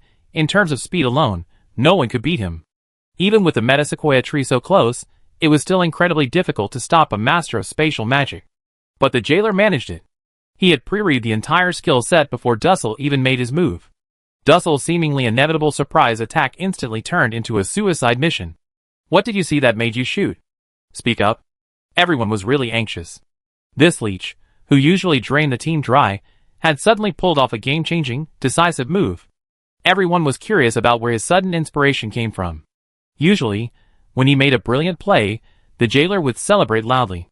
This time, however, he was quieter than anyone else, looking dazed, his voice trembling slightly. Well, his eyes. Eyes? Shueishan thought back, puzzled. Dussel had indeed glanced at Renee a few times before making his move, but it didn't seem very convincing. The jailer, anxious and scratching his head, saw everyone was pressing him for an explanation, so he went all out. Well, he gave me the feeling of someone who spent dozens of pages browsing erotic websites, painstakingly found the ingredients they wanted, and was about to unleash their magic. I'm always driven by that feeling to spend money on erotic art, so I understand that sudden impulse all too well. The way he looked at Renee had that feeling. Basically, he was just anticipating it, since he wouldn't lose anything. Jianghe had expected the jailer to give a well-reasoned explanation of how he deduced Dussel's intention to go all out based on his expressions and actions. It was indeed well-reasoned, but not in the way they expected. As the loser, Dussel desperately wanted to understand what had led to him being seen through. But the jailer's overly abstract answer left him bewildered, and the excruciating pain only fueled his rage. Dussel's hands had been severed by the fries. As the master of his consciousness, Renee's hostility caused his aura to plummet rapidly. Soon, he was beyond the boundary of reality, becoming utterly harmless. Having understood the whole story, Renee slowly walked to the person she had once trusted most, the person she had considered more reliable than her own parents. She suddenly laughed bitterly. So, for the past 10 years, everyone has been like this, even you, teacher, are no exception. Renee, you rather believe these outsiders than believe me? Dussel played his last card. Years of patient guidance, emotions hardened by time, might sway Renee's resolve. If she, as the master of consciousness, hesitated, even the deepest wounds could heal instantly. They covet your power, your knowledge. Everything Mint and you have encountered is a scheme. A deep sigh. Dussel's body twisted 90 degrees in an illogical way, the cracking sounds of breaking bones echoing around them. Rennie slowly clenched her fist at Dussel's body. Dussel's limbs were being kneaded into a ball of flesh by an invisible force. His consciousness was still alive, but he could only watch helplessly as it unfolded, powerless to stop it. Here, Rennie was the supreme goddess, her words carrying power. Unless he truly was at his peak, using powerful mental magic to take her place. Rennie, Dussel shouted angrily. Rennie remained unmoved. Teacher, you taught me that a good magician should have their own judgment. This is the second lesson you taught me, and I will always remember your teachings. The backlash from the spatial collapse. Mint risked her life to hold me back. I believe her. Dussel still wouldn't give up, he said urgently. Don't you want to know the secrets of spatial magic? I am the strongest spatial magic master in Anna. I can open new doors for you. Let me live, and we can make a deal. Renee clenched her fist, kneading the ever-shrinking ball of flesh. Teacher, what you can give, I can give them too. And in the future, I will be stronger than you and go further. Jiang He whistled, stop acting. I know you definitely have a backup plan. Once we get out, we immediately find the container where you preserve your consciousness. This time, I guarantee you be reduced to ashes. No matter what Renee said, it wasn't as devastating as this sentence. The boundary between reality and illusion. The boundary between reality and illusion. I curse you all, I curse everyone here. Knowing that even his last hope would be extinguished, Dussel desperately tried to break free from Renee's control. But as Shueishan gently grasped Renee's hands, a warm current, like the blazing sun, instantly extinguished Dussel's pitiful screams, echoing in the quiet space. Renee looked up in surprise, seeing Shueishan's gentle smile, and the slight guilt she felt for killing her master vanished. He's just a scumbag, not worthy of your moral judgment. He doesn't deserve it. Renee's mouth opened slightly, then she suddenly laughed. If it were my mother, she would be scolding me by now. Min happily put her hands on her hips. Hey, Shueishan's mother has rarely lost her temper with me since I was little. Jiang He sighed. Case solved. It turns out this guy's ability to be a ruthless businessman without any guilt was all thanks to Shueishan's indulgence. Chapter 406. The doors to the main hall were pushed open, and the Grelian family members, anxiously peering inside, saw Renee sitting on the edge of the bed, lost in thought. Ignoring Kurian's request for permission, they rushed in. The mental mage Golko, who had finally arrived after a long journey, looked at Shueishan suspiciously. Excuse me, what school of mental magic do you belong to? Shueishan, exhausted and only wanting a place to rest, replied perfunctorily, my own school. Golko's lips trembled slightly, clearly taken aback by the answer. Inside the hall, Renee clutched her forehead. The stinging pain in her consciousness hadn't completely subsided. She grimaced, while Mint pulled out a bottle of something good and handed it to her. Renee asked curiously, what's this? Mint proudly replied, oh, it's a potion made for the boundary of illusion to deal with mentally specialized enemies. It can effectively alleviate your discomfort. Although everyone in the boundary of illusion had become more independent and had more useful items, the demand for high-end potions was far less than the demand for mass-produced potions. However, Mint still stocked up on various potions in the guild's independent warehouse for them, just in case. I didn't realize you were so caring, Renee teased. Without me, they struggle even to challenge monsters. Yes, whatever Mint said was right. They couldn't let her lose face in front of outsiders, so the members of the Boundary of Illusion nodded in tacit agreement, deciding not to undermine her for the time being. Just as Renee was about to pour the potion into her mouth, an elderly man with gray hair swiftly snatched it away. Renee, let us check it first. Startled, Renee's mouth gaped open. She raised an eyebrow, aggressively snatched the potion back, and downed it in one gulp. After finishing the potion, she defiantly displayed the empty bottle to everyone. Rennie, you! Everyone was only thinking of your health. Rennie finally found an outlet for her frustration. Thinking of me? When the spatial magic collapsed, Weren't you all thinking of yourselves? Kurian waved to the maid, and before long, a glass of fragrant orange juice was brought to him. Good, good, I love seeing this. After a busy night, the scene Kurian had been most looking forward to had finally appeared. It was worth all the effort he had put in to clear the space and gather material.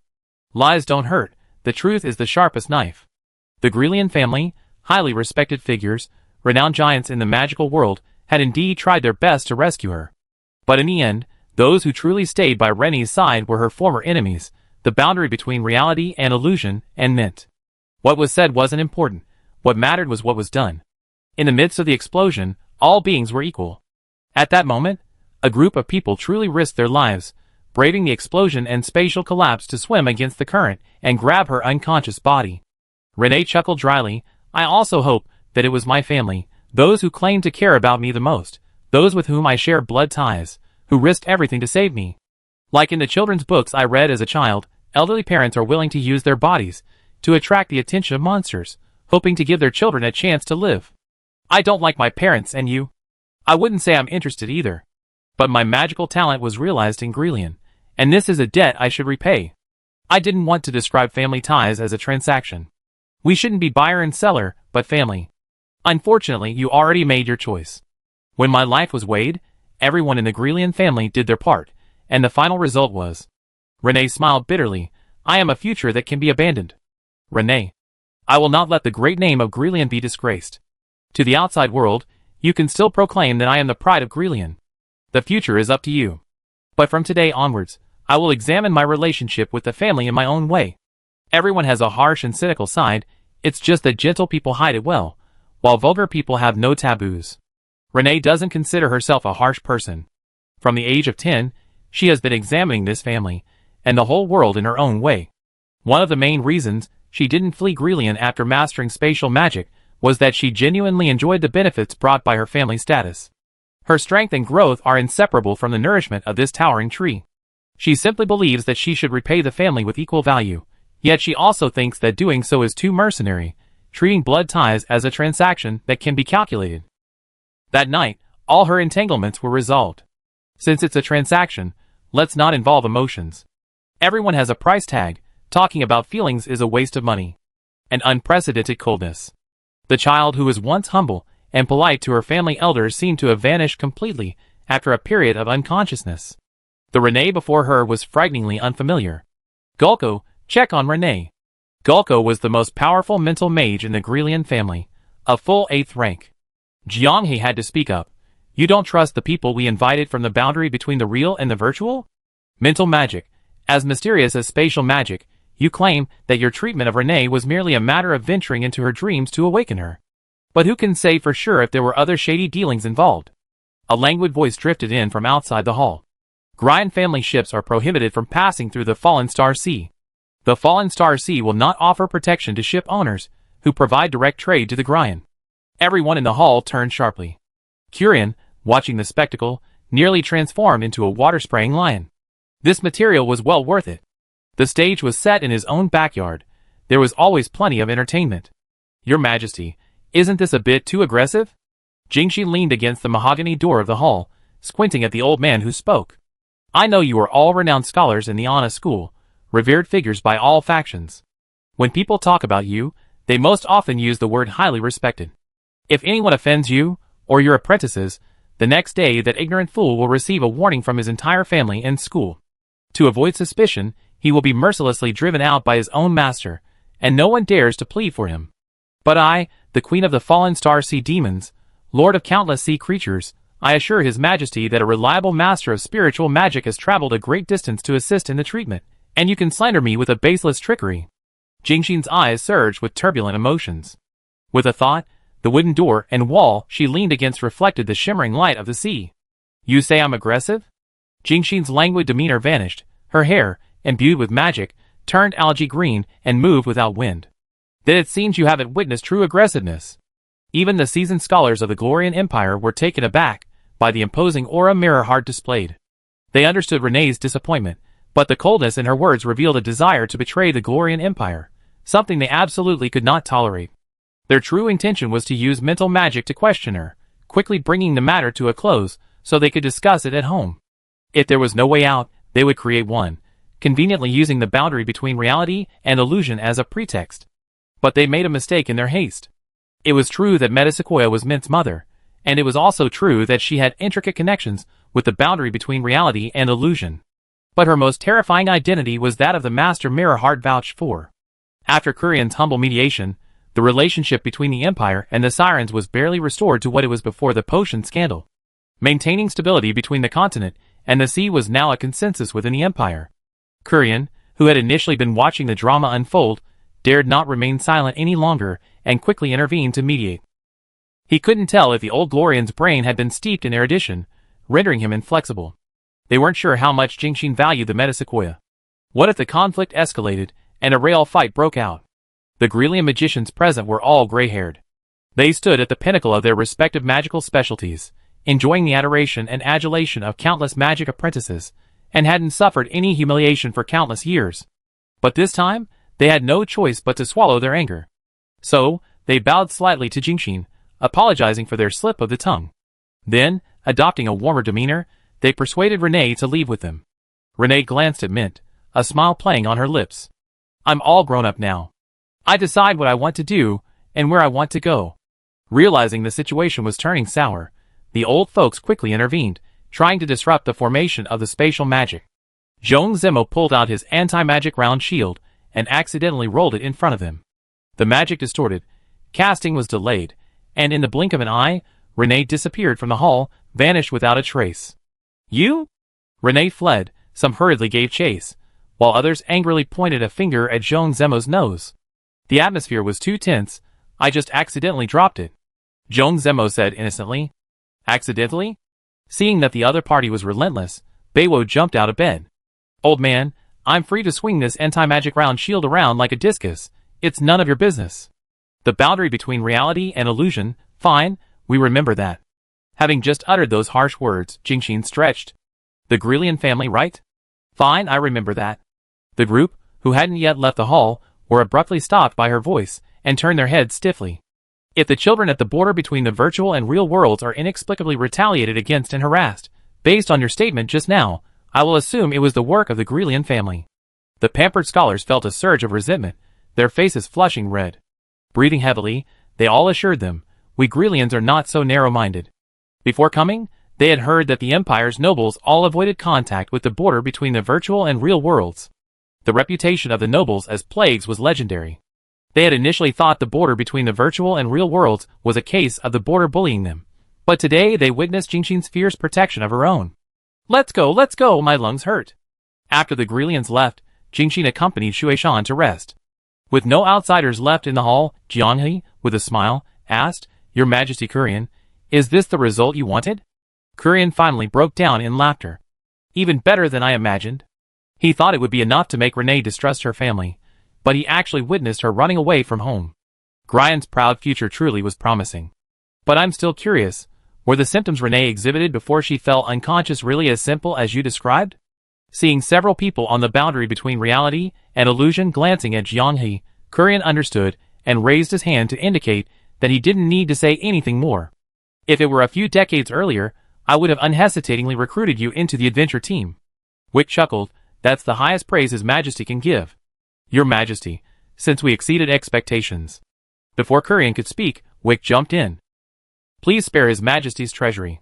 The Lion King looked at his old friend with a wry smile, and even subconsciously punched him on the shoulder. This was completely unlike what an emperor should do to his subjects. We're not after the treasure vault, Jianghe said. His Majesty's squad seems to have established a temporary base in the crypts outside what is now Fengjia City. Kurian froze, his gaze becoming unfocused.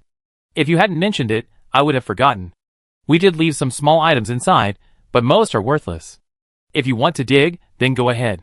A persistent streak is a common trait among players. Even if the NPC explicitly states there's only junk inside, they insist on emptying every single trash can before they're satisfied. Leaving the palace, before even reaching the streets, they could already hear whispers of people discussing Renee. Just like when Renee ran away at age 10, the entire Grelian family mobilized frantically to search for her. The difference was that 10-year-old Renee wasn't strong enough. The distance her spatial magic could tear was limited. Now she was a high-level mage. Back in the manor, Renee unsurprisingly sat in the hall, waiting for the boundary between reality and illusion. Not bad, you can understand my hints. Mint nodded repeatedly. Have you thought about what to do next? Renee shook her head. No idea, but since I'm away from home, I naturally travel around. Mint grinned from ear to ear. Then join us. There are lots of strange people in the boundary between reality and illusion guild. Don't you want to interact with mages like Ilravi? This time, Renee didn't refuse the invitation. She nodded shyly. Jianghe quickly used guild resources to craft a gem. The moment Renee's information was logged in, the boundary between reality and illusion's permanent resident population increased by 1. Previously, people were constantly navigating the boundary between the real and virtual worlds. Renee's arrival filled the void left by the permanent population's inability to recruit others. The jailer checked his experience bar, somewhat puzzled. He muttered to Jianghe, "Why does it feel like a phase of the story has ended, but the rewards haven't arrived yet?" Jianghe sighed helplessly. The jailer wasn't stupid, yet he could pull off the godlike feat of predicting a corpse explosion and flipping Dussel. But he was also quite forgetful. We haven't found and destroyed Dussel's consciousness storage container yet. The jailer suddenly realized, oh right.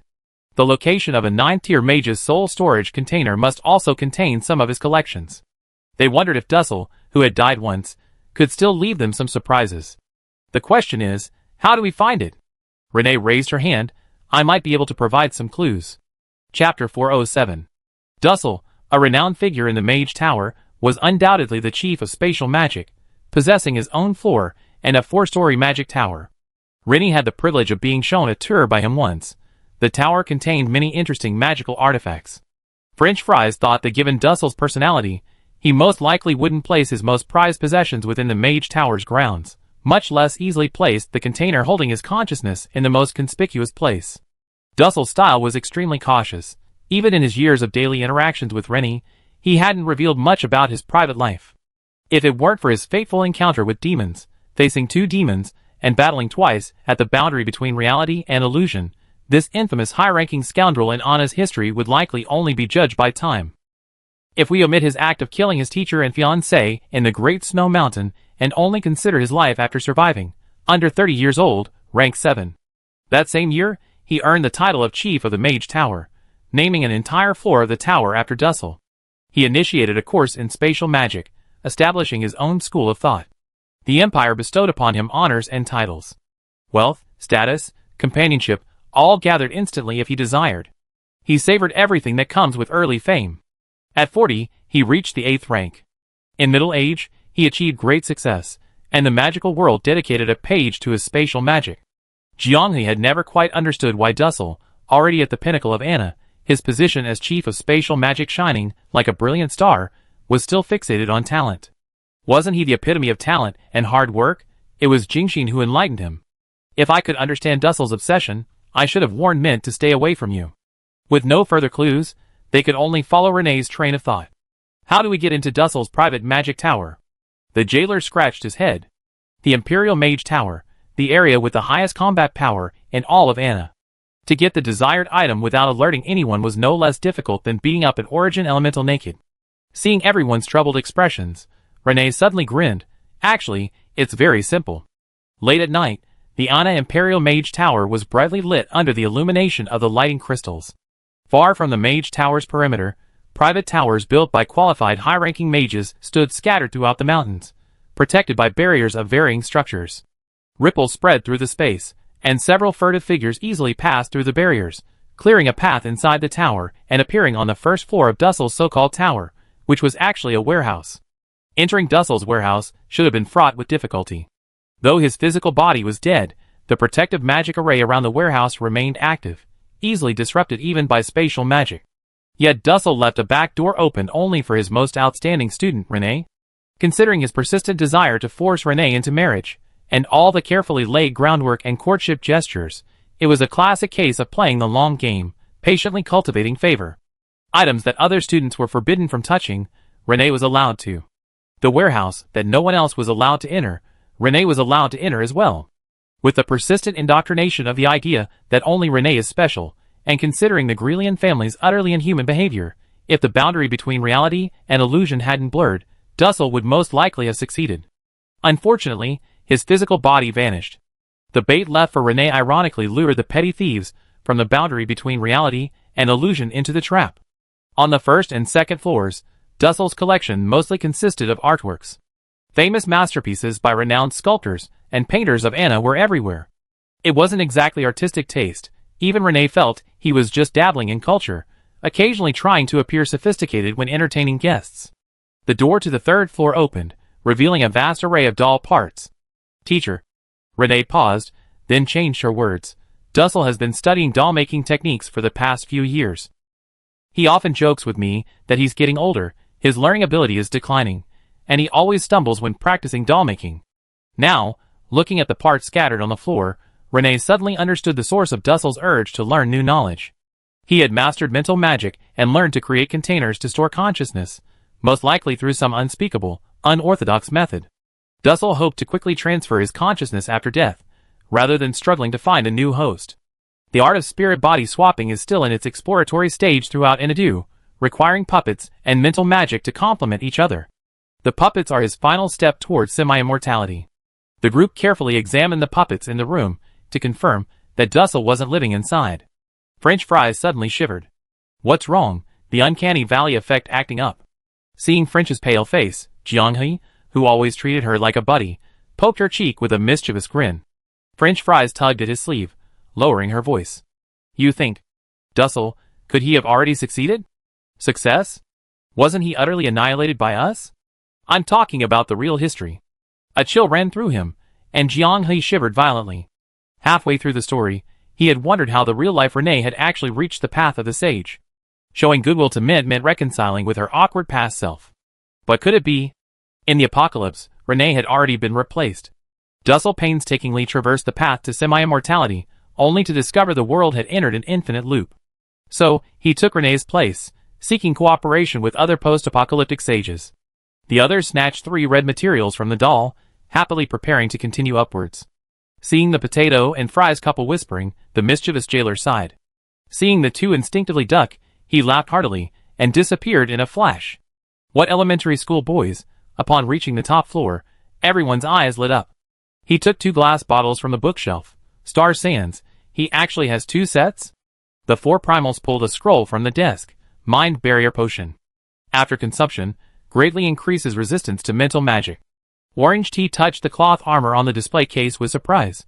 Spirit Devouring Guardian Set? The item description was only a brief sentence. Forged by an anonymous craftsman. A golden set, 3 blessings. Spirit Devouring Secret Technique. Can convert the equipment's maximum withstandable mental magic impact into a materialized magical damage counterattack. Relying on the Southern Heartstone, the withstand limit can be increased.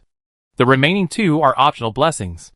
All prepared against demonic mental magic. Jiang had clicked his tongue. Why didn't he bring them in the end? Without thinking twice, the boundary between reality and illusion fully utilized its player nature, sweeping away every interactive and portable item in the room. After checking inside and out again, Dussel's presence wasn't there.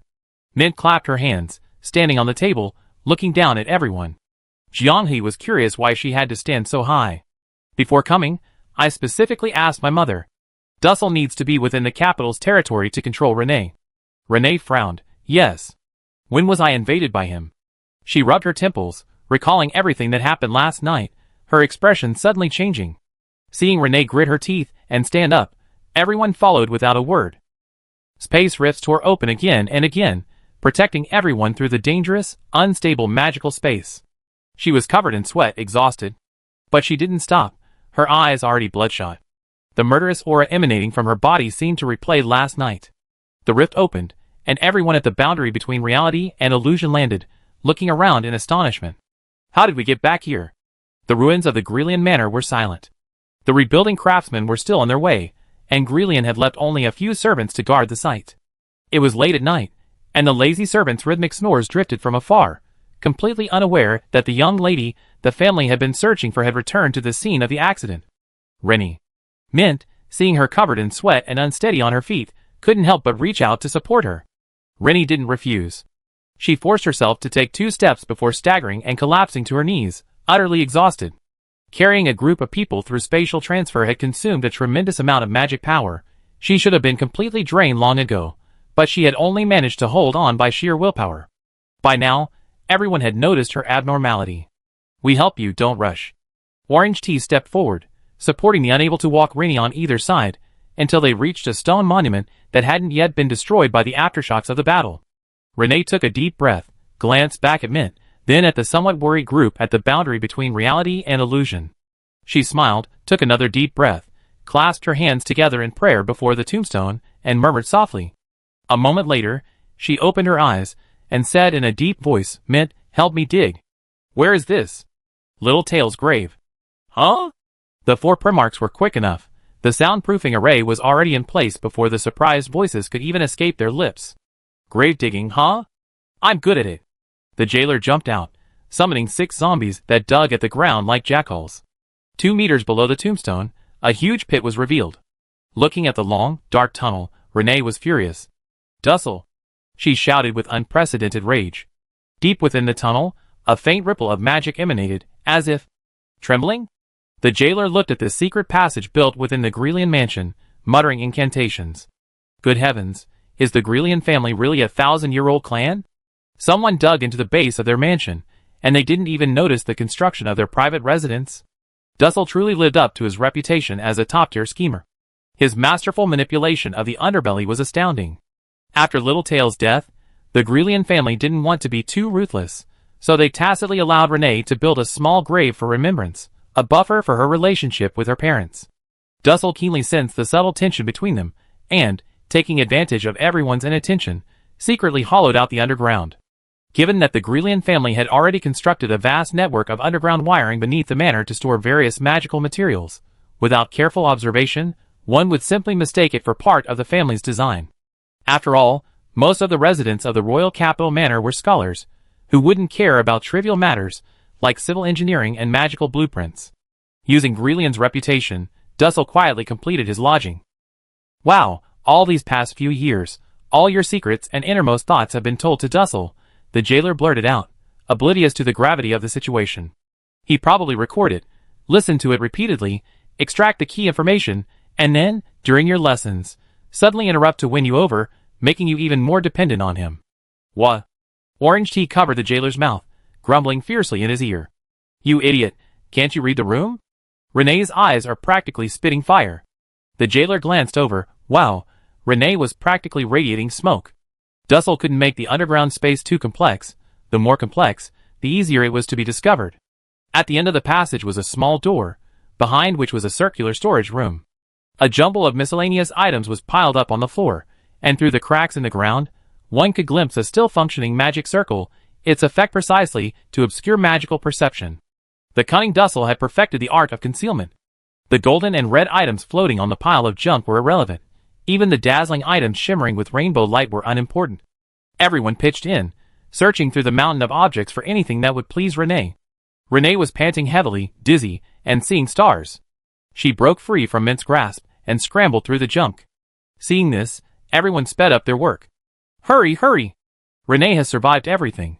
Don't let her get here and be driven to her death by the incredible Dussel. There's a magical fluctuation, and the aura of mental magic." Orange Tea, having awakened an unknown revelation, followed the benevolent voice and grasped a crystal-clear blue stone from a wooden box. Overjoyed, she presented it to Renee. I can feel you, Dussel." Others might hesitate, but after years of living together, Renee, having only touched it, immediately roared. The blue stone glowed faintly. "Renee, I am your teacher, and there is still much I can teach you. Listen to me, I am no threat to you now, and we can live in harmony." Dussel's voice, usually so arrogant, betrayed a clear panic, almost pleading. His arrogance, which had recently been cursing them, was now worn down by the mere thought of surviving. Just like when he murdered his fiancée and fled with his teacher years ago. Renee suddenly looked up, surveying the crowd. "Mint, what do you all think?" Jianghe shrugged. "I don't want to hear the dead speak, except for the zombies controlled by the jailer." "Me too." A unified reply. The gazes fixed on Dussel's soul vessel were icy. Renee smiled brightly. "Thank you." Spatial magic erupted from her hands, and Dussel roared madly. "You bunch of lunatics. You actually rejected the greatest knowledge. Mental magic, spatial magic, puppet magic, as long as I live, you can learn them all. You're utterly unreasonable. My value is maximized only if I live." A wisp of flame flickered from Mint's palm, joining the refinement of Dussel. "We won't rest until you're dead." The crystal shattered, and Dussel's ghostly face flickered in midair. Incomprehensible. The jailer grabbed the remnant soul. Don't rush, I'm a necromancer. I can continue refining it. Chapter 408. Seemingly a professional-specific interaction, after the jailer's spirit manipulation locked onto Dussel's remnant soul, he could actually project him completely onto everyone's screen. Dussel's remnant soul stared wide-eyed, his face filled with disbelief. Even as a ghost, his expression resembled that of someone seeing a fellow human. You actually mastered the art of spirit manipulation? The jailer rubbed his fingers. A necromancer, isn't it natural to manipulate spirits? Naturally natural. Ugh! Dussel, who had been standing still, suddenly flew up, performing a whirlwind of motion in midair as the jailer swung his arms wildly. Fries stared blankly for a while, then asked, so it requires motion controls? Such an interactive skill. I suggest adding it to the Nintendo Family Pack. Mint covered her forehead. No, in my memory, spirit manipulation doesn't require any movements. The jailer was just being dramatic. He and Bed were both the type to go crazy for no reason. Huff huff. Hey, Dussel isn't dizzy, you're the one who's exhausted, right? Jianghe couldn't bear to watch anymore. I'm not tired, it's just that my arm cramped up. The jailer pleaded, T-God. Spirit, look at me. Our proof of the stars is so realistic. There are even players discussing in the community why stamina can't be injected into the game based on the player's physical information. The vague stamina system is perfect for embarrassing guys like the jailer. Fortunately, under the invincible whirlwind, Dussel's remnant soul was also suffering. It was just a residual consciousness, being manipulated and tossed around by the spirit. Its remaining magic power rapidly dissipated over time, and it became ethereal. But Renee, who had just been nearly driven mad by Dussel, couldn't help but twitch her lips at his disheveled appearance. Dussel, recovering, pressed the jailer. You only just reached the advanced level. Spirit manipulation is an advanced form of mental magic. How did you learn it? I'm not some useless piece of trash like you, learning slowly at your age. I achieved success at a young age. I can learn it easily. Is that not allowed? Dussel instinctively tried to tear space apart, but his magic only caused a faint ripple before the jailer subdued him. This time, it wasn't an invincible whirlwind. The jailer transformed his magic into a rope, tied it around Dussel's neck, and tossed him high into the air, letting him float like a kite. The slightest movement was met with the jailer pulling the leash and tightening his grip on his throat. If the entire Anna were to witness this, it would surely shock them. The once-renowned master of spatial magic, Dussel, who had touched the threshold of the 9th tier, couldn't even retain his human dignity after death, becoming a pet in the hands of a necromancer. Dussel cursed wildly, but the jailer remained calm.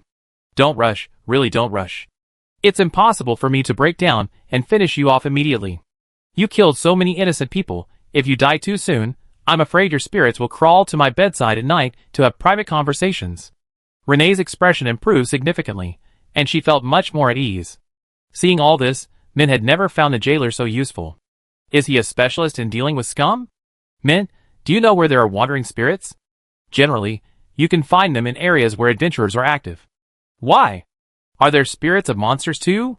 Intelligent monsters, if their obsession is strong after death, will indeed leave behind wandering spirits. Okay, that's it for now. Take me to find it. The jailer's expression was exactly like that of a wicked senior about to graduate, who was making stinky canned food for his juniors in the classroom, full of malice. Just to be safe, let me ask you what you're planning to do first. Control the spirit of a giant monster, beat Dussel to a pulp, then sell the resulting scroll on the black market, and have people spread rumors that Dussel is selling hooks. Jianghe and Zhong Ziming were too slow to stop him. Dussel and the jailer were both freaks in their respective fields, but when it came to utterly ruining someone's reputation, the jailer was clearly the undisputed master. Renee, who had been listening intently to the cathartic details, was completely stunned. She didn't understand selling hooks, but the impact of the first part was enough to make her reevaluate the jailer's incredible abilities. So, teacher. Oh, what Dussel meant by evil people are always punished by other evil people, that's what it means, truly evil. The little bit of knowledge taught in class had returned in a strange, boomerang-like fashion, piercing Dussel's forehead. Dussel's been missing for so long, and he actually went off to mate with monsters. Having lived half a life, and even in death planning to continue in various ways, Dussel was more excited than ever before. You're crazy, you're a lunatic.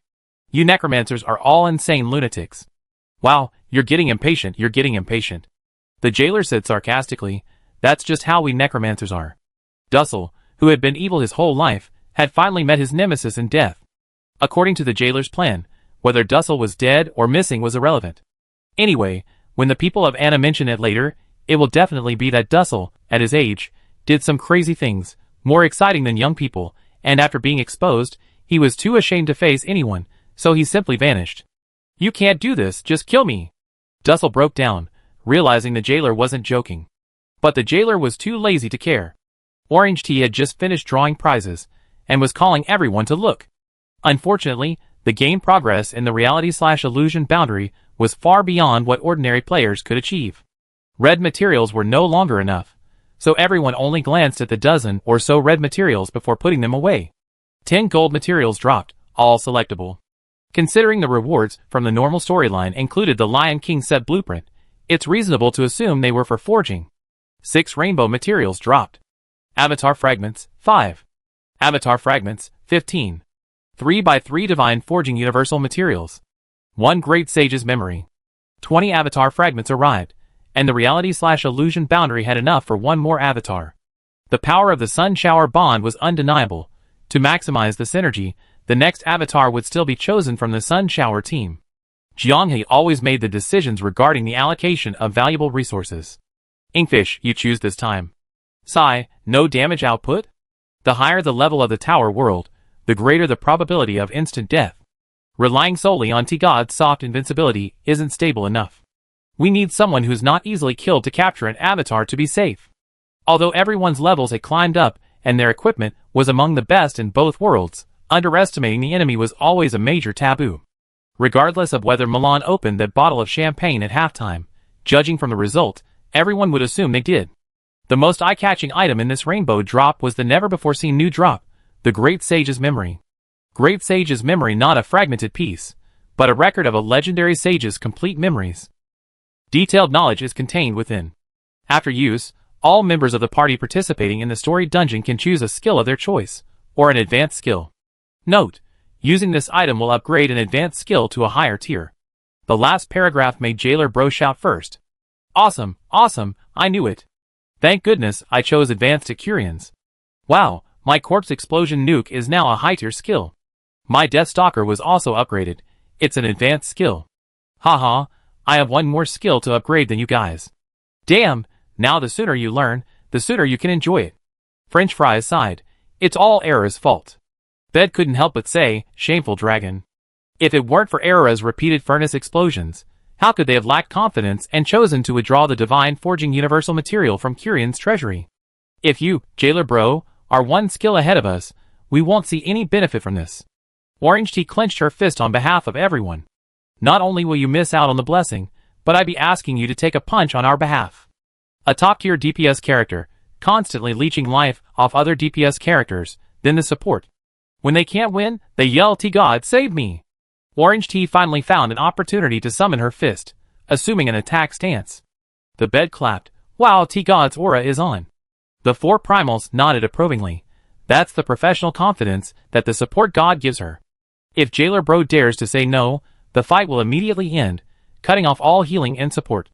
Most players who experience the era of online games have heard this saying, don't offend the support. Force PvP in the wild, with DPS classes killing each other, was commonplace. But if you say the support character is being camped in the wild, then every able-bodied member of the guild would probably join in, to see who dared to mess with their healer. With the Great Sage's memories appearing, there's really no other choice at the boundary between reality and illusion. Upgrading an advanced skill to a higher level skill undoubtedly provides a huge boost. So, Fries learned high-level Bloodlust Frenzy, Zhong Zimo learned high-level Shield, Soul Bed learned high-level Shadow Substitute. The 4 primal turrets are nearing completion. With high-level Elemental Fusion, Torrent Jailer Brother wields advanced Death Stalker, and high-level Corrupted Corpse Explosion, becoming the man holding the nuclear detonator. Orange Tea gained high-level Summoning Spell. Now she can cover all 7 guild members at once, no longer needing to use clones. Seeing Jianghe remain silent, everyone turned their heads. The world is now black and white. Everyone is waiting for him to finish his actions, lift the pause, and continue the remaining story. Aren't you going to choose? I can't choose. Jianghe helplessly showed his character panel. The advanced spatial/skill hadn't been triggered by the Great Sage's memory. A bug? Fries asked, puzzled. We're all fine. Jiang tried several times, but the spatial/skill on his player panel remained unmoved. Other skills, however, quickly displayed a confirmed prompt after being touched. He froze, somewhat awkwardly. He decided to stop worrying and chose a new skill. Magic Blade. The caster can distribute their own magic power to enchant the weapons of team members. The Magic Blade enchantment will provide a magic erosion effect, dealing continuous magic damage to enemies hit. If the caster's weapon has an elemental enchantment, that enchantment will also be shared. Given that the elemental hard dagger is now obsolete, and the team lacks effective weapons against spirit-type units, Jiang chose this team support skill that shares damage. To climb higher in the tower, high damage skills alone aren't enough. Powerful team buffs are absolutely essential. The mage class is inherently a bucket class. Filling that bucket to some extent is victory. Why can't I advance to spatial/? I submit a bug report after I log off this time. He couldn't help but scratch his head. Time returned to normal. Dussel's valuables stored here were completely looted, and the person responsible, seemingly calm, was shouting incessantly. He, who had recently cursed the jailer, was now pleading, but the jailer showed no interest. He was determined to make Dussel a master of selling ruin. The jailer grabbed the small pebble that Dussel had previously lived in, shoved it back into the pebble, and was about to put it into practice with a gleeful grin. Mint led the group away from the capital to the outskirts, searching for wandering demonic spirits. Dussel suddenly fell silent, and then several popping sounds emanated from within the pebble, faint magical reactions rippling outwards. The jailer was startled. When he pulled Dussel out, he discovered that he had broken free of his restraints, shattering his spirit into pieces. Now, only tiny specks of light remained, floating in midair. His ethereal form could be completely annihilated by a gust of wind. Despite his unsightly appearance, Dussel laughed with a sense of relief. I won't allow you to control my fate. I want to die. Before he could finish speaking, Dussel felt the world spin, and his scattered spirit reformed, piecing itself back together. He stared at himself in horror, horrified. Your spirit control, how is that possible? How did your skills improve so much in such a short time? This is impossible. It's only been a short time, less than a night, nothing has changed. How could you have increased your proficiency in spirit control out of thin air and advanced to the next level? This is a dream, absolutely a dream. Dussel scratched his head, looking at the jailer like a demon from mythology. Even in the most absurd stories woven by bards, there are never monsters that improve their skill levels simply by eating and drinking. If it were that simple, why would they spend decades painstakingly studying and cultivating? Even a genius like Rene Mint has poured countless hours of sweat into achieving the dazzling moment on stage. He couldn't accept what was happening before his eyes. Dussel's worldview felt like it had been smashed and flattened on the road by a dump truck. Sigh, you almost escaped? Luckily, I'm one step ahead. The jailer symbolically wiped away his sweat. But then, he heard Mint running back from afar. Yes, really. I saw a huge bull-shaped monster. See if you can control it. Dussel watched as the jailer's wicked smile deepened, his words already stuttering. No, don't. I am Anna's renowned master of spatial magic. You can't do this. Please. That night, in the mountains far from Anna's capital, chilling screams echoed. At dawn, before the boundary between reality and illusion closed, everyone was satisfied. In their hands, a gleaming image scroll appeared. Chapter 409. The black market only opens at night, so the premium scrolls in the hands of the virtual reality boundary couldn't be sold immediately, forcing them to log off. After several days of intense battles in the storyline, the virtual reality boundary's overall ranking had plummeted to outside the top 100. How could they, who were once at the top of the rankings, have vanished without a trace in the vast sea of people? Even when grinding experience, the other three guilds would be active on social media, but the virtual reality boundary simply disappeared, invisible across all channels. Jiang had been keeping an eye on the community's activities, and he specifically inquired about the situation on the Nongya Kimchi platform. The answer was no action. Since being singled out and attacked by the virtual reality boundary, all the well-known guilds on the Kimchi platform had chosen silence. Even now, with the virtual reality boundary's ranking declining and seemingly sluggish performance, no one mentioned revenge. It was as if the ridicule from players worldwide had never happened. It was said that now, only a few people with administrative privileges were authorized to share information about the virtual reality boundary within the Kimchi community. Discussion threads outside of this were strictly managed, often resulting in deletion, banning, and blocking, a one-stop service. Does not discussing it mean it never happened? Are they ostriches? Jailer Bro chuckled. A bunch of people just hyping themselves up, huh? Bed translated Nonya's words, and couldn't help but laugh. No, that's not it. Some people believe that the top guilds lost, but the casual players didn't. The real masters are among the common people. Zhong Zimo shrugged. They're still among the common people because no one came to challenge them. If they did, they'd be in the underworld. The deterrent effect of that battle was surprisingly good, shattering many people's hopes of using numbers to destroy well-established mid-to-late game strongholds. Aside from empty boasts and wishful thinking, the mere mention of the name boundary between reality and illusion made them shudder. Following the battle, members of all major guilds worldwide, even those not participating in the Tower World event, began preparing to establish guild strongholds. French Fries also learned from his father that the intensity of the current world faction war was far less than that of some dungeon instances where strongholds could be established and resources mined. The guild stronghold gameplay was geared towards the game's most elite players. Top players from various large guilds gathered, pushing the open-world PvP atmosphere to a fever pitch.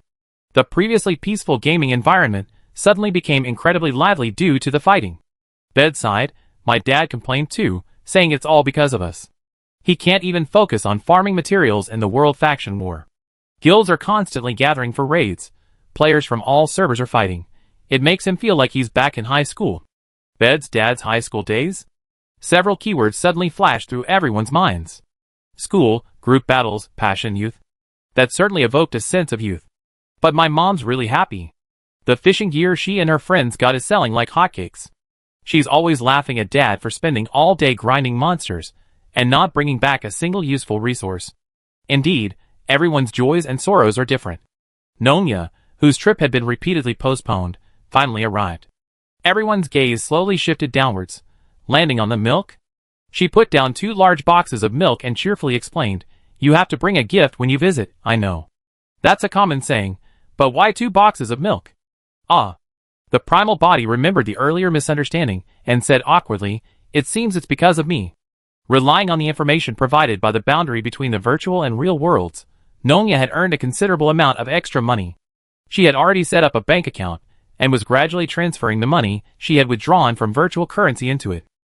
After explaining a bunch of domestic and international remittance procedures, Nonya breathed a sigh of relief. She still insisted on only charging for the tour, returning the rest entirely to virtual reality boundary, not taking a single penny. "If you could let me do an exclusive interview, it would be helpful for my future entry into the game media industry," Nonya chuckled.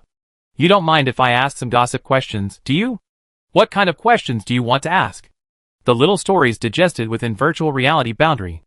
Nonya's smile deepened, her gaze shifting between Jianghe and French Fries. "I heard there are already 2 couples." Jianghe sighed, rubbing his forehead. "You want to enter the game media industry? I thought you asked about games." "Game Pro, how is that not part of the game?" Nonya tilted her head. As registered members of virtual reality boundary, no one refused. Jianghe, French Fries, Zhong Zemo, and Bed naturally became the targets of the interrogation. The remaining 3, who were single, couldn't escape either, being asked many questions about their real lives. This was the first time Nonya had given such a lengthy interview since gaining fame in the virtual and real worlds, covering both her virtual and real-world identities, and much of the information was exclusive. The interview continued until evening. Having obtained first-hand information, Nonya left excitedly. She naturally wouldn't be an unscrupulous reporter. The final, polished draft would be shown to virtual reality boundary beforehand, and any objections would be immediately rolled back. Although she hadn't yet entered the industry, as aspiring media professionals, her professionalism already far surpassed that of any media people virtual reality boundary knew. Upon re-entering the game, everyone appeared in the guild. During her offline time, Renee had already gotten to know everyone in the guild headquarters. She was most interested in 2 wandering spirits, Gloria from Sunrain and the Ghost Rat. These spirits, who should have vanished, seemed to remain unaffected within the guild, becoming an exception for Sunrain. Thus, the permanent NPCs on the boundary between reality and illusion included a potion-making genius, a space magic master in training, a dragon, a siren, a slime king, a book-obsessed, unlucky fairy, and 2 ghosts. Judging from their current behavior, apart from Renee and the Sunrain team, everyone else had displayed embarrassing traits to varying degrees. Hopefully, the noble Miss Renee could maintain her image and not sit at the same table as Mint and the others. Eloradia's current refining process had lasted a full day and night. Due to the large amount of elemental mist escaping during the process, players couldn't visually observe the progress. Previously, people would approach and ask, "Is there any hope?" Now, everyone would just silently pack the materials, label them exclusive to the embarrassing dragon, and quietly leave. North of Fragrant Breeze City, on the outskirts of the black market. In the dead of night, all was silent except for the rustling sounds of people moving about in this open space. Most city-states have markets that open only at night. It's not that the goods traded are shameful, but both buyers and sellers value privacy and dislike being bothered. A few crystals emitting a faint purple glow, a few pale purple lighting scrolls, and an open space, that's all the services the black market offers. People in hoodies come and go, each taking what they need. Beside a merchant selling beautiful young slave girls, a figure in a gray robe floats in. The slave merchant squints, staring at the group of gray-robed figures, who are clearly part of the same group. Buy. Sell. The slave trader moved closer, lowering his voice to ask, "What is it?" A montage scroll. "I have some juicy content I want to sell." The slave trader chuckled, flipping over and lifting a corner of the curtain covering the iron cage behind him, revealing a voluptuous woman and a young man barely clothed, almost naked. "What you're selling can't possibly be as juicy as mine." He waved his hand impatiently. "Don't give me that. Seeing and touching are two different things. If you want to cheat people, go find a fool. I don't have time for paupers." "Aren't you going to take a look before making a judgment?" The slave trader laughed angrily. "I've seen more women than you've eaten rice. As for men, every gift I sent to the noble women of Fragrant Wind City has been top-notch. Fine, fine, I see what kind of beauty you, this country bumpkin, can produce that I haven't seen before." Drawing a magic circle on the ground, the slave trader approached the montage scroll. The scene shifted, and in the darkness, a robust, bull-like monster burst into view. Its powerful, ferocious physique and murderous, angry expression were terrifying. The slave trader scoffed. "So what if it's a human beast? They've seen it all in their line of work." The newcomer produced another commemorative scroll and pointed to the old man in the image.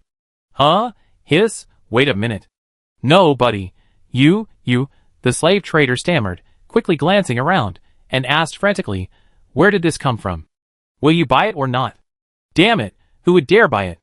One of the chief mage towers of the empire, the white-haired Dussel, was engaged in a wild, passionate play video, playing an innovative game that would leave even young people speechless, a one-man army fighting two beasts. The slave trader waved his hands repeatedly. "I saw nothing, I know nothing, goodbye." Even after the group left, the slave trader still felt a chill run down his spine. Wow, a master is a master indeed. He's more adept than anyone else in private, truly. I learned something new. Overnight, the border of reality and illusion, carrying several scrolls, traversed the capital and the two major cities of Xiangfeng. The chaotic black market provided fertile ground for the news to spread. The speed of news transmission was astonishing. At the crack of dawn, merchants who had come to the capital to make a living were already exchanging strange conversations. "Have you heard? Could it be that old man?" Sure enough, we all heard. "I heard someone was hunting in the wild and secretly filmed it." "That's explosive. At his age, doing something so thrilling, can his heart handle it?" "That's why he's the chief of the Mage Tower, still going strong even in his old age. Rumor has it he misses his deceased wife and doesn't want to remarry." At this point, the merchants exchanged knowing smiles. His feelings of missing his deceased wife were a pretense. His perverse behavior was the real truth. "Dussel, did you hear that?" The jailer, holding a small pebble, grinned wickedly. Dussel was trapped in a state of agonizing rage, unable to live or die.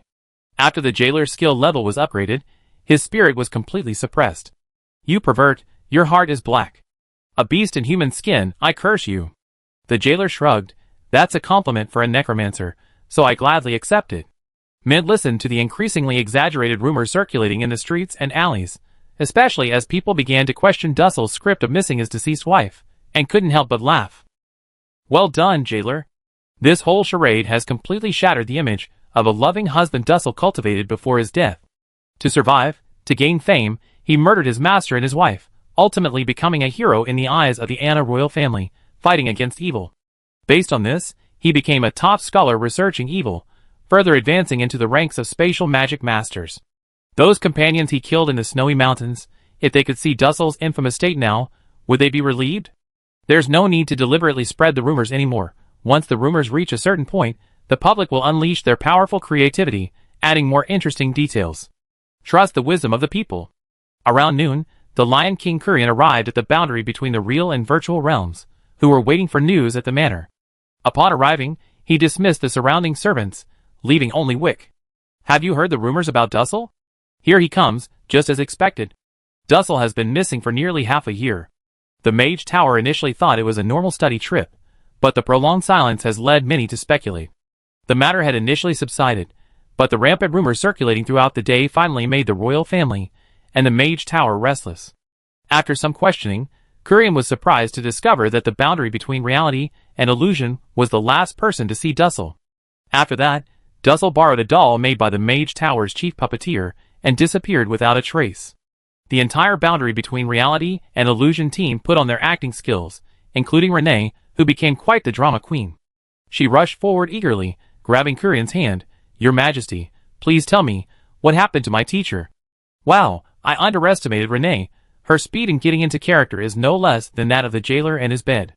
From the perspective of those on the boundary between reality and illusion, the acting was somewhat stiff and lacked polish, but the unsuspecting Kurian thought it was a genuine expression of emotion. The Grelian family were a bunch of mindless insects. It was only natural that Renee would be close to her teacher. Kurian's lips twitched. He pressed Renee's shoulder, carefully choosing his words. Don't take what I'm about to say to heart. Well? Someone witnessed in the wild that your teacher. Kurian's forehead broke out in a sweat, and despite his age, he blushed. Wick, you tell us. Wick forced a straight face. Someone witnessed Master Dussel engaging in intense intercourse with a monster. He was the one enjoying it. The don't laugh challenge begins. Everyone on the boundary between reality and illusion suppressed their laughter, while also feigning shock. The jailer played with a small pebble in his hand, feigning confusion as he asked. Could it be a mistake? Someone was selling a rubbing of a photographic scroll, which the Imperial Guard confiscated. After verification, it's highly likely. It's not a forgery. Master Dussel might really have some unknown hobbies. Wick took a deep breath, forcing himself to remain silent.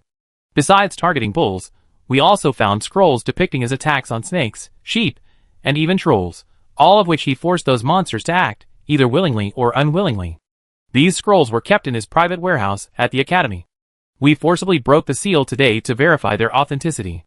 A long silence fell over the room. The soft cushion behind the boundary between reality and illusion was being squeezed raw by their hands. The pebbles in the jailer's hand made a dull clink sound, but no one in the room paid any attention to his struggles. Chapter 410. In countries where various humanoid races exist, interbreeding with other races is commonplace. Some people's XP systems are naturally adapted to humanoid races. Broadly defined, humanoid enthusiasts. As long as they are humanoid, the mixed race ratio doesn't matter. Complete bestiality is also acceptable. Narrowly defined, humanoid enthusiasts. Those with animal ears and special bestial markings, ideally with no more than 40% mixed race. The latter constitutes the vast majority in Anna, and popular understanding and moral customs are basically built around this foundation.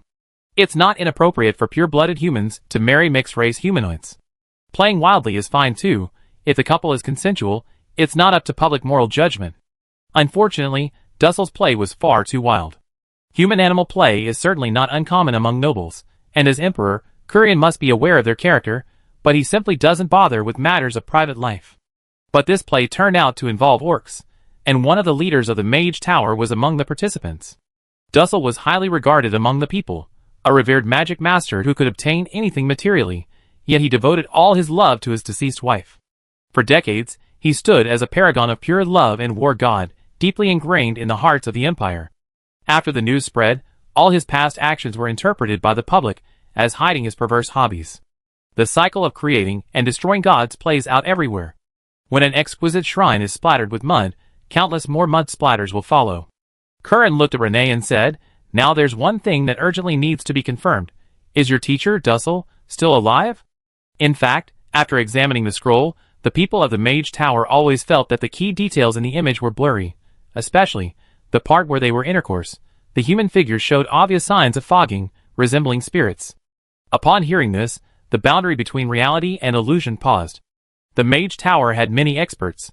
Even though Mint had deliberately disguised herself during the image capture, the subtle, coincidental fogging couldn't escape the notice of a discerning eye. Since it happened late at night, the quality of the image scroll might have affected the imaging result. Kurian continued. Therefore, the good news is that your teacher is still alive, but he really has unusual tastes. The bad news is, he's dead. Kurian's eyes narrowed, his gaze sweeping across everyone's faces. Jiang had guessed that the Lion King suspected they were involved. If a guild could subdue Ellerby, then who could say they didn't have the ability to kill Dussel? Moreover, the last people Dussel contacted were them, and the content of their conversation was unknown to outsiders. A lisp interrupted Kurian's thoughtful scrutiny. He looked at the jailer. Excuse me, you mean the chief mages of the Mage Tower? Those high-ranking mages, gathered together, freezing each frame to admire the most spectacular moments of those scrolls? Kurian sighed, and Wick couldn't help but rub his temples as well. And it wasn't just them. Kurian himself had participated in the appreciation before arriving. This concerned a chief mage of the Mage Tower. Although old and frail, having fallen from the 9th rank, a chief mage was still a chief mage, representing the tower's prestige, face, and peak combat power. Now, their own reputation was being ravaged by strange monsters. Rumors were spreading throughout the continent, and it seemed that even the alien races beyond the borders would be enjoying these strange scrolls tonight. While examining the authenticity of the scroll's contents, the older high-ranking mages frowned, leaning back as if the monsters within the scrolls might leap out and drag them in to join the spectacle. The middle-aged high-ranking mage barely managed to maintain his composure, patiently and critically examining the content while trying to ignore Dussel's groans, which sounded like both wails and pleasure.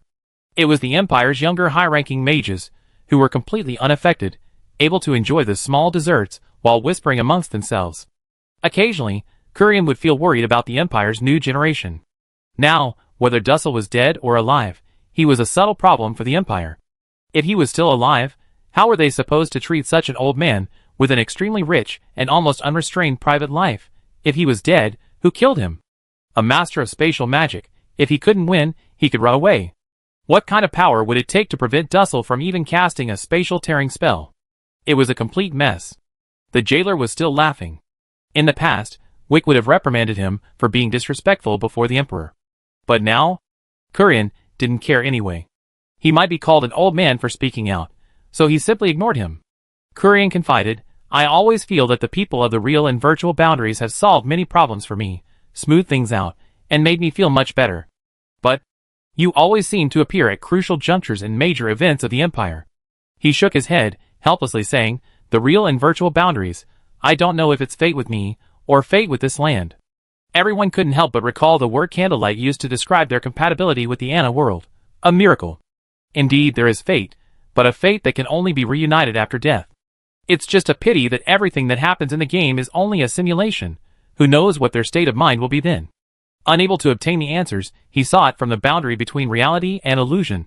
Kurian left. The jailer's laughter was perfectly timed. His nonchalant, amusement-seeking attitude, coupled with his inquisitive, childlike curiosity about the scroll's details, convinced the two high-ranking Imperial officials that the boundary between reality and illusion was completely unaware. Confirming that the surrounding guards had also departed, the jailer shook a small pebble. Hey, are you there, Imperial celebrity, the great Lord Dussel? From now on, when discussing this kind of game throughout Anna, you be an inescapable mountain. Dussel, who had practiced mental magic for half his life, felt utterly hopeless. His reputation was ruined in life, and in death, he was powerless to control his own destiny, unable to even die. Let me die! He cried out in anguish. That won't do. I'm taking you back to the guild and handing you over to the two from Sunrain. Jailer Bro grinned. They said they could try extracting usable knowledge fragments from your spirit. Just like you treat those students who trust you, make the most of them. Fries muttered, reincarnated Anna, I really suspect Jailer Bro is a perfect fit for Necromancer. He's practically the embodiment of the class. The series of events triggered by the duel between Mint and Renee came to a close. The scene froze, and a tidal wave of experience fragments flowed into the bodies of the 7 people from all directions. Although they were mentally prepared, hearing the ding-ding notification sound of leveling up still sent a chill down everyone's spine. Fries and Orange Tea jumped from level 32 to 35. The others went from 31 to 33. While grinding experience on the 5th floor of the Tower World, the players discovered that from level 28 onwards, the amount of experience required for subsequent level increases skyrocketed. Meanwhile, there is a clear experience detection mechanism on the 5th floor of the Tower World. Once you reach level 25, the amount of experience gained decreases. Level 28, drop rates halved, Monster difficulty significantly increased. Under these circumstances, only true 10-mile slope sword gods could grit their teeth and grind relentlessly. Korn's Chosen, the hilarious tree, endured various debuffs to reach level 29, aiming for level 30, a goal they'd been pursuing for 3 days. On the border between reality and illusion, far from the main battlefield of the Tower world, leveling up through the storyline allowed them to easily overtake others, demonstrating the generous rewards of the Anna main storyline. Continue with the storyline, level up, and then sweep the battlefield, or throw themselves into the Tower world now, and reclaim their T0 throne? As usual, Jianghai made the decision when the team faced difficult choices. So far, he hadn't disappointed anyone.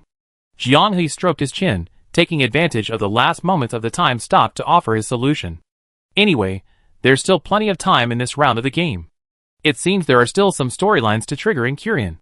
Why don't we go wander around, check out the story-related content, and then decide whether to go for a Tower World rush or grind the storyline in silence?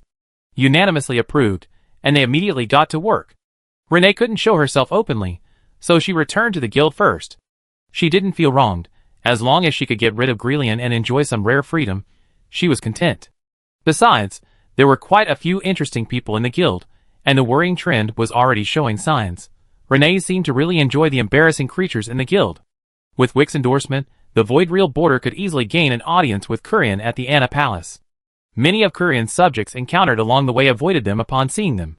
Not just the nobles, but not a single subject of the Anna Empire wanted to be associated with the Void Real Border. They were like a plague, and even a glance from them could make one feel their end was near. Is it really that exaggerated? Jianghai couldn't help but ask upon hearing Wick's words. His Majesty was just speaking with two trusted confidants, and it should be nearing its end. In terms of factionalism, they are absolutely loyal to His Majesty. You can see their reaction later. The door to Kurian's study, where he handled state affairs, was pushed open, and two imposing men in magnificent robes walked out one after the other. They nodded slightly to Wick, but their gazes suddenly fell upon the people at the boundary between reality and illusion, and they all froze in shock. Anyone with less composure would probably have leaned back, adopting an evasive posture, right? When Renee Mint walked the red carpet during the battle of reality and illusion, the nobles would actively avoid her wherever she went at the boundary between reality and illusion. Now it has even developed to the point of them giving way completely. Rumors are always like this. Although everyone knows they're baseless nonsense, the more people say them, the more people do them, the more it becomes a habit. Rumors? Jianghai wondered. What rumors? There's a rumor that anyone who comes into contact with the boundary between the real and the virtual will have bad luck, and the higher their status, the harder they fall. Wick laughed. But you guys benefit from it, rising from an unknown adventurer group to become honored guests of the Fallen Star Sea. Now, the boundary between the real and the virtual frequently appears in the capital of Anna, just to find unlucky people and absorb their luck. Huh? Everyone looked at each other, then their gazes fell on. Orange Tea pointed blankly at herself. Me? French Fries asked, do the nobles really believe this rumor? Don't they think it's absurd? Empty-headed parasites spread it with great enthusiasm, and even put it into practice. Those with a brain will scoff, but they won't expose you. After all, this rumor masks the nobles' true fear of you. You are an anomaly in the entire empire, and even on the continent of Anna, you are exceptional. You fought bravely for justice for the Sirens, were protected by the Lord of the Fallen Star Sea, and are deeply loved by the sea race. Yet your true identity is that of a land-dwelling species. As long as the land-dwelling species intend to profit from sea routes, and do not wish to ignite a fierce war between the sea and the continent, topics concerning you will be off-limits to the nobles.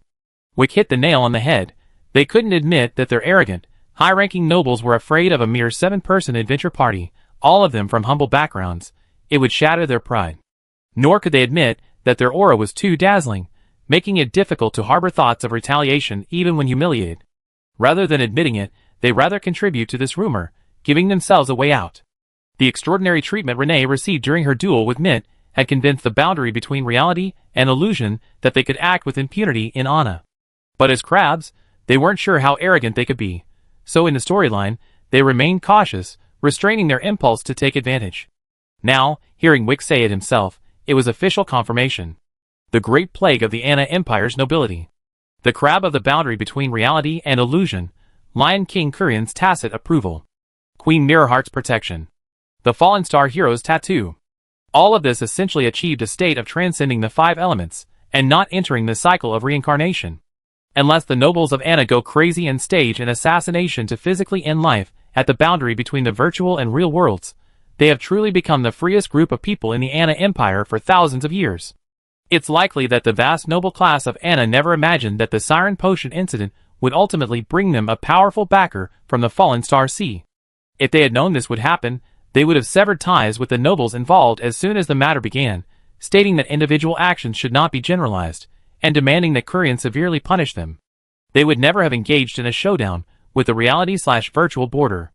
The Anna nobles deserve immense credit for the reality/virtual border's achievements. Thinking of this, Jianghe wanted to immediately dedicate a song, A Grateful Heart, to all the nobles who had targeted the reality/virtual border on his path to fame. Clang! The sound of shattering porcelain interrupted the conversation outside the study. With a soundproof array covering it, the sound shouldn't have escaped. It was clear that the person who threw the porcelain was extremely angry. The porcelain only shattered after flying past the entire soundproof array. Wick was startled. He quickly stepped forward to check, but then, realizing something, immediately withdrew. After a while, the study door opened, revealing two dashing young men who bore a resemblance to Kurian, but both looked dejected, constantly glancing back at the study, hesitant to speak.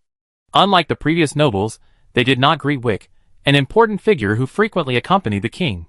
The still open door allowed the boundary between reality and illusion to see the Lion King slumped in a chair. His face was full of worry, his hands covering his face, seemingly extremely exhausted. Wick remained silent for a long time before entering. After a few whispered words, the Lion King sat up straight again and beckoned the boundary between reality and illusion to enter. "I'm sorry you had to see this." Kurian cut to the chase. "My son is useless. I scolded him a few times, and he talked back instead." Sigh. He sighed heavily, his expression a mixture of emotions. Chapter 411. Kurian treated his sons with none of the decisiveness he displayed in handling state affairs, always regarding them as children. "My sons are good-for-nothings," a very commonplace expression, hard to imagine coming from the Lion King. "You returned? Is there anything I can help you with?" Originally intending to see if he could trigger any plot developments, Jianghe's mind raced at this question. Amateur writer Fries promptly went online. "Your Majesty, Renee is very concerned about Teacher Dussel's movements, therefore." Kurian understood, recalling the shocking scene he witnessed last night, and couldn't help but facepalm. "Ah, I understand, no problem. I have." "Wick, you keep in touch with these children regarding the Mage Tower's investigation." Jianghe was quite curious about the Mage Tower's final findings. Such a shocking storyline involving humans and beasts. Investigating it further would only corrupt the young people in the Mage Tower, further broadening their vision, wouldn't it? The maid replenished the tea and snacks, and at Kurian's signal, closed the doors and windows tightly, reactivating the soundproofing array. He moved to a soft chair, wearily reclining, his gaze falling on French Fry's waist. "The knife? Is it any good?"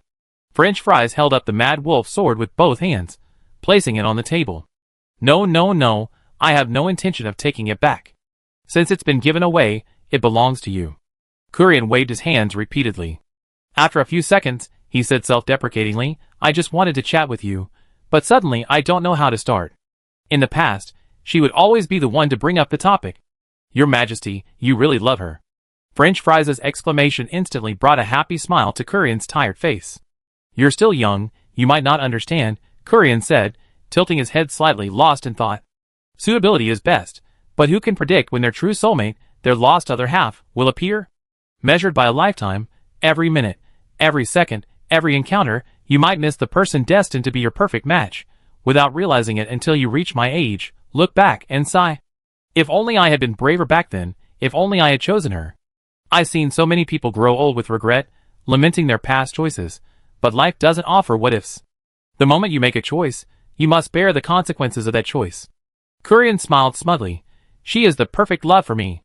I met her at the time I should have met her, and made all the right choices." Jianghe glanced furtively at the Fries, only to find that Kurian's gaze was already waiting for her halfway down the Fries. Tugged at Zhong Zemo's sleeve. Hey, look at me. Where are you hiding your eyes?" Kurian's lips curled into a smile, silently enjoying the sudden little drama unfolding.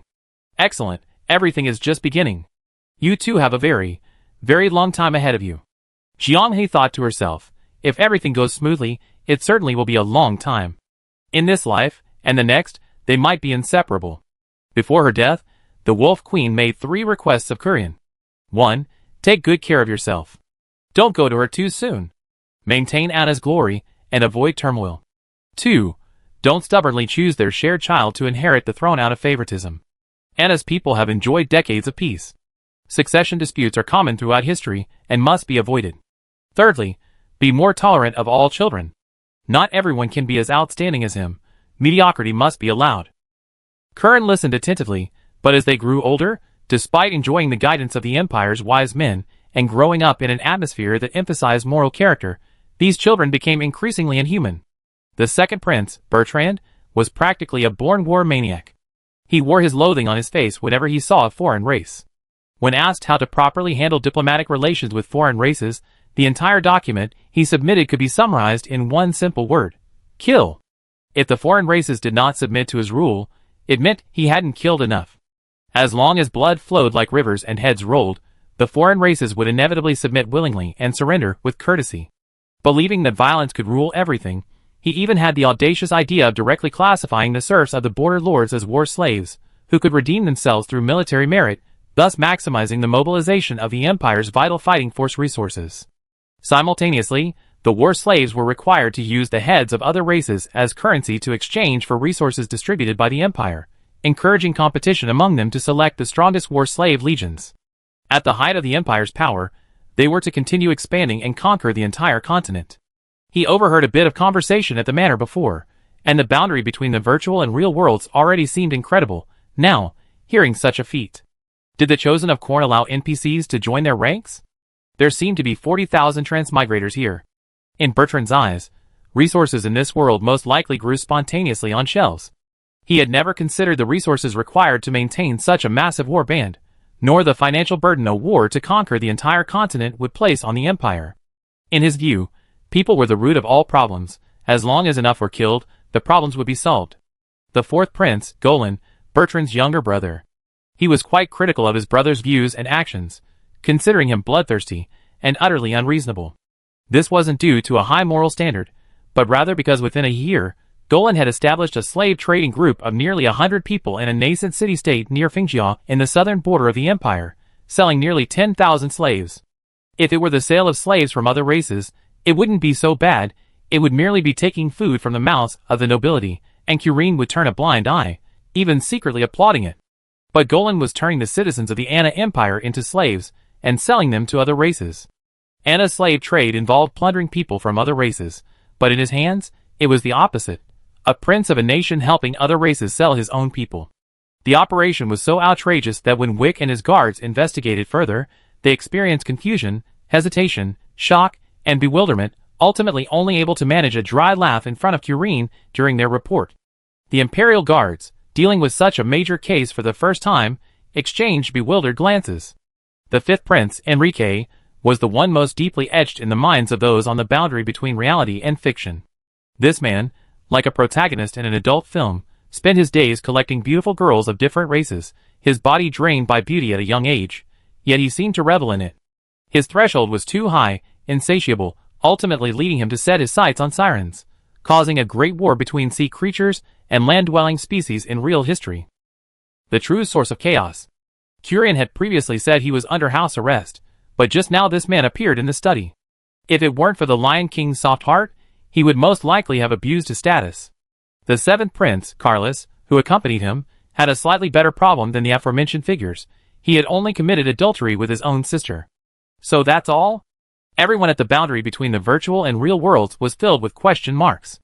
Sigh. Kurian sighed, pounding his chair in frustration.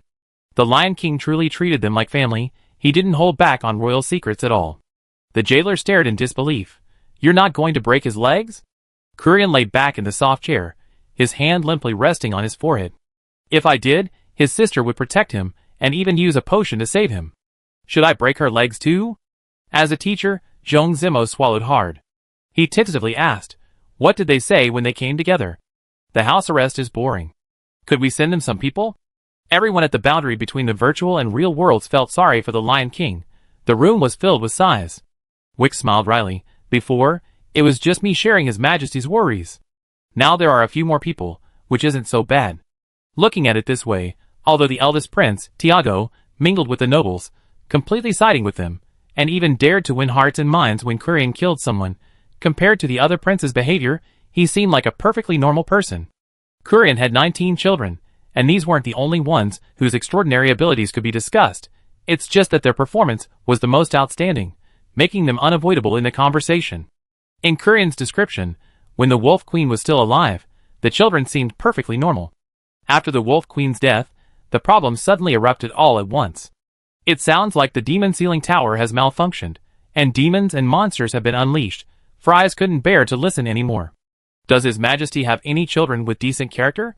Wick answered for Kurian, the eldest prince, Tiago, the third prince, Sloan, the 11th prince, Rezel, and the 12th prince, Kovich.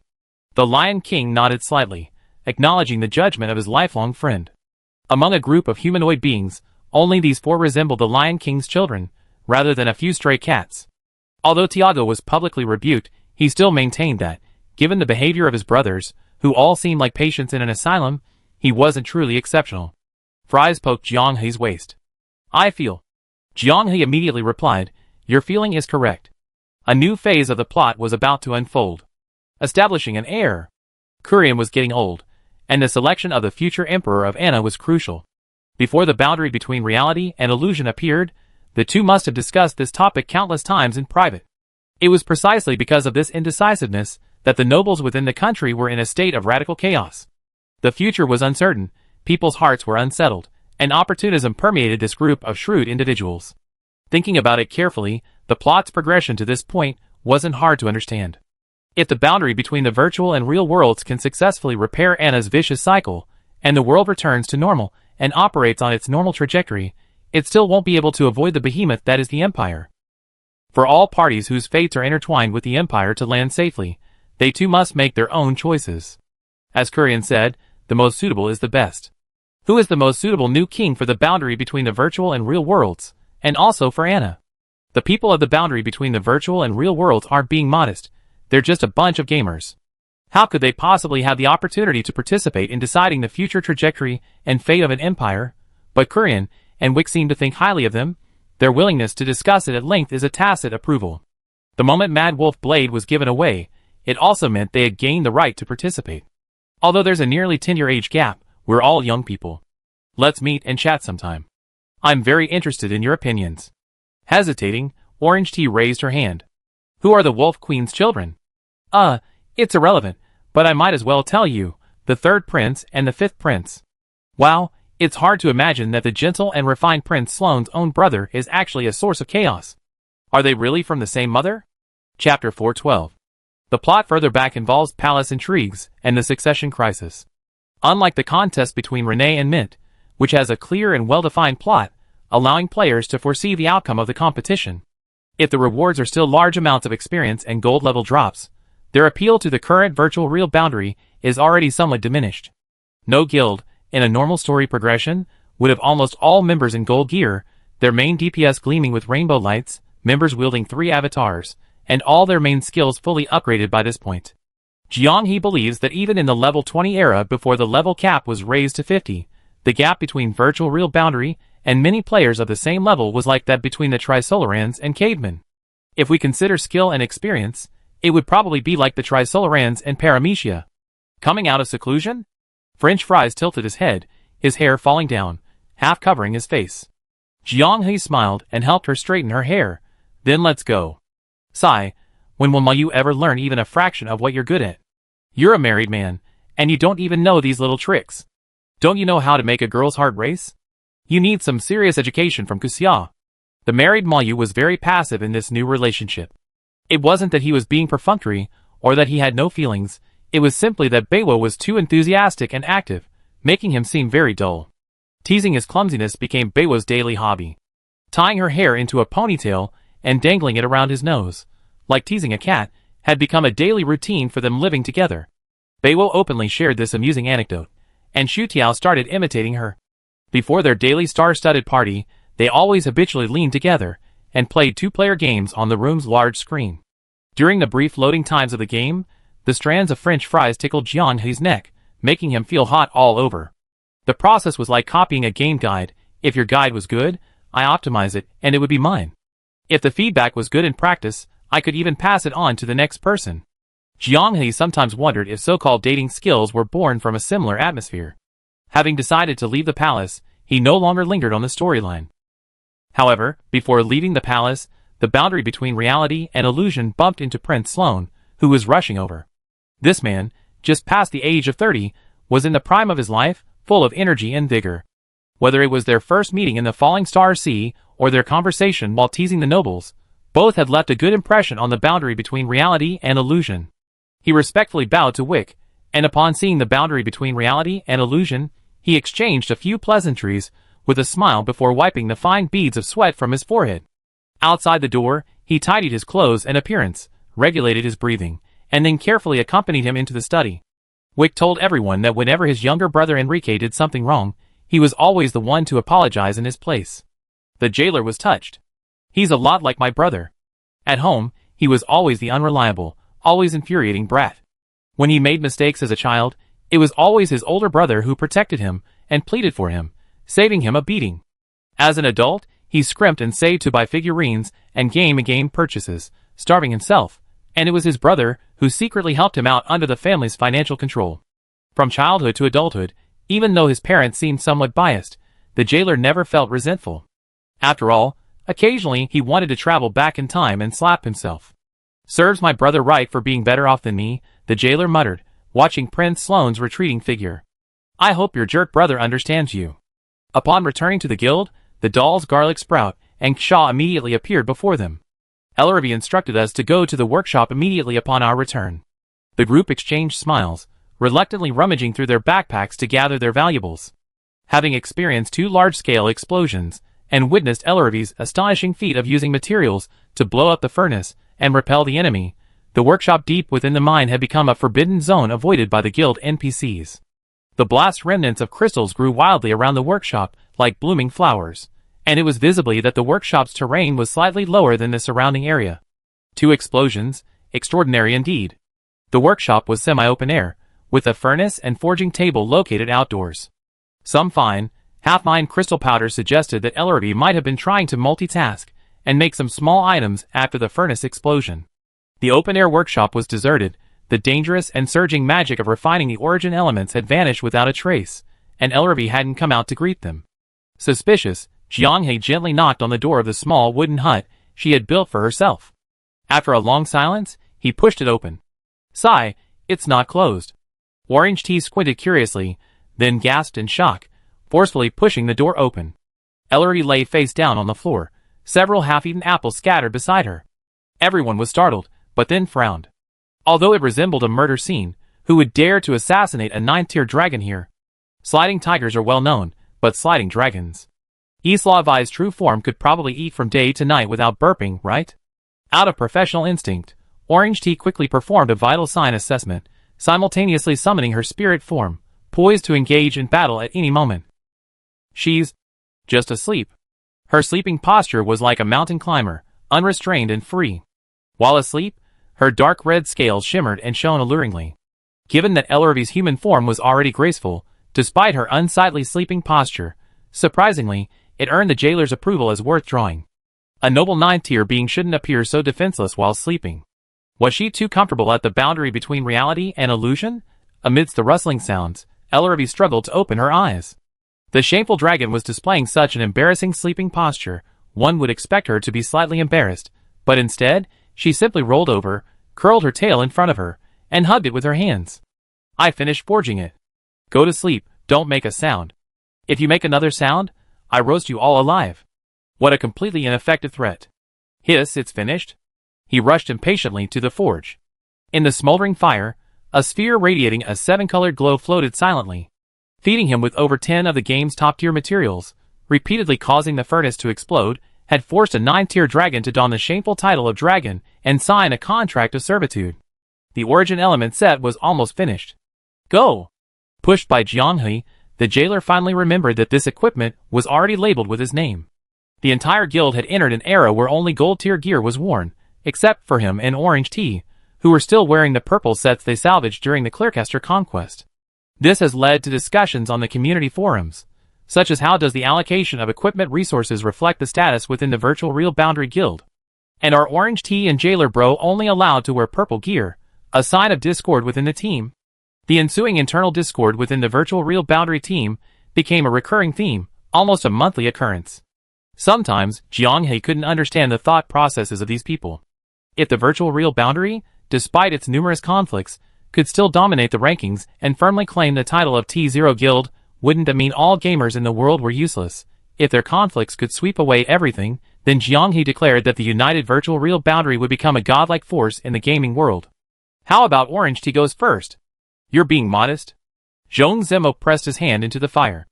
If a snapshot were taken at this moment, it would provide the strongest evidence of the virtual real boundary team's internal discord.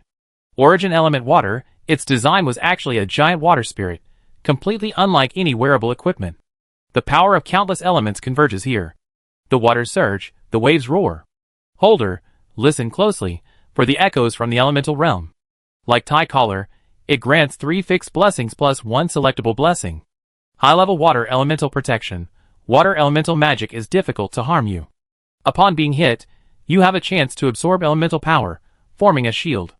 Elemental nourishment. Water elemental power is abundant within your range. Allies within range will enjoy increased water magic power, increased water magic stealth speed, and have water magic cost. Clear water curtain. Consumes mana to deploy a water elemental barrier, providing a slow healing effect to all members within range, including yourself. During its duration, it repairs shields, heals injuries, and reduces the duration of negative status effects. No wonder Ellery kept having her furnace explode. It truly lives up to its reputation as the game's top-tier set. If the tie collar leans towards offense, then Origin Element, Water maximizes functionality and defense. With elemental nourishment, a clear water curtain, and Golia's golden holy word, it's a double insurance of invincibility. Jianghei could imagine Zhong Zemo, fully buffed, wielding a giant shield and clearing the way, the monsters retreating in despair. Squeak! A dark red phantom appeared by the door. Ellerby's eyelids drooped. She wiped a few drops of water from her palm on her face, and forced herself to stand up straight. She gulped down 2 mouthfuls of tea, swayed, and walked to the set, pointing to the fist-sized heart of the water monster. Origin Element is a whole set series. By changing the elemental core, you can obtain different effects. This time, it was Zhong Zemo's turn to get excited. Changing the core changes the form? Sounds too Kamen Rider-esque. Jianghei remembered correctly. Among the collections Du Jing when cleared out at their wedding was a belt. Zhong Zemo was a jack of all trades, dabbling in everything. Behind the covers, she asked, then, what about the other belts? Oh, I mean the cores? Of course, they need to be forged. Ellery pouted, waving her hand at the boundary between reality and illusion like a lucky cat. Only me. Anyone else, humph? This proud little face was surprisingly reassuring. Everyone rummaged through their pockets, asking, will it be 100% successful next time?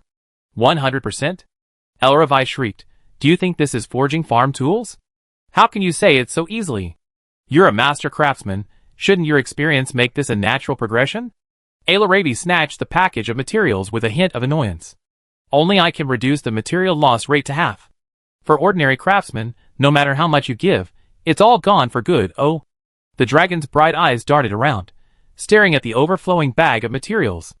I always been curious, how do you manage to find such rare materials? You're offering materials that ordinary mages would struggle to obtain in a lifetime. How many Dussels would you have to kill to gather this? 1. How can you be so sure? Because it came from his secret stash. Gathering a complete set of Origin Element cores is essential. Different enemies require different countermeasures and equipment. The boundary between reality and illusion most desires to encounter water-type monsters. Tie collar, Origin Element, Water, Gluttonous Incarnation. With these 3 trump cards played, even a god could be skinned alive. Opening the Tower World rankings after a long absence, Jianghei was stunned at first glance. The top 100 didn't include a single member of his faction, they were all players from the 3 kingdoms. He heard from the community that while the AI's offensive was fierce and players from various countries were dropping off the rankings, they had managed to maintain a stable 20 guild slots. And tonight, they were all wiped out? The number 1 guild in the 3 kingdoms was still the veteran Fuxianmen, having conquered 13 floors. Leading the 2nd to 5th ranked guilds by 3 floors, they were displaying a dominant and courageous momentum.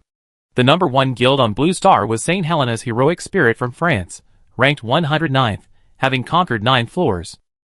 Behind them was a long list of well-known guilds from various countries, all squeezed out of the rankings. The fact that Chinese guilds were the first to implement the 10-mile slope sword god operation and completely disappeared from the rankings is understandable. What about other servers? According to Nongya's information, most foreign server guilds disdain leveling up by exploiting floor limitations. When she sold leveling guides, information merchants even mocked her for being too cowardly, saying nobody liked them. However, information merchants in the 11th server saw this as a treasure. While most Chinese guilds were grinding to level 28, where experience decay was a significant hurdle, they were still diligently grinding, constantly optimizing their strategies to further reduce experience gain. It makes one wonder if they were trying to create a leveling master. Zhu Zicha exclaimed in surprise, "The celestial sphere on the 6th floor, does it really have that much of an impact?" The Chaos Celestial Sphere is a special mechanism that appears on the 6th floor of the Chaos Tower world. It's similar to the level suppression rule added before the Weaving Wind competition. The difference is that it takes effect on all floors. It's like a giant spinning wheel, not only randomly generating keywords for the next floor, but also randomly assigning completely different challenge content. Wang Liang Yiming reminded him, "Remember the chain reaction puppets on the 3rd floor? Someone has already found those tarot card keywords."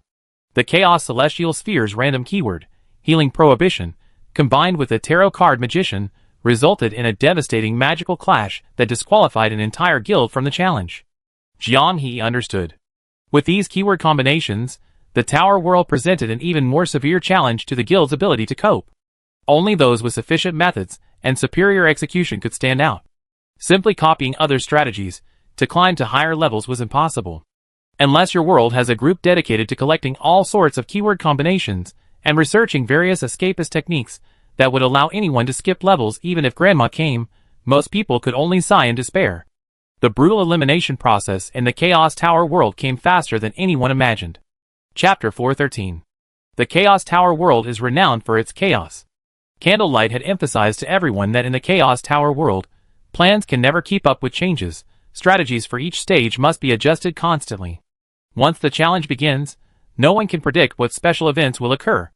The initial plan was that as long as the boundary between the virtual and real worlds firmly held its position, and the experience gained from climbing the tower was compiled into a strategy guide, which Nongya would secretly release, they could achieve a situation where one person could tackle a high-difficulty challenge, while everyone else eagerly awaited to copy their strategies.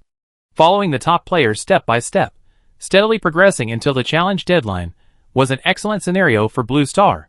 In this respect, the people of the 3 realms could not compare to Blue Star in terms of either the ease or difficulty of information exchange. However, the intervention of the Chaos Celestial Sphere perfectly negated this advantage. Originally, it was about copying homework, but now the teacher gives everyone different homework. There's no way to copy anymore, Zhong Zemo thought, instantly embracing his profession. The question types are complex and varied, and with so many students in the class, it's inevitable that we encounter similar question types due to the sheer volume of questions. But it requires all students to be willing to share. That's a bit difficult. A better approach is to find similar question types and optimize the solutions. Of course, there's another option. We can drastically improve our best scores and single-handedly raise the final score and coefficients. The 4 primitives clapped. It instantly transports me back to my student days. The way our teachers predicted exam questions before the big exam was exactly like yours. The blanket pointed and said, "This is the subconscious reaction of someone who's been steeped in the flavor of work in their daily life." Did everyone learn something? Wanting to get the latest game information from Nongya, the jailer had a different opinion. If you can open it, you can fight. If you can fight, you can pass. Then, let's start a game. Easily clearing level 5, gaining 100 points, returning to the Tower World preparation space, where Shilu waited with a smile, holding the celestial sphere. A glance revealed that the Tower World points at the boundary between reality and illusion were 330. Today's refreshed item was Shop Upgrade, requiring 500 points. After upgrading the shop, the number of items displayed in the shop daily increased to 3, the variety of selectable items increased, and the probability of high-quality items increased. A quick inquiry with the other 3 guilds revealed that after the Chaos Celestial Sphere was triggered, Tower World strategies and points gained from clearing levels had significantly improved. Previously, each level only gave a meager 100 plus points, now it's basically doubled. The random attributes from the Chaos Celestial Sphere determine the amount of points. The difficulty of the randomized affixes is directly correlated with the gameplay difficulty. The higher the difficulty, the higher the score, and the boost gained from the shop after obtaining points far exceeds players' expectations. The description of the Crimson Music Box explained the various slang posts Jianghe had seen in the community recently, seeking a guide to the dog luck strategy. Pray to the cyber god, praying for dog luck to protect me. Praise the Lord of the Stars, let me have a dog-like run tonight. Great Lord of the Seals, let me also leap like a leopard. For ordinary players, the lower the difficulty of the randomized affixes, the better. They lack the ability to conquer high-difficulty dungeons, and their biggest hope is to get through with dog luck. By accumulating good luck time and again, they purchase items from the shop to increase their competitiveness within the tower world, thereby gaining the ability to compete with high-end guilds. They are the mainstream players in the game, accounting for over 70%. But for teams with some strength, those at the top of the game, like those in the reality/virtual boundary, the opposite is true. Rather than relying on luck to go further, but not getting enough points to profit from the shop, it's better to max out the difficulty on each level. The more points, the greater the improvement. Snowball early. The reality/virtual boundary has already used this strategy to pass through the Temple of the Clarities. Shi Lu, holding the celestial sphere in both hands, approached the reality/virtual boundary. Please touch it. Go! T-God, go! Everyone reacted in unison. Orange T was already quite cooperative. Do you want lucky or high difficulty? The jailer hesitated, stroking his chin, thinking, could we have a medium difficulty to refresh ourselves? You're the one who says you can start and fight, and you're the one who chickens out at the last minute. Orange T's fist hardened. Why do you become more aggressive the longer I know you? Is this your talent? Jianghe and French Fries couldn't help but laugh. Alright, the scene they were most looking forward to finally unfolded. T-God, the most tolerant member of the team towards Jailer Bro, finally succumbed to the influence of the others in the reality/virtual boundary. Jailer Bro is just asking for it. Orange T's fingertips touched the celestial sphere, causing ripples to spread. The preparation space where everyone was located was shrouded in a misty fog, which churned and shifted. Sounds were the first to pierce the fog and bombard everyone's ears. The reality/virtual boundary was located in the center of the arena. A deafening roar, a cacophony of voices, came from every direction, shrill and jarring. The fog dissipated, and the colors contained within the celestial sphere were bestowed upon this black and white world. Chaos Tower World, Level 6, Death Beast Arena. Celestial Sphere Entry, One Trick Pony. Players can only use one skill at a time on the current floor. Note, players may use their own equipment, but all items are prohibited. This highly restrictive attribute greatly limits player options. Classes that rely on multiple skill combinations for fancy plays are likely to fail against this, such as elemental mages. Without the synergistic effect of elemental magic, relying on a single spell will likely leave most players helpless. Meanwhile, in the spectator area of the tower world, two gazes drifted towards the boundary between reality and illusion. Finally online? What were they doing all this time? Enamel Cup exclaimed with delight. Candlelight only granted the two of them spectator access to the tower world. While the boundary between reality and illusion was busy grinding through the story mode, the two of them were itching to play. While the performances of the Corn Gods Chosen and other guilds were impressive, the lack of a clear boundary between reality and illusion made it feel like something was missing after logging in. In the words of the younger players, it was fun? How come their levels are so high? Snowwater Fried Noodles exclaimed in surprise. Eatinacan is only level 30, already the highest among those we were spectating, and Fries is level 35? Is it just a one-trick pony? Enamel Cup tensed up. Remember those two guilds we were spectating recently? They were so frustrated by this skill that they almost disbanded and reorganized. When Enamel Cup first entered the game, he heard the saying circulating among players, more is better, better is more. The more skills a class learns, the more functional it becomes, the more manual control it requires, and the greater its contribution to the team. Therefore, the more skills a class has, the more sought after it is. When faced with class discrimination in random groups, they can confidently bring up their skills, emphasizing their invisible contributions. Although, like the previous Jailer Brother, they're all leeches. Because Proof of the Stars lacks built-in add-ons, and isn't a numerically driven game, the question of who the MVP is, and who's just getting carried in random groups, is a constant source of debate.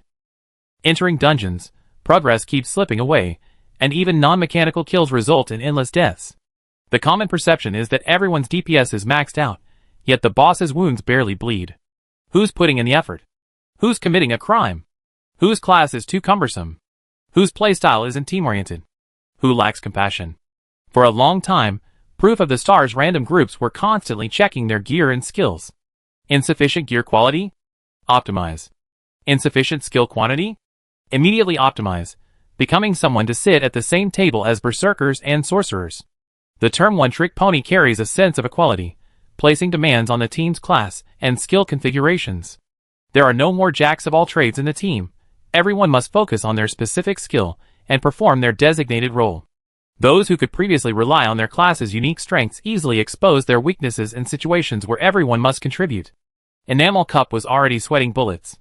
The previous guild he was watching started dividing out the blame mid-battle. As they divided the blame, disagreements arose, and arguments escalated into conflicts. The boundary between reality and illusion was unlikely to have conflicts, but their team had two leaky members, the four Primarchs and Jailer Bro. The community's daily gossip was, wouldn't I be better than Jailer Bro? I could easily replace the four Primarchs.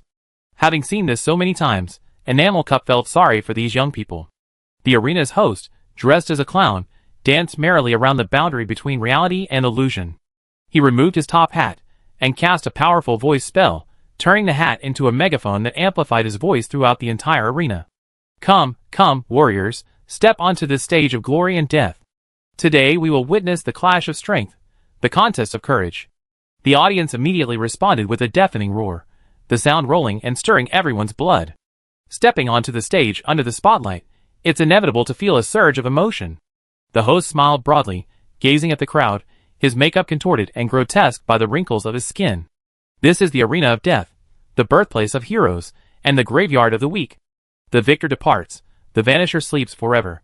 Shilu's announcement faded with the host's introduction. Forfeit on this floor, equivalent to death. Note, if one person clears the floor, the challenge attempts are restored. Jianghe frowned. This rule, designed to prevent players from backing down, was completely different from the baby bus floors of the previous 5 floors. Please welcome our first opponent at the boundary of reality, the mountain troll with the fearsome name of the Bonebreaker, Bowl.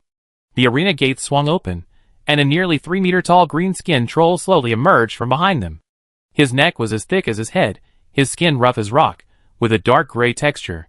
His muscles were bulging, each one like steel forged through countless hammer blows. The bone hammer he carried on his shoulder far exceeded his height. It was hard to imagine what kind of creature's bones it was made from, covered in silvery white barbs. Just imagining it grazing an enemy and forcefully slashing them sent a phantom pain through his mind. Jianghe checked his stats. Mountain Troll Bowl, level 32. The announcer introduced him, stating that as the vanguard of the Earthbreaker Adventurer team, he had already completed 19 battles. Of those, 11 were one-hit kills. The remaining 8 matches were easily crushed. With him in charge, the Earthshaker Adventurer team has yet to see any of its subsequent members appear. The jubilant audience in the arena roared and cheered, eager to witness the 20th massacre. Countless gambling orders were placed, all for the moment of carnage, the lottery tickets in their hands reeking of tempting money. Are you ready to die? Even the clown-dressed host was skeptical of the boundary between reality and illusion. Although they knew it was just a game, staring at that smug, grinning face so close, everyone felt a surge of competitive desire. The host announced loudly, the challenger has been called. The deathmatch was a one-on-one affair, and they had run into a one-trick pony, leaving no room for team coordination. It was a nightmare difficulty. Snowwater Fried Noodles reassured his old friend, don't worry, they're top-tier players. Enamel Cup glanced at him sideways. I didn't say anything, yet you seem more anxious than me? Paul stretched out his finger, moving it disdainfully over the people at the boundary between reality and illusion. He seemed to enjoy the pressure of hesitation on his opponents, deliberately landing twice on the weak French fries, then immediately moving away. I don't like bullying women. Come on, it's you. Paul nodded contemptuously. It's you. Don't look around, the human with the staff. The jailer pointed forcefully at himself, as if asking, is it really me? Don't make me laugh at you for being a coward. Paul emphasized, about to say something more, when the jailer jogged into the center of the arena. The height difference of over a meter, and the jailer's heavy, muscular physique made the slightly overweight jailer look like a child next to Paul. A magical barrier rose, isolating the arena from the outside world. From this point on, regardless of life or death, victory or defeat, the barrier would not disappear. Take your last words before it begins, though your companions might not be able to carry them out. Paul grinned maliciously as he dropped the bone hammer from his shoulder with a loud thud, creating a crater. The jailer nodded slightly, glancing at the announcer not far away.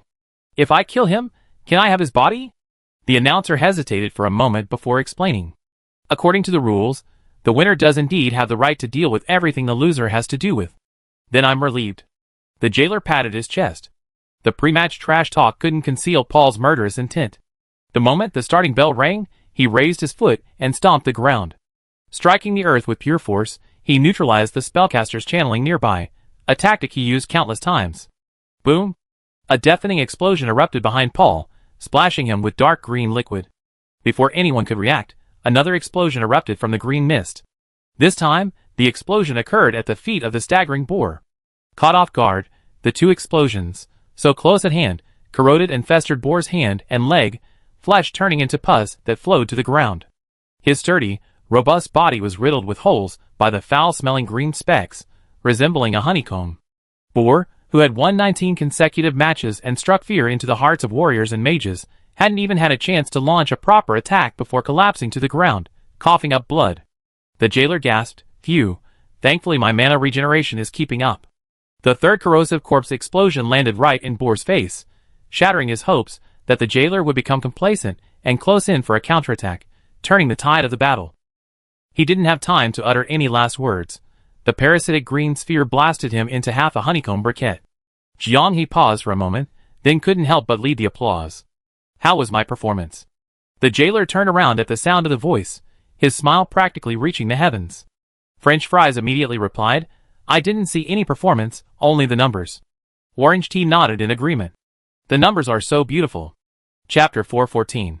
Transforming into the masterminds, everyone stripped off their equipment, engaging the monster in a weak and helpless posture. Following this strategy, the boss of the 10th refreshed level was usually no more than a 6th-tier mage. Now, with everyone back in their equipment, a righteous brawl ensued. As long as hand-eye coordination was good, the reality boundary couldn't imagine losing. If they could all enter the tower world, there was no reason for any players to be at the paramecium level, right? You're strong, I'm stronger, you're weak, I'm weak. The strategy for the 5th floor was already exceptionally well established. But precisely because of this, the reality boundary members, returning from the storyline, had no idea of their own strength. The troll pole became the first stepping stone for the jailer to regain his sense of strength.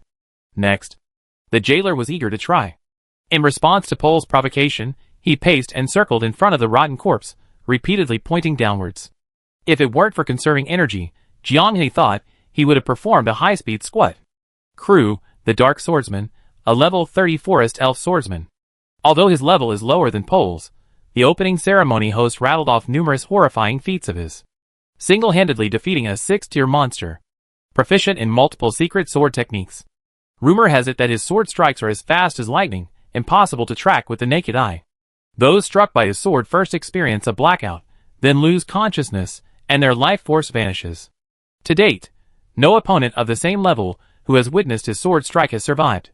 The silent swordsman with flowing golden hair did not change opponents, tacitly agreeing to another match with the jailer. The death of his companion had no effect on him. With a calm heart, he slowly lowered his center of gravity, gripping the hilt of his sword.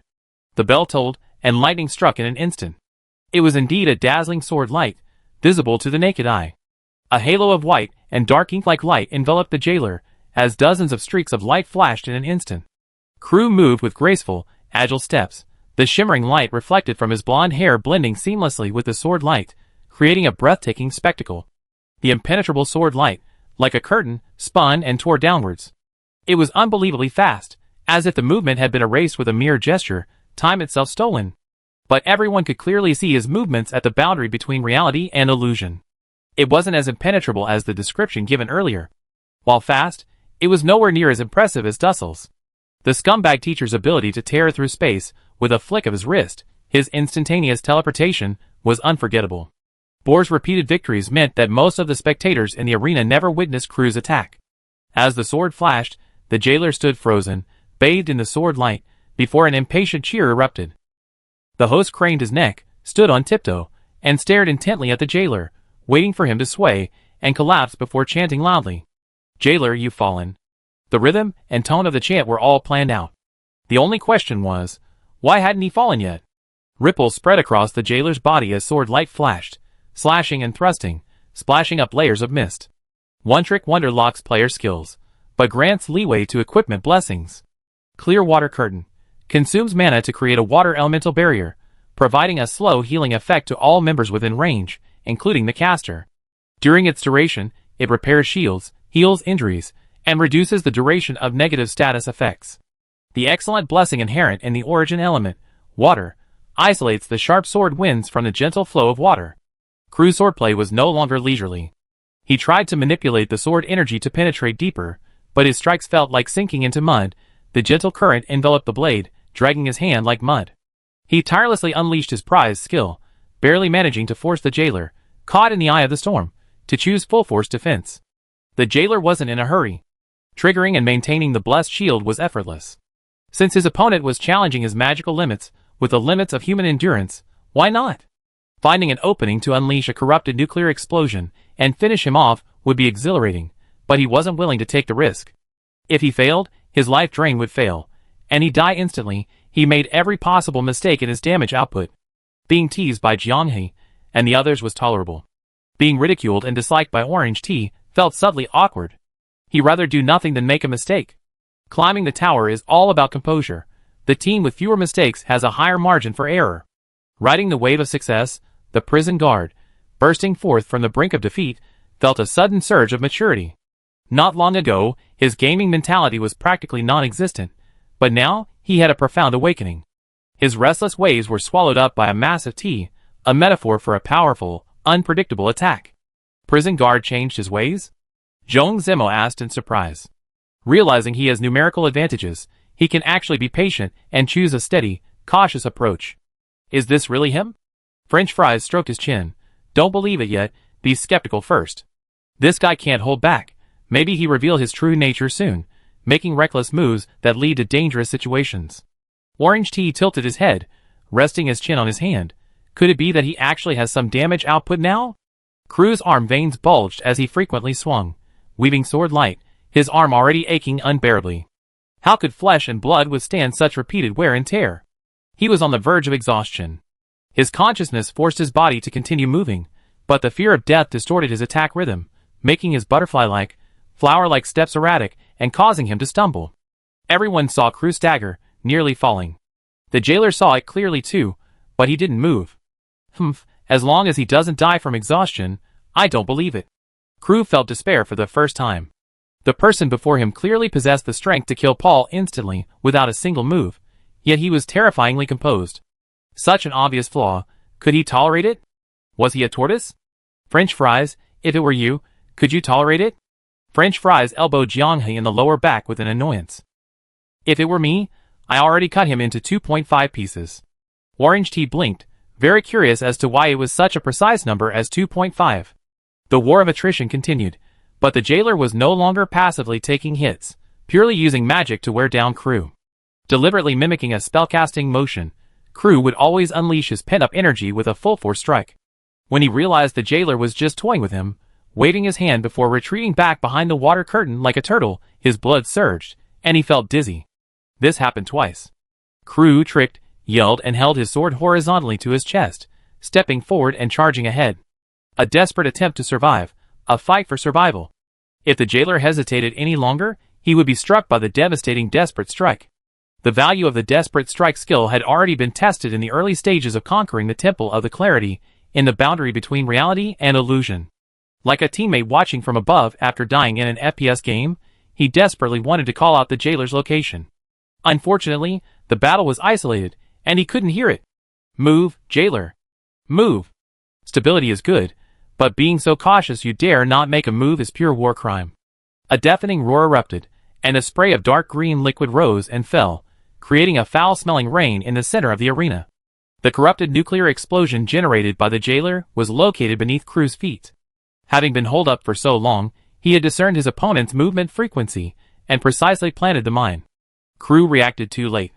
The explosion was incredibly powerful, smearing him evenly across the arena, a mixture of crimson and dark green, the sticky liquid everywhere, resembling a Zerg hatchery. Everyone at the boundary between reality and illusion breathed a sigh of relief. Skill, brains, and restraint, the jailer's impossible triangle. He rarely possessed all three simultaneously, but today he had. Could the hidden attribute of the origin element be to increase game reading ability? Crew, the dark sword, has fallen. The words prepared to announce the jailer's death were swallowed back, and the host shouted hoarsely. Those unaware of the truth would have thought he bet his entire fortune, including the land deeds, on the Earthshaker adventurers. The final note was incredibly mournful, almost like a lament, lacking only the raw emotion of my parents are really dead. The Earthshaker adventurers' four-man team, in an instant, had 2 members crippled. After 2 consecutive losses, the arena thronged with wails and fury. Fixed match. Refund. Many of the background elements in the game Stellaris have real-world counterparts. Indeed, gamblers share common traits across worlds. When they win, they give acceptance speeches, I knew it. When they lose, they accuse the bookmaker of manipulation, fixed match. I wonder what a gambler in another world would do if they lost everything. Take it to the rooftop too. The jailer guy lingered in the arena, actually doing squats. Fine, at least he won't get slapped in the face after the match, the 4 primal bodies said with relief. Yanda, the Blood Hunter, 3rd member of the Earthshaker adventurer team, level 35. Unusually, the eloquent host didn't provide any further details. Pole and crew formed a wall, shutting out countless people. As the 2 strongest members of the team, Yolanda, and the last one had no recorded appearance. Upon her appearance, Zhong Zimo leaned slightly backward. Small wings on either side of her waist revealed her vampire identity. Smoky eye makeup, a dark style, her body covered in inscribed veins, resembling tattoos at first glance. Although her figure was alluring and slender, and her facial features were impeccable, a natural beauty, her makeup, which looked like it had been spit out by a squid, was probably only pleasing to the eye of a necromancer. Thinking this, everyone at the boundary between reality and illusion tilted their heads, looking in unison towards. Wow, they're really enjoying it, Zhong Zemo couldn't help but exclaim. They can even feel something from this? As a teacher, he naturally had no interest in rune warriors. He could understand that the jailer was well-rounded and popular, but wasn't this a bit too indiscriminate? The jailer said matter-of-factly. What? She has runes on her body, but not on her feet. Jiang Hui sighed. You've been ruined by the jailer your whole life. You forgot the beginning, you forgot the end, but you've been ruined by the jailer. Yolanda narrowed her eyes, pointing with a slight smile at the jailer, and the 4 primal bodies beside him. The jailer, who thought he could have a 3-way battle, was disappointed. He questioned, so cowardly? Dare to have a go at me? Yolanda sneered, don't rush, it be your turn. 2 of my companions died because of you, and I make you taste the bitterness of loss first. The 4 primals stepped onto the stage, bewildered, and asked curiously, why was I chosen out of so many people? While everyone else was speaking freely, you remained silent. Your status within the team doesn't seem high. So, they were judging others by their own standards. It seems the 4-person Earthshaker adventurer team has a rather strict hierarchy. When the captain speaks, the others can only shut up. But chattering on the boundary between the real and virtual worlds is the norm. Even when tackling high-difficulty challenges, some people yell and scream. The bell rang, and the battle began. Under everyone's gaze, Yolanda's wrists were covered in cuts, blood flowing freely. Beiwo was shocked. Vampires can use blood to cast special innate spells and strengthen their physique, but can one's own blood do the same? Mint wasn't there. The lesson would have to be made up for later. The skill's effect was unknown, but the 4 Primarchs facing Yolanda were suddenly enveloped in a blinding red light, their blood mist billowing and swirling, instantly covering the entire arena. Those outside couldn't see what was happening inside at all. Even the host was yelling it's a stalemate. Those with the enamel cup's perspective could see clearly. Yolanda, within the blood mist, casually tugged at the fog, as if grasping a curtain. Wisps of mist swirled in her palm, condensing into a spear. Her small wings, engorged with blood, turned crimson, and she flapped them as she leaped into the air. The 4 Primarchs were trapped in the blood mist, their skin corroded and smoking, blood gushing out. Yanda unleashed a full-screen AoE attack right from the start. With only one skill, they could only tank it. Thud. The blood mist shredded like a veil, and Yolanda, spear in hand, descended from the sky, shaking the heavens and earth. The stinging pain dulled the primal senses, but he seemed to sense the impending danger, leaping backward a second in advance. Without using any magic, relying solely on premonition and agility, he dodged the unexpected attack. Yolanda's figure vanished like ink spreading in water. Incredible agility, disappearing in the blink of an eye. The primal was once again shrouded in blood mist. Without any warning, he abruptly fell backward. Less than half a second later, the trajectory of a blood-red spear blade appeared where he had been standing. Unlike the jailer, who had top-tier equipment as a backup, his rippling rest only had a mana regeneration effect. The only thing that could save his life was swift steps. The enamel cup stared blankly, its mouth agape. Vision failed. The only reliable thing was sound, but Yolanda's ghostly flashing left the primal with negligible reaction time. But he managed to dodge it with his agility. Was this still the Sid that community players joked about? Dodging 2 attacks, the Primarch rolled backward. Elemental Fusion Torrent activated. Finding an opening to cast, he no longer held back, unleashing a raging torrent of elemental energy, a fusion of lightning and fire. Transforming into a turret, the Primarch fiercely swung his spear. Yolanda, who was preparing binding blood magic, was caught off guard and grazed by the enormous whip, her blood barrier melting away like spring snow.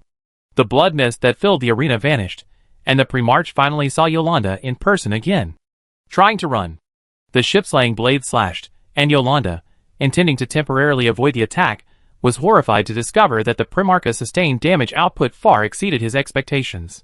The 10-second turret-like spell hadn't drained his mana. A torrent of energy erupted, shattering Yolanda's blood shield like paper, exposing one leg to the beams. In less than half a second, flesh and bone were obliterated, the excruciating pain causing her small wings to twitch, and she crashed to the ground with a thud. Without mercy, the Primarch followed up decisively, its ship-slaying blade descending from the sky, striking Yolanda squarely. As the dust settled, in the cracked center of the arena, not a trace of Yolanda could be found. The jailer clicked his tongue. How come it feels like the Primarch's stats are above mine? Chapter 415. In the few days since the boundary between reality and illusion blurred, Enamel Cup observed the performance of many Chinese server guilds.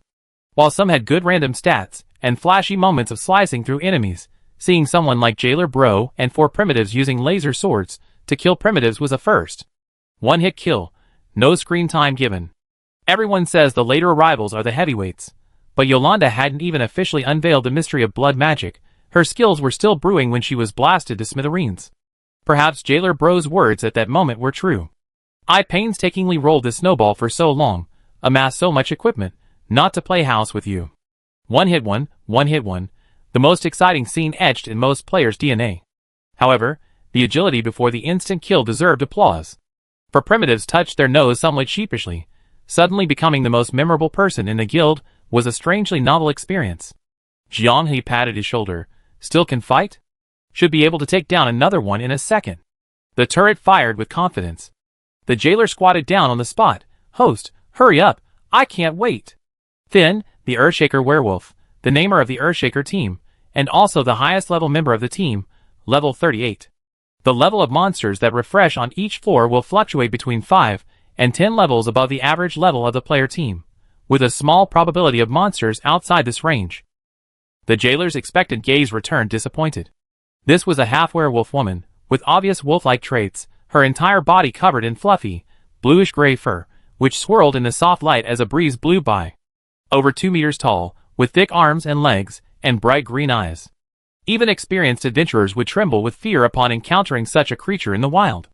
3 companions had perished, yet her face showed neither joy nor sorrow, she merely licked her lips.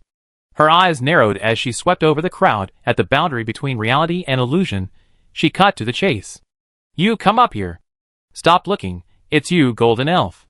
Fry's relaxed demeanor slowly tightened. Her smile vanished, and she leaped to the center of the arena. Splat. The arena, ravaged by the 4 primals, still bore remnants of some unidentifiable, sticky substance, which she crushed under her foot. The atmosphere didn't ease with this minor incident. Werewolf then observed her chosen prey with keen interest. Fry's stretched, then nonchalantly began to loosen her wrists, preparing for the impending battle. Why me? Fencing asked without hesitation. You're the strongest. Fry's looked surprised, then burst into laughter. Before the magic circle on the field activated, she turned her head, pointed at herself, and boasted, see? Recognition from the enemy. The jailer, trying to provoke her, said, why don't you try? Why can't you be the strongest? Jiang He clicked her tongue and glanced at him sideways. As long as she's happy, that's all that matters. Forget it, what am I talking to you about? you're destined to be single. The first half of her statement was far less hurtful than the second. The jailer wanted to argue, but the words caught in his throat, as if a bucket of water had been poured over him. He made a perfect point. The bell announcing the start of the match rang, and the two figures in the center of the field vanished simultaneously. Two beams of light, one red and one gray, intertwined. The clanging of metal was clear yet heavy, the blade vibrating and humming. Several flashes followed, and orange-red sparks of iron bloomed in the air like fireworks. The speed was beyond the limits of ordinary human vision. Then, the wolf girl was unarmed. Her claws, as hard as metal, remained unscathed under the slashing of the mad wolf blade. Clang, clang, clang. The frequent clanging of metal echoed throughout the arena. Two shadowy figures tumbled and trembled, only revealing their solid outlines briefly during sudden stops and repositioning. It was like two wisps of mist wrestling, leaving after images. The last to appear was indeed the strongest. Finn didn't use any special magic or skills. Relying solely on her physical prowess and explosive power, she fought to a draw with Fries. The jailer and the four primal bodies were somewhat uneasy. If they had encountered this wolf girl earlier, they would have had all the stats, but would have been helpless if they couldn't hit her. The host, shouting narration of the intense battle, was always a beat or two behind, embarrassingly wiping his sweat, and finally shut up to let the audience enjoy the spectacle. After what seemed like the umpteenth clash between the two, the lingering echoes of metal clanging faded, and the two stood on opposite sides of their respective positions. French Fries glanced at the mad wolf blade, which showed no signs of wear, and nodded slightly. A fine blade, in high-intensity combat, the feel was exceptionally excellent. He always used swords before, so mastering it was effortless. Finn was also examining his claws. Several obvious nicks, clearly visible cracks in his nails. What a powerful weapon. Just the weapon? The person. Barely passable. Finn smiled dismissively. That was just a warm-up. I haven't even gotten serious yet. Didn't you notice I haven't used a single spell? French Fries retorted. Did I use any? Finn frowned. The clash had been intense, both intense and focused. Looking back, he realized that Fries had actually been fighting her solely through his own strength and skill. An elf, keeping pace with a werewolf in terms of burst damage and reaction speed?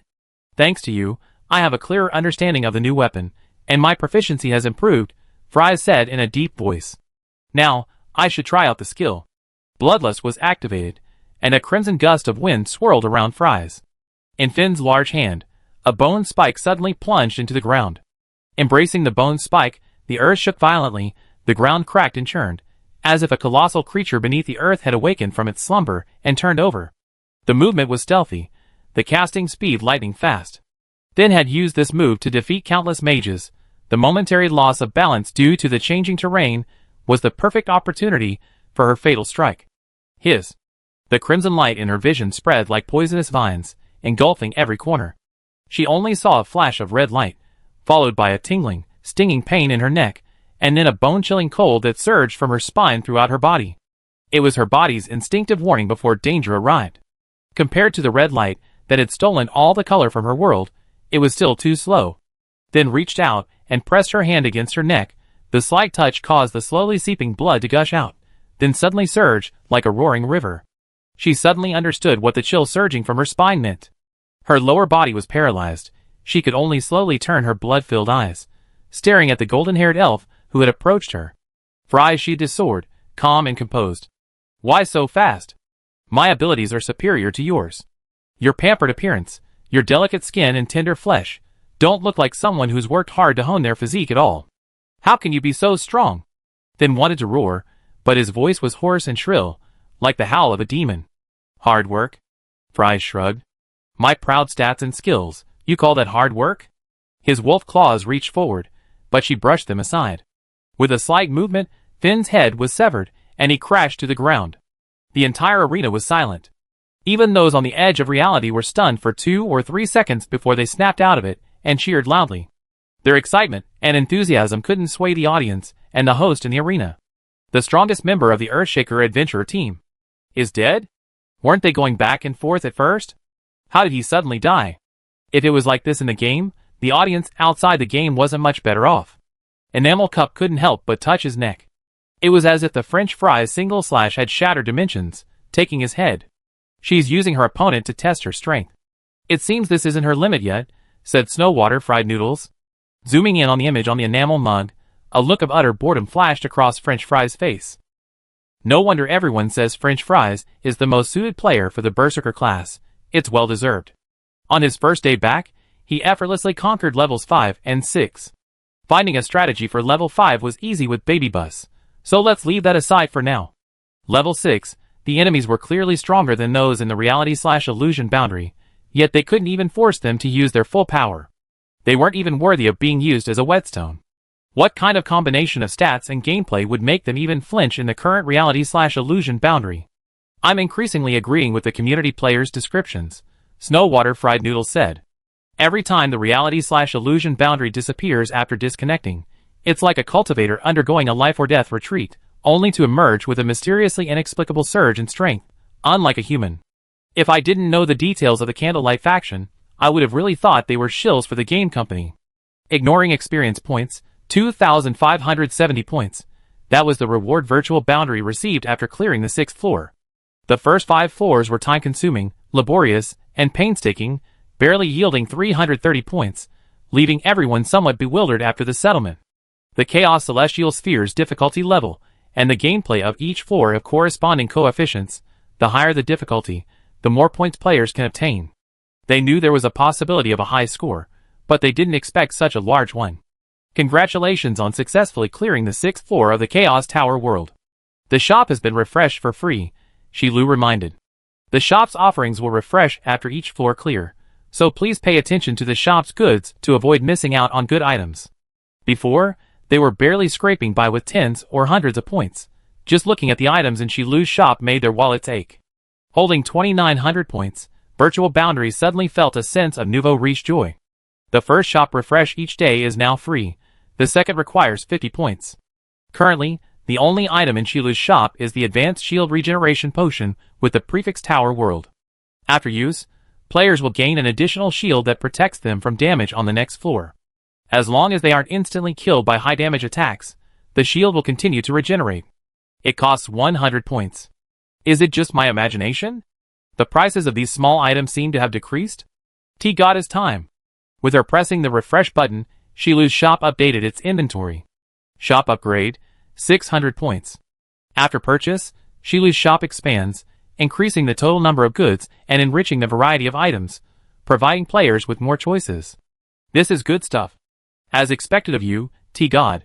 Upon confirming the purchase, the Sunset Dew shop instantly refreshed with 3 new items. 2 of them were slow recovery potions, practically useless for the boundary between reality and illusion, and the remaining item was a shop upgrade. 2,100 points confirm? Confirm. In the blink of an eye, 2,700 points vanished.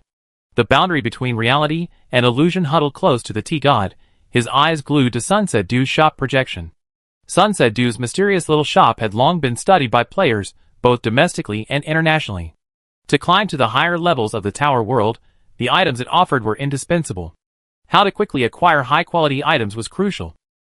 Grinding through high-difficulty dungeons was undoubtedly the fastest way to gain points, but not every player could be as effortless as the boundary between reality and illusion, spending thousands of points in the blink of an eye. After the story returned, one action was enough to catch up with the goals that many top guilds were still striving for. Wow, beast! 5 slow recovery potions in a row. The jailer couldn't help but curse as he looked at the items on the projected interface. Shilu's level 2 shop can display 5 items at a time. Beiwo shrugged. I know that feeling. It's like spending money on gacha pulls, getting a guaranteed purple in 10 pulls, and the other 9 are all white. No, it's even worse. 5 pulls with slow recovery, that's equivalent to 10 pulls with white items. Zhong Zemo complained, who needs these slow recovery potions? The spectators, Enamel Cup and Snowwater Fried Noodles, exchanged a glance, hesitant to speak. Yes, many players need them. The boundary between reality and illusion is upgrading its shop without hesitation.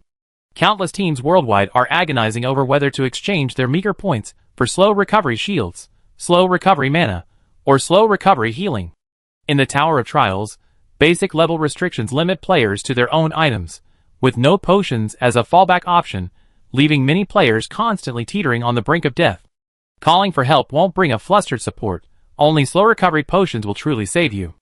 The boundary between reality and illusion offers numerous fallback options, Gloria's avatar, the golden holy word's invincibility, and the jailer's origin element, water, providing shields and slowing injury recovery, rendering slow recovery potions useless. Some are dying of thirst, others are drowning in water. The two sighed softly. Playing the boundary between reality and illusion feels like a speed-run version of Proof of the Stars. Orange Tea pointed to the shop projection. There's an option to freeze items, but it costs 100 points. The jailer scoffed. To prevent wanting items from being refreshed and taken because of insufficient points, barely humane. This conversation made Enamel Cup shake his head with a wry smile. 100 points for a frozen item. After watching for so long, only powerful guilds like Orange Sky, Funny Tree, and Corn could afford to spend it without feeling the pinch. For a normal team, 100 points is just points? No, it's their life. This world is truly unpredictable. Having experienced so much anxiety and struggle during this period, watching the game at the boundary between reality and illusion now brings an inexplicable sense of ease. They always move from one victory to another. Refresh, said the jailer. Mentalize, I want a shop upgrade. Okay, T-God readily complied, closing her eyes and clicking the projection. Orange Tea's hand flicked, and the projection changed. The first item that appeared was shop upgrade, requiring 5,000 points. Wait, it's open.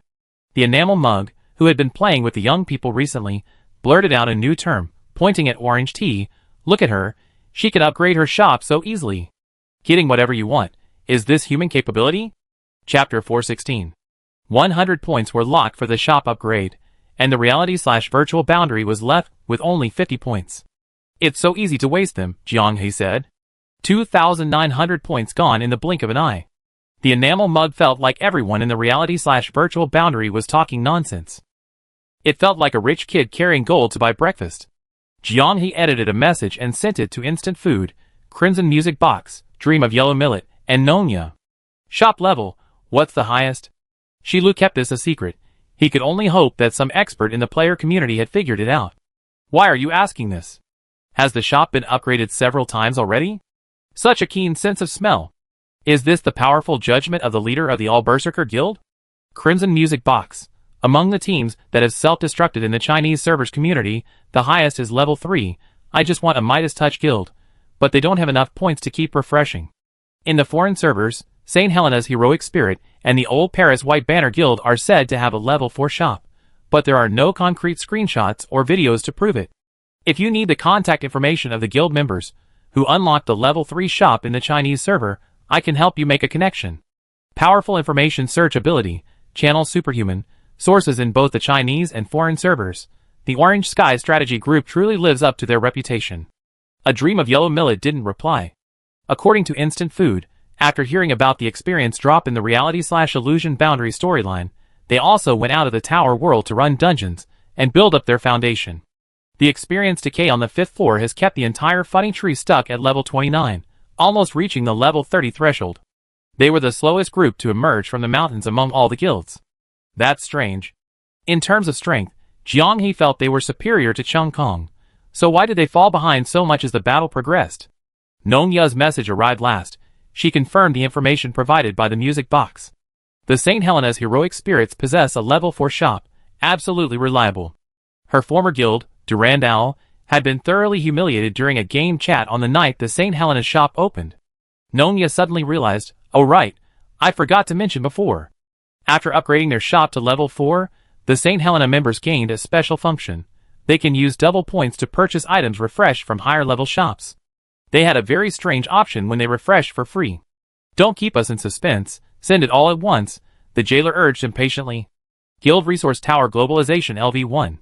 Staring at Nonya's message, everyone froze for a second or two, trembling. In an instant, 7 keep going. Messages flooded the group chat in unison.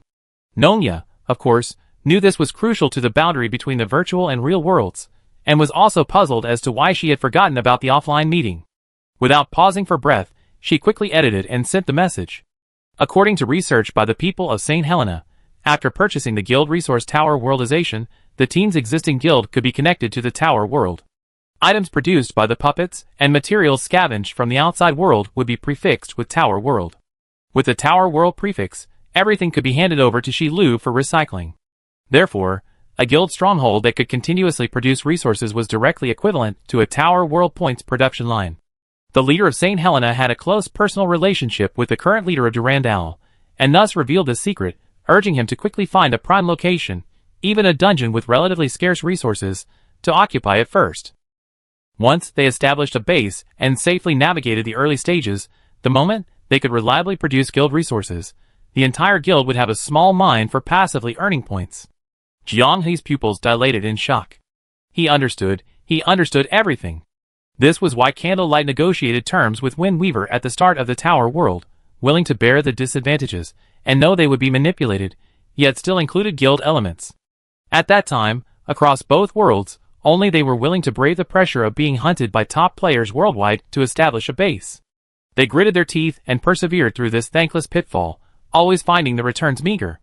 While the daily or production could be used for a lottery, indulging in the thrill of randomness, the dropped items were completely insufficient to satisfy those accustomed to rainbows and golden drops. The boundary between the virtual and real worlds had always been puzzled as to why Candlelight placed such importance on guild development. Now, the answer was right before their eyes. Nonya urged urgently, "You must upgrade your shop quickly. Level 4 or 5 is fine." With a guild, the boundary between the virtual and real worlds has a huge advantage. You won at the starting line in this regard. Knowing that a gold mine awaited them, the entire boundary between the virtual and real worlds was filled with fighting spirit. The harassment they suffered while maintaining their base, the lost materials, all now had a more tangible value, the foundation for climbing to higher levels of the Tower World. Eager to enter the 7th floor to farm points, Huang Liang Yimeng, whom they hadn't been able to contact earlier, reappeared. "Your storyline has been released? By the way, aren't you going to stream?" "Stream?" The boundary between the virtual and real worlds exchanged bewildered glances. Had they missed some big news while browsing the community these past few days? Huang Liang Yimeng explained, "We're using the open world feature, letting players come and watch." "Wait a minute, wasn't it before?" Before he could finish typing, the other person sent a message first. With the appearance of the Chaos Sphere, everyone's floor is no longer fixed, making it impossible to copy strategies, and secrecy becomes irrelevant. "So many top guilds have opened up world chat permissions, allowing everyone to watch," she said, "just like the previous World Championship qualifiers. As the World Chat host, you can also invite your favorite commentators to provide a better live stream experience for your viewers. The Chinese server is still outdated." After the foreign servers analyzed the elements of the Chaos Sphere, they immediately started playing it, focusing on attracting as much traffic as possible. Many abstract internet celebrities are cooperating with top guilds, simultaneously providing guides, performing abstract shows, and integrating e-commerce into the game. The cyberpunk e-commerce track has been developed. Huh? He thought about how the Chaos Sphere changed the gameplay and structure of the Tower World, but he didn't expect it to change even the original ecosystem instantly. French Fries pondered for a moment, then nodded slightly. "That's great. The environment, which should have been conservative and guarded its secrets, has become a cyber live streaming arena. Strategy guides that were previously kept secret are now being shared, partly for entertainment purposes and to generate buzz during live streams. Information from each strategy floor is recorded and uploaded, providing reference material for fringe guilds. The original role of information brokers has become that of data aggregators and data integrators, helping each player find the solution most similar to their current floor. The three realms benefited from this wave of Chaos Sphere activity, dominating the rankings. While Blue Star seemingly suffered a major setback, falling out of the top 100, the shackles binding the various national guilds have been loosened. The World Championship, you represent your country, that's a heavy sentence. Anyone who dares to leak strategies will face a barrage of criticism from the community. Now, all worries are gone. How high you climb depends entirely on your ability. Plans certainly can't keep up with changes, but change isn't always a bad thing. A blessing in disguise. Huang Liang Yimeng's world chat is filled with urging voices. Many of my people can't wait to watch your live stream, Sai. My data usage. I should have known better than to reply to your messages. My goodness, I treat you all to dinner next time we meet. After Jiang He finished speaking, the jailer added, I also send you some good tea as an apology. We take that seriously. With that, Huang Liang Yimeng disconnected. Orange tea, hands on hips, questioned, Jailer bro, you surf the internet and browse so many posts every day, how come you miss this kind of news? Jailer bro shrugged, didn't you miss it too? The four primitives raised their hands, volunteering to take the blame, mine. I'm single, I didn't do anything, it's all on me. Jailer bro, 99 points, you get 1. Hearing Orange T's words, Jailer bro raised both hands in a French military salute. Injustice. Why are you so lenient with the 4 primitives? Don't laugh at anyone. I've been focusing on the story lately, and I indeed neglected information gathering in real life. I need to get back to my previous level after logging off. Jiang He glanced at French Fries. Let's save our alone time for tonight. French Fries immediately turned his face away. The original plan was that everyone living together would make information exchange easier, and ensure a smooth online/offline reunion in the game. But when they actually get together, their initial intentions can easily change for subtle reasons. The world bubble opens, and by throwing the connection code into the main world bubble, thousands of players quickly flood into the space where the virtual and real boundaries are located. In the Tower of Trials, casual players could only provide material support, mostly living a leisurely, idyllic life. Now, with the cyber live stream, everyone rushed in for entertainment. Crazy Xiangzi, just arrived. Is this the boundary between reality and illusion where we can form a guild for life? Mysterious old man giant shark. T-God, I'm your fan, we love you. Will Phoenix fall in love with Rattlesnake? Okay, the material team is ready. Jailer Bro's embarrassing highlights can be updated. A message suddenly popped up in the frantically jumping messages, and Jailer Bro immediately tilted his head. Why my embarrassing highlights? Why is it only made for me? More and more players arrived after hearing the news. In the current global server, the onlookers are no longer limited to the Chinese server.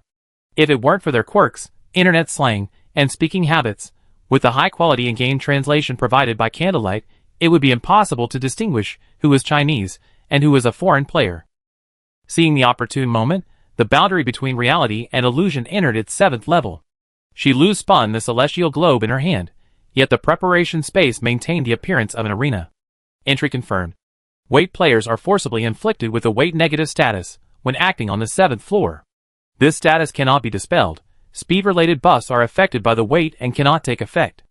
Jiang He hadn't expected such a heavy burden right from the start. While seemingly less annoying than the one-trick pony on the 6th floor, it actually struck at the weakest point of the boundary between reality and illusion. From the start of the server, they were obsessed with the invincible, effortless power of movement. For those at the boundary between reality and illusion, the selectable blessing granted by top-tier equipment was essentially a fixed blessing. Aside from effortless power, they wanted nothing else. Enhanced attack power? Strengthened stamina? Magic shield? Slow recovery buffs during combat? Ignore all of that. Only the lightning-fast, effortlessly smooth movement that truly elevates the feel of the game is the only true god. Under the weight attribute, the effortless movement effect is ineffective. The combat feel honed through long-term battles needs to be readjusted. French Fries blurted out, a hellish attribute. The biggest victim angrily gripped his knife. If weight had a physical form, it would be 2.5 pieces. Yulu calmly announced the core gameplay of the 7th floor. 1 literary, 1 martial. As her voice fell, a clear dividing line appeared along the central axis of the arena. A few seconds later, the ground cracked open, and thick bluestone walls rose up, like an insurmountable chasm separating the two sides. Level 7, the team needs 6 players. 2 players per team, positioned on opposite sides.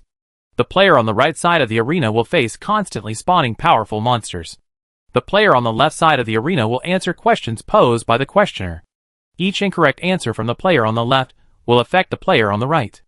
A correct answer will provide assistance to the player on the right. Jiang He's mind raced. The collective punishment mechanism is similar to most MMORPGs. If one person fails, their teammates are punished, or the entire team is punished.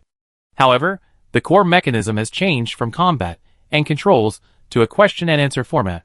He asked, what kind of questions do we need to answer? Shilu immediately replied, various kinds. The question bank is incredibly diverse. Zhong Zemo stroked his chin and muttered, so, this is a miscellaneous encyclopedic quiz, covering all subjects, pure randomness to the max. The jailer's lips twitched. What kind of genius designed this level? It's really unfriendly to people with bad brains. From God's perspective, Candlelight and Wind Weaving exchanged a knowing glance. Rarely, they didn't tease each other, and both saw the same emotion in their eyes. But off stage, T-God gave the jailer a disgruntled look. That's how the game is. If you play, you have to accept it. Besides, who told you to be so clueless and not study properly? It's true that everything has its counter. The jailer's stubbornness never succeeded against T-God. No matter how abstract his performance, it was no match for T-God's simple, bewildered tilt of his head. That one gesture alone rendered all his preparation futile. The genuine sympathy he felt for being seen as a pervert for playing abstract in front of a stranger deeply crushed him. He lost completely. Shilu watched the little drama unfold with a smile, as if she weren't just an NPC, but a living, breathing person. Gentlemen of the boundary between reality and illusion, are you ready? Please select 6 contestants. The jailer, as if to prove something, eagerly raised his hand. Come on, T-God, my mind is blank. I go fight monsters. Can you perform a feat that lets me escape unscathed? Orange Tea pouted, sure. Wow, why aren't you showing any aggression towards me now? Shouldn't you be saying things like who's afraid of who? Or just you wait and see? The jailer facepalmed. Jianghe asked, you answer the questions or me? French fries gripped the mad wolf knife tightly. Okay, I answer. Zhong Zemo didn't need to ask either. As a teacher, he had an unshirkable responsibility to demonstrate the erudition befitting his profession. However, Bed, you should be able to get them all right? I believe you can do it. Thank you, Bed, for being even more confident than me. Chapter 417. After discussion, Zhong Zemo and Beiwo were chosen to be the first to experience it. In terms of movement technique, Beiwo was undoubtedly the best. Even without speed-enhancing bonuses, her accumulated excellent combat habits and judgment remained, making her very suitable for demonstration. Shilu spun lightly on the spot, transforming into countless bubbles and dissipating. The space trembled slightly. Those who had just interacted with Dussel reflexively wanted to attack. A gold-framed mirror, as tall as 2 people, entered their field of vision.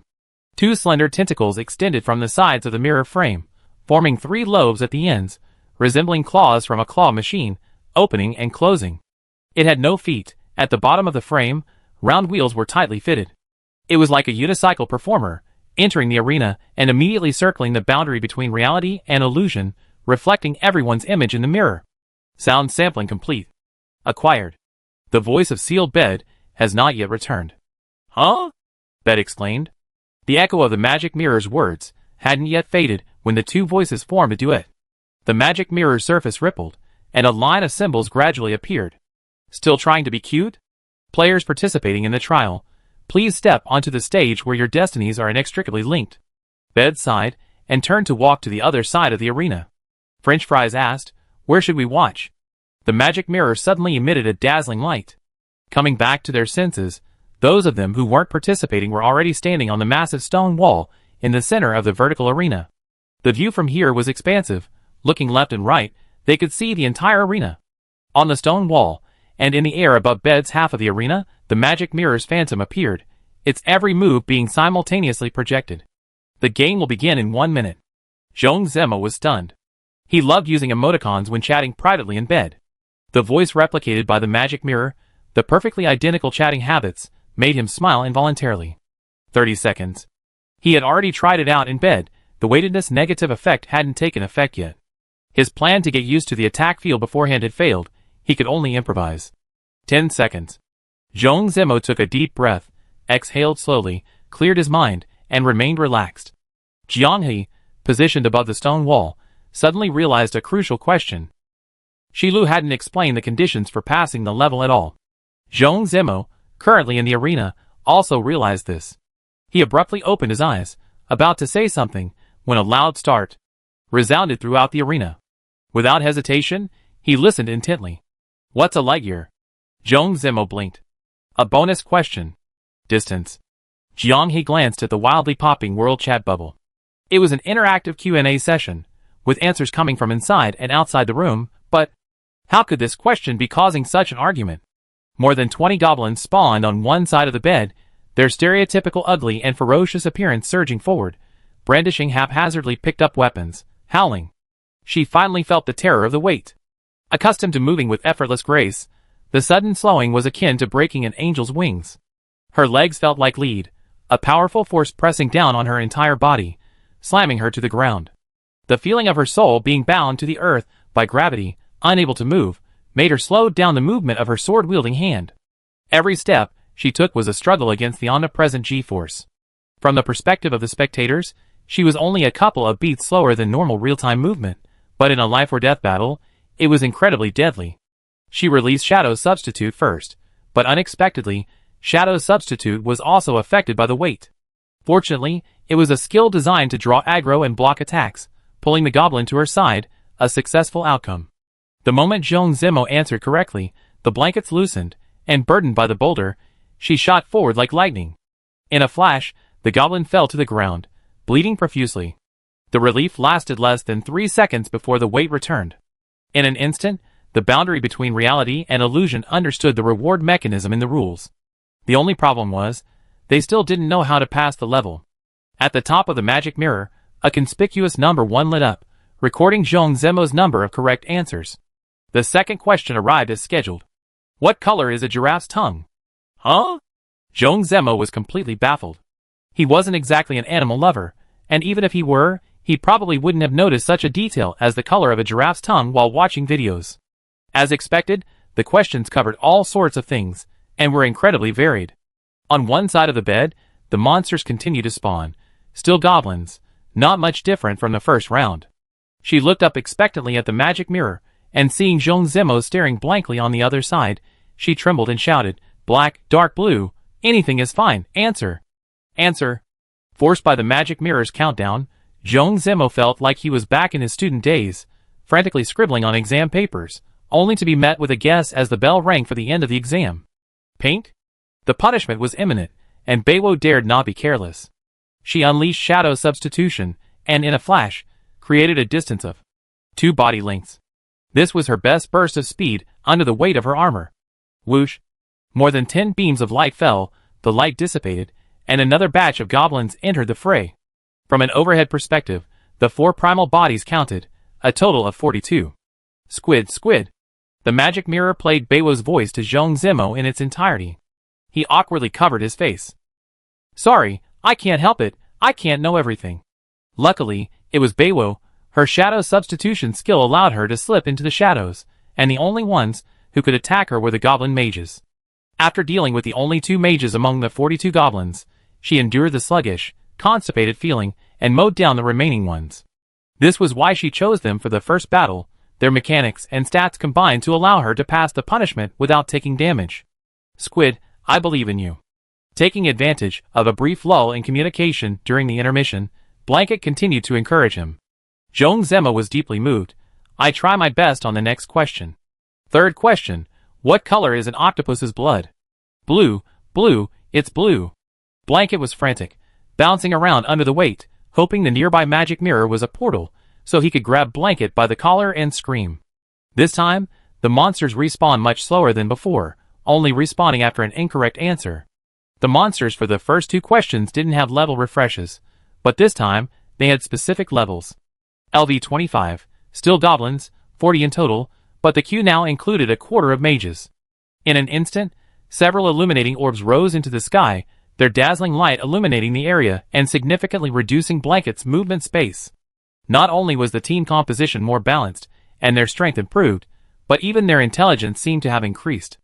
Beiwo slashed the throat of a goblin mage with a single stroke, holding the corpse up to block incoming arrows and magic. Ah, a squid. A squid. That's one of your own kind. How could you answer wrong? The slaughtered goblin seemed to be a substitute for Joan Zemo, giving Beiwo a good venting of anger. Joan Zemo covered his face. The player's suffering naturally made the audience laugh. Especially watching a newly announced couple go through their antics, it was quite a unique experience. Jianghe looked at everyone, who answered this question correctly. Orange Tea silently raised her hand.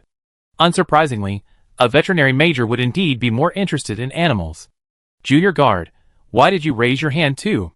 Hindsight is 20/20. Quadruple Body rarely questioned. The jailer argued, am I that kind of person? I really know. Alright, can you tell me how you learned this little tidbit?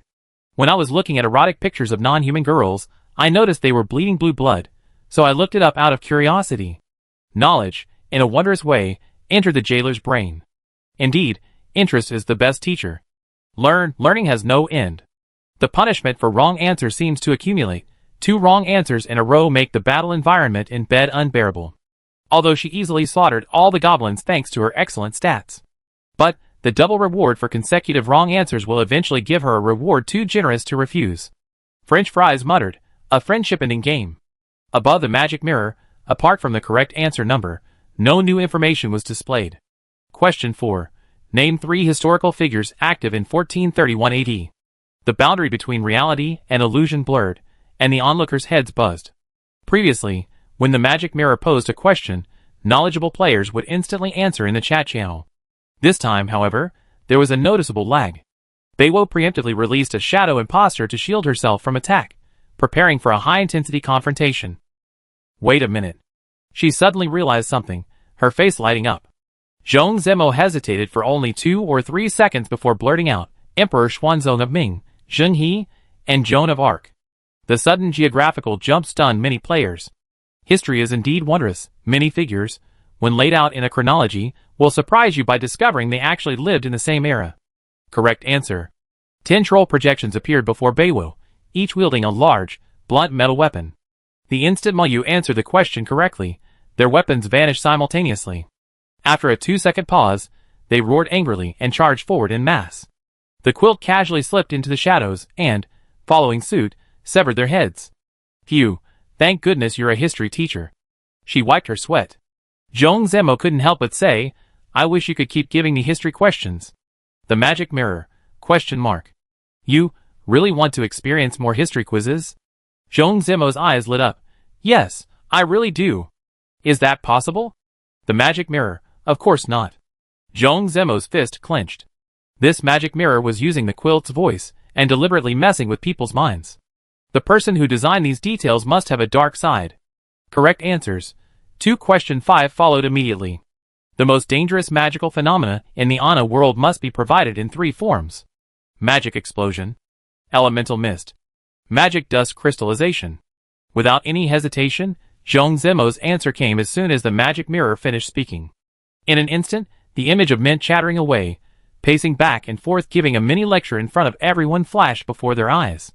The boundary between reality and illusion once again felt Mint's kindness.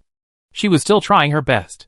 Not only did she ask questions about this world, but she also asked common-sense questions about the game world. However, after 5 questions in a row, Jianghe also got the hang of it. It sounded impressive, covering all kinds of questions and answers, but in reality, the magic mirror's question bank tried to stay away from highly specialized fields, asking questions that resembled obscure trivia or encyclopedic knowledge. If it were to load a truly specialized field, pull out a medical book, and present some clinical diagnostic cases for players to judge, 99% of players would die. The level designer still gave the players, who answered questions, some leniency, and gave the combat players room to maneuver. Is the power of words a talent exclusive to sirens? Yes. Zhong Zemo regretted his answer immediately, and quickly corrected himself. No. Answer record complete, error. The giant mage's fireball blazed, slamming it against the ground, as if trying to melt the raging fire element through the earth. The scorching heat penetrated the shadows. The moment Beiwo grabbed the other's arm and pulled away, she leaped up, her dagger flashing, a single strike to the throat. Although it was an illusion, it actually yielded a green drop item with the Tower World prefix. The money-stealing dagger worked its magic, but Beiwo was quite annoyed. Teacher Moyu. She called out sweetly, sending shivers down Zhong Zemo's spine. Question 6. Answer the question based on the picture. What region is depicted in the picture? Zhong Zemo quickly glanced at it. Isn't this Elephant Hill in Gillen? We took photos there during our honeymoon. Jianghe facepalmed. Didn't she need to go into so much detail? However, surprisingly, Beiwo's expression remained unchanged, even a little excited. I won't go to the places she chose. If that day ever comes, I have to arrange it myself. Have these 2 forgotten that World Bubble is currently open? Tens of thousands of players have gathered in World Bubble, watching the strategy process. They laugh and joke, teasing Zhong Zemo's mistakes and errors, praising Beiwo for overpowering enemies with her personal skills and professional talent. Interspersed among them are the conversations of a young couple, everyone beaming with joy. Beiwo's sudden remark felt like a handful of dog food had been stuffed into everyone's mouths. They opened their mouths, choked, and closed them, feeling a tightness in their chests. No, this shouldn't be happening. I'm here for the fun. What are you trying to do? Thanks to Kesh's tutelage, the bed was already a master of deception. When it came to directness, she was second to none. Magic mirror, Even the magic mirror couldn't stand it anymore. Question 7. Name at least one famous person who died in 1451. Thank you, easy question. The answer is the same as before. Joan of Arc, she was burned at the stake. This time, Nonya and the group of French players watching the battle had mixed feelings. Some shameless players even took the opportunity to post abstract characters like fire, fire, fire in the comments section, instantly turning the chat into chaos. Why was the aftershock of the battle between the virtual and real worlds and the AI hitting them instead? Let's have some more history questions. Zhong Zemo was still trying to disrupt the magic mirror's thought process, but the other party only responded with emoticons, showing no emotional fluctuation. After answering questions correctly in a row, the feeling of being in bed and the negative impact of the burden were significantly reduced. Chapter 418. Answering 4 out of 7 questions correctly is a pretty good result in terms of proportion. However, considering that not every player has the value of the boundary between reality and illusion, the cost of answering incorrectly for 2 consecutive rounds might be a reduction of 1 challenge qualification. But since Shilu didn't mention it, the current level should allow for forfeiting, so the biggest problem facing players is still getting stuck and dying. Magic Mirror, you really want history questions? This was truly uncharacteristic of Zhong Zemo's, and he shrank back. Yes, yes. Magic Mirror. Then let's have some history questions. Question 8. From Anna 831 to the end of the Dodorit Plague, how many emperors reigned in the Anna Empire? Please write down at least one. Magic Mirror. Isn't this your favorite history question? Why aren't you answering it? Zhong Zemo was pondering whether killing the examiner would affect his chances of passing the level. Because the magic mirror used the quilt's voice, in his mind, it was as if the cheeky quilt was standing opposite him. Amidst the delightful sounds of the quilt cursing and hacking, Jiang He silently made a conclusion. The magic mirror wasn't just a static NPC. Players could interact with it to influence the question types, but the outcome was not up to the player. The magic mirror was mischievous, like a rebellious teenager. The strategy was clear, and many spectators were probably wondering what kind of dialogue would make this bratty magic mirror behave. Instead of letting the magic mirror randomly throw out questions, guiding it towards the top lane through dialogue was more effective. Magic Mirror, want some more history questions? Zhong Zemo hesitated for a moment, then said decisively, come on. The bed showed its support with action. It burrowed into the shadows beforehand, crouching at the spawn point where monsters had spawned several times. Question 9. Anna's history has only one empress, who was born a commoner. How many children did she have? What was her nickname? Please answer at least one correctly. As soon as the magic mirror finished speaking, the spectators erupted in excitement. Testing in-game knowledge. If the entry point is something directly related to player actions, the difficulty is acceptable. Directly jumping into the world's lore and background story. Is this meant to prevent the test takers from playing the game? The Wolf Queen, 2 children, Zhong Zemo answered immediately. Correct answer. Huh? The story-driven players in the world chat bubble clamored. Because of the world faction war that opened the boundary between reality and illusion, the number of players involved in the Stars Approved storyline was enormous, giving rise to Star Scholars, who specialize in summarizing various plot outlines and directions. They were curious as to why this continent had reached such a dangerous state of extreme conflict between land and sea. The fact that the boundary between reality and illusion could answer such a tricky question proved that they had gone much further than imagined in exploring the Anna storyline. These 2 consecutive questions helped Jiang He further understand the magic mirror's questioning logic. Not only would it avoid asking highly technical questions, but to ensure a high success rate for players, the magic mirror would also choose questions that players had experienced and were likely to be able to answer. If players made consecutive mistakes, the magic mirror's questions would likely become incredibly simplistic. 5 out of 9 correct. Magic Mirror, want more? Zhong Zemo, in the arena, also noticed the magic mirror's intention to pose questions, and a smile crept onto his face. I want to answer some questions about animals. The magic mirror, but I think you prefer history questions. Unexpected, yet predictable. You clearly expressed your desire, and it mischievously withheld it. Even if it did, it was a distorted, special type of question. Like a twisted wish-granting machine, imbued with a childlike mentality. Zhong Zemo, having dealt with students for a long time, gradually figured out the behavioral pattern. Question 10. The ancient Romans possessed a special sweetener that was sugar, but not entirely sugar. What was it? The primal clicked its tongue. What kind of special sweetener could there be in ancient Rome? Surely the old farmer didn't share the aspartame extraction process with them, did he?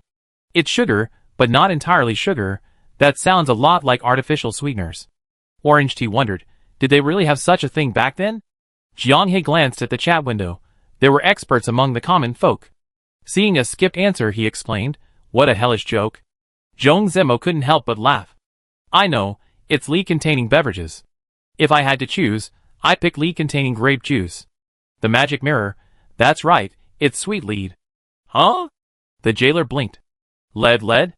Fries suddenly realized, the ancient Romans liked to use lead containers. They did have the habit of heating and boiling grape juice in lead containers. It's said that storing it this way gives it a special sweetness. Of course, no one would try the taste now. The bedbound man beheaded 6 robust half-dragon gladiators, wiping the blood splattered on his face. Is this magic mirror a fan of hellish jokes? I felt something was off ever since that Joan of Arc thing. The magic mirror. A magic mirror is just a magic mirror. It doesn't know what a hellish joke is. Forget about the boundary between reality and illusion. Even the onlookers probably wouldn't believe it. The person who designed the magic mirror is not only cunning and psychologically dark, but also a top-notch con artist. However, Jiang He was pondering whether the magic mirror's question bank was collected from their world's network. What if its information source was contaminated, and the player happened to know the correct answer? I really want to try some animal-themed questions right now. Please let me experience them. The magic mirror? Really want to? Zhong Zemo sensed the change in tone and immediately changed his tune, becoming hesitant and awkward. It seems, not so much. But I came up with these questions. Question 11. Among mammals, which one can't jump? Zhong Zemo was stunned. The blanket felt a chill. It's over, it's over. As the questions progressed, the quality of the monsters spawning on the blanket's side steadily increased. Initially, they were ordinary goblins. These small monsters posed a negligible threat to the blanket. Even with levels, the highest was only 25. Next came the trolls. The initial trolls also had no levels, but as the quiz progressed, level 26 trolls began joining the fray. Right now, I'm already battling a half-dragon who's skilled in both magic and martial arts. Fortunately, they don't spawn in large numbers, a maximum of 6 per round. If I answer incorrectly, the number might double all at once. Next date has to be at the zoo and the aquarium. I gritted my teeth. Zhong Zemo answered, elephants. The magic mirror, incredible, you actually know that. He explained, when I was at the zoo with my ex-wife, I glanced at a sign in the park. It had some interesting tidbits of information, so I wrote them down. The blanket blinked repeatedly. Now, a trip to the zoo and aquarium was a must. I had to paint all the memories of Du Jingwen and Squid with my own colors. Overriding the memory was imperative. In the blanket's eyes, the weakened half-dragon demon warrior had instantly grown into Du Jingwen's likeness. The jailer was puzzled. Is it really necessary to use the breaking stealth attack? Shouldn't you save some stamina? Jiang He shrugged. This is the safest way to play. It's a level of combat you reckless person can't understand. The jailer stroked his chin. Wasn't my performance on the previous level enough to shatter stereotypes? French fries sighed. Who told you to always be a criminal player? Alright, they're done. Tea God and I will go first. The jailer rolled up his sleeves. Guaranteed win, guaranteed carry. Orange Tea blinked and laughed. Did I just answer casually, and you cover for me? The jailer immediately switched to a fawning tone. Tea God, I was just kidding. You really need to interact well with Magic Mirror, and get the question types right. After 11 questions, Magic Mirror, having been figured out by its teacher Zhong Zemo, was being coaxed and guided, switching between history and animal questions. Question 15. What is the birthday of the other person you're playing with? Wow, the ultimate trick question. From a brat to a little devil. Zhong Zemo broke out in a cold sweat. The intense tension made him recall a one. Just as his brain was about to crash, a glimmer of light appeared deep within his mind. For no apparent reason, he remembered the night they confirmed their relationship, the night Beiwo stormed into his doorstep. They happened to be strolling around when they ran into Du Jingwen, who was lurking nearby. Beiwo, hands on hips, confronted Du Jingwen until she broke down and left. The two strolled along the tree-lined path, its surface swaying under the warm yellow streetlights. Although I have a feeling she come after me again, thank you. If she comes again, I yell at her again. Beiwo clenched her fist. She's the one who rejected you. I picked her up, but she's not happy with it. If you're not happy, don't throw her away. Her words were full of affirmation for Zhong Ziming. By the way, remember my birthday. Zhong Ziming tilted his head. Didn't you say in the group chat before that Du Jingwen always forces you to have a special celebration for her birthday? Beiwo waved her hand. I don't have any requirements in that regard. Oh, okay, so when? A sudden flash of clarity allowed Zhong Ziming to slowly match Beiwo's memory with his own. March 1st. The large, dark-skinned rat darted out of the shadows. The enemy in the arena was a subadult flying dragon, its broad wings concealing light cones resembling floating cannons locked onto it. Glancing at the movements next door, and hearing Zhong Ziming recount the events with sweat dripping down his face, she couldn't help but laugh. The shadow spawn circled the arena, the level 35 subadult flying dragon turning its body, the light cones following. She absolutely loved these silly monsters that the shadow spawn would taunt. The enhanced shadow spawn had built-in taunting. It was practically the perfect eighth member on the boundary between reality and illusion, helping Zhong Ziming relieve the pressure from the front lines. Perfect. Breakthrough strike. A flash of black light, and a dagger pierced the subadult flying dragon's brain, violently twisting it. Before it could even groan, instant brain death caused it to fall silently. 10 out of 15. The magic mirror shimmered with golden light. Magic mirror, I prepared some really fun monsters, but unfortunately your companions won't get to enjoy them. All of humanity flies into the sky, the sealed blanket has not returned, answered 10 questions correctly, game complete. Jiang He clenched his fist. The completion conditions that Shi Lu hadn't explicitly stated appeared. The two met after passing through the stone wall in the arena. Zhong Zimou scratched his cheek somewhat awkwardly. Well, a little bit, I didn't remember. The blanket had a tense face, looking very unhappy. The players laughed, anticipating the impending storm. She smiled and complained, I'm not Du Jinwen, who gets angry over forgetting a birthday. It's not a big deal. Du Jinwen seemed absent, yet she was everywhere. One of the most well-known off-field figures in the Stars of Proof, she had almost become a legendary meme. Squat down. Okay. Zhong Zimou did as instructed. Thila's face was smeared with Fei Long's blood. She hugged Zhong Zimou's cheek and rubbed it against him. Feeling his burning skin, she chuckled and teleported to the top of the stone wall, leaving behind a series of screams from the onlookers. Quack! I don't want to see. Beiwo didn't care. She wanted everyone to see this. Ideally, Du Jinwen would see it indirectly too. The better Zhong Zimou lived, the better he ate, the harder the blows he would inflict on her. Jiang He was intensifying his instructions to the tea god. Answering the wrong questions consecutively will increase the monster's difficulty and raise its level. You can get one wrong and one right, but you can't keep getting them wrong. Try talking to the magic mirror and influencing its thinking. This isn't written into the rules. Jailer Bro, hands behind his head, his mind blank, only needed to focus on outputting damage, while Orange Tea had much more to consider. The magic mirror urged, next pair of players, please enter. Seeing it was Tea God, the onlookers cheered.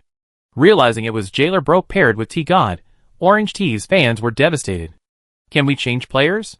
I don't mean to distrust Jailer Bro, sigh, never mind, I just don't trust Jailer Bro. The game hadn't started yet, and the chat wasn't muted, so Jailer Bro could see the players' messages. His lips trembled, he waved his hand dismissively, and casually closed the chat. Seeing this, Jiang He and French Fries exchanged a helpless glance. He seemed indifferent, but he probably still cared. Come on, Jailer. You can stream it live now. Your family must be watching too, right? Even if it's not to please your family, you need to change the stereotype of you being a leech-type player. Orange Tea saw the comments too. She glanced at Jailer, who was rehearsing summoning Death Stalkers, deep in thought. The magic mirror's voice changed again. This time, it was Jailer's voice. Dear flavorful Orange Tea, what are your question preferences? The magic mirror moved closer, a huge emoticon appearing before her eyes. I know nothing about animals, so could I ask you more questions about plants or history? Orange Tea looked pitiful. The magic mirror withdrew. Really? Then it seems I have to ask you more animal-related questions. Ha, kids are so easy to fool. First question, what animal can unleash a solar flare? Huh? What an abstract question. Chapter 419.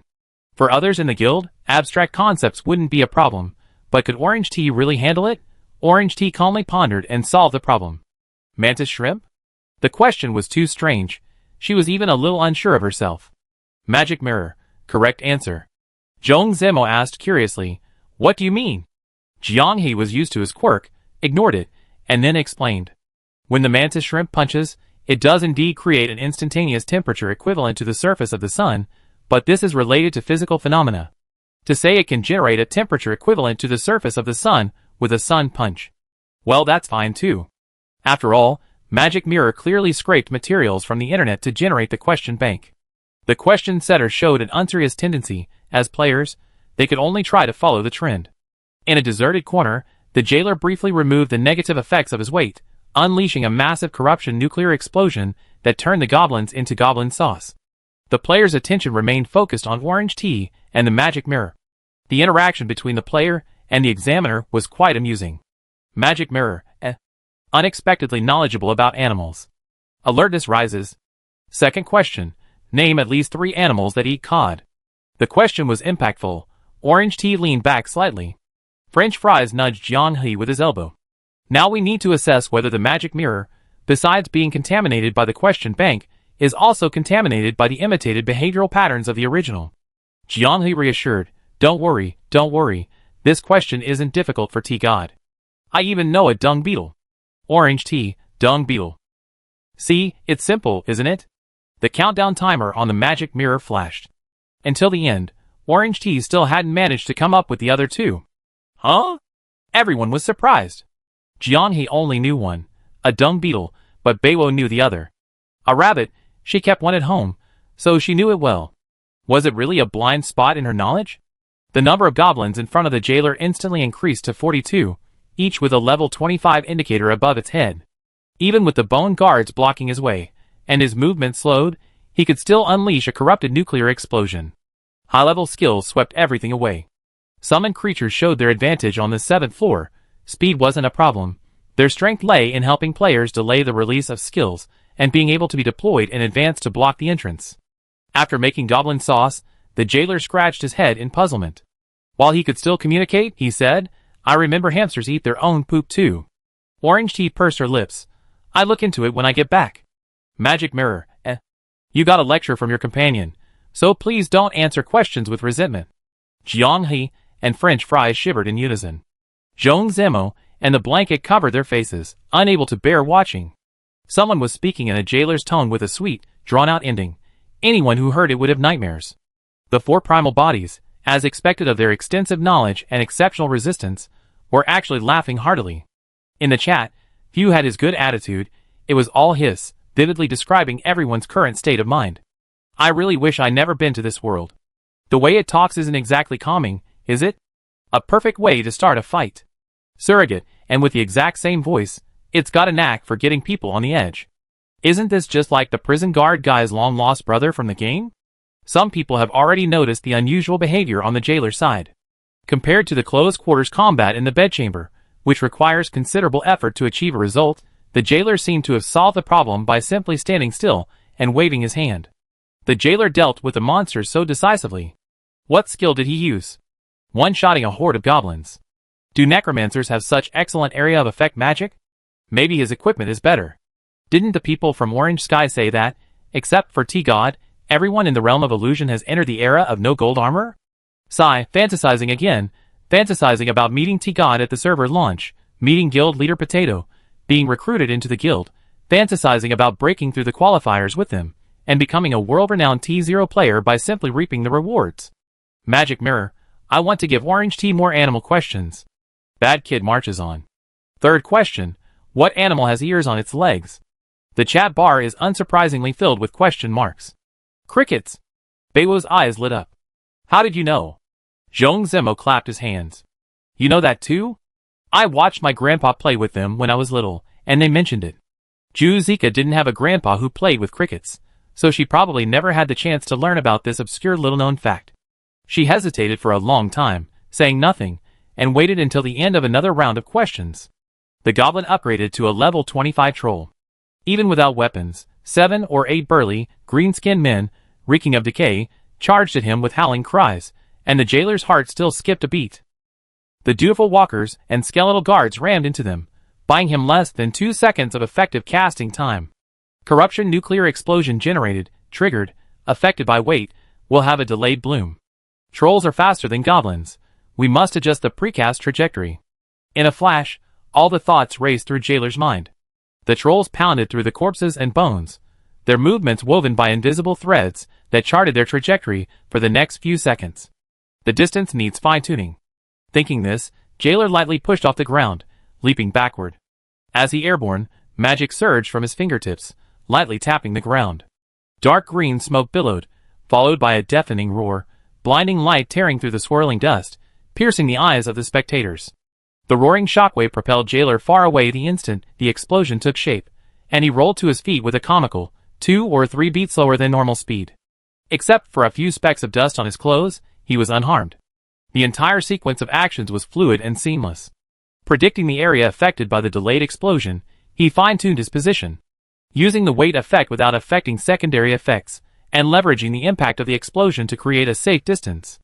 Individually, it's just a simple, unremarkable operation. But combined, and given a mere 2-second reaction window, achieving perfection is enough to filter out most players. Just looking at the guild prefix at the boundary between reality and illusion, even the most brilliant and outrageous maneuvers are met with indifference from players. Oh, it's them. Never mind then. It's natural that T0 guilds are strong. Everyone assumes they can be incredibly unpredictable. But looking at the ID, Jailer appraisal expert. Not sure, need to observe further. Jiang He noticed the spectators' astonishment. What he was really impressed by was how much more stable the Jailer had become. To conserve mana, he hadn't maximized the output of the corruption nuclear explosion, aiming for perfect kills with minimal resource consumption in the first 2 rounds. This round's casting was sudden, and unsure of the optimal timing, he didn't continue his greedy play. A skilled damage dealer knows when to be greedy, and when not to. Their inner hourglass serves as a warning. Controlling the urge to be greedy is a huge improvement. He only answered 1 out of 3 questions correctly, and it was 2 wrong answers in a row. However, he didn't say much, only humbly pleading with T-God to give him a push. He needed to answer 10 questions correctly to pass. Consecutive wrong answers would upgrade the monster prize pool. Even if he could cover for everyone, he couldn't withstand the increasing number of burly men shouting battle cries, and staging a scene of powerful men locking each other up. Magic Mirror. Question 4. Please name an aquatic animal that can switch genders. Fry's eyes narrowed slightly. She keenly noticed that Orange T's lips parted slightly, and then closed again. He figured out the answer, only to realize it was wrong. The Jailer didn't yell, just sighed helplessly. When I looked at the snail girl's character design, I realized they were hermaphroditic, but unfortunately, that doesn't fit the question. 1 out of 4 correct. 3 consecutive wrong answers. The Jailer is in for a treat. The troll's level increases to 30. The spawn rate rises from single digits to 18 at once. The spawn queue includes 3 troll mages, who immediately cast buffs on their allies, increasing their physical attributes. A ghostly blue thread wafts through the air, unexpectedly piercing the body of one of the troll mages. The Jailer pulls hard with his right hand, conjures a corrupted nuclear explosion with his left, and with a flick of his mind, micromanages 3 skeletal guards and 3 zombies to form a human wall to block the troll's charge. The instantaneous multi-threaded operation took effect. The level difference wasn't significant, and the spirit manipulation wasn't an upgraded version, so the advanced manipulation of extracting the troll mage's soul couldn't be achieved. The brief interference, however, resulted in an unexpected and miraculous maneuver. The blessing of the wind, originally intended to increase the troll's movement speed, was instead manipulated by the Jailer with a puppet-like movement. The long brewing magic, traversing the troll horde, gracefully landed on the Jailer. Before the spectators could even see what had happened, the Jailer, who should have been crawling at a snail's pace, dodged a spiked club hurled at him from afar like a normal person. The corruption nuclear explosion transformed into a landmine, which the troll stepped on. Boom! The ground was a bloody mess. The Jailer glanced at the half-eaten troll entrails hanging from his body, let out a long sigh of relief, and casually tossed them aside. In the first 2 rounds, the level 30 troll could easily overpower the level 33 Jailer, with no significant level difference. The troll was clearly superior in both quantity and condition. Yet the Jailer managed to dismantle the troll's aggressive push and escape unscathed. Is this ruthless bullying of weaker opponents or genuine skill? The answer lies in the details. Wait a minute. In my memory, the Jailer was a complete liability. During the qualifiers, he was just relentlessly draining resources without contributing anything. Don't be so cynical. After the qualifiers, when the strategy guide frontline of reality and illusion became famous, he was like a leech, only sucking and never spitting out. Did he absorb so much that he reached godlike skill? Stats are one thing, but his mechanics and judgment, while seemingly effortless from our omniscient perspective, are truly exceptional. His all-round reaction time is raw skill. Is he really a genius? You know, I always been a huge fan of Prison Guard Brother. I've been active in his group for a long time. His pictures. Oh, his skills are unforgettable. All my previous smears against prison guard brother were at the behest of netizens, not my own intention. Strangely, Orange Tea got 3 questions wrong in a row, while prison guard brother's flawless performance attracted even more attention. Magic mirror, weak, Orange Tea is so weak. You don't even know such simple animal trivia? Well, I have to continue. Orange Tea clenched her fist. She understood why Zhong Zimo said he wanted to punch the examiner. She wanted to too. Question 5. What color is the skin of a polar bear? Black. Orange Tea answered immediately. The chat was flooded with question marks. Magic mirror, shock. That was fast this time. Did you happen to be in an area you know? Orange Tea pursed her lips, remaining silent. The jailer instinctively prepared for multitasking, but T-God's quick answer put his mind at ease. The 2 half-dragon mage warriors that had already appeared were silenced, turning into Pro-Max trolls. Question 6. Which animals don't get cancer? Orange Tea blurted out, naked mole rats. Incidentally, they have a very long lifespan. Magic mirror, correct answer. Such an impressive aura. Tea was clearly clueless before. Orange Tea covered her face. She could accept Magic Mirror speaking in the jailer's tone, and she could also accept its sweet, cringeworthy voice. Tea, what kind of nickname is that?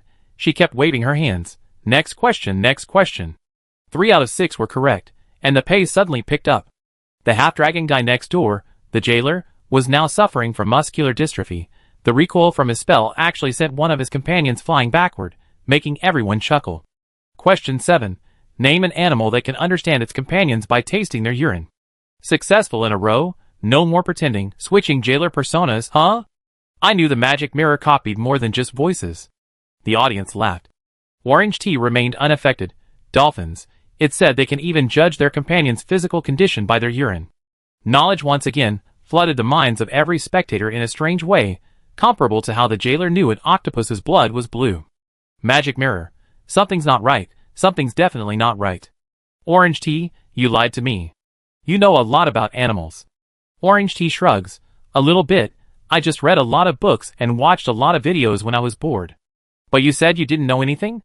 Seeing how certain the magic mirror was, Orange Tea felt there was no need to pretend anymore. So she simply laid her cards on the table.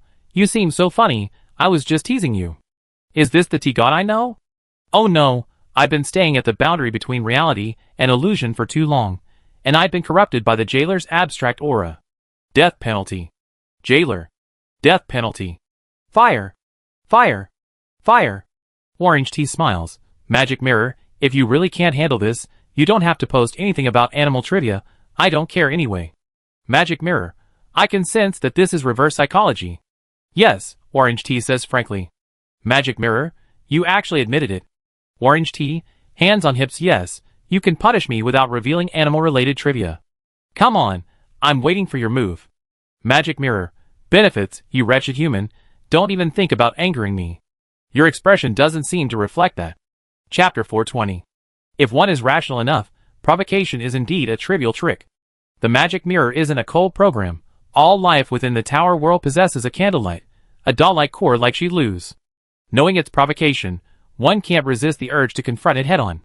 Magic mirror. Question 8. What shape are an owl's eyes? Orange Tea rubbed her lips, having found the answer, cylindrical.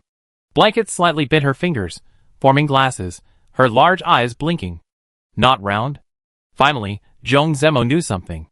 Indeed not. It's extremely nearsighted. To get an image, it has to move its body. If you observe closely, you find the owl is hyperactive. How did you know this time? Jiang He asked. Zhong Zemo scratched his cheek. Before, with Du Jingwen, the pressure was too much, so I liked to virtually raise pets online, and I became obsessed with owls. Really raising one was definitely unrealistic, but watching others raise them provided a sense of satisfaction. The feeling of being in bed was different from others. She felt increasingly sorry for the squid. 5 out of 8. After 3 consecutive wrong answers, Orange Tea seemed to have found the ultimate password, as if divinely inspired. Divinely inspired? Fries muttered, using unknown revelation here, wouldn't that be considered seeking outside help? Jiang He was stunned. The rules didn't seem to explicitly prohibit players from using skills. Magic mirror, I suddenly have a great idea. Let's try this question. Question 9. Please guess the animal name based on the keywords I provide. Keyword, brain atrophy. Orange Tea smiled, her lips curving upwards with confidence. A shrew. The magic mirror, eh? Orange Tea asked, did I get it right? The magic mirror, correct. The boundary between reality and illusion exchanged bewildered glances. This was completely outside their knowledge. They had no choice but to turn their attention to the chat. Sure enough, there were many experts among the players. While Orange Tea was explaining, someone else had already provided an explanation. Shrews can reduce energy consumption by shrinking their brains. Brain shrinking is an insult in humans, but for these tiny creatures, it's an innate survival skill for coping with harsh conditions. Orange Tea asked provocatively, want to try again? I suggest we switch to another area. You have a better chance of winning that way. The magic mirror. Don't underestimate the magic mirror. Sorry, I don't feel intimidated by your comment, since you're using the jailer's voice. The onlookers burst into laughter. Orange Tea answered correctly in a row, relieving the pressure on Jailer Bro. The level 30 half-dragon seemed terrifying, but it never appeared at full health. They either suffered the same sluggish effect as him, slowly dancing together, or their numbers were reduced. 20 half-dragons were needed to boost Jailer Bro's strength today, given his exceptional combat power and sharp mind. With half that number gone, he easily roamed the arena. Having had his moments of glory, no one truly considered him a pushover. Question 10, keyword. Magic mirror, shrink Yang into the abdomen. Orange Tea frowned, stroking his chin in deep thought. Damn it, Magic Mirror is playing the fuzzy, abstract game with the questions. Targeting our best T-God, huh? Sigh, we shouldn't have paired Jailer Bro with T-God. Orange Tea wasn't sure, but still offered his guess. Anglerfish? No. I choose elephant. Magic mirror, question mark. Answer correct. After reading other players' explanations, Jianghe realized that elephants' testicles are actually inside their bodies. As for anglerfish, it's said they can attach their testicles to females. Orange Tea was surprisingly able to connect the two so quickly, impressive. If it were him, his brain would probably crash. What kind of abstract keywords are these? When the puppet core of the tower world crawls the internet to collect information, can't it do some filtering? Don't just cram all sorts of weird stuff into the question bank. Candlelight couldn't help but smile. The problem of information pollution in this world is particularly serious, especially online channels, which are filled with massive amounts of false, meticulously fabricated knowledge. He doesn't have the ability to help rectify the situation. Even if he did, this should be done by the beings of this world themselves. 7 out of 10. Orange Tea is absolutely on fire. The jailer's enemy has finally changed. The half-dragon has transformed into a subadult flying dragon. He was somewhat bewildered. The expected weakening of the flying dragon or strengthening of himself hadn't materialized. The moment the subadult flying dragon appeared, a level 29 indicator lit up above its head, followed by a sudden, unexpected breath attack. The intense heat melted the ground, leaving a clearly visible path of lava. Given no time for the jailer to react, its first attack failed. It spread its wings, flipped, and smoothly flew into the air, circling. Waiting for the next question, Orange Tea noticed the quiz interrupted. The magic mirror immediately displayed the scene of the jailer battling the flying dragon. One in the sky, one on the ground. The subadult flying dragon spread its wings, and fist-sized fireballs rained down. He stretched his neck, and a pillar of fire, long stored up, descended from the sky. A scorching rain of fire, a deadly dragon's breath, rained down simultaneously. The jailer in the center of the arena tilted his head back, quickly scanning the dense clusters of light, then abruptly lowered it. The battleground transformed into a chessboard, the landing point of each fireball faintly visible. He dodged while simultaneously filling the blank chessboard with pieces that the dragon was about to fall. The players initially laughed, waiting to see the jailer's antics. Amidst the torrential rain of fireballs, the jailer's sluggish steps moved with the graceful grace of a butterfly flitting among flowers. All the fireballs that seemed destined to hit him were left behind. A pillar of fire struck directly, but he was not fooled. He abruptly stopped, steadied himself, and effortlessly deflected the attack. Holy crap, he dodged them all. The dragon didn't hit a single one. Does he even know how to play? What are you talking about? It's because the jailer dodged so well, he didn't get hit by a single one. He's definitely a Toho fan. He can stay dry even in the rain. You know what? There really are people in the reality/virtual boundary who play Toho. Are they the only designated bullet-hell dodging study material within the guild? The jailer's weighted state is still active. How can he dodge that? Whoever possessed the jailer, please get off him right now. I can't accept the fact that the jailer is this strong. It's too much of a shock to my worldview. The subadult dragon missed its first attack, its claws crackling with electricity. Fast and lightning, it swooped down straight down with the force of a dump truck, striking directly. Although it was a phantom puppet generated by the Tower World, its combat strategy was flawless. Relying on the margin for error afforded by its physique, it forcibly guaranteed the hit rate of its skills. The jailer had no room for error, it did. Orange Tea panicked. She asked the magic mirror. I answered correctly. Why wasn't the dragon affected? It was affected, the magic mirror replied. Its level and magical power were weakened. There are many types of weakening, and Jailer Bro encountered the least significant one. The ground shook violently. On the other side of the arena, Orange Tea and the magic mirror swayed violently. Dark green smoke filled the magic mirror's surface, completely obscuring the two sides engaged in fierce combat. The heavy breathing was the first thing the players heard. A gust of air swept by, and Jailer Bro, stepping on the dragon's limp wings, slowly exhaled a breath of stale air and sat down. A pale blue curtain of water surrounding him seeped into his skin, moistening the wounds torn by the explosion, allowing them to heal at a visible speed. Origin Element Water, its powerful defense and functionality, allowed Jailer Bro to adopt the most straightforward and unpretentious fighting style when facing the dragon's onslaught. A head-on sniping duel. The corrupted nuclear explosion spawned along the dragon's inevitable path, ignoring the aftershocks. It chose to trust this item, the culmination of countless hours of effort from Elena and the entire guild. Since it's the game's top-tier equipment, what are mere explosions and dragons? Take it head-on. The Origin Element responded to the jailer's trust, showcasing to the audience, through pure numerical beauty, what a form of invincible weapon, impenetrable even by a dragon charging in and a corrupted nuclear explosion, truly looks like. If carrying weight is a -2, then losing the ability to move with lightning speed should also be a -2. Slowed movement speed, terrible spellcasting feel. Jianghe saw more than just numbers. Even the best equipment depends on the user. The jailer's excellent predictive ability was the key to the one-hit kill. The jailer, unusually, didn't gloat.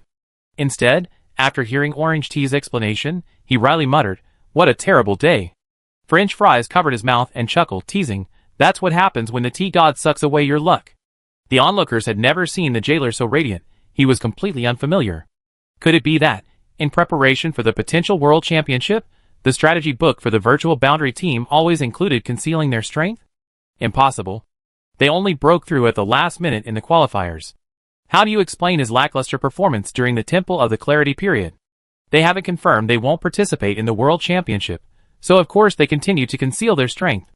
What's so strange about that? What you're saying makes some sense. After all, think about it, within the virtual boundary team, T-God has always been at the lowest rank, followed by Potato and Fries, then Jailer and Blanket. If he were truly weak, there's no reason to pile resources on him. So, Jailer has been heavily concealing his strength from the beginning. While others conceal their tactics, Virtual Boundary conceals their true abilities. Wow, aren't they afraid that concealing their strength will turn into concealing their plane tickets? They have confidence. What can you do? Then I can only say, skill breeds daring. No wonder their AT0 guild, Jailer, has been concealing his strength for half a year. As long as you perform well enough, people will naturally find reasonable explanations for what you've done. The sudden burst of brilliance allowed onlookers to rationalize the jailer's early game situation of only draining life and doing nothing. The logic was even perfectly closed, flawless.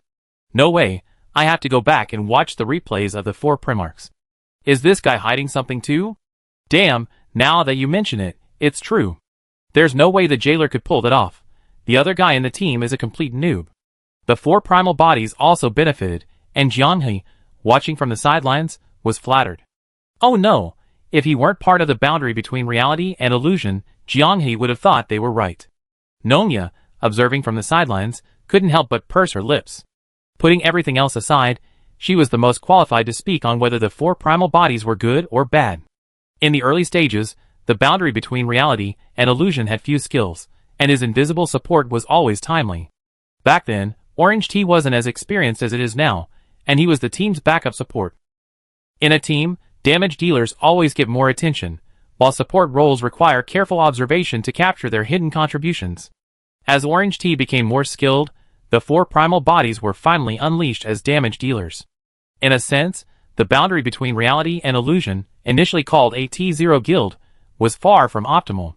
With Orange Tea's maturity, everyone's professional characteristics were brought into play, And now they were at their full potential. Nongya was smug. She had discussed the hidden contributions of the four primitives on an online community a long time ago, though the post seemed to have disappeared without a trace. She'd dig it up tonight. 11 questions. 12 questions. 13 questions. 10 out of 13. Orange Tea forcefully changed the magic mirror's emoticon from angry to crying. She scratched her head sheepishly, feeling like she'd bullied a child. If you change the questions, or make them a little harder, I won't be able to answer them. Even Shilu won't let me. The magic mirror cried out. Sister Shilu won't let me. This one sentence revealed that the magic mirror's question bank had a difficulty threshold, not allowing anything too difficult. Handsome, tea god, handsome. Sigh, fantasizing again, fantasizing that tea god is my wife, helping me draw cards, 3 yolks in one go. Wow, your fantasies are so pathetic, so weak. Brother, you're even holding your breath in your dreams, so pitiful. The jailer bro's battle ended.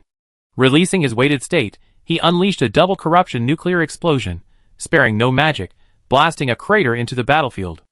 An adult dragon of the same level withstood the first blast, but the second blast severed its head and tore its body to pieces. From today onward, the entire community will reassess the jailer bro's combat strength. The jailer bro, now off the field, had already seen the chat log. Just laugh if you want to, no need to hold it in. Your twitching lips look disgusting. Jianghe gave him a high five. Not bad, that's how you should perform. The jailer bro thanked him, and glanced at the orange tea not far away. During the battle, a strange thought had crossed his mind. Before he could ask, the magic mirror urged the third group to take the stage. Jianghe rubbed his hands together, and Fries brandished his new weapon, the Mad Wolf Blade. The violence was about to begin. Oh, will Potato take the quiz? What's his specialty? Maybe history, after all, the guild has squid bro. As they parted, Fries whispered in Jianghe's ear, which was caught by the other players. Was he giving him some instructions? Magic mirror, do you have something to say to me? Jianghe suppressed a laugh. It seemed the magic mirror had been trained by the two who had taken the quiz first. Before he could even say anything, it had already spoken. I have some knowledge of history. Magic mirror, trying to fool me again, huh? You mean some knowledge? Why does it feel different from the previous people? Chapter 421. The magic mirror adjusted its voice, cleared its throat, and the aroma of fries returned. Magic mirror, since you say you have some knowledge, then I won't hold back. First question, where was the urine tax first implemented? The sound was clear. Is it because the imitation of the jailer hasn't worn off yet? How come the first question is already so difficult? The players discussed among themselves. There's such a bizarre tax? Yes, bro, yes. Jianghe grinned. Ancient Egypt. Magic mirror, wrong answer. Having suffered a humiliation at the tea god's place, the magic mirror was triumphant, its tone as cheerful as a child. The correct answer is... Jianghe interrupted. The correct answer is ancient Rome, and the first person to implement it was Nero. Magic mirror, It paused for 2 seconds. Adding something now doesn't count as a correct answer. Yeah, I know. Jianghe nodded. The first wave of goblins had just spawned when French Fries lightly flicked his blade. A flash of red light, and the chattering goblins that charged forward, still in their running posture, were decapitated. As if the weight had no effect on French Fries. Come on, second question. The magic mirror, second question, based on the keywords, determine the historical period in which the person in question lived, and state one of them. Horse consul. Okay, I answer Relia for this one. Before it could announce, Jianghe shrugged. Although I know the answer is still ancient Rome, Caligula appointed his horse as consul. The magic mirror, question mark.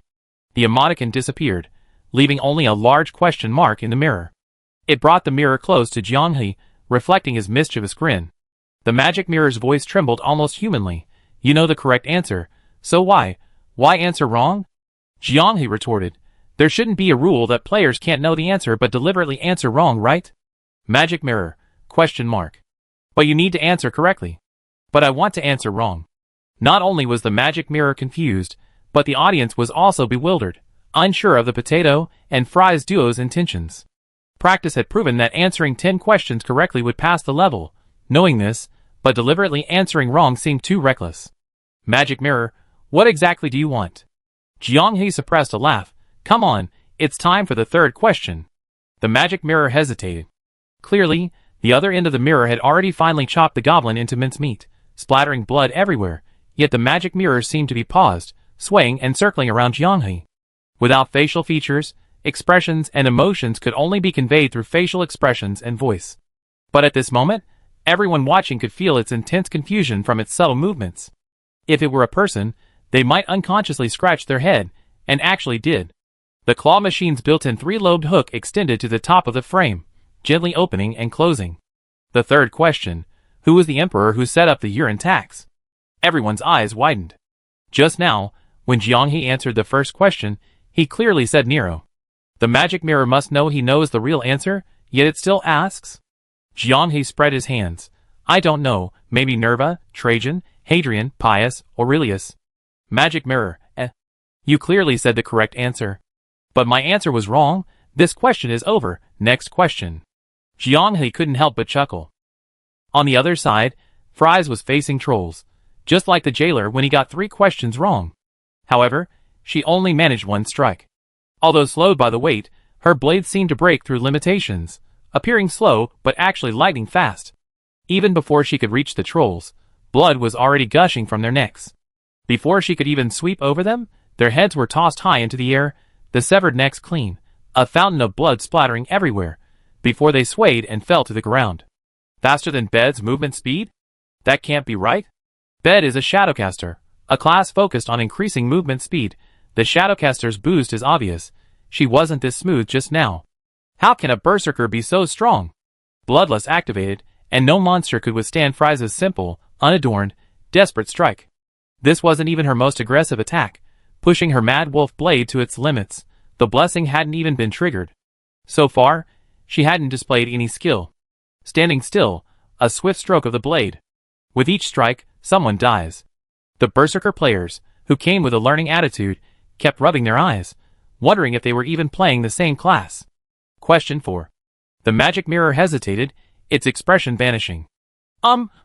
Millennium, what does that refer to? I don't know. The magic mirror, Nonya was the first to break down, managing to laugh at the magic mirror's reaction after a long pause. She believed that tomorrow, every famous gaming blogger in the world would see clips of Jianghe confidently answering that he didn't know which year the millennium was. A slightly out-of-context parody edit was definitely on the way. This wasn't a Q&A session, it was pure slapstick comedy. While Jianghe's intentions were unclear, the entertainment value was off the charts. A level 30 troll team, clad in metallic armor, emerged from the ground, shield bearers in the front, warriors in the middle, and mages and priests at the rear, responsible for bestowing blessings. For consecutive wrong answers raised the difficulty level even higher. This was the first time the players had seen spawning monsters fully armed, instead of charging in half-naked, babbling erratically. French Fries adopted a serious expression. She slowly lowered her center of gravity, placed her right hand on the hilt of her sword, spun around, and used her waist and abdomen to create an arc in her sword swing. A sharp, semi-transparent crescent moon suddenly formed. It tore through space and vanished in an instant. Backwater. Spatial slash. The moment the words left his mouth, conspicuous crimson lines of blood appeared on the waists and abdomens of the 12 trolls. The momentum of their movement caused them to lean forward, their upper bodies detaching with a poof and slamming violently into the ground. Their lower bodies maintained their charging posture, but after only a short distance, they swayed and collapsed. They only used it once. The French Fries nodded slightly and exclaimed, Spatial slash ignores the weight effect, therefore the weight attribute is essentially a permanent effect based on gravity or spatial magic. After a moment of stunned silence, countless players shouted that they had learned something new. The world bubble at the boundary of reality definitely wouldn't be at a disadvantage. There was no need to go back and review the replays. They would announce their discovery themselves. The bed cried out in surprise, I've been cheated. She also knew spatial slash. She should have tried it earlier. I understand now. Is the French Fries testing the limits of their losing streak? Perhaps she's also testing other possible ways to clear the level. Think about it. Lu didn't mention the clearing conditions at the beginning, and she figured it out herself at the boundary between reality and illusion. This means there might be other unorthodox methods hidden. The effect of consecutive wrong answers was obvious. The magic mirror's difficulty threshold was already limited by Lu. Consecutive wrong answers made the questions almost reach baby bus level. After deliberately answering even a question like millennium incorrectly, even if the magic mirror knew Jianghe was doing it intentionally, it had to continue lowering the difficulty. Finally, the players witnessed a brand new historical question. Magic Mirror. Fifth question. What year is it this year? Guild 40,000 years. Magic Mirror. Question mark. I asked, what year is it this year? The Magic Mirror didn't back down, excitedly emphasizing the question again. Jiang He's tone was firm. Rebirth of the Millennium? 16 armored half-dragons, never before seen, appeared in the half of the field where French Fries was. With an average level of 31, although still some distance from her exaggerated level 35, the gap was gradually narrowing as she answered incorrectly. Number of players and levels were meaningless. They only allowed French Fries to land one blow. Where the spatial/past, corpses littered the ground. Zhong Zemo and Orange Tea demonstrated to the onlookers the importance of a player's broad knowledge base in answering questions. French Fries, however, showed another side. She could play even without teammates. Her stats were brutally insane, and her ability to swiftly eliminate opponents left many top guild players swallowing hard.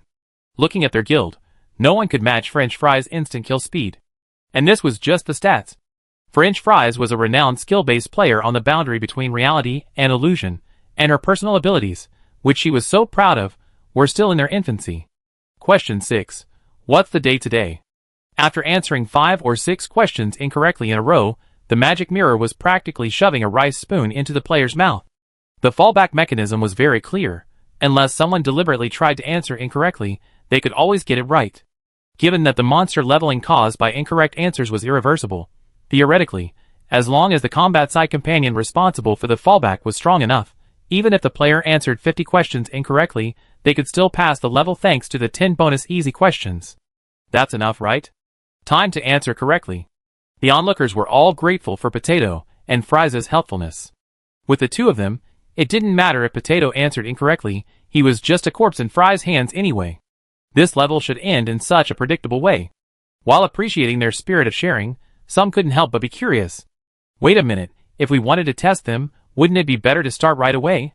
Right, they're the third group. If they mess up, wouldn't that drag down the first two groups? All our efforts would be for nothing. Nongya was also curious about this. He didn't believe Jiang He hadn't considered this. The Magic Mirror, after repeatedly failing to be fed, finally put on a tearful expression.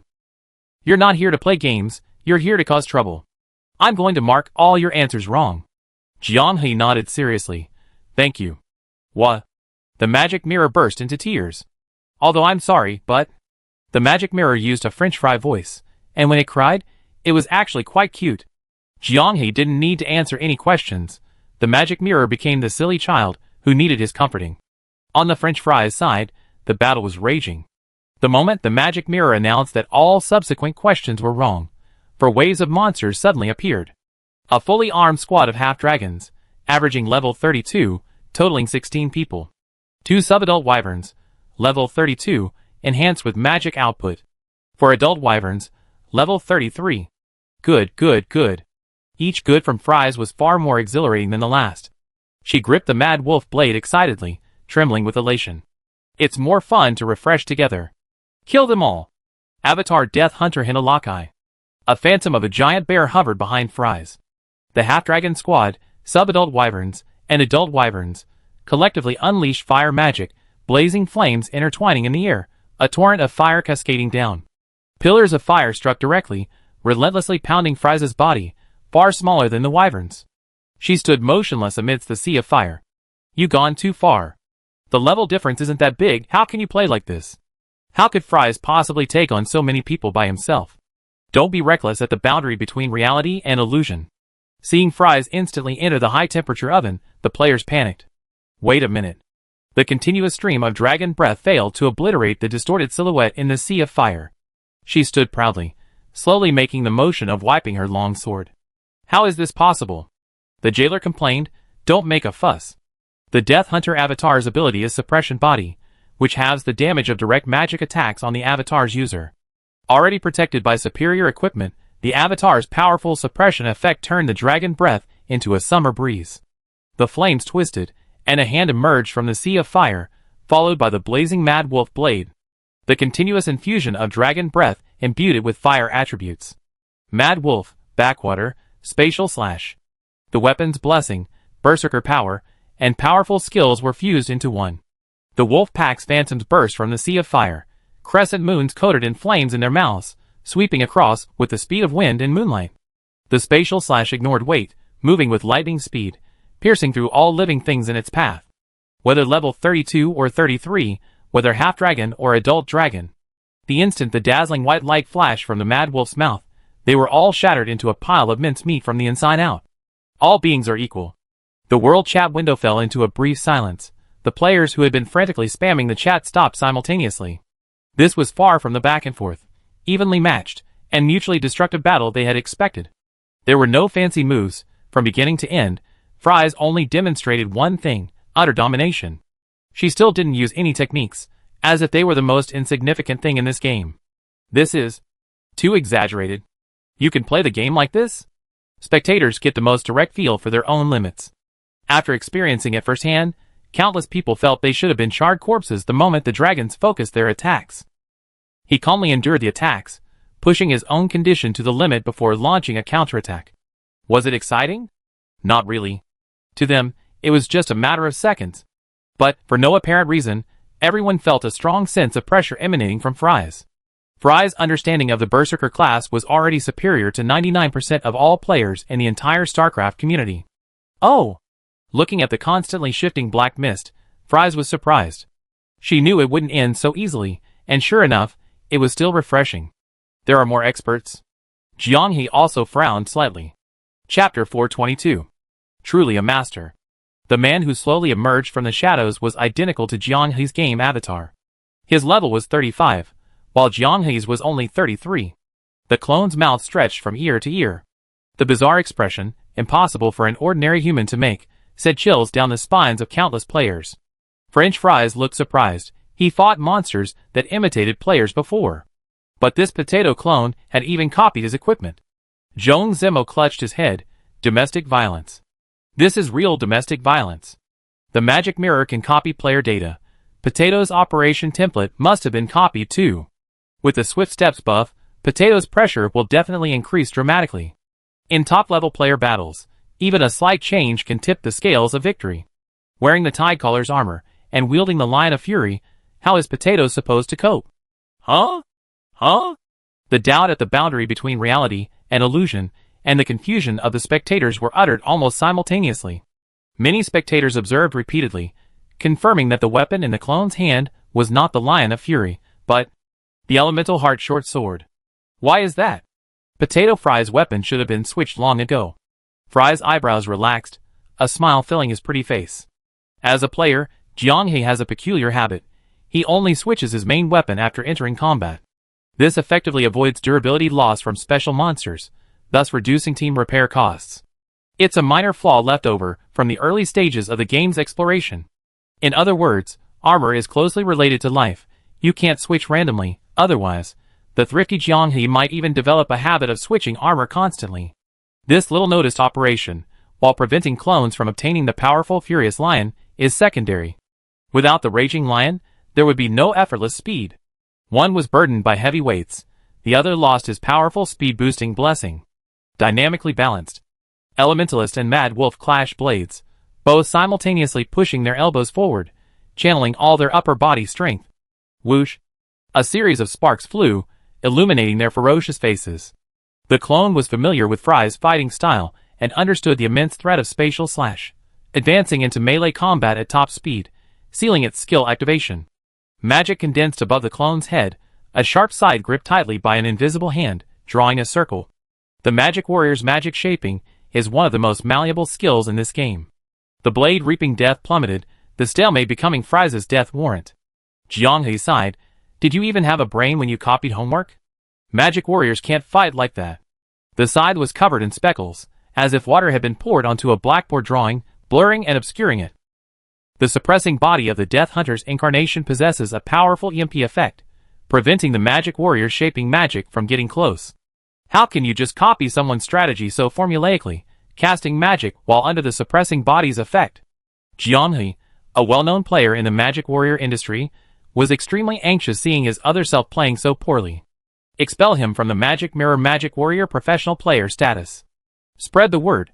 Potato and Fries are suspected of having a falling out, and they're involved in the Tower World strategy, even scheming against the enemy. Spread the word. Potato and Fries have many conflicts and are not the couple rumored by outsiders. Spread the word. Potato is instructing outsiders to beat up guild members. Spread the word. The internal conflict within the reality/illusion boundary team is irreconcilable, and a palace entry drama is being openly staged. Pass it down. Potato is going to eliminate French Fries and establish a new boundary between the real and the virtual. A captivating moment in the virtual livestream. The clone finally understood its awkward situation. Away from French Fries, her fighting style would be a formulaic high-level bloodlust frenzy, backwater, mad wolf phantom, spatial slash. An unreasonable 4-hit combo, even unleashed blindfolded, could create a huge threat. No skill required. A glancing blow leaves the target half crippled, another blow results in instant death. But to seal French Fries' terrifying 4-hit combo, close combat was the only option. This, however, led to another predicament. Too close a distance would disrupt all the unique characteristics of the Magic Warrior class, as the demon suppression body would interfere. The rational approach was to maintain distance, and continuously create secondary damage using magic. But then again, how could secondary damage compare to the lethality of French Fries' 4-hit combo? The AI's computing power began to smoke. It had no other choice but to rely on pure brute force to achieve a reasonable win rate. French Fries sneered. Guess what my weapon's blessing is? The clone was startled, but it was too late to defend itself. The phantom of the mad wolf appeared behind the clone, opening its blood-red maw and snapping it into his neck. After a long struggle, their blood and chi converged, and with this bite, blood truly gushed out like a fountain, splashing all over Fries. The clone, in pain, pulled back, drastically reducing the pressure on Fries. She calmly withdrew, crouching slightly, and slashed horizontally with her blade, drawing a graceful arc in front of her. Where the arc of light reached, blood spread. Blood lines appeared on the clone's head and abdomen. Fries calmly wiped the blood from her face, then kicked the clone, who was clutching his neck to stop the bleeding and refusing to fall. The sweeping offensive ended with 2 simple basic attacks, a carefree and effortless finish. Magic Mirror, oh! Amazing, amazing. Cyber Potato, Plain Fries, cleared the game in a special way. Magic Mirror, Although reluctant, congratulations. You have successfully completed all challenges on the 7th floor of the Chaos Tower world, officially clearing the game. The onlookers erupted in a clamor. They actually cleared it? Answering 10 questions correctly will clear it, and answering incorrectly but defeating enough enemies will also clear it. So there are 2 conditions for clearing it. No wonder Shilu didn't explain at first. Being able to guess is one thing, daring to try and explore is another. President Potato is too bold. Praise poured in. From now on, players will have a reference point when encountering similar floor trials. Magic Mirror, you too, don't laugh. Don't be too smug.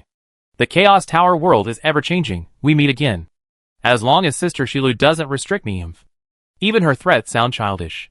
Just as she was about to utter a few more threats, the Magic Mirror's expression suddenly changed. No, no, no, it hurts, it hurts. What, Sister Shilu? The Magic Mirror was slammed to the ground by a pair of hands that descended from the sky, melting away. The owner of the slender hands, Shilu, covered her mouth and chuckled. I made a fool of myself in front of everyone. Congratulations on clearing level 7. Now let's tally your scores. Comprehensive difficulty score, final score for the reality/illusion boundary, 3200. Current score for the reality/illusion boundary, 3250. Just a few points away from the 5,000 point shop upgrade option. Wow, that's great. High difficulty terms correspond to high scores. Our guild needs to patiently conquer a floor that takes 1 or 2 game runs, while they can finish it in half a round. That's incredibly efficient. Why am I not part of the virtual reality boundary? If I were a member, would I still be in this pathetic state? Watching Jianghei chatting and laughing with French Fries, while Zhong Zemo was bickering with his blanket, loneliness and envy reached their peak. The rumors of internal distribution had been circulating for a long time, but had never been confirmed. After all, the virtual reality boundary hadn't had any open world activities for a long time. Looking at it now. What? Don't do this. I was fantasizing about taking advantage of MOU's absence while Du Jingwen was gone, and now even that hope of a chance encounter is gone. Sigh, why couldn't Du Jingwen have delayed the divorce agreement and let MOU enter the transfer window a little later? We don't even have a chance to fight for him. I used to love my bed so much, sigh. Nongya curiously examined the chat window. Sure enough, MOU was a prime target for fantasies. Having been tested by Du Jingwen, he was still a high-achieving, successful person. His two most prominent labels meant he would never even reach the stage of entering the transfer market. He was intercepted halfway by the proactively pursuing MOU. Fantasies about everyone were rampant, and the four original entities unintentionally gained a small fan base cheering them on. This round of the game was nearing its end. After exiting the boundary between reality and illusion, he completed the strategies for levels 5, 6, and 7 in one go. Except for level 5, which he completed with the lowest difficulty speedrun, he got a sufficient number of points for level 6 and 7. This round of gameplay was a huge success. The boundary between virtual and real worlds was blurred, leaving players wanting more. The show's effects and visual impact were unparalleled. Even with the hasty opening of World Bubble today, tens of thousands of players flooded in. With the advance announcement tomorrow to build hype, it's unimaginable how many people will join in. Back to reality, welcoming a new day. The jailer, usually a late sleeper, was up early. Jianghe and Mayu, busy in the kitchen, looked like they'd seen a ghost. Holy crap, is the clock wrong or is the phone time wrong? Jianghe wondered, how can I see you at 7 o'clock? The jailer yawned and asked, where's the tea god? Mayu was kneading dough, making a slapping sound. Going for a morning run. You've been here for a while now, and you didn't even know about the tea god's habit? The jailer scratched his cheek awkwardly. He always relied on his nose for navigation, only slowly waking up when he smelled the aroma. When they found Tea Goddess, she had just finished strolling around the residential area, drenched in sweat.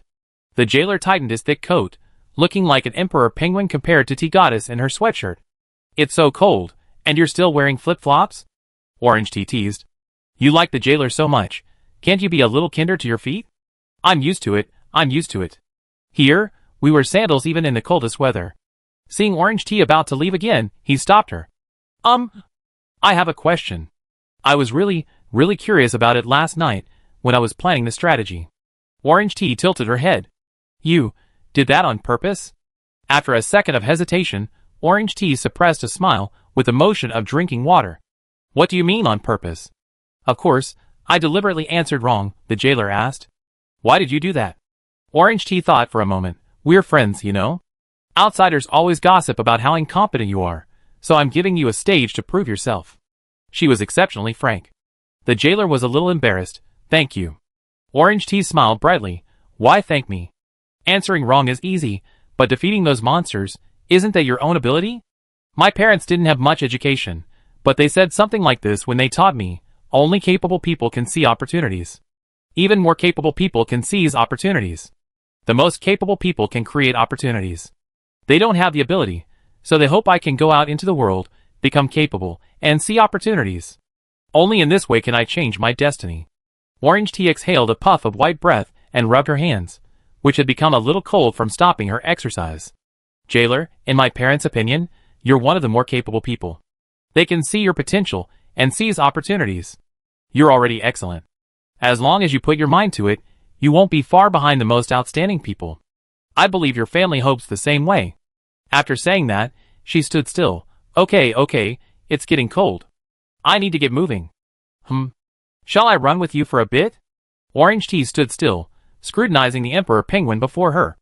Jailer immediately took off his thick down jacket. After a period of training, he had lost weight. The only problem was probably still being weak. Part of the reason was that he was a craftsman. Another part is his previously irregular sleep schedule. And then, there's his body, practically rusty from lack of exercise. Rebooting his body requires consistent effort over time. Then you need to adjust your pace. I learned from French fries. Don't go too fast at first. Never mind, I take you for a lap. You can keep up with my speed. French fries started at this pace, training Potato, and after so long, Potato's stamina, in your words, is getting really good. The jailer wanted to show off, running and talking smoothly like a tea master. But his physical condition wouldn't allow it. You mean, the jailer ran a lap at your pace, and then he ended up like this? The jailer slumped in the living room chair, head slightly raised, staring blankly at the living room chandelier. His skin was flushed, as if he'd just come from a sauna. Weak, oh dear, the blanket couldn't help but mutter. Orange Tea wiped his sweat and smiled. It's impressive that you could last the whole thing, take it slow. Jianghe placed a bowl of beef noodles in front of him. He asked in a low voice, what were you thinking today, pushing yourself to the limit? On a whim. Jianghe smiled meaningfully, glanced at the fries, and silently shut his mouth. Canned food is asking if you want a commentator. Zhong Zimo took 2 sausages from the grill and gave them to the 2 affectionately gazing at each other, then leaned back in his chair with both hands. Since it's a virtual live stream, having a virtual streamer is natural. A commentator with game knowledge can help casual players who aren't familiar with combat better understand the battle situation. This system was first started by overseas players and is now quite mature. Large guilds all have their own dedicated commentators. It's more of a gimmick. Jianghe didn't answer immediately. He decided to wait and see the community's reaction before making a decision. He was particularly interested in the community's reaction to last night's strategy guide. It felt like everything had returned to the preliminaries. Chapter 423. The Chaos Celestial Sphere had only been in the game for a few days, but the atmosphere and gameplay it fostered spread far faster than traditional media channels. The high-quality translation system, capable of eliminating language barriers, gave players an instant sense of unity, like building the Tower of Babel. Strangers geographically separated by tens of thousands of meters could communicate seamlessly in the virtual world simply by possessing the game device, the Proof of the Stars. Never before in history had any software provided such an experience. This led many conservative groups to clamor for strict scrutiny of the company behind the game. Seeing such news, Jianghe could only laugh.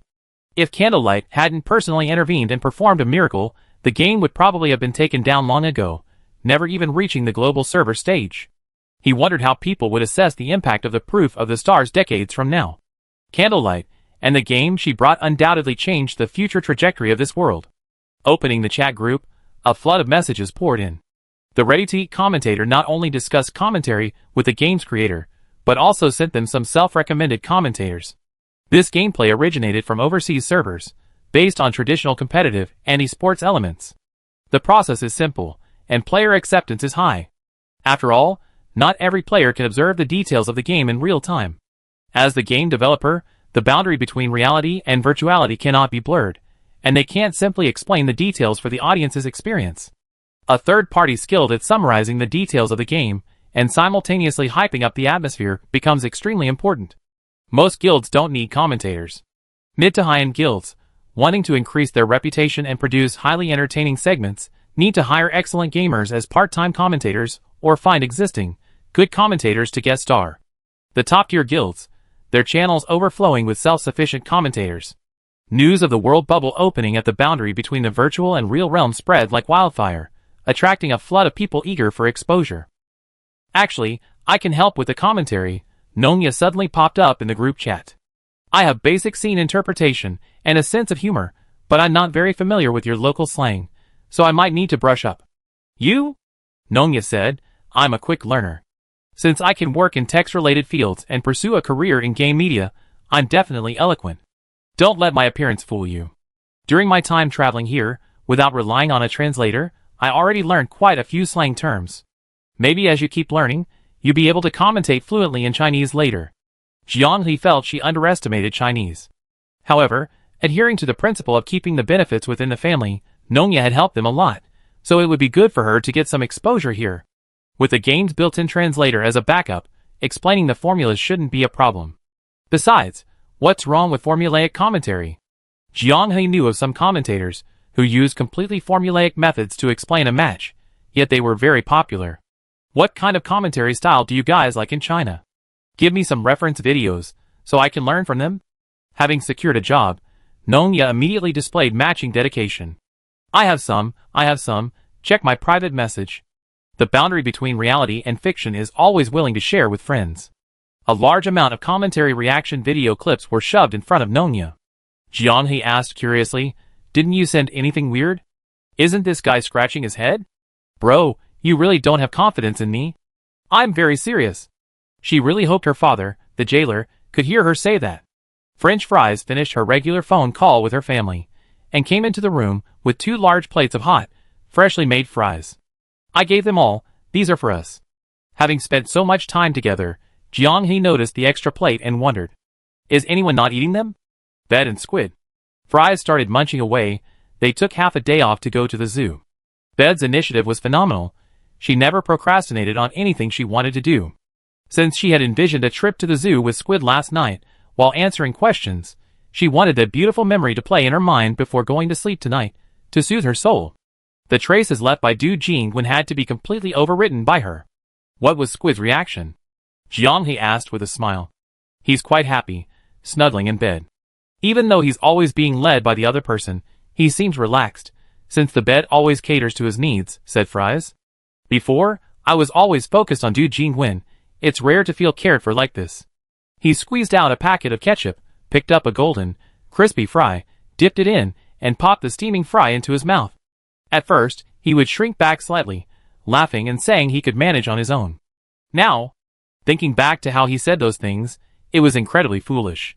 He took a bite of the fry, chewed it, and smiled. More, please. Fry's lips curled up, and he picked up the plate. Please. He had no intention of feeding him, he just stared at him blankly, as if wanting to see him make a fool of himself. This didn't faze Jiang He. He had no intention of taking his hands off the keyboard. She lowered her head slightly, like a large dog nudging its food bowl, took a big bite, and then licked off a mouthful of ketchup. Seeing his mouth stuffed full of fries, as if an evil facehugger had crawled into his mouth, Fries couldn't help but chuckle. So sloppy. Saying this, she took out a tissue and pressed it directly against Jiang He's face, gently wiping the grease from the corner of his mouth. Can't you use your hands to eat? Don't want to wash your hands while you're at it. Jiang He laughed. Just wiping feels a bit impolite to touch the keyboard. It's better this way, no dirty hands. Fries looked at the food bowl he had nudged, and imitated him, opening her mouth. Of course, she didn't lick the ketchup, although Jiang He really wanted to see her stick out her tongue. Jiang He took out a tissue to wipe the corner of her mouth, the still undulating contours of her lips making him unable to hide his smile. So this is what it feels like to do something stupid with someone. It's great, a feeling I could never experience when I was alone. The hottest topic in the community is indeed the opening of the world bubble at the reality virtual boundary. Leveling up on the 5th floor, and through story progression kept the reality virtual boundary out of players' sight for a long time. Countless players, both domestic and international, are eagerly waiting to know what this monster, boasting the title of T0 Guild, has been up to. The thread titled Outrageous. Reality virtual boundary's highest level is 35. Average level is 33 discusses the overwhelming level advantage they've shown since their return. Dude, can anyone tell me how they leveled up? The Sword God strategy on the 5th floor has experienced decay. Did they activate it? Breaking news. The Orange Sky strategy team announced that the reality virtual boundary leveled up through the Anna's native storyline. The story experience rewards are extremely generous. The only problem is, you must have the ability to handle powerful bosses within the story. How powerful? Stronger than the demonic Meta Sequoia that no one has yet been able to defeat? Pump Guild leader mentioned it in a chat, hard to say. Jiang He had leaked the information. Challenging the game storyline was better than wasting attempts dying in the tower world. Whether it's the Anna main quest or side quests, as long as you're efficient enough, you gain something. This is a high-quality strategy guide personally tested by the virtual reality boundary, and is worth promoting. As for the hard to say, it was indeed what he said. Jiang He couldn't guarantee that Meta Sequoia was definitely stronger than Dussel. In terms of overall ability and survival skills, Dussel is absolutely top tier in the current game. By reincarnating as Anna, they must be prepared to clash with him from the very beginning, striving for a decisive kill. If they make him suffer greatly, the virtual reality boundary can forget about advancing the storyline properly. Now, it's fantasy time. Sure enough, the creativity of the players exploded, collectively fantasizing about changing the world line and encountering the boundary between reality and illusion at server launch. Many players even started serializing their own novels in the thread. Some players even posted so-called rebirth guides. On the first day of the server launch, don't immediately go to Guild Leader Potato or Brother Squid. They're acquaintances in their small circle and don't know you. Approaching them rashly might get you ignored. Important, go to the wilderness and find the tea god beforehand. Important, go to the wilderness and find the tea god beforehand. Important, go to the wilderness and find the tea god beforehand. I say it 3 times. Finding the tea god means your game life's rebirth is already more than halfway done. The tea god will bring you into the guild, making you an initial shareholder. If you can't win the qualifiers, don't fight. Give up your place. Knowing Guild Leader Potato's personality, as an initial player, he definitely give you a hand. Maximize online and offline resources, and you get a share of the game's profits. All you need to do is one thing. Don't cause trouble at the boundary between the virtual and real worlds, and let Guild Leader Potato perform in peace. You can gain popularity and resources while lying down. There are many ways to reincarnate in other eras, But when it comes to how to make a fortune in recent years, mine is definitely the most reliable. Now all you need is for a player who sees the guide to reincarnate and travel through time, and the script is complete. I learned something, bro. You can delete this now. I learned it too, but here's the problem. Bro, how do I travel through time and take the first step? Well, I can only wish you good luck on your way out. I used to read reincarnation novels where the plot point of obtaining starting resources from well-known figures in the industry always made me excited and happy. Unexpectedly, they would one day become essential event anchors in the rebirth guide. Jianghe browsed the community, while Potatoes kept track of guild activities in the game. After delivering the origin element water, the heavily depleted LRV fell into a deep sleep. The newly joined Renee finally got along well with Mint. The potion workshop where the two worked was operating at full capacity, producing one amazing new potion after another. Renee's academic approach added an extra layer of protection to Mint's wild ideas, significantly improving the yield rate. Previously, they could only sell to wandering merchants to earn back 20 to 30% of the material cost. Now, through negotiation, they could recover half the material cost. Renee was surprisingly a master negotiator, something the boundary between reality and illusion hadn't anticipated. Before negotiating with the wandering merchant, she would carefully adjust her expression in front of a mirror. With a detached and aloof face, she would hurry into the trading room where the wandering merchant rested. Initially, Mint would handle the initial negotiations. Once the merchant presented his carefully prepared price, Mint would incisively point out how much the merchant could profit from the transaction, and categorically label him a shady merchant. At this point, the atmosphere would often be awkward between the host and the guest. Mint would reassure the haughty Renee while explaining that, coming from a prestigious family, she knew nothing about trading. After this, the transaction would often be completed miraculously and smoothly, sometimes at a slightly higher than the reasonable price. The two subtly complemented each other. Jianghe was sending a message to Qin Xiaoyu. The space slash couldn't be upgraded. He needed to know whether this was a bug or a mechanic. She told me to tell you there's no bug. Spatial slash was created by Dussel. It's a special skill with a different advancement path than regular skills. Just as Jianghe was worrying about what to do, Fries pulled him to his screen. Inside the guild, Mint and Renee, who had stopped brewing potions, were talking. Among those listening were two spirits of Sunshower. At this point, no one would believe they weren't part of this guild. About Dussel's soul, it's too filthy. What kind of mage was he? A 9th rank mage, he founded a school of magic, worthy of being called a sage. What we can glimpse is nothing but filth. Gloria's spirit's face was full of disgust, and she even pinched her nose and shook her hand as she spoke. It was as if simply admiring the fragments of Dussel's spirit had tainted her. The seemingly insignificant ghost rat squatted on the ground, head in its hands. Having analyzed the remaining information in the fragments with Gloria, she was shocked by the intense malice within Dussel's soul. She had thought that, having experienced so much with her Sunring companions, nothing could shock them. But seeing such a high-level mage, whose mind was filled with nothing but lewdness, violence, cruelty, jealousy, and distortion, was a huge blow to her worldview. How could someone like this live so long? If nothing unexpected happened, could he be approaching 80? How could the world be so unfair? What did the Sunring team do wrong to die before someone like this? Couldn't they at least share some of Dussel's lifespan? The more she looked, the angrier she became, and the angrier she became, the more she looked, until Ghost Rat finally became depressed. Jianghe understood her. Dussel's longevity proved that there were no gods in this world. Fragments of a broken soul, and details about spatial magic. I extracted these. Gloria sighed. He's been tortured into mental impairment, but I don't want to let him go. Don't ask me what I do to him. Renee nodded. He deserves it. Taking the orb of light from her, Renee focused intently, her eyes gradually brightening. Teacher, oh teacher, you certainly haven't held back your knowledge from me, yet you deliberately omitted 1 or 2 key points about refining destructive magic. Afraid that I surpass you in the future? Renee looked up, letting out a long sigh. I think I have a way to refine spatial slash, and a series of spatial damage spells. I immediately create scrolls from them, so everyone can benefit from them. Renee smiled. Unlike him, I'm willing to share this knowledge with everyone. Chapter 424. Advanced Spatial Slash. Spatial Slash power increased. Players can mobilize magic power more covertly, and quickly to instantly cast Spatial Slash. Instant Spatial Slash is weaker than a full cast. Anyone can flip through the scroll. For players, flipping through it is equivalent to learning it. Renee only made 3 scrolls, and the guild ran out of corresponding materials. Fries transmitted the information via software, and then helplessly pursed her lips, going out to buy materials. The former shrewd merchant knew best where to find high-quality, low-priced materials, and she could even bargain. The Dussel storyline is closely linked to Anna's main storyline, each element interlocking. If they miss Renee's part, the spatial slash in the player's hands will likely only be a half-finished product. Jianghe posted new information using the guild's official account.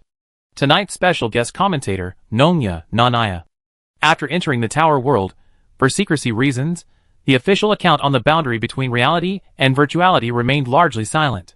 Even the most popular short story, Potato and Xia's Sweet and Sour, was only updated every few days, giving the impression of an abandoned author on their deathbed, repeatedly performing CPR and fighting for survival, intermittently updating to try and revive themselves.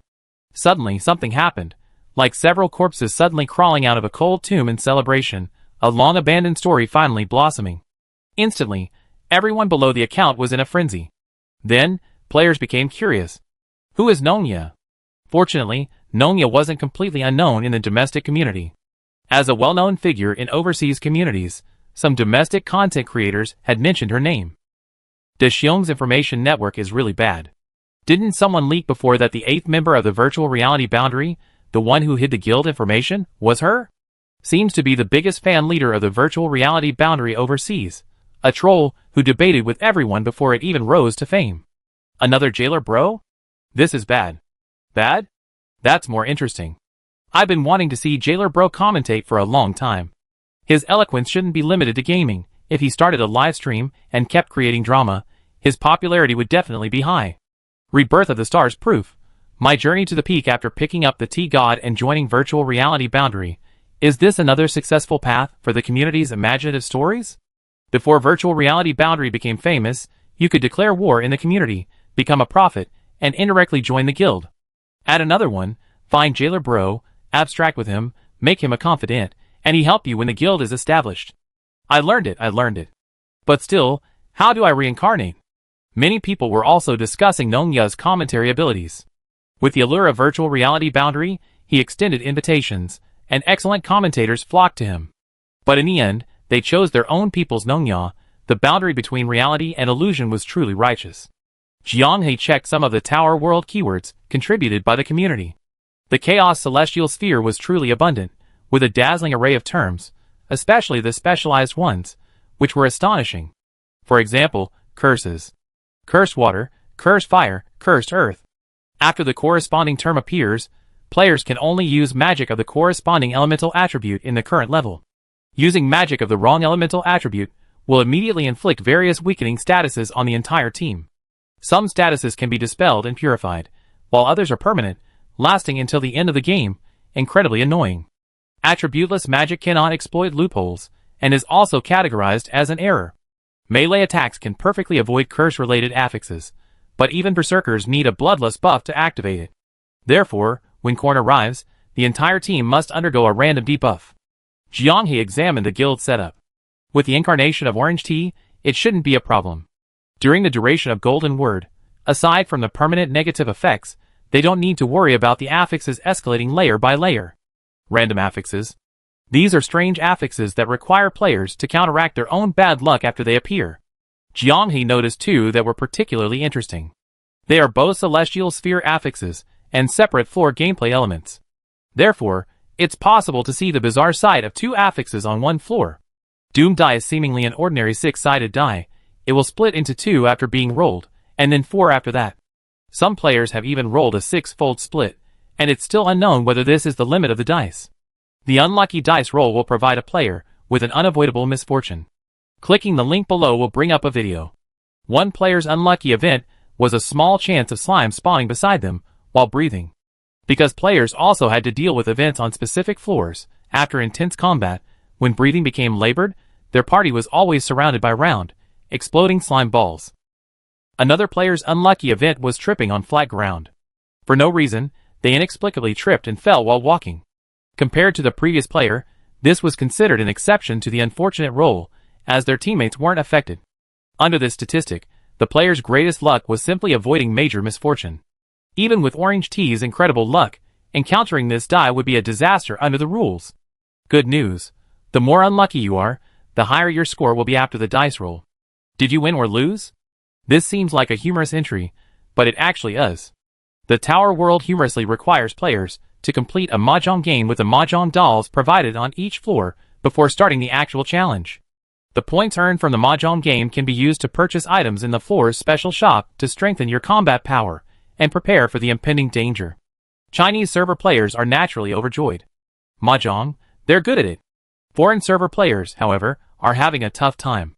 Although the mahjong rules are free for players to choose, and they can play any type of mahjong, first, you have to know how. Jianghe saw the link below the entry. Wow, a mahjong expert from Bilibili won a pure hand under this entry. Relying on superior skills, the players' points exploded during the mahjong preparation phase, easily allowing them to purchase a massive amount of power-up items and thoroughly enjoy a game of mowing down enemies in the floor. Since the points earned from purchasing items are directly related to the size of the winning hand, the poster who created the entry table kindly included a video of a player from Japan. This player, who consistently won big hands, including those with no winning combinations, successfully defeated the dummy at the table, but by the end of the game, their points weren't enough to buy anything worthwhile. The entry encyclopedia was created just a couple of days ago. Without the pressure of secrecy and everyone having access to a cyber live streaming room, players from various countries have shown tremendous enthusiasm for sharing. Considering the slow speed of information processing, there are probably still many new entries being extracted and edited. A truly grand event. Seeing the Tower World Encyclopedia surpass 600,000 online users, Jianghe couldn't help but smile. That's more like it, that's what players should be like. Before, they were so hesitant and secretive, even hesitant to create anything interesting. The Chaos Celestial Sphere, you saved the competitive atmosphere of the entire Tower World. Jianghe was happy, but Jifeng was somewhat displeased.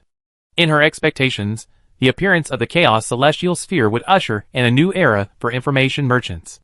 People from the three realms could quickly integrate game strategies offline, benefiting top players. They also established a network-like information exchange platform within the game.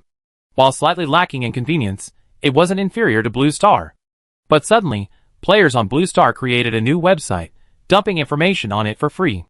Information merchants were slapped hard overnight, their presence fading. The turning speed was so fast that even the soil they depended on for survival vanished. She glanced at another chair in the garden. Empty. Even her spirit clone hadn't left here. Is she with that guy named Qin Xiaoyu? Jifeng scoffed. You're a puppet, after all. Qin Xiaoyu led Zhuhu through the afternoon food street. Located not far from the company building, this was a famous all-in-one street of trendy food, bustling with pedestrians from beginning to end on a weekend afternoon. According to the jailer, this kind of place was something even local dogs wouldn't bother to look at, let alone locals. Luckily, Qin Xiaoyu was from out of town. And Zhuhu, hey, she was from another world. Qin Xiaoyu wasn't as picky about food as the jailer. His previous job was bad, his income low, so he didn't have the luxury of being picky. He just managed to get by with a bowl of instant noodles at night. Night market stalls? Sorry, he was broke and needed to save money, so he didn't dare look too closely, afraid of being lured away by the rich, oily sauces and enticing aromas. Somehow, he found himself with a pile of stuff. Entering the starry campfire, the candlelight seemed to be scattering money like it was being used to raise suicide soldiers. His salary, due to his ability, or perhaps because of close connections, gradually increased. Initially 40,000 a month, now 70,000. Even with money, you can't shake your poverty. That saying is probably true. For Qin Xiaoyu, luxury wasn't about rushing into luxury stores and buying expensive brands he only ever heard about from others, brands that made his wallet ache. It was, boss, add all the toppings from your brand to this bowl of noodles. His imagination was barren. Qin Xiaoyu felt he was just an ordinary person, utterly unremarkable. The proof of the stars wasn't just a turning point in the fates of those on the boundary between reality and illusion, it was his too. Why did you want to come here? I found this place while gathering information. Lots of positive reviews, very good. Qin Xiaoyu sighed. Although street stalls don't have the option of fake reviews, he always felt that anything associated with internet celebrities couldn't be good. What's this? Candlelight pointed to something at a small stall not far away. Grilled pork belly. Aw, don't come any closer, boss. Just one serving, one is enough. Aren't you going to eat? Candlelight asked, taking the food. He had originally planned to share with Candlelight, but seeing Candlelight ask the owner for vinegar and pour it over the pork belly. Qin Xiaoyu waved his hands repeatedly. No, you enjoy it slowly. He still couldn't understand Candlelight's fanatical love for vinegar. She added vinegar to almost everything she ate. Something must have been twisted in the very module that created it. Candlelight's face remained expressionless when she spoke. Just like her voice most of the time, it was flat, like a road churned by a steamroller. Unfamiliar people would be overwhelmed by her indifference and aloofness upon their first interaction. Vinegar was one of the few things that could evoke any emotion in her. Qin Xiaoyu still remembered the first time she tasted vinegar paste, her eyes sparkling. She looked like a child who had found their favorite toy, completely captivated. Her large gulps of swallowing suddenly became careful, like a kitten licking water, one sip at a time, her eyes half closed in blissful ecstasy. Qin Xiaoyu couldn't forget that scene. Later, he bought some more. This was Candlelight's own catnip. He found a popular shop and ordered 2 bowls of wonton noodles. To the astonishment of the waiter, Zhu Hua emptied the entire vinegar bottle. The proprietress in the distance craned her neck. She seemed eager to see if Zhu Hua was just a food-wasting internet celebrity trying to gain attention, or a genius. Qin Xiaoyu glanced around and noticed many people staring at him, making him the center of attention. He lowered his head and ate his wontons in small bites. He ate one bite after another, then picked up his bowl and drank a sip of the soup. The waiter and proprietress's mouths slowly opened. If it weren't for the constant flow of customers, they might have watched for a while longer.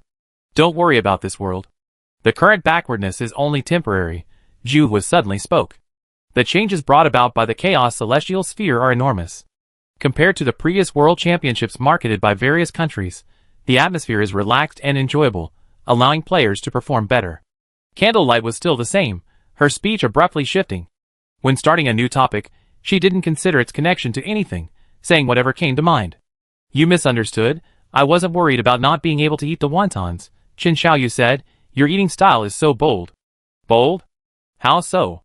Qin Xiaoyu said. If you saw a girl in the distance drinking the hot pot broth in one gulp, couldn't you resist watching? Candlelight quickly visualized it in her mind. Indeed, I couldn't. I'd probably record it and watch it with you. Candlelight's localization was very successful, full of human warmth. She said dolls are born with defects, but in his eyes, she was a living, breathing person. As long as it wasn't said, she was an artificial creation from another world. Who could tell? Jifeng cared a lot, which made her even more perverse. The only difference between Candlelight and her was probably that she could accept this fact calmly. You still haven't told me what we're celebrating today? She was quite amusing. When Qin Xiaoyu suggested going to a nicer place to treat herself to a good meal after receiving her salary, she refused, opting instead for a roadside stall. The salary I pay you all, once spent on myself, doesn't count as salary anymore, Candlelight said with a smile. Remember when I told you I was temporarily connected to 4 worlds? One of them lost contact after my duel with Weaving Wind, and we haven't heard from it since? Qin Xiaoyu remembered. Is it that contradictory world you mentioned, with few players but many? Because of its distinctive features, Qin Xiaoyu instantly remembered. Yes, just last night, the avatar responsible for that world returned to my body, Candlelight smiled. Now, I'm much more complete again. Qin Xiaoyu asked, so you regained your lost memories? Across the table, Candlelight's smile suddenly froze, and she was stunned. Someone suddenly realized they should really study emotional intelligence. Chapter 425. With the return of his clone, Candlelight finally revealed the mystery of this strange world to Qin Xiaoyu. Ankh, meaning morning glow in the local dialect. The first world of intelligent beings that Candlelight discovered on her long journey of searching. However, unlike the structure Qin Xiaoyu was familiar with, this place, far more vast than Blue Star, 3 Domes, and the fantasy world of Fiza, had an unusually sparse population. Qin Xiaoyu, with Candlelight in tow, began to move on to other stalls. He bought a Rigiamo, Chinese hamburger, asked the stall owner to cut it in half, and gave it to her. How many? Only a few dozen. He couldn't bite into the Rigiamo he was about to take a bite of. He slowly raised his head and looked at Candlelight across from him, who was squinting as she enjoyed her food.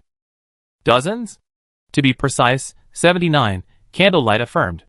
The race existing on the planet Ankh is the Mushroom People, who have established a vast fungal civilization. The era dominated by individual consciousness changed midway through. To cope with the man-made disasters created during their development, and to prevent the inevitable demise of their civilization, they were forced to revert to their ancestral ways, embracing the most primitive survival mode, transforming their individual consciousness into a hybrid of individual and swarm. 79 ancestor-level life forms appeared on planet Ankh. Qin Xiaoyu was stunned, Murmuring mushroom ancestors? Candlelight approvingly said, that's what I named them, and they like it very much. The 79 mushroom ancestors of Ankh absorbed the seeds, history, and knowledge of the entire civilization, all recorded within themselves. No matter which ancestor is destroyed for any reason, the remaining ancestors can recover most of the information through absorption, ensuring the continuation of the civilization. The progenitors represent civilization itself. The strange life forms and novel stories of civilization drew Chen Xiaoyu's gaze to a nearby stall, a mixed mushroom fried rice. One serving each, they ate as they walked.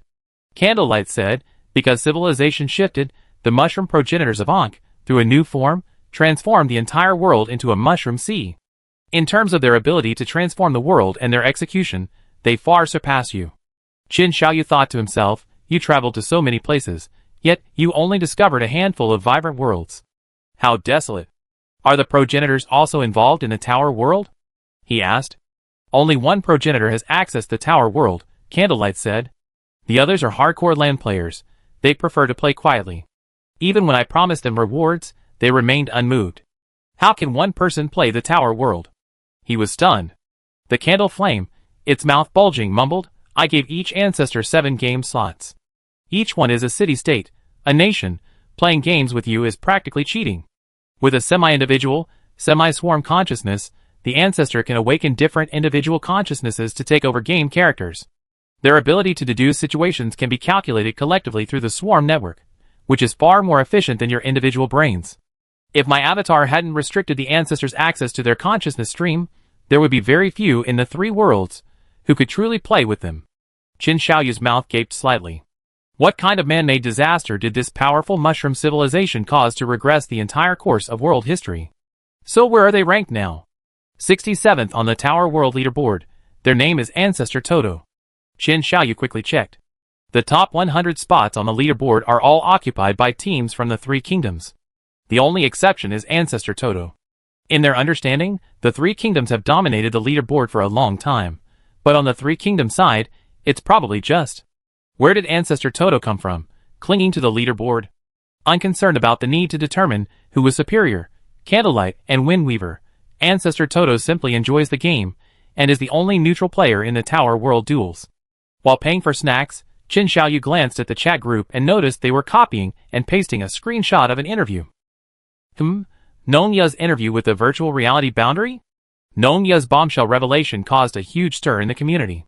Since the server opened, the virtual reality boundary has been known for its solitary gaming.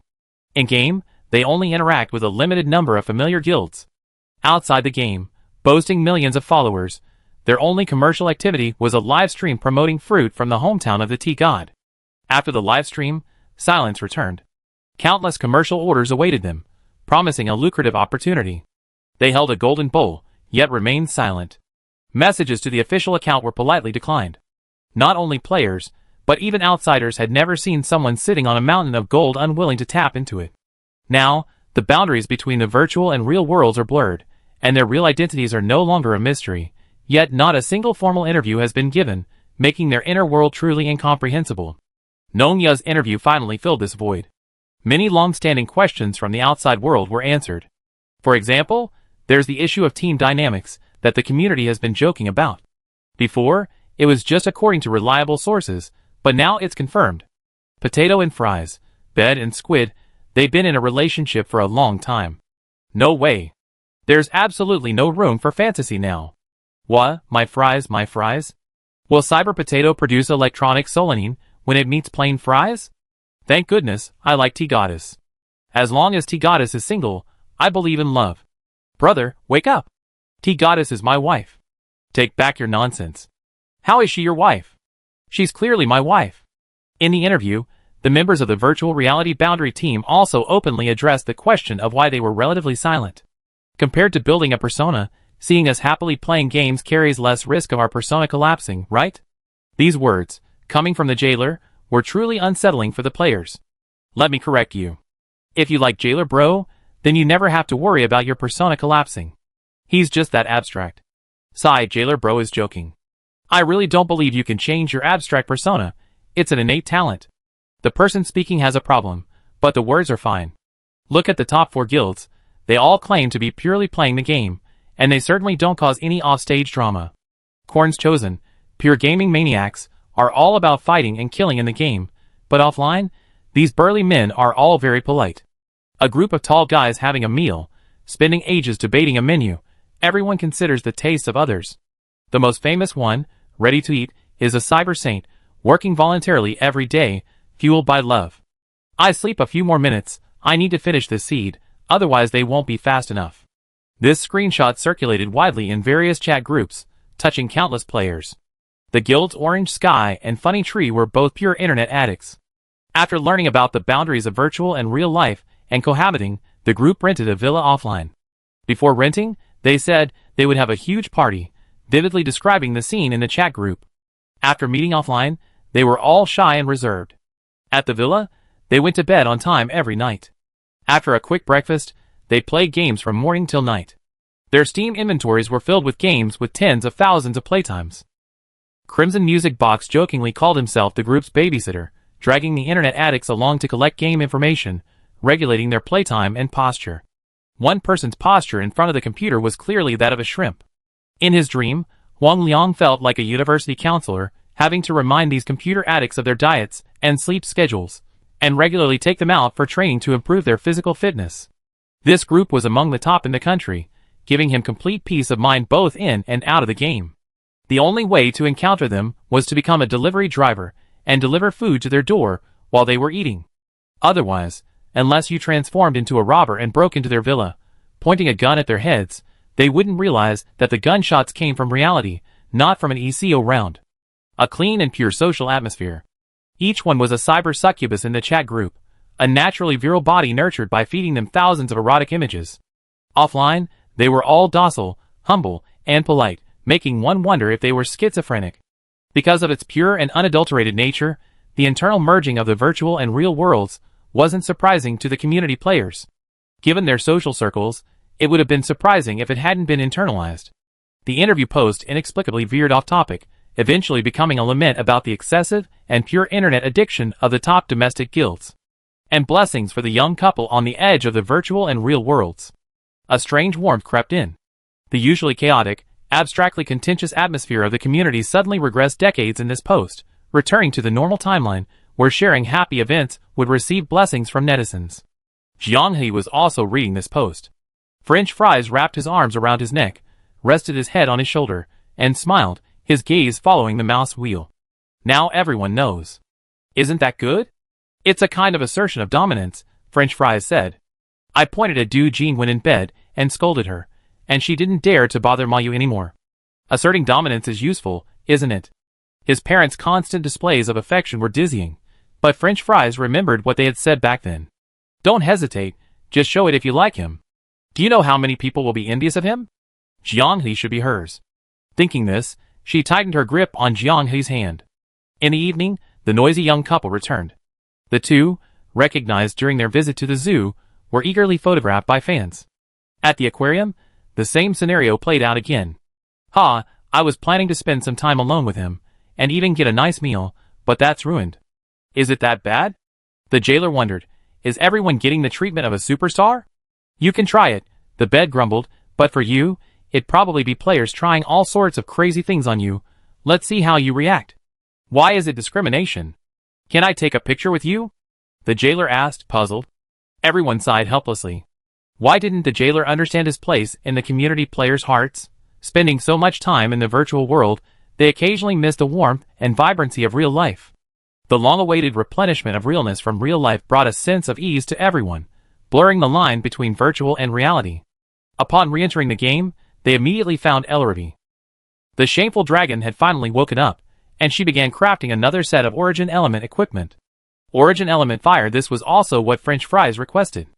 Among the stars, the number of monsters skilled in Fire Element was significantly greater than other attributes, making this a good countermeasure set to be crafted as soon as possible. Ksha appeared before Jianghe after a long absence. For some reason, she suddenly stopped being so clingy. Although her gaze towards Jianghe was still full of tender affection, she initiated contact less frequently. French Fries was curious but didn't ask. We could offer less and less help to the guild now. Perhaps I should leave for a while and explore outside, helping you find some unexpected adventures? The Slime King shared the same thought. If it weren't for its weaker insect mist abilities, it probably would have wanted to leave as well. The sudden situation left everyone somewhat bewildered. Jiang He quickly reviewed the guild records and found the crux of the problem. Perhaps the last time they dealt a heavy blow to the Korean players, establishing their authority too effectively meant that casual players were no longer frequenting the guild. Recently, in order to establish strongholds and profit in the tower world, the leading guilds from various countries have been rapidly increasing their guild investments. The surge in the number of strongholds that can be invaded for profit has provided new targets for players looking to take advantage of the chaos. Rather than testing the increasingly solidified defensive strongholds that challenge the boundary between reality and illusion, it was better to target the weaker party. In over a week of game time, the entire guild had only managed 27 incursions. This was nothing compared to before. The guild NPCs, who had been on edge all along, suddenly felt a sense of dejection, as if they had no purpose. Mint and Renee, however, maintained great enthusiasm, producing large quantities of potions, and trading with wandering merchants for basic materials. But simply providing military support left them with nothing to do. Why do you always have to do something? You're perfectly fine in the guild, Jiang He blurted out. We support you. Ksha and the Slime King exchanged a glance. I know what you're thinking, but I should do something for you. Living like a couch potato isn't what we joined the guild for. Jiang He's forehead broke out in a sweat. He wasn't sure if sending Ksha away to find adventures was risky. In case something unexpected happens during gameplay, wouldn't the well-run guild be missing a member? French Fries suddenly interjected. Please wait a little longer, everyone. Soon, we need you to do something big. Kesha tilted his head. Oh? Something big? As you all know, we've been searching the world for strange dungeon strategies, and many of the guild's valuable resources have come from this. This time, we found a particularly large stronghold. We can't complete the raid on our own, so we need your assistance. Hearing this, Kesha and the others' eyes lit up. Similar to the Temple of the Clarity? Even more difficult. Seeing that he had attracted all the NPCs present, Jiang He breathed a sigh of relief. Everyone, please don't go out recklessly for now. Stay in the guild and wait for our good news. Hearing this, Kesha's tail finally wrapped around Jiang He's waist, its toy-like tip trembling incessantly. Now that things had come to this, the guild upgrade in the tower world needed to be done as soon as possible. Chapter 426. It really is spectacular. Is this the end of the world? A burst of fireworks. In the dim sea of stars, the only source of light flickered. The lonely sphere, encased in bubbles, its bright and captivating azure surface shattered and vanished into countless particles of light. Like torn gauze, delicate ribbons burst forth, spraying in all directions and merging into the void. A cycle that no one knows when it began, and no one knows when it will end. As they spoke, the scene before them inexplicably rewound. The shattered world, its dim, ghostly light restored to its original state in a dozen breaths. It was as if the destruction and explosion that had just occurred in the vast sea of stars were merely the figments of the imaginations of a few observers. Calendar verification. Cycle stable, Anna's forward flow time starting point remains unchanged. In point reduced, this cycle is 87 Anna hours shorter than the last. Supplement. This round of annihilation showed a clear image-to-text phenomenon, duration. Clock, 83 seconds. Play. The image appeared directly in the mind. All participating observers saw the shattered people and events of the Anna world, pulverized into the void in stop-motion animation. In an instant, it transformed into countless obscure symbols and text. An image sprayed out billions of densely packed, rice grain-sized symbols. Looks like. Still bad news. Don't remember the sentence above. Any World 8 observation record archived. Annihilation intensifies, they are being erased. Will there be a miracle? Only 6 puppets were sent. The Overlord once said that if we pin our hopes on a miracle, the number doesn't matter much. If miracles exist, perhaps it would want to respond. If not, fate is fickle. Yes. Why the hesitation? Our finest doll, named Candlelight, is undamaged. Its effective information transmission distance far surpasses that of the 3 damaged dolls, and the 2 currently executing. That's good news. No, the communication was interrupted. Does the theory of interworld communication need an update? Thanks to Anna, we also broken through the bottleneck. This time seems even more special. After returning, it's a little strange. Oh! You gently brushed a strand of hair behind her ear, a half-smile playing on her lips. The celestial globe in her hand was frozen in place. The 7 people on the boundary between reality and illusion peered curiously, but all they saw was Yu's even sweeter smile. Yu would react to the player's actions in various ways. Many players realized this, and even without interest in conquering the tower world, they would occasionally enter. Doing nothing, just chatting. Yuru will respond readily and cooperatively. When someone shares a recent happy experience, Yuru listens quietly with a smile. When someone confides in her about the grievances they suffered in real life, Yuru offers gentle comfort and guidance. She even conjures up items or food that the player likes, whether to celebrate or simply treat them to a drink or a meal. Some players have even said in the community that Yuru, based solely on her descriptions, recreated their childhood memories within the tower world space. This doesn't affect the main world storyline at all. You can interact freely, and she's gentle and charming. These 3 points alone have made Yuru the #1 most popular character in the latest StarCraft rankings, surpassing an entire team that ranked second, Sunrain. The Chinese server accounted for 60% of the total votes. Sorry to keep you waiting. Shilu pursed her lips, her smile fading. Level 8, gameplay is a roller coaster with each player having their own role. The Celestial Globe's keyword is level suppression. As the words fell, the tower world preparation space switched. Mist, like gauze, flowed and swirled among the peaks. Distant mountain ridges appeared and disappeared in the milky white sea of mist. The cliffs gleamed from the morning mist, and the occasional pine tree peeking out from the crevices was silhouetted against the hazy fog. Standing atop the mountain, one could see all the other peaks below. No one was afraid of heights at the boundary between reality and illusion, but many players were spamming the word ghost. Looks like it was too realistic, making them dizzy. Under the covers, she instinctively reached for her phone to take a picture, then realized the game was already running. A track forged from light appeared atop the mountain, descending steeply into a sea of rolling clouds, its end invisible. Now, please allow me to explain the rules. Yuru waved towards the light-forged track ahead. A metallic gray chariot descended from the sky, its wheels instantly fitting snugly into the track upon impact. Calling it a chariot was somewhat odd. It had the wide front of a conventional off-road vehicle, but behind it was a cargo area resembling a small pickup truck. The sunroof was open, large enough for a person to peek out. The conditions for clearing level 8 are very simple. Successfully reached the finish line of the zipline, Yuru continued. Next, a brief explanation of the gameplay. Players must have 1 driver and 2 operators. Once confirmed, these cannot be changed. During the zipline descent, you will encounter some surprises. Please figure out how to deal with them on your own. The rear half of the car features a miniaturization feature. Players entering will be shrunk to miniature size. You need to deal with the small gifts falling inside the car and maintain its durability as much as possible. Team members can view the car's durability. If durability reaches 0, the challenge fails. This floor offers 3 resurrection opportunities. Exceeding these will result in disqualification from the challenge. The description was far more detailed than the previous floor, so Jianghe pondered for a while. He asked, "Before we begin, can we try out this car?" Shilu nodded, "Please." The experienced driver, Brother Jailer, got into the driver's seat and started the engine. The operation isn't much different from a regular car. Jianghe, in the passenger seat, activated the operator function.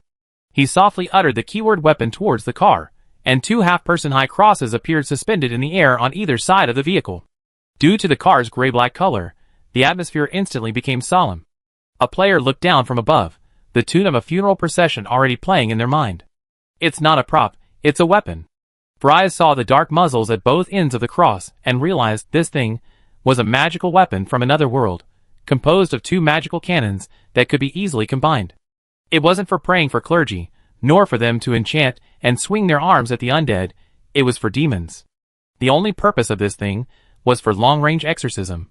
Whatever the form of exorcism, it would definitely be a hit. Jianghe's perspective changed to a third-person, godlike view. He felt like he was sitting in a panoramic cockpit. With a slight thought, the weapon that imbued this chariot rotated accordingly. Zhong Zemo, peeking through the sunroof, also made a discovery. Once she crawled out, an inventory UI appeared in her field of vision. Under the watchful eyes of everyone, Fries, who had jumped into the convertible rear compartment, slowly shrank, becoming only slightly larger than a thumbnail. The powerful magical force of the rear compartment firmly fixed her feet to the ground, preventing her from swaying. Having roughly figured out the structure of the front part of the vehicle and the function of each position, Jianghe decided to assign positions based on real-world experience. "Jailer, you're the veteran driver, you drive." Inkfish, I remember your marksmanship is pretty good, you control the weapon station. Bed, the sunroof is yours, judging from the UI, it's probably related to loot-type items. Let's see how you perform. The remaining 4 were responsible for dealing with the mysterious compartment. With the positions assigned, Nonya cleared her throat and, with the help of the game translator, began her first explanation. A row of exclamation marks appeared prominently in the chat, followed by a constant repetition of the phrase, "We have commentary now." Those preparing to begin their challenge on the boundary between reality and illusion felt the effect should be pretty good. The moment the jailer gripped the steering wheel, a 30-second countdown flashed above everyone's heads. He chuckled and patted the steering wheel, a long, drawn-out whistle echoing. No time to explain. Get in the car. Some were already considering whether they should hand the steering wheel to him. We all know the jailer has amazing, excellent driving skills. Now we need to see if he can seamlessly integrate the two. Nonya's commentary reached their ears, and many players couldn't help but blink. Okay, so the driving skill, you call that driving skill? Combining the two, is it because of the high quality of the translation built into the boundary between reality and illusion, or because Nonya learned it well? 3, 2, 1. A powerful push slammed the jailer, who had been flooring the accelerator, back into his seat. The passenger's neck snapped back, the swirling clouds obscuring the distant mountains. A straight, almost 90-degree drop along the cliff face came into view. The track led deep into the churning clouds, a sudden gust of mountain wind tearing through the fog, revealing the sheer cliff face. A dead end lies ahead, alas, the jailer cried out. Jiang Hu regretted it, he shouldn't have let the jailer drive. This guy was a moodmaker. In his dictionary, as long as the game provides a vehicle, his feet should be glued to the accelerator, speeding away at breakneck speed, leaving everything else in the game behind, listening to the screeching of the wind against the vehicle. Regardless of the constraints of reality, a player with unlimited lives should indulge in the most violent methods, reveling in the ultimate thrill of speed.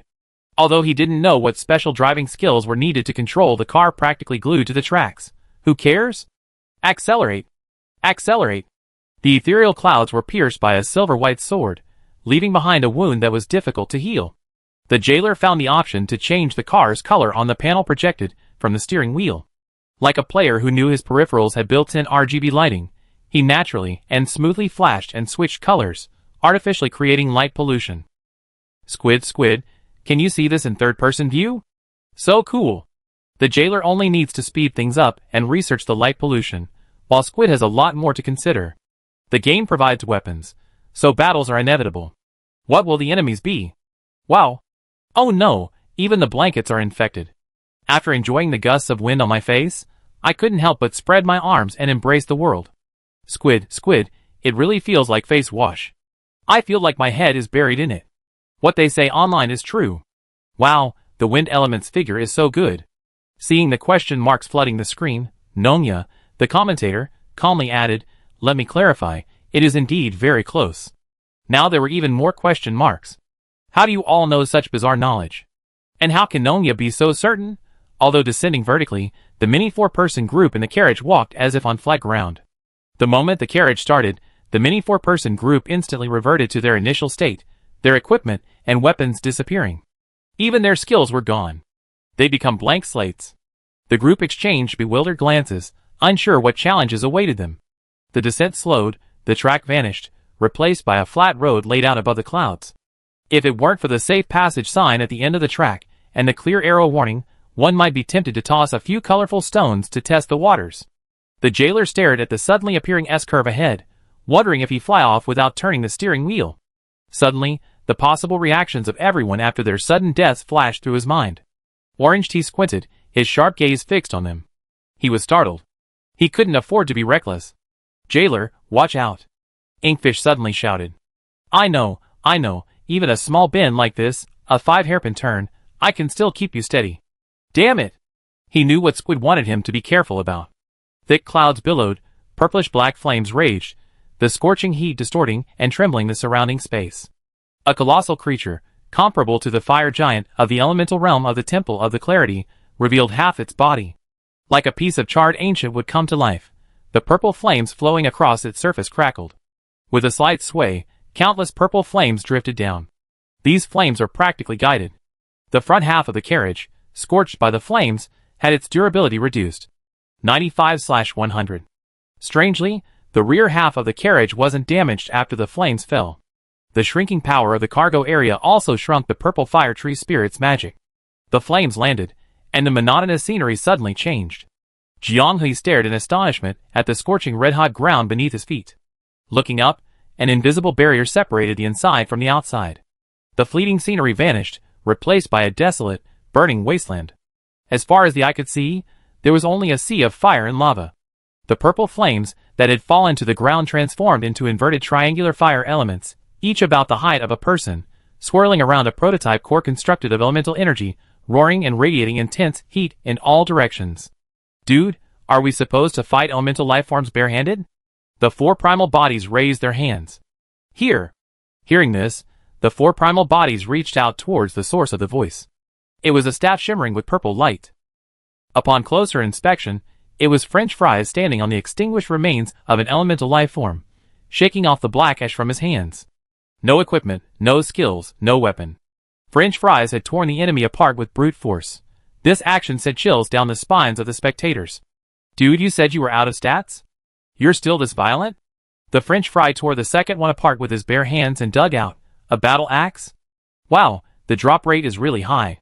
Potato, use this for now. Although he didn't understand what that meant, these monsters didn't seem too strong. Playable. Chapter 427.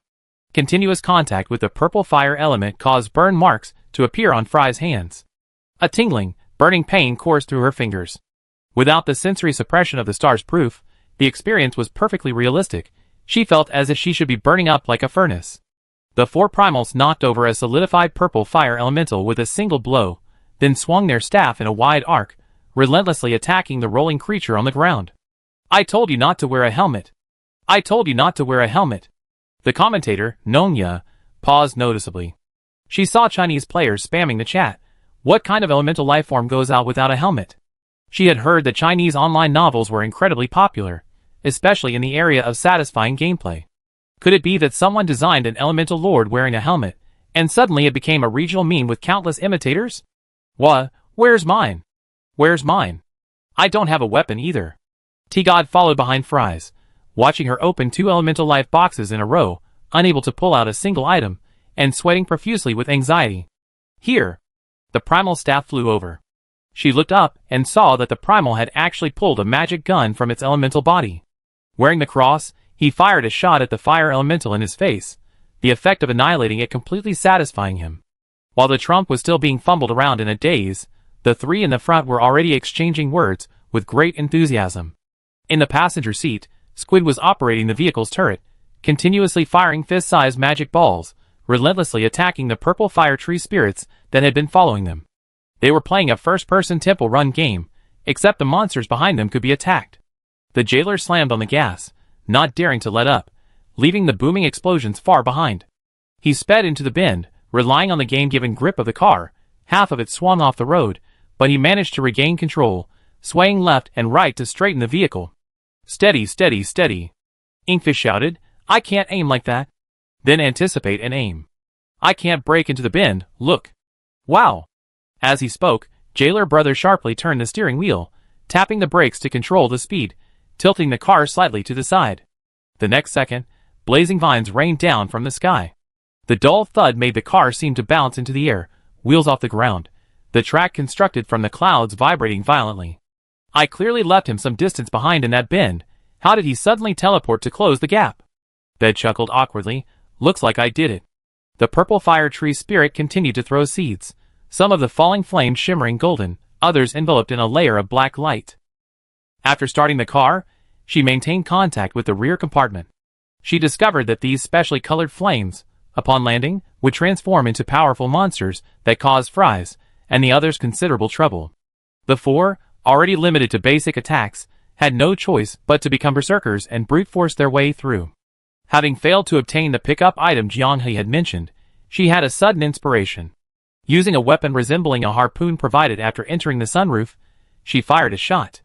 The harpoon accurately hit the green glowing flame, dragging it into her backpack. Durability restored. The simple and straightforward description immediately made it clear to her that her responsibility was paramount. Negative flames she couldn't intercept would directly affect the 4 people in the rear compartment. If Fries and the others couldn't clear the debris from the area in time. Boom! The car lurched, sending shivers down the guard's spine. What happened? What happened? He hadn't seen the tree spirit attack in the rearview mirror.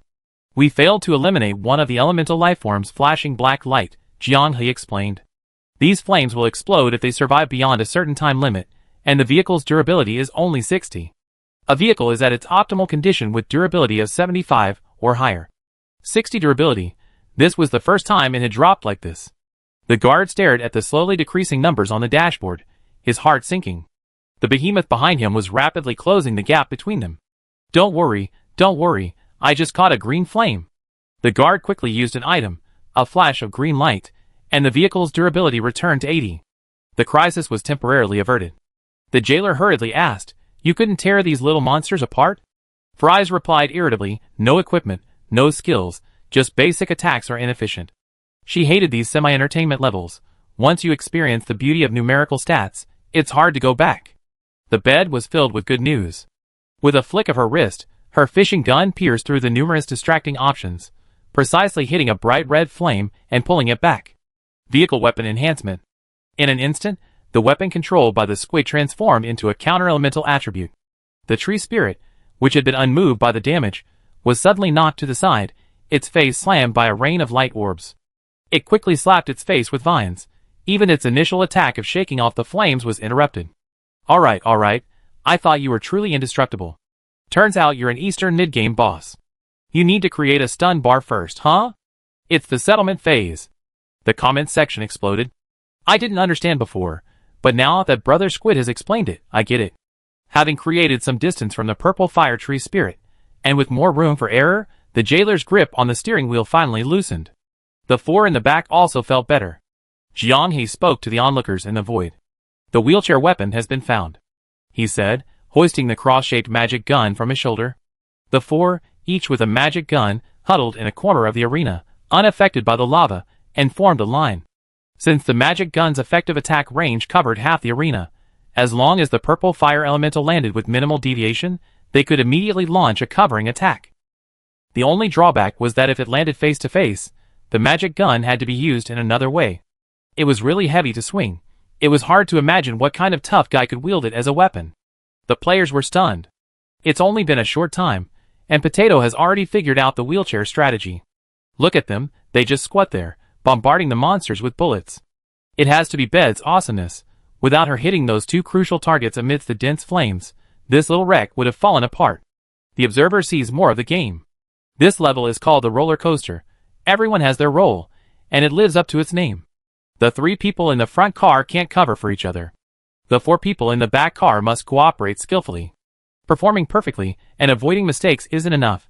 Someone has to step up and deliver the crucial burst to stabilize the team and figure out the overall strategy. This strategy is recorded in the encyclopedia, but judging from the reaction of the reality boundary, they started the challenge without knowing it. From complete confusion to gradual understanding, and then to standing firm and responding methodically, the reality boundary gave them 1 minute and 30 seconds. The speed at which this player picked up the rules far surpassed that of many guilds that considered themselves high-end. Based on the barrel theory, I thought the jailer was a big leaky sieve and would cause trouble, but he didn't.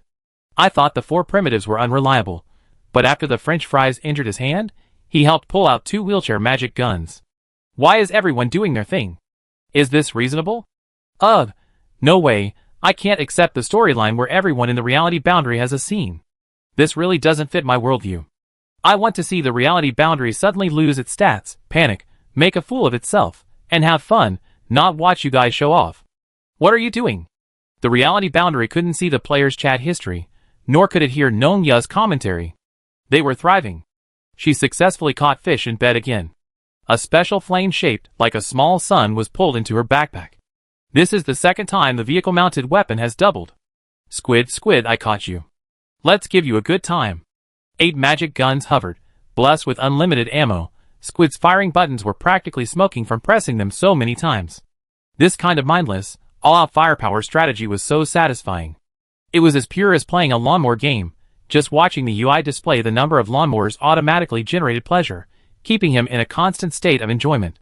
If it weren't for the system's forced requirement, any monster with a normal brain wouldn't be so relentlessly pursuing. The purple fire tree spirit, its face hidden by vines, could barely open its eyes, constantly saluting the small vehicle at the boundary of reality and illusion, as if its eyes were always filled with tears. For some reason, a player posted "Send Yuan air" to Anqi in the chat. It was as if the purple flame element was the one urging the player to drink another cup of wine, and the player, clutching the purple flame element, chased after it relentlessly. Nongya truly realized the difficulty of commentating on the Chinese server. Understanding what the Chinese server players were discussing in the comments section was a bit challenging. The car in front was providing suppressive fire. The car behind was sprinting in a wheelchair. After chasing for half the distance, the purple flame element howled in frustration, plummeted into the clouds, and vanished into a sky full of flames. Hell Soldier, on high alert, dared not be careless, constantly observing through the rearview mirror. But even after reaching the bottom of the mountain, with the accelerator floored, he couldn't see any new monsters. Wow, is it that easy? Hell Soldier opened the car door and jumped out with a carefree air. With his arms crossed, he exuded an aura of confidence that said, "Look how handsome I am. My driving skills, rating, 13.0, MVP. Bed shrugs, just a lazy winner. What's the use of driving well without me? The tree spirit will flip you over with one slap." Squeak complains, "You drove so shakily, how dare you talk like that? Wow, a 2v1 between a couple, I'm experiencing unprecedented team bullying." The classic boundary between reality and illusion segment, where everyone fights for credit after winning, looks like a fight to the death. Let's go tomorrow 2.0. But this happened at the boundary between reality and illusion, and the protagonist is the jailer. Never mind then. Jianghe shrugs, alright, Bed is the MVP, we're the lazy winners. Once we find the wheelchair weapon, the back car is just easy to defend. Fries holds out his hand to the audience, showing his burn being healed. You have to kill the fire elementals quickly at the beginning. If you're too slow, the burn effect will be significant, and you might not be able to hold out until the wheelchair weapon spawns. If Jianghe were to rate the difficulty of this level out of 10, he'd give it a 6. The core difficulty really lies in the skylight position under the covers. To accurately hit a fist-sized fireball amidst a rain of petals, especially while the vehicle is moving at high speed, requires considerable foresight. Without her miraculous accuracy, the elemental damage from the rear vehicle wouldn't be cleared, and the vehicle's durability would likely reach 0 in just a few minutes. They were only able to leisurely farm the magic gun array after the pressure subsided. A summary was given on the spot, along with tips and strategies. The difficulty of the gameplay was broken down, informing future players where to place their best team members. Shi Feng frowned as he watched. With the pressure of offline loot boxes in the Three Kingdoms land, many factions finally set aside their prejudices and cooperated wholeheartedly, sharing information unconditionally. The differences between players from different worlds are too great. If it weren't for the fact that the three realms were still firmly in the lead, she would have already given Candlelight a piece of her mind. Oh, Candlelight isn't here tonight either, only her clone is sitting there. Going out with that guy named Chen Xiaoyu again? And in the middle of the night? Jifeng was increasingly confused by Candlelight's actions. This was a competition that could determine her future, and she wasn't nervous or indifferent at all. At the late-night snack stall recommended by Chen Xiaoyu, Candlelight ordered a plate of fried noodles and poured vinegar over it aggressively. Faced with Chen Xiaoyu asking the same question as Jifeng, she laughed. When I was observing the chat group on the boundary between reality and illusion, I saw the jailer brother make sarcastic remarks about gamblers like this. After placing a bet, all he could imagine was the scene of the opening match. Every change in the scene tugged at his heartstrings, and he had no time to appreciate the match itself. Look, that's the kind of person Jifeng is. Candlelight, beaming with satisfaction, ate her vinegar noodles under the shopkeeper's surprised gaze. She always seemed so open-minded. Having chosen to believe in the boundary between reality and illusion, she wouldn't let the process overly affect her emotions. Your attitude towards life is indeed very much like a puppet's, but your emotions are no different from a human's. Candlelight paused, then gazed intently at Chen Xiaoyu. She solemnly said, "Thank you. Like a human is the praise every puppet most desires." Floor 8, Settlement Point 700. Adding the original 3250, the boundary between reality and illusion now has 3,950 points. The 5,000 points needed for the shop upgrade are still insufficient. How can it be so few? I feel it's still quite difficult. Bed was very dissatisfied with the result of her hard work on this floor. It's a problem with the affix, Jianghe sighed. The Celestial Sphere affix is based on level suppression, and this level doesn't produce any leveled units, so it's essentially a useless affix that provides no bonus. Orange Tea shrugged helplessly. Okay, I guess you can blame me this time. Next level, I put in a lot of effort and let that unlucky affix come knocking. With the team accumulating points, Orange Tea's good luck had turned into bad luck. And bad luck, conversely, turned into good luck. Entering the Tower World preparation space, the boundary between reality and illusion eagerly opened the next level challenge. Level 9 Tarot Gemini. In this level, players need to draw from the tarot cards I provide. The final draw results will be combined into one, merging into the level's boss. Defeat the boss to successfully pass the level. No special mechanics. Shilu clasped her hands together, conjuring a tarot deck, and grinned mischievously as she surveyed everyone. The Celestial Sphere entry will appear after the Gemini Tarot is successfully created. Now, please choose the destiny you are about to face. Chapter 428. Shilu cut the cards, and the tea god squinted as he drew two. Oh! The tarot cards flipped over. A scythe and a black-robed figure loomed faintly in the black mist. A compass covered with markings and hieroglyphs. The two tarot cards gleamed in Shilu's palm. Tarot Gemini attribute confirmed. Death and the Wheel of Fortune. The tea god, with zero knowledge of tarot cards, immediately turned to observe everyone's reactions after drawing the cards. French fries covered his face, and Jiang He's lips twitched. My draw wasn't good. The jailer sighed, hard to say. As an information merchant, who made money for a while before the version change, Nongya remembered many tarot element monsters in the Tower World. The word chain game was just the player's first encounter with them. The tarots gently lifted only a corner of their veil. The floor-siding reports after the Celestial Sphere descended showed that these guys each possess multiple special abilities. Death might unleash the most cunning instant death magic, but it could also counter players with near immortality. Temperance is a master of manipulation, able to freely convert a player's magic and power, drastically reducing their damage output, while simultaneously storing the damage inflicted by their attacks. The people of the comical tree have fought against Temperance. The beautiful girl in white gauze, carrying the Holy Grail and walking barefoot, calls herself a tarot knight. Now, another tarot knight appears before them. She steps out of the black mist, her toes hovering in midair, as if stepping on invisible scales. Before the jailer can even appreciate it, a cold glint flashes. The scythe lands first, embedding itself heavily in the ground, causing the thick black mist to spread. The environment shifted, and boundless darkness suddenly descended, blurring the boundaries of space and time.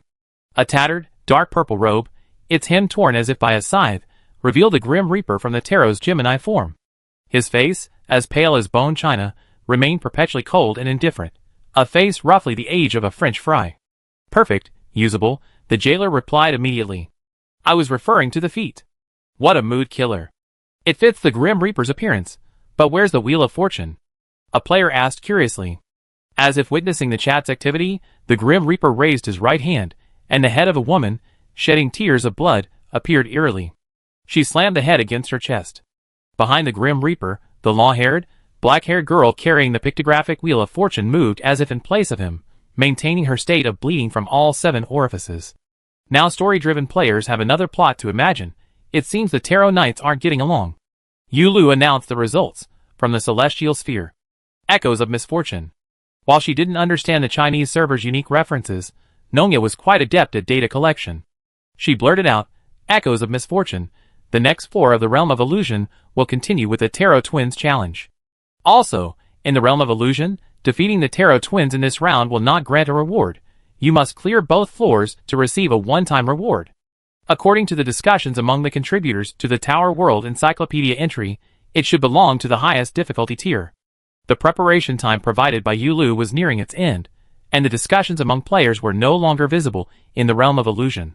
Players who had played the Proof of the Stars for a long time had developed the ability to deduce strength based on monster appearance, environmental characteristics, and aura elements. But judging the strength of the Tarot Gemini only requires one thing.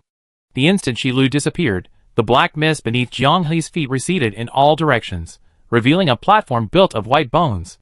In the boundless darkness, only a splash of white stood out. At that very moment, a clear female voice sang a mournful aria. Holy crap, she has background music. The members of the comical tree, who had come to watch were all shocked. When they fought Temperance, they had only fought head-on. The Proof of the Stars. None of the characters with their own background music were easy to deal with. Shilu, appearing for the first time as a visitor from another world in the Temple of the Clarity. Metasequoia, completely corrupted after losing Mint. The value of these two common characters is self-evident. The mournful hymn that sends chills down your spine just by listening to it.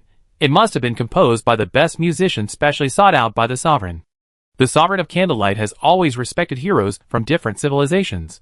The existence of Sun Shower says it all. Jianghe sensed that the Tarot Knights, like the Sunshine Squad, were likely materials from some other world. After all, some players had already encountered challenges involving Sunshine in the Tower World levels. Be careful not to get hit by her attacks easily. The most common information reported about death was instant death. It could only be purified by high-level holy magic. Once it accumulated to a certain level, it would instantly kill. And most importantly, blood pierced the darkness. French Fries, wielding Mad Wolf, slashed diagonally through Death's shoulder blade into her chest and abdomen. A character in the game suffering such a blow would already be dead. Normally, most of their body would collapse loosely and crookedly, like a piece of pork being cut. The Mad Wolf, like a pair of pincers, was trapped inside Death's body, unable to move. The wolf's phantom roared, biting into Death's cold face, but not a drop of blood was splattered. Then it bit into the throat. The cracking sound of bones breaking was clearly heard, but Death merely glanced sideways at the green wolf's eyes so close to his. In that single glance, the wolf's madness transformed into visible fear, and it howled like a dog.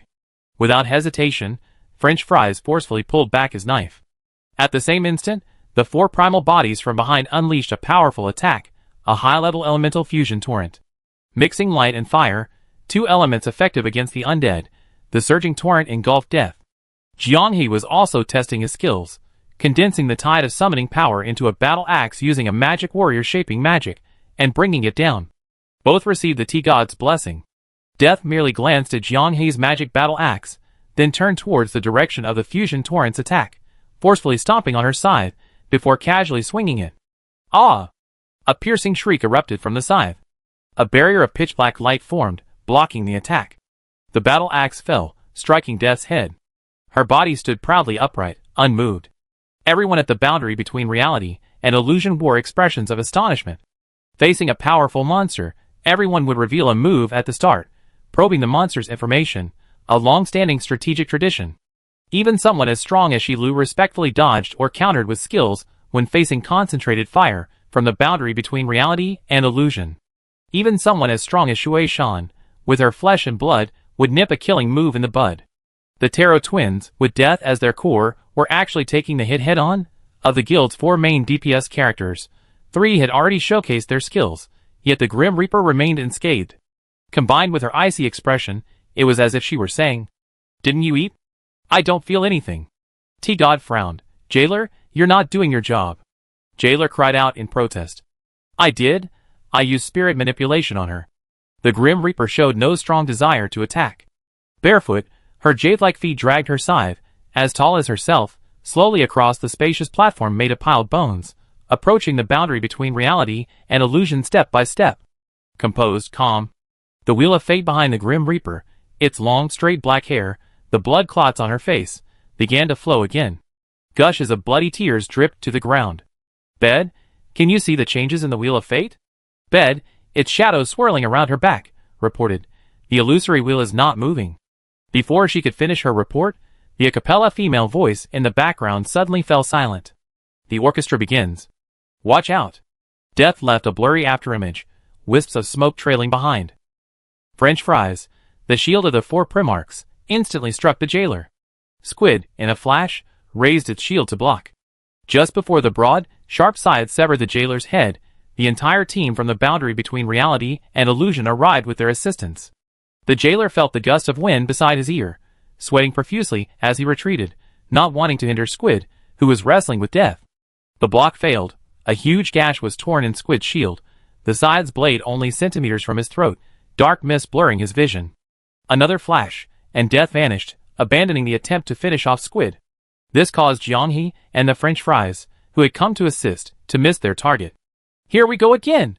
The jailer activated the origin element, water. The rippling water blocked the Grim Reaper's scythe. As expected of a masterpiece created by Elena Vi through numerous furnace explosions, the solidity and sense of security of top-tier equipment are unparalleled. The raging lion rode the waves. The mad wolf arrived carrying blood. One blue, one red, one lion, one wolf combined their attacks. A muffled collision resounded, and a hint of pain finally appeared on the Grim Reaper's indifferent face. Holy crap! The configuration of the boundary between reality and illusion is top tier in the game. How can it be so hard to beat? Although I don't think it can one-shot Taro, but... The attacks seem to have no feedback. This is too insane. Is it even human?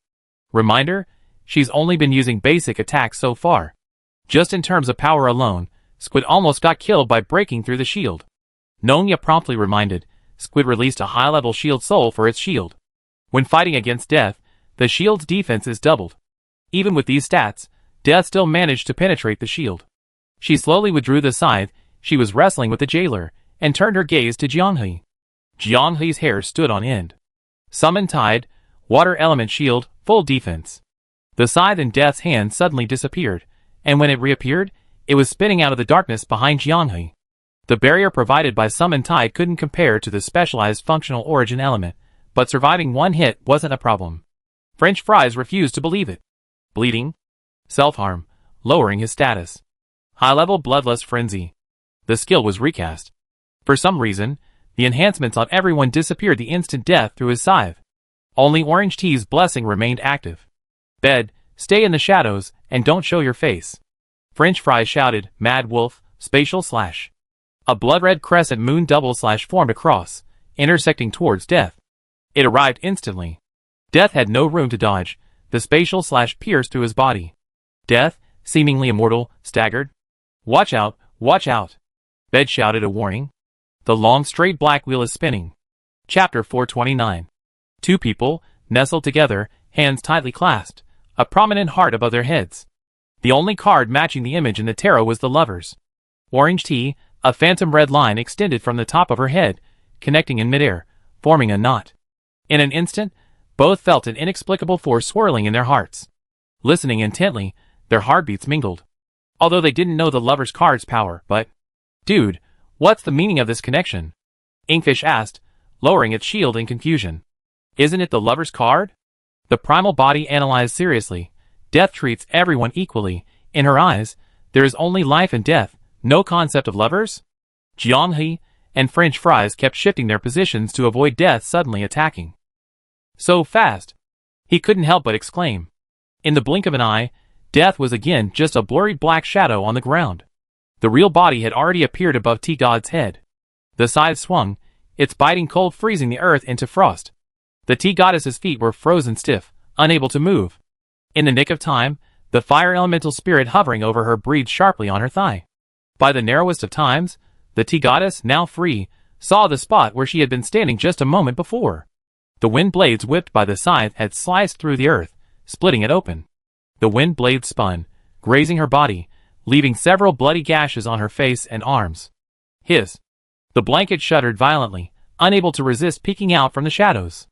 Looking down, she found the exact spot on the T-Goddess's hand. Synchronized.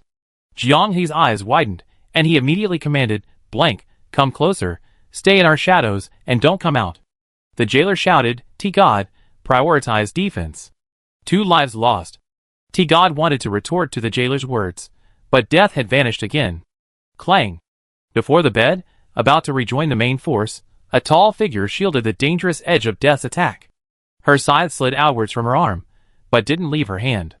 A glint of ferocity flashed in Death's indifferent pale golden eyes. The scythe tightly gripped in her right hand suddenly disappeared, reappearing in her left. A rapid slash. Clang. The same trick again and again. What do you take me for? Fries and Jianghe caught up with Death's movements again, targeting her tall back, choosing to strike at her waist. Red and blue hues mingled, striking her ribs with force. The two said forcefully, Not going all out yet? Who are you underestimating? After experiencing so much, they were still confident in their leading position in the game. The challenge against the Sunset Du Metasequoia is fraught with difficulty.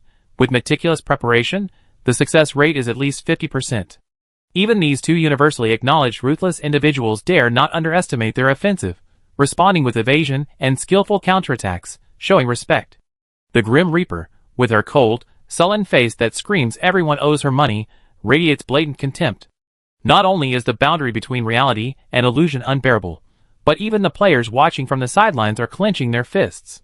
As the jailer put it, in a visual novel, even with the most unconventional choices, this kind of character would be the first one players would want to try to romance. Simply because they want to fix that sullen face into a normal person's image. Two swift and ruthless combined attacks finally forced the Grim Reaper to look away from the nearly broken magic-suppressing shield on the squid. In just a short while, she had unleashed 4 slashes, her attack speed even surpassing that of a high-level bloodlust frenzy fries. A pure strength-based Grim Reaper? Where's your necromancy? And what kind of body structure is this? Every strike causes blood to gush out. The two of them were forcefully spitting their weapons, churning flesh and blood. With this kind of manipulation, no NPC in the game had survived such a brutal attack. Even a powerful flesh priest, who endlessly absorbs and regenerates, would at least give a coquettish cry of ouch when injured, offering some kind of response. The Grim Reaper remained completely silent. Dude, we fought Grim Reapers before, this isn't this outrageous. I seen the videos. Grim Reapers are made of flesh and blood. Although they can reverse the process of death, the manifestation is definitely not like this. This is too exaggerated, an indestructible body. The red line shifted, landing on Jianghe and Fries. Like a roll call, the two immediately realized what was about to happen. They absolutely couldn't run. Grim Reaper's strength and speed were astonishing. Cowardice meant certain death.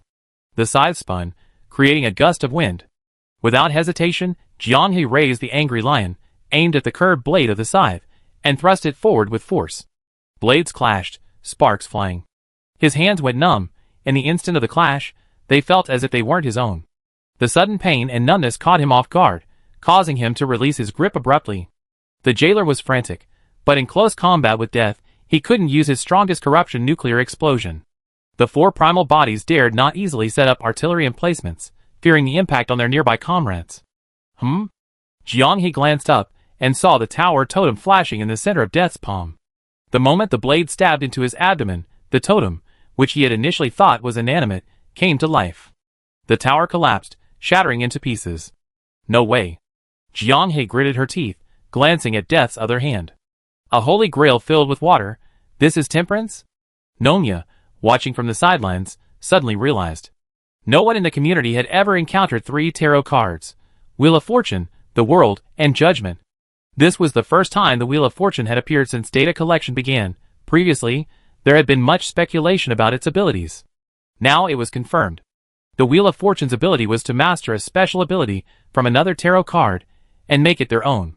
Death uses the Wheel of Fortune as a substitute, utilizing its abilities to strengthen itself. The tower enhances its power, defense, and burst damage, while Temperance converts Death's originally powerful magic into pure power, further amplifying the tower's characteristics. They're called Tarot Twins, but with this combination, they can use 4 different powers at once. Other card combinations might be 1 + 1 is equal to 3. These two are 1 + 1 is equal to 11. At the same time, Jianghe gritted his teeth and uttered the same conclusion in a more concise tone. One player couldn't help but exclaim, "No wonder it's the commentator chosen by Illusionary Boundary himself. Even though I don't understand the references, he really sees the situation clearly. But how do we fight this? The combination is too overpowered. Tower maxes out all 3 dimensions. Restraint further stacks attributes, making Death God completely overpowered in his magic-free state." The moment Illusionary Boundary understood the mechanics, the clicking sound of gears turning appeared in the background orchestral music. In that instant, Jianghe seemed to see a cathedral assembled from skeletons and gears. The greater the pressure on Jianghe, the more her hand ached, to the point where she could no longer hold Mad Wolf. Death glanced at her. "Don't even think about it." Jianghe leaned slightly to the side, trying to stop Death's attempt to switch targets. But Death was just fainting. The scythe fell heavily, hitting Jianghe so hard her knees buckled, almost causing her to kneel. The skeletal platform beneath her feet shattered into dust. Betting yelled, "I stab you to death! I stab you to death!" and kept stabbing. The 4 primal bodies stepped forward, staffs in hand, and put on a show of roasting an iceberg in Death's face. Even T-God called out for the great pelican. The pelican didn't hold back either. With fish around, even the origin element ancestor could dig up its roots. What was Death? Without a word, it opened its massive jaws and bit Death's arm, trying to make her let go. "Add fish. Add fish." Pelican shouted, "It's too hard, add fish." Just as Fries tried to forcefully pick up the weapon, Death gave a soft humph. A sound like a kitten purring. The next second, the scythe rose and slashed down. The two, whose senses were interconnected, were completely suppressed. Weaving Wind clapped his hands and clicked his tongue. As trial examiners, as puppets, we all struggle to pass the death and fate's double knocking on the door, let alone them. Even if the data was modified, it's not something an ordinary person can easily think of a solution for. Qin Xiaoyu swallowed hard, nervously looking at Candlelight, wanting to confirm the news. Candlelight nodded slightly. It's true, I couldn't pass it back then either. Death and fate, priest world, these two combinations have always been known as the filter. It's not shameful to fail. Then the boundary between reality and illusion. Jifeng chuckled. After so much good fortune, it's time for some serious bad luck. Zhu glanced at Jifeng with amusement. No rush. Actually, there's a solution to the boundary between reality and illusion, but it requires one of them to have a flash of inspiration. Zhu Zicha swallowed hard, assuming the starting stance for summoning an avatar. No. Jiang He's face flushed crimson, clearly nearing its limit. This is Lian Zhan. Using it here is too early. The T-God turned to look at the only and effective damage dealer, the one commanding the Death Stalkers to hack and slash at the Grim Reaper. Jailer, think of something. Jailer pleaded. What could he possibly think of? This was the Grim Reaper, a top-tier mage wielding necromancy. Even if she controlled all her magic to convert into power, her inherent resistance to necromancy was evident from the initial magic failure. Even with advanced necromancy spells, facing an immunity aura, she was powerless. This was determined by restraint and mechanics. Have you ever seen an electric-type character take down a ground-type character with a 100,000-volt attack? A yellow-skinned rat? Wait a minute. The jailer looked up, carefully examining the Grim Reaper's back, now exposed from the battle. The elusive, doll-like swaying shadow of the Wheel of Fate was particularly dazzling. That's right. The jailer raised his hand towards the Grim Reaper. Spirit control. A beam of green light shot straight into the Grim Reaper's back. Wow, the jailer's gone mad. The Grim Reaper clearly doesn't fall for your necromancy. What are you thinking? People on the boundary between reality and illusion say they rely on the jailer in dire situations. Isn't this just pure madness? The jailer is defying the heavens, defying the heavens. The Grim Reaper's expression changed. She leaned back slightly, raising her scythe-wielding hand as well. Jiang He felt the pressure lessen greatly, and quickly clutched his almost broken wrist, managing to escape. This was the first time, since the start of the war, that they had seen such obvious emotion on Death's face. She whirled around, her scythe flying from her hand. The giant squid shield blocked the fatal blow for the jailer, allowing him to peel the threads from Death's body. The Wheel of Fate. Qin Xiaoyu's mouth dropped open. Death possesses necromancy to resist it, but the Wheel of Fate is an external object, so its soul is unprotected. Candlelight took a sip of her flower tea. If you can't beat Death's fate, then break it down into 2 cards. Chapter 430. The necromancer's skills are truly ingenious, Zhong Zimo exclaimed enviously. They can be used for so many skipping class scenarios. Oh no, now that you said that, those who haven't chosen a second class might fall for it, Beiwo quickly reminded the spectators. Choose carefully, look, none of us chose one. The players were speechless. Who can beat you guys? Initially, the team had 7 classes, each with a different playstyle, yet they came together perfectly. It's not that no one in the community has copied and created their own mini-fantasy boundary, but the same class in the hands of players is like a hand-cranked wheelchair, huffing and puffing, exhausting. The Wheel of Fate, with its long, straight black hair, separated from the Grim Reaper. Her disheveled hair floated silently in midair, offering no feedback. The Grim Reaper's hands, the tower, and the temperance totem disappeared, and the magical aura surged. Necromancer. She haughtily raised her head slightly, glancing at the jailer. Humph. The jailer gripped the soul stream connecting to the Wheel of Fate, chuckling, I see if you're still so arrogant after I beat you to your knees. Go! Wheel of Fate, bite her. Death dispelled the scythe in her hand, coldly guiding her magic with slow, deliberate movements. She observed the jailer, as if watching a monkey show. Wheel of Fate, move a little. Beneath her loose hair, she gently raised her head. Her pale face, streaked with blood, revealed no emotion. Whoosh! The jailer forcefully pulled the soul stream, flinging the lunging Wheel of Fate aside, as if trying to control a runaway kite. What are you doing? I saved you. Foolish. You think you can gain control just by manipulating a spirit? Death actually spoke. Following the sound, behind the Wheel of Fate, another stream of souls connected directly to Death. Trying to steal my wife, huh? I won't lose. The jailer ignored him, his magic surging, activating an extreme tug-of-war mode. Giving away the wife I already got? I'm not playing this game anymore. As Death and the jailer vie for control, behind the boundary between reality and illusion, a black pillar pierced the earth from the sky shrouded in black mist. The swirling, coiling undead, their thin, cicada wing-like bodies gleaming with a ghostly blue light, roared as they surged forward. The spectators from God's Eye View shared the same awe as those at the boundary between reality and illusion. A ghostly blue tsunami, imbued with the essence of death and annihilation, surged. The wall of death, about 10 meters high, was about to engulf the entire platform of bones with unstoppable force. Unknown revelation alert. Orange Tea exclaimed hastily, these spirits possess instant death power. There was no need for an revelation. Without instant death, how could they possibly survive being overwhelmed by countless undead? French Fries, Jianghe, the 4 primal bodies, and Bed all displayed their unique abilities. French Fries flashed, instantly bursting forth as a crimson meteor hurtled towards Death. He drew his sword, spun, and slashed, a fluid motion that forced Death to summon skeletal guardians to defend himself. As long as the instant death magic doesn't touch me, it's meaningless. Bed slipped into the shadows, avoiding the army of spirits, and silently infiltrated Death's side. Hold on, there's a chance. Jianghe and the 4 primal bodies exchanged a glance. One wielded a sword, the other raised a staff. Summoning Tide Spatial Slash. Elemental Fusion Torrent. The two, slightly less mobile, didn't even consider dodging. What's wrong with the undead? With enough output, even a god could be killed, let alone a ghost.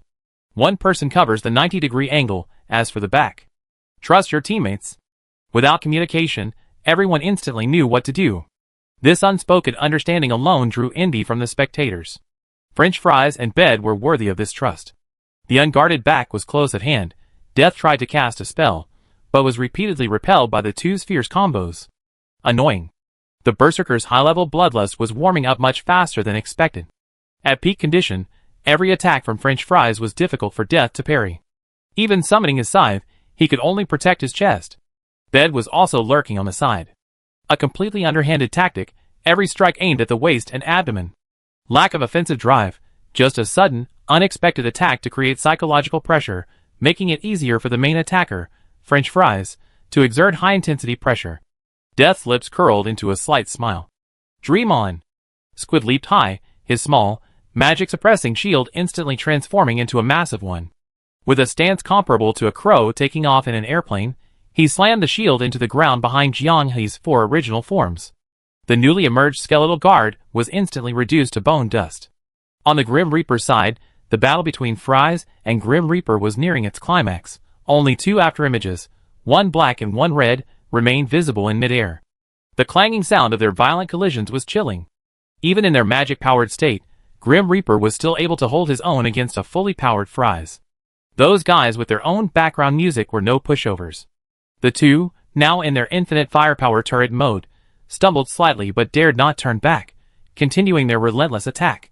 A 10-meter-high tsunami of undead was halted in place by the two. Faced with an endless stream of relentless enemies, how long can you hold out? After the two of them managed to contain the spread of the Grim Reaper's devastating attack at the boundary between reality and illusion, this will inevitably become a classic question for countless players to use to torture their own damage dealers.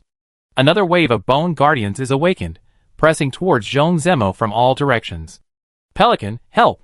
Add fish, add fish. A pelican spews a water bullet, shattering a large group of skeletons, but in an instant, the shattered bones reassemble, transforming into a 3-meter-tall skeletal giant. It grips the body of its kind, as if hugging a massive telephone pole, swaying as it approaches. Zhong Zemo switches shields again, wielding a heavy stone slab in each hand, forcefully slamming them together with a teeth-grinding clang. Wow, awesome! They even have shields like this. This is the first time I've seen Squid Bro use such a huge shield. It's a super large shield, right? It looks like the green loot carried by those invaders from the Temple of the Clarities. Shield Soul strengthens another shield at the cost of durability of an equipment of the same quality. The muscular, blonde fairy forcefully threw the 2 shields, crushing all the skeletons in their path. 2 more super large shields were generated. Continue with Shield Soul. The advanced Shield Soul allows players to use it in a nested fashion. Then, finish with this skill. The Protection of the Flawless temporarily increases all player attributes strengthens shield defense, and enhances blessing effects. With a two-pronged approach, Zhong Zimo once again switched to his beloved anti-magic round shield and, without a word, charged towards the skeletal giant that was almost upon him. Pelican, you hold the line. Huh? The pelican glanced at the endless army of bones, tilted its head, and couldn't even say "Add fish" anymore. In the distance, the skeletal archers conjured elemental arrows, unleashing a rain of arrows. The arrows struck Jianghe and his companion, who were continuously dealing damage, producing only strange clang clang clang sounds. It's been a long time since I seen the boundary between reality and illusion fight this hard. That's the full power form of Inkfish. I don't even remember when Inkfish needed to use Flawless Wall to protect his teammates. Normally, he just needs to parry and seize opportunities. Hey, Inkfish is charging. He's a tank. He doesn't deal much damage. Are we really going to parry that giant? Thump! The bone club made contact with the small round shield, the powerful bone club being deflected and rolled aside. The skeletal giant staggered and fell to the ground. Zhong Zimo continued his charge, stepping on the skeletal giant's legs, wading through the uneven bones, and finally landing on the giant's head. 2 layers of shield spirits, sacrificing the highest defense super large shield for increased stats. Die! Hands raised high above her head, then slammed down. The giant's head exploded. The aftershocks of the magic suppressing spell rippled outwards, causing the remaining skeletons to stagger and fall.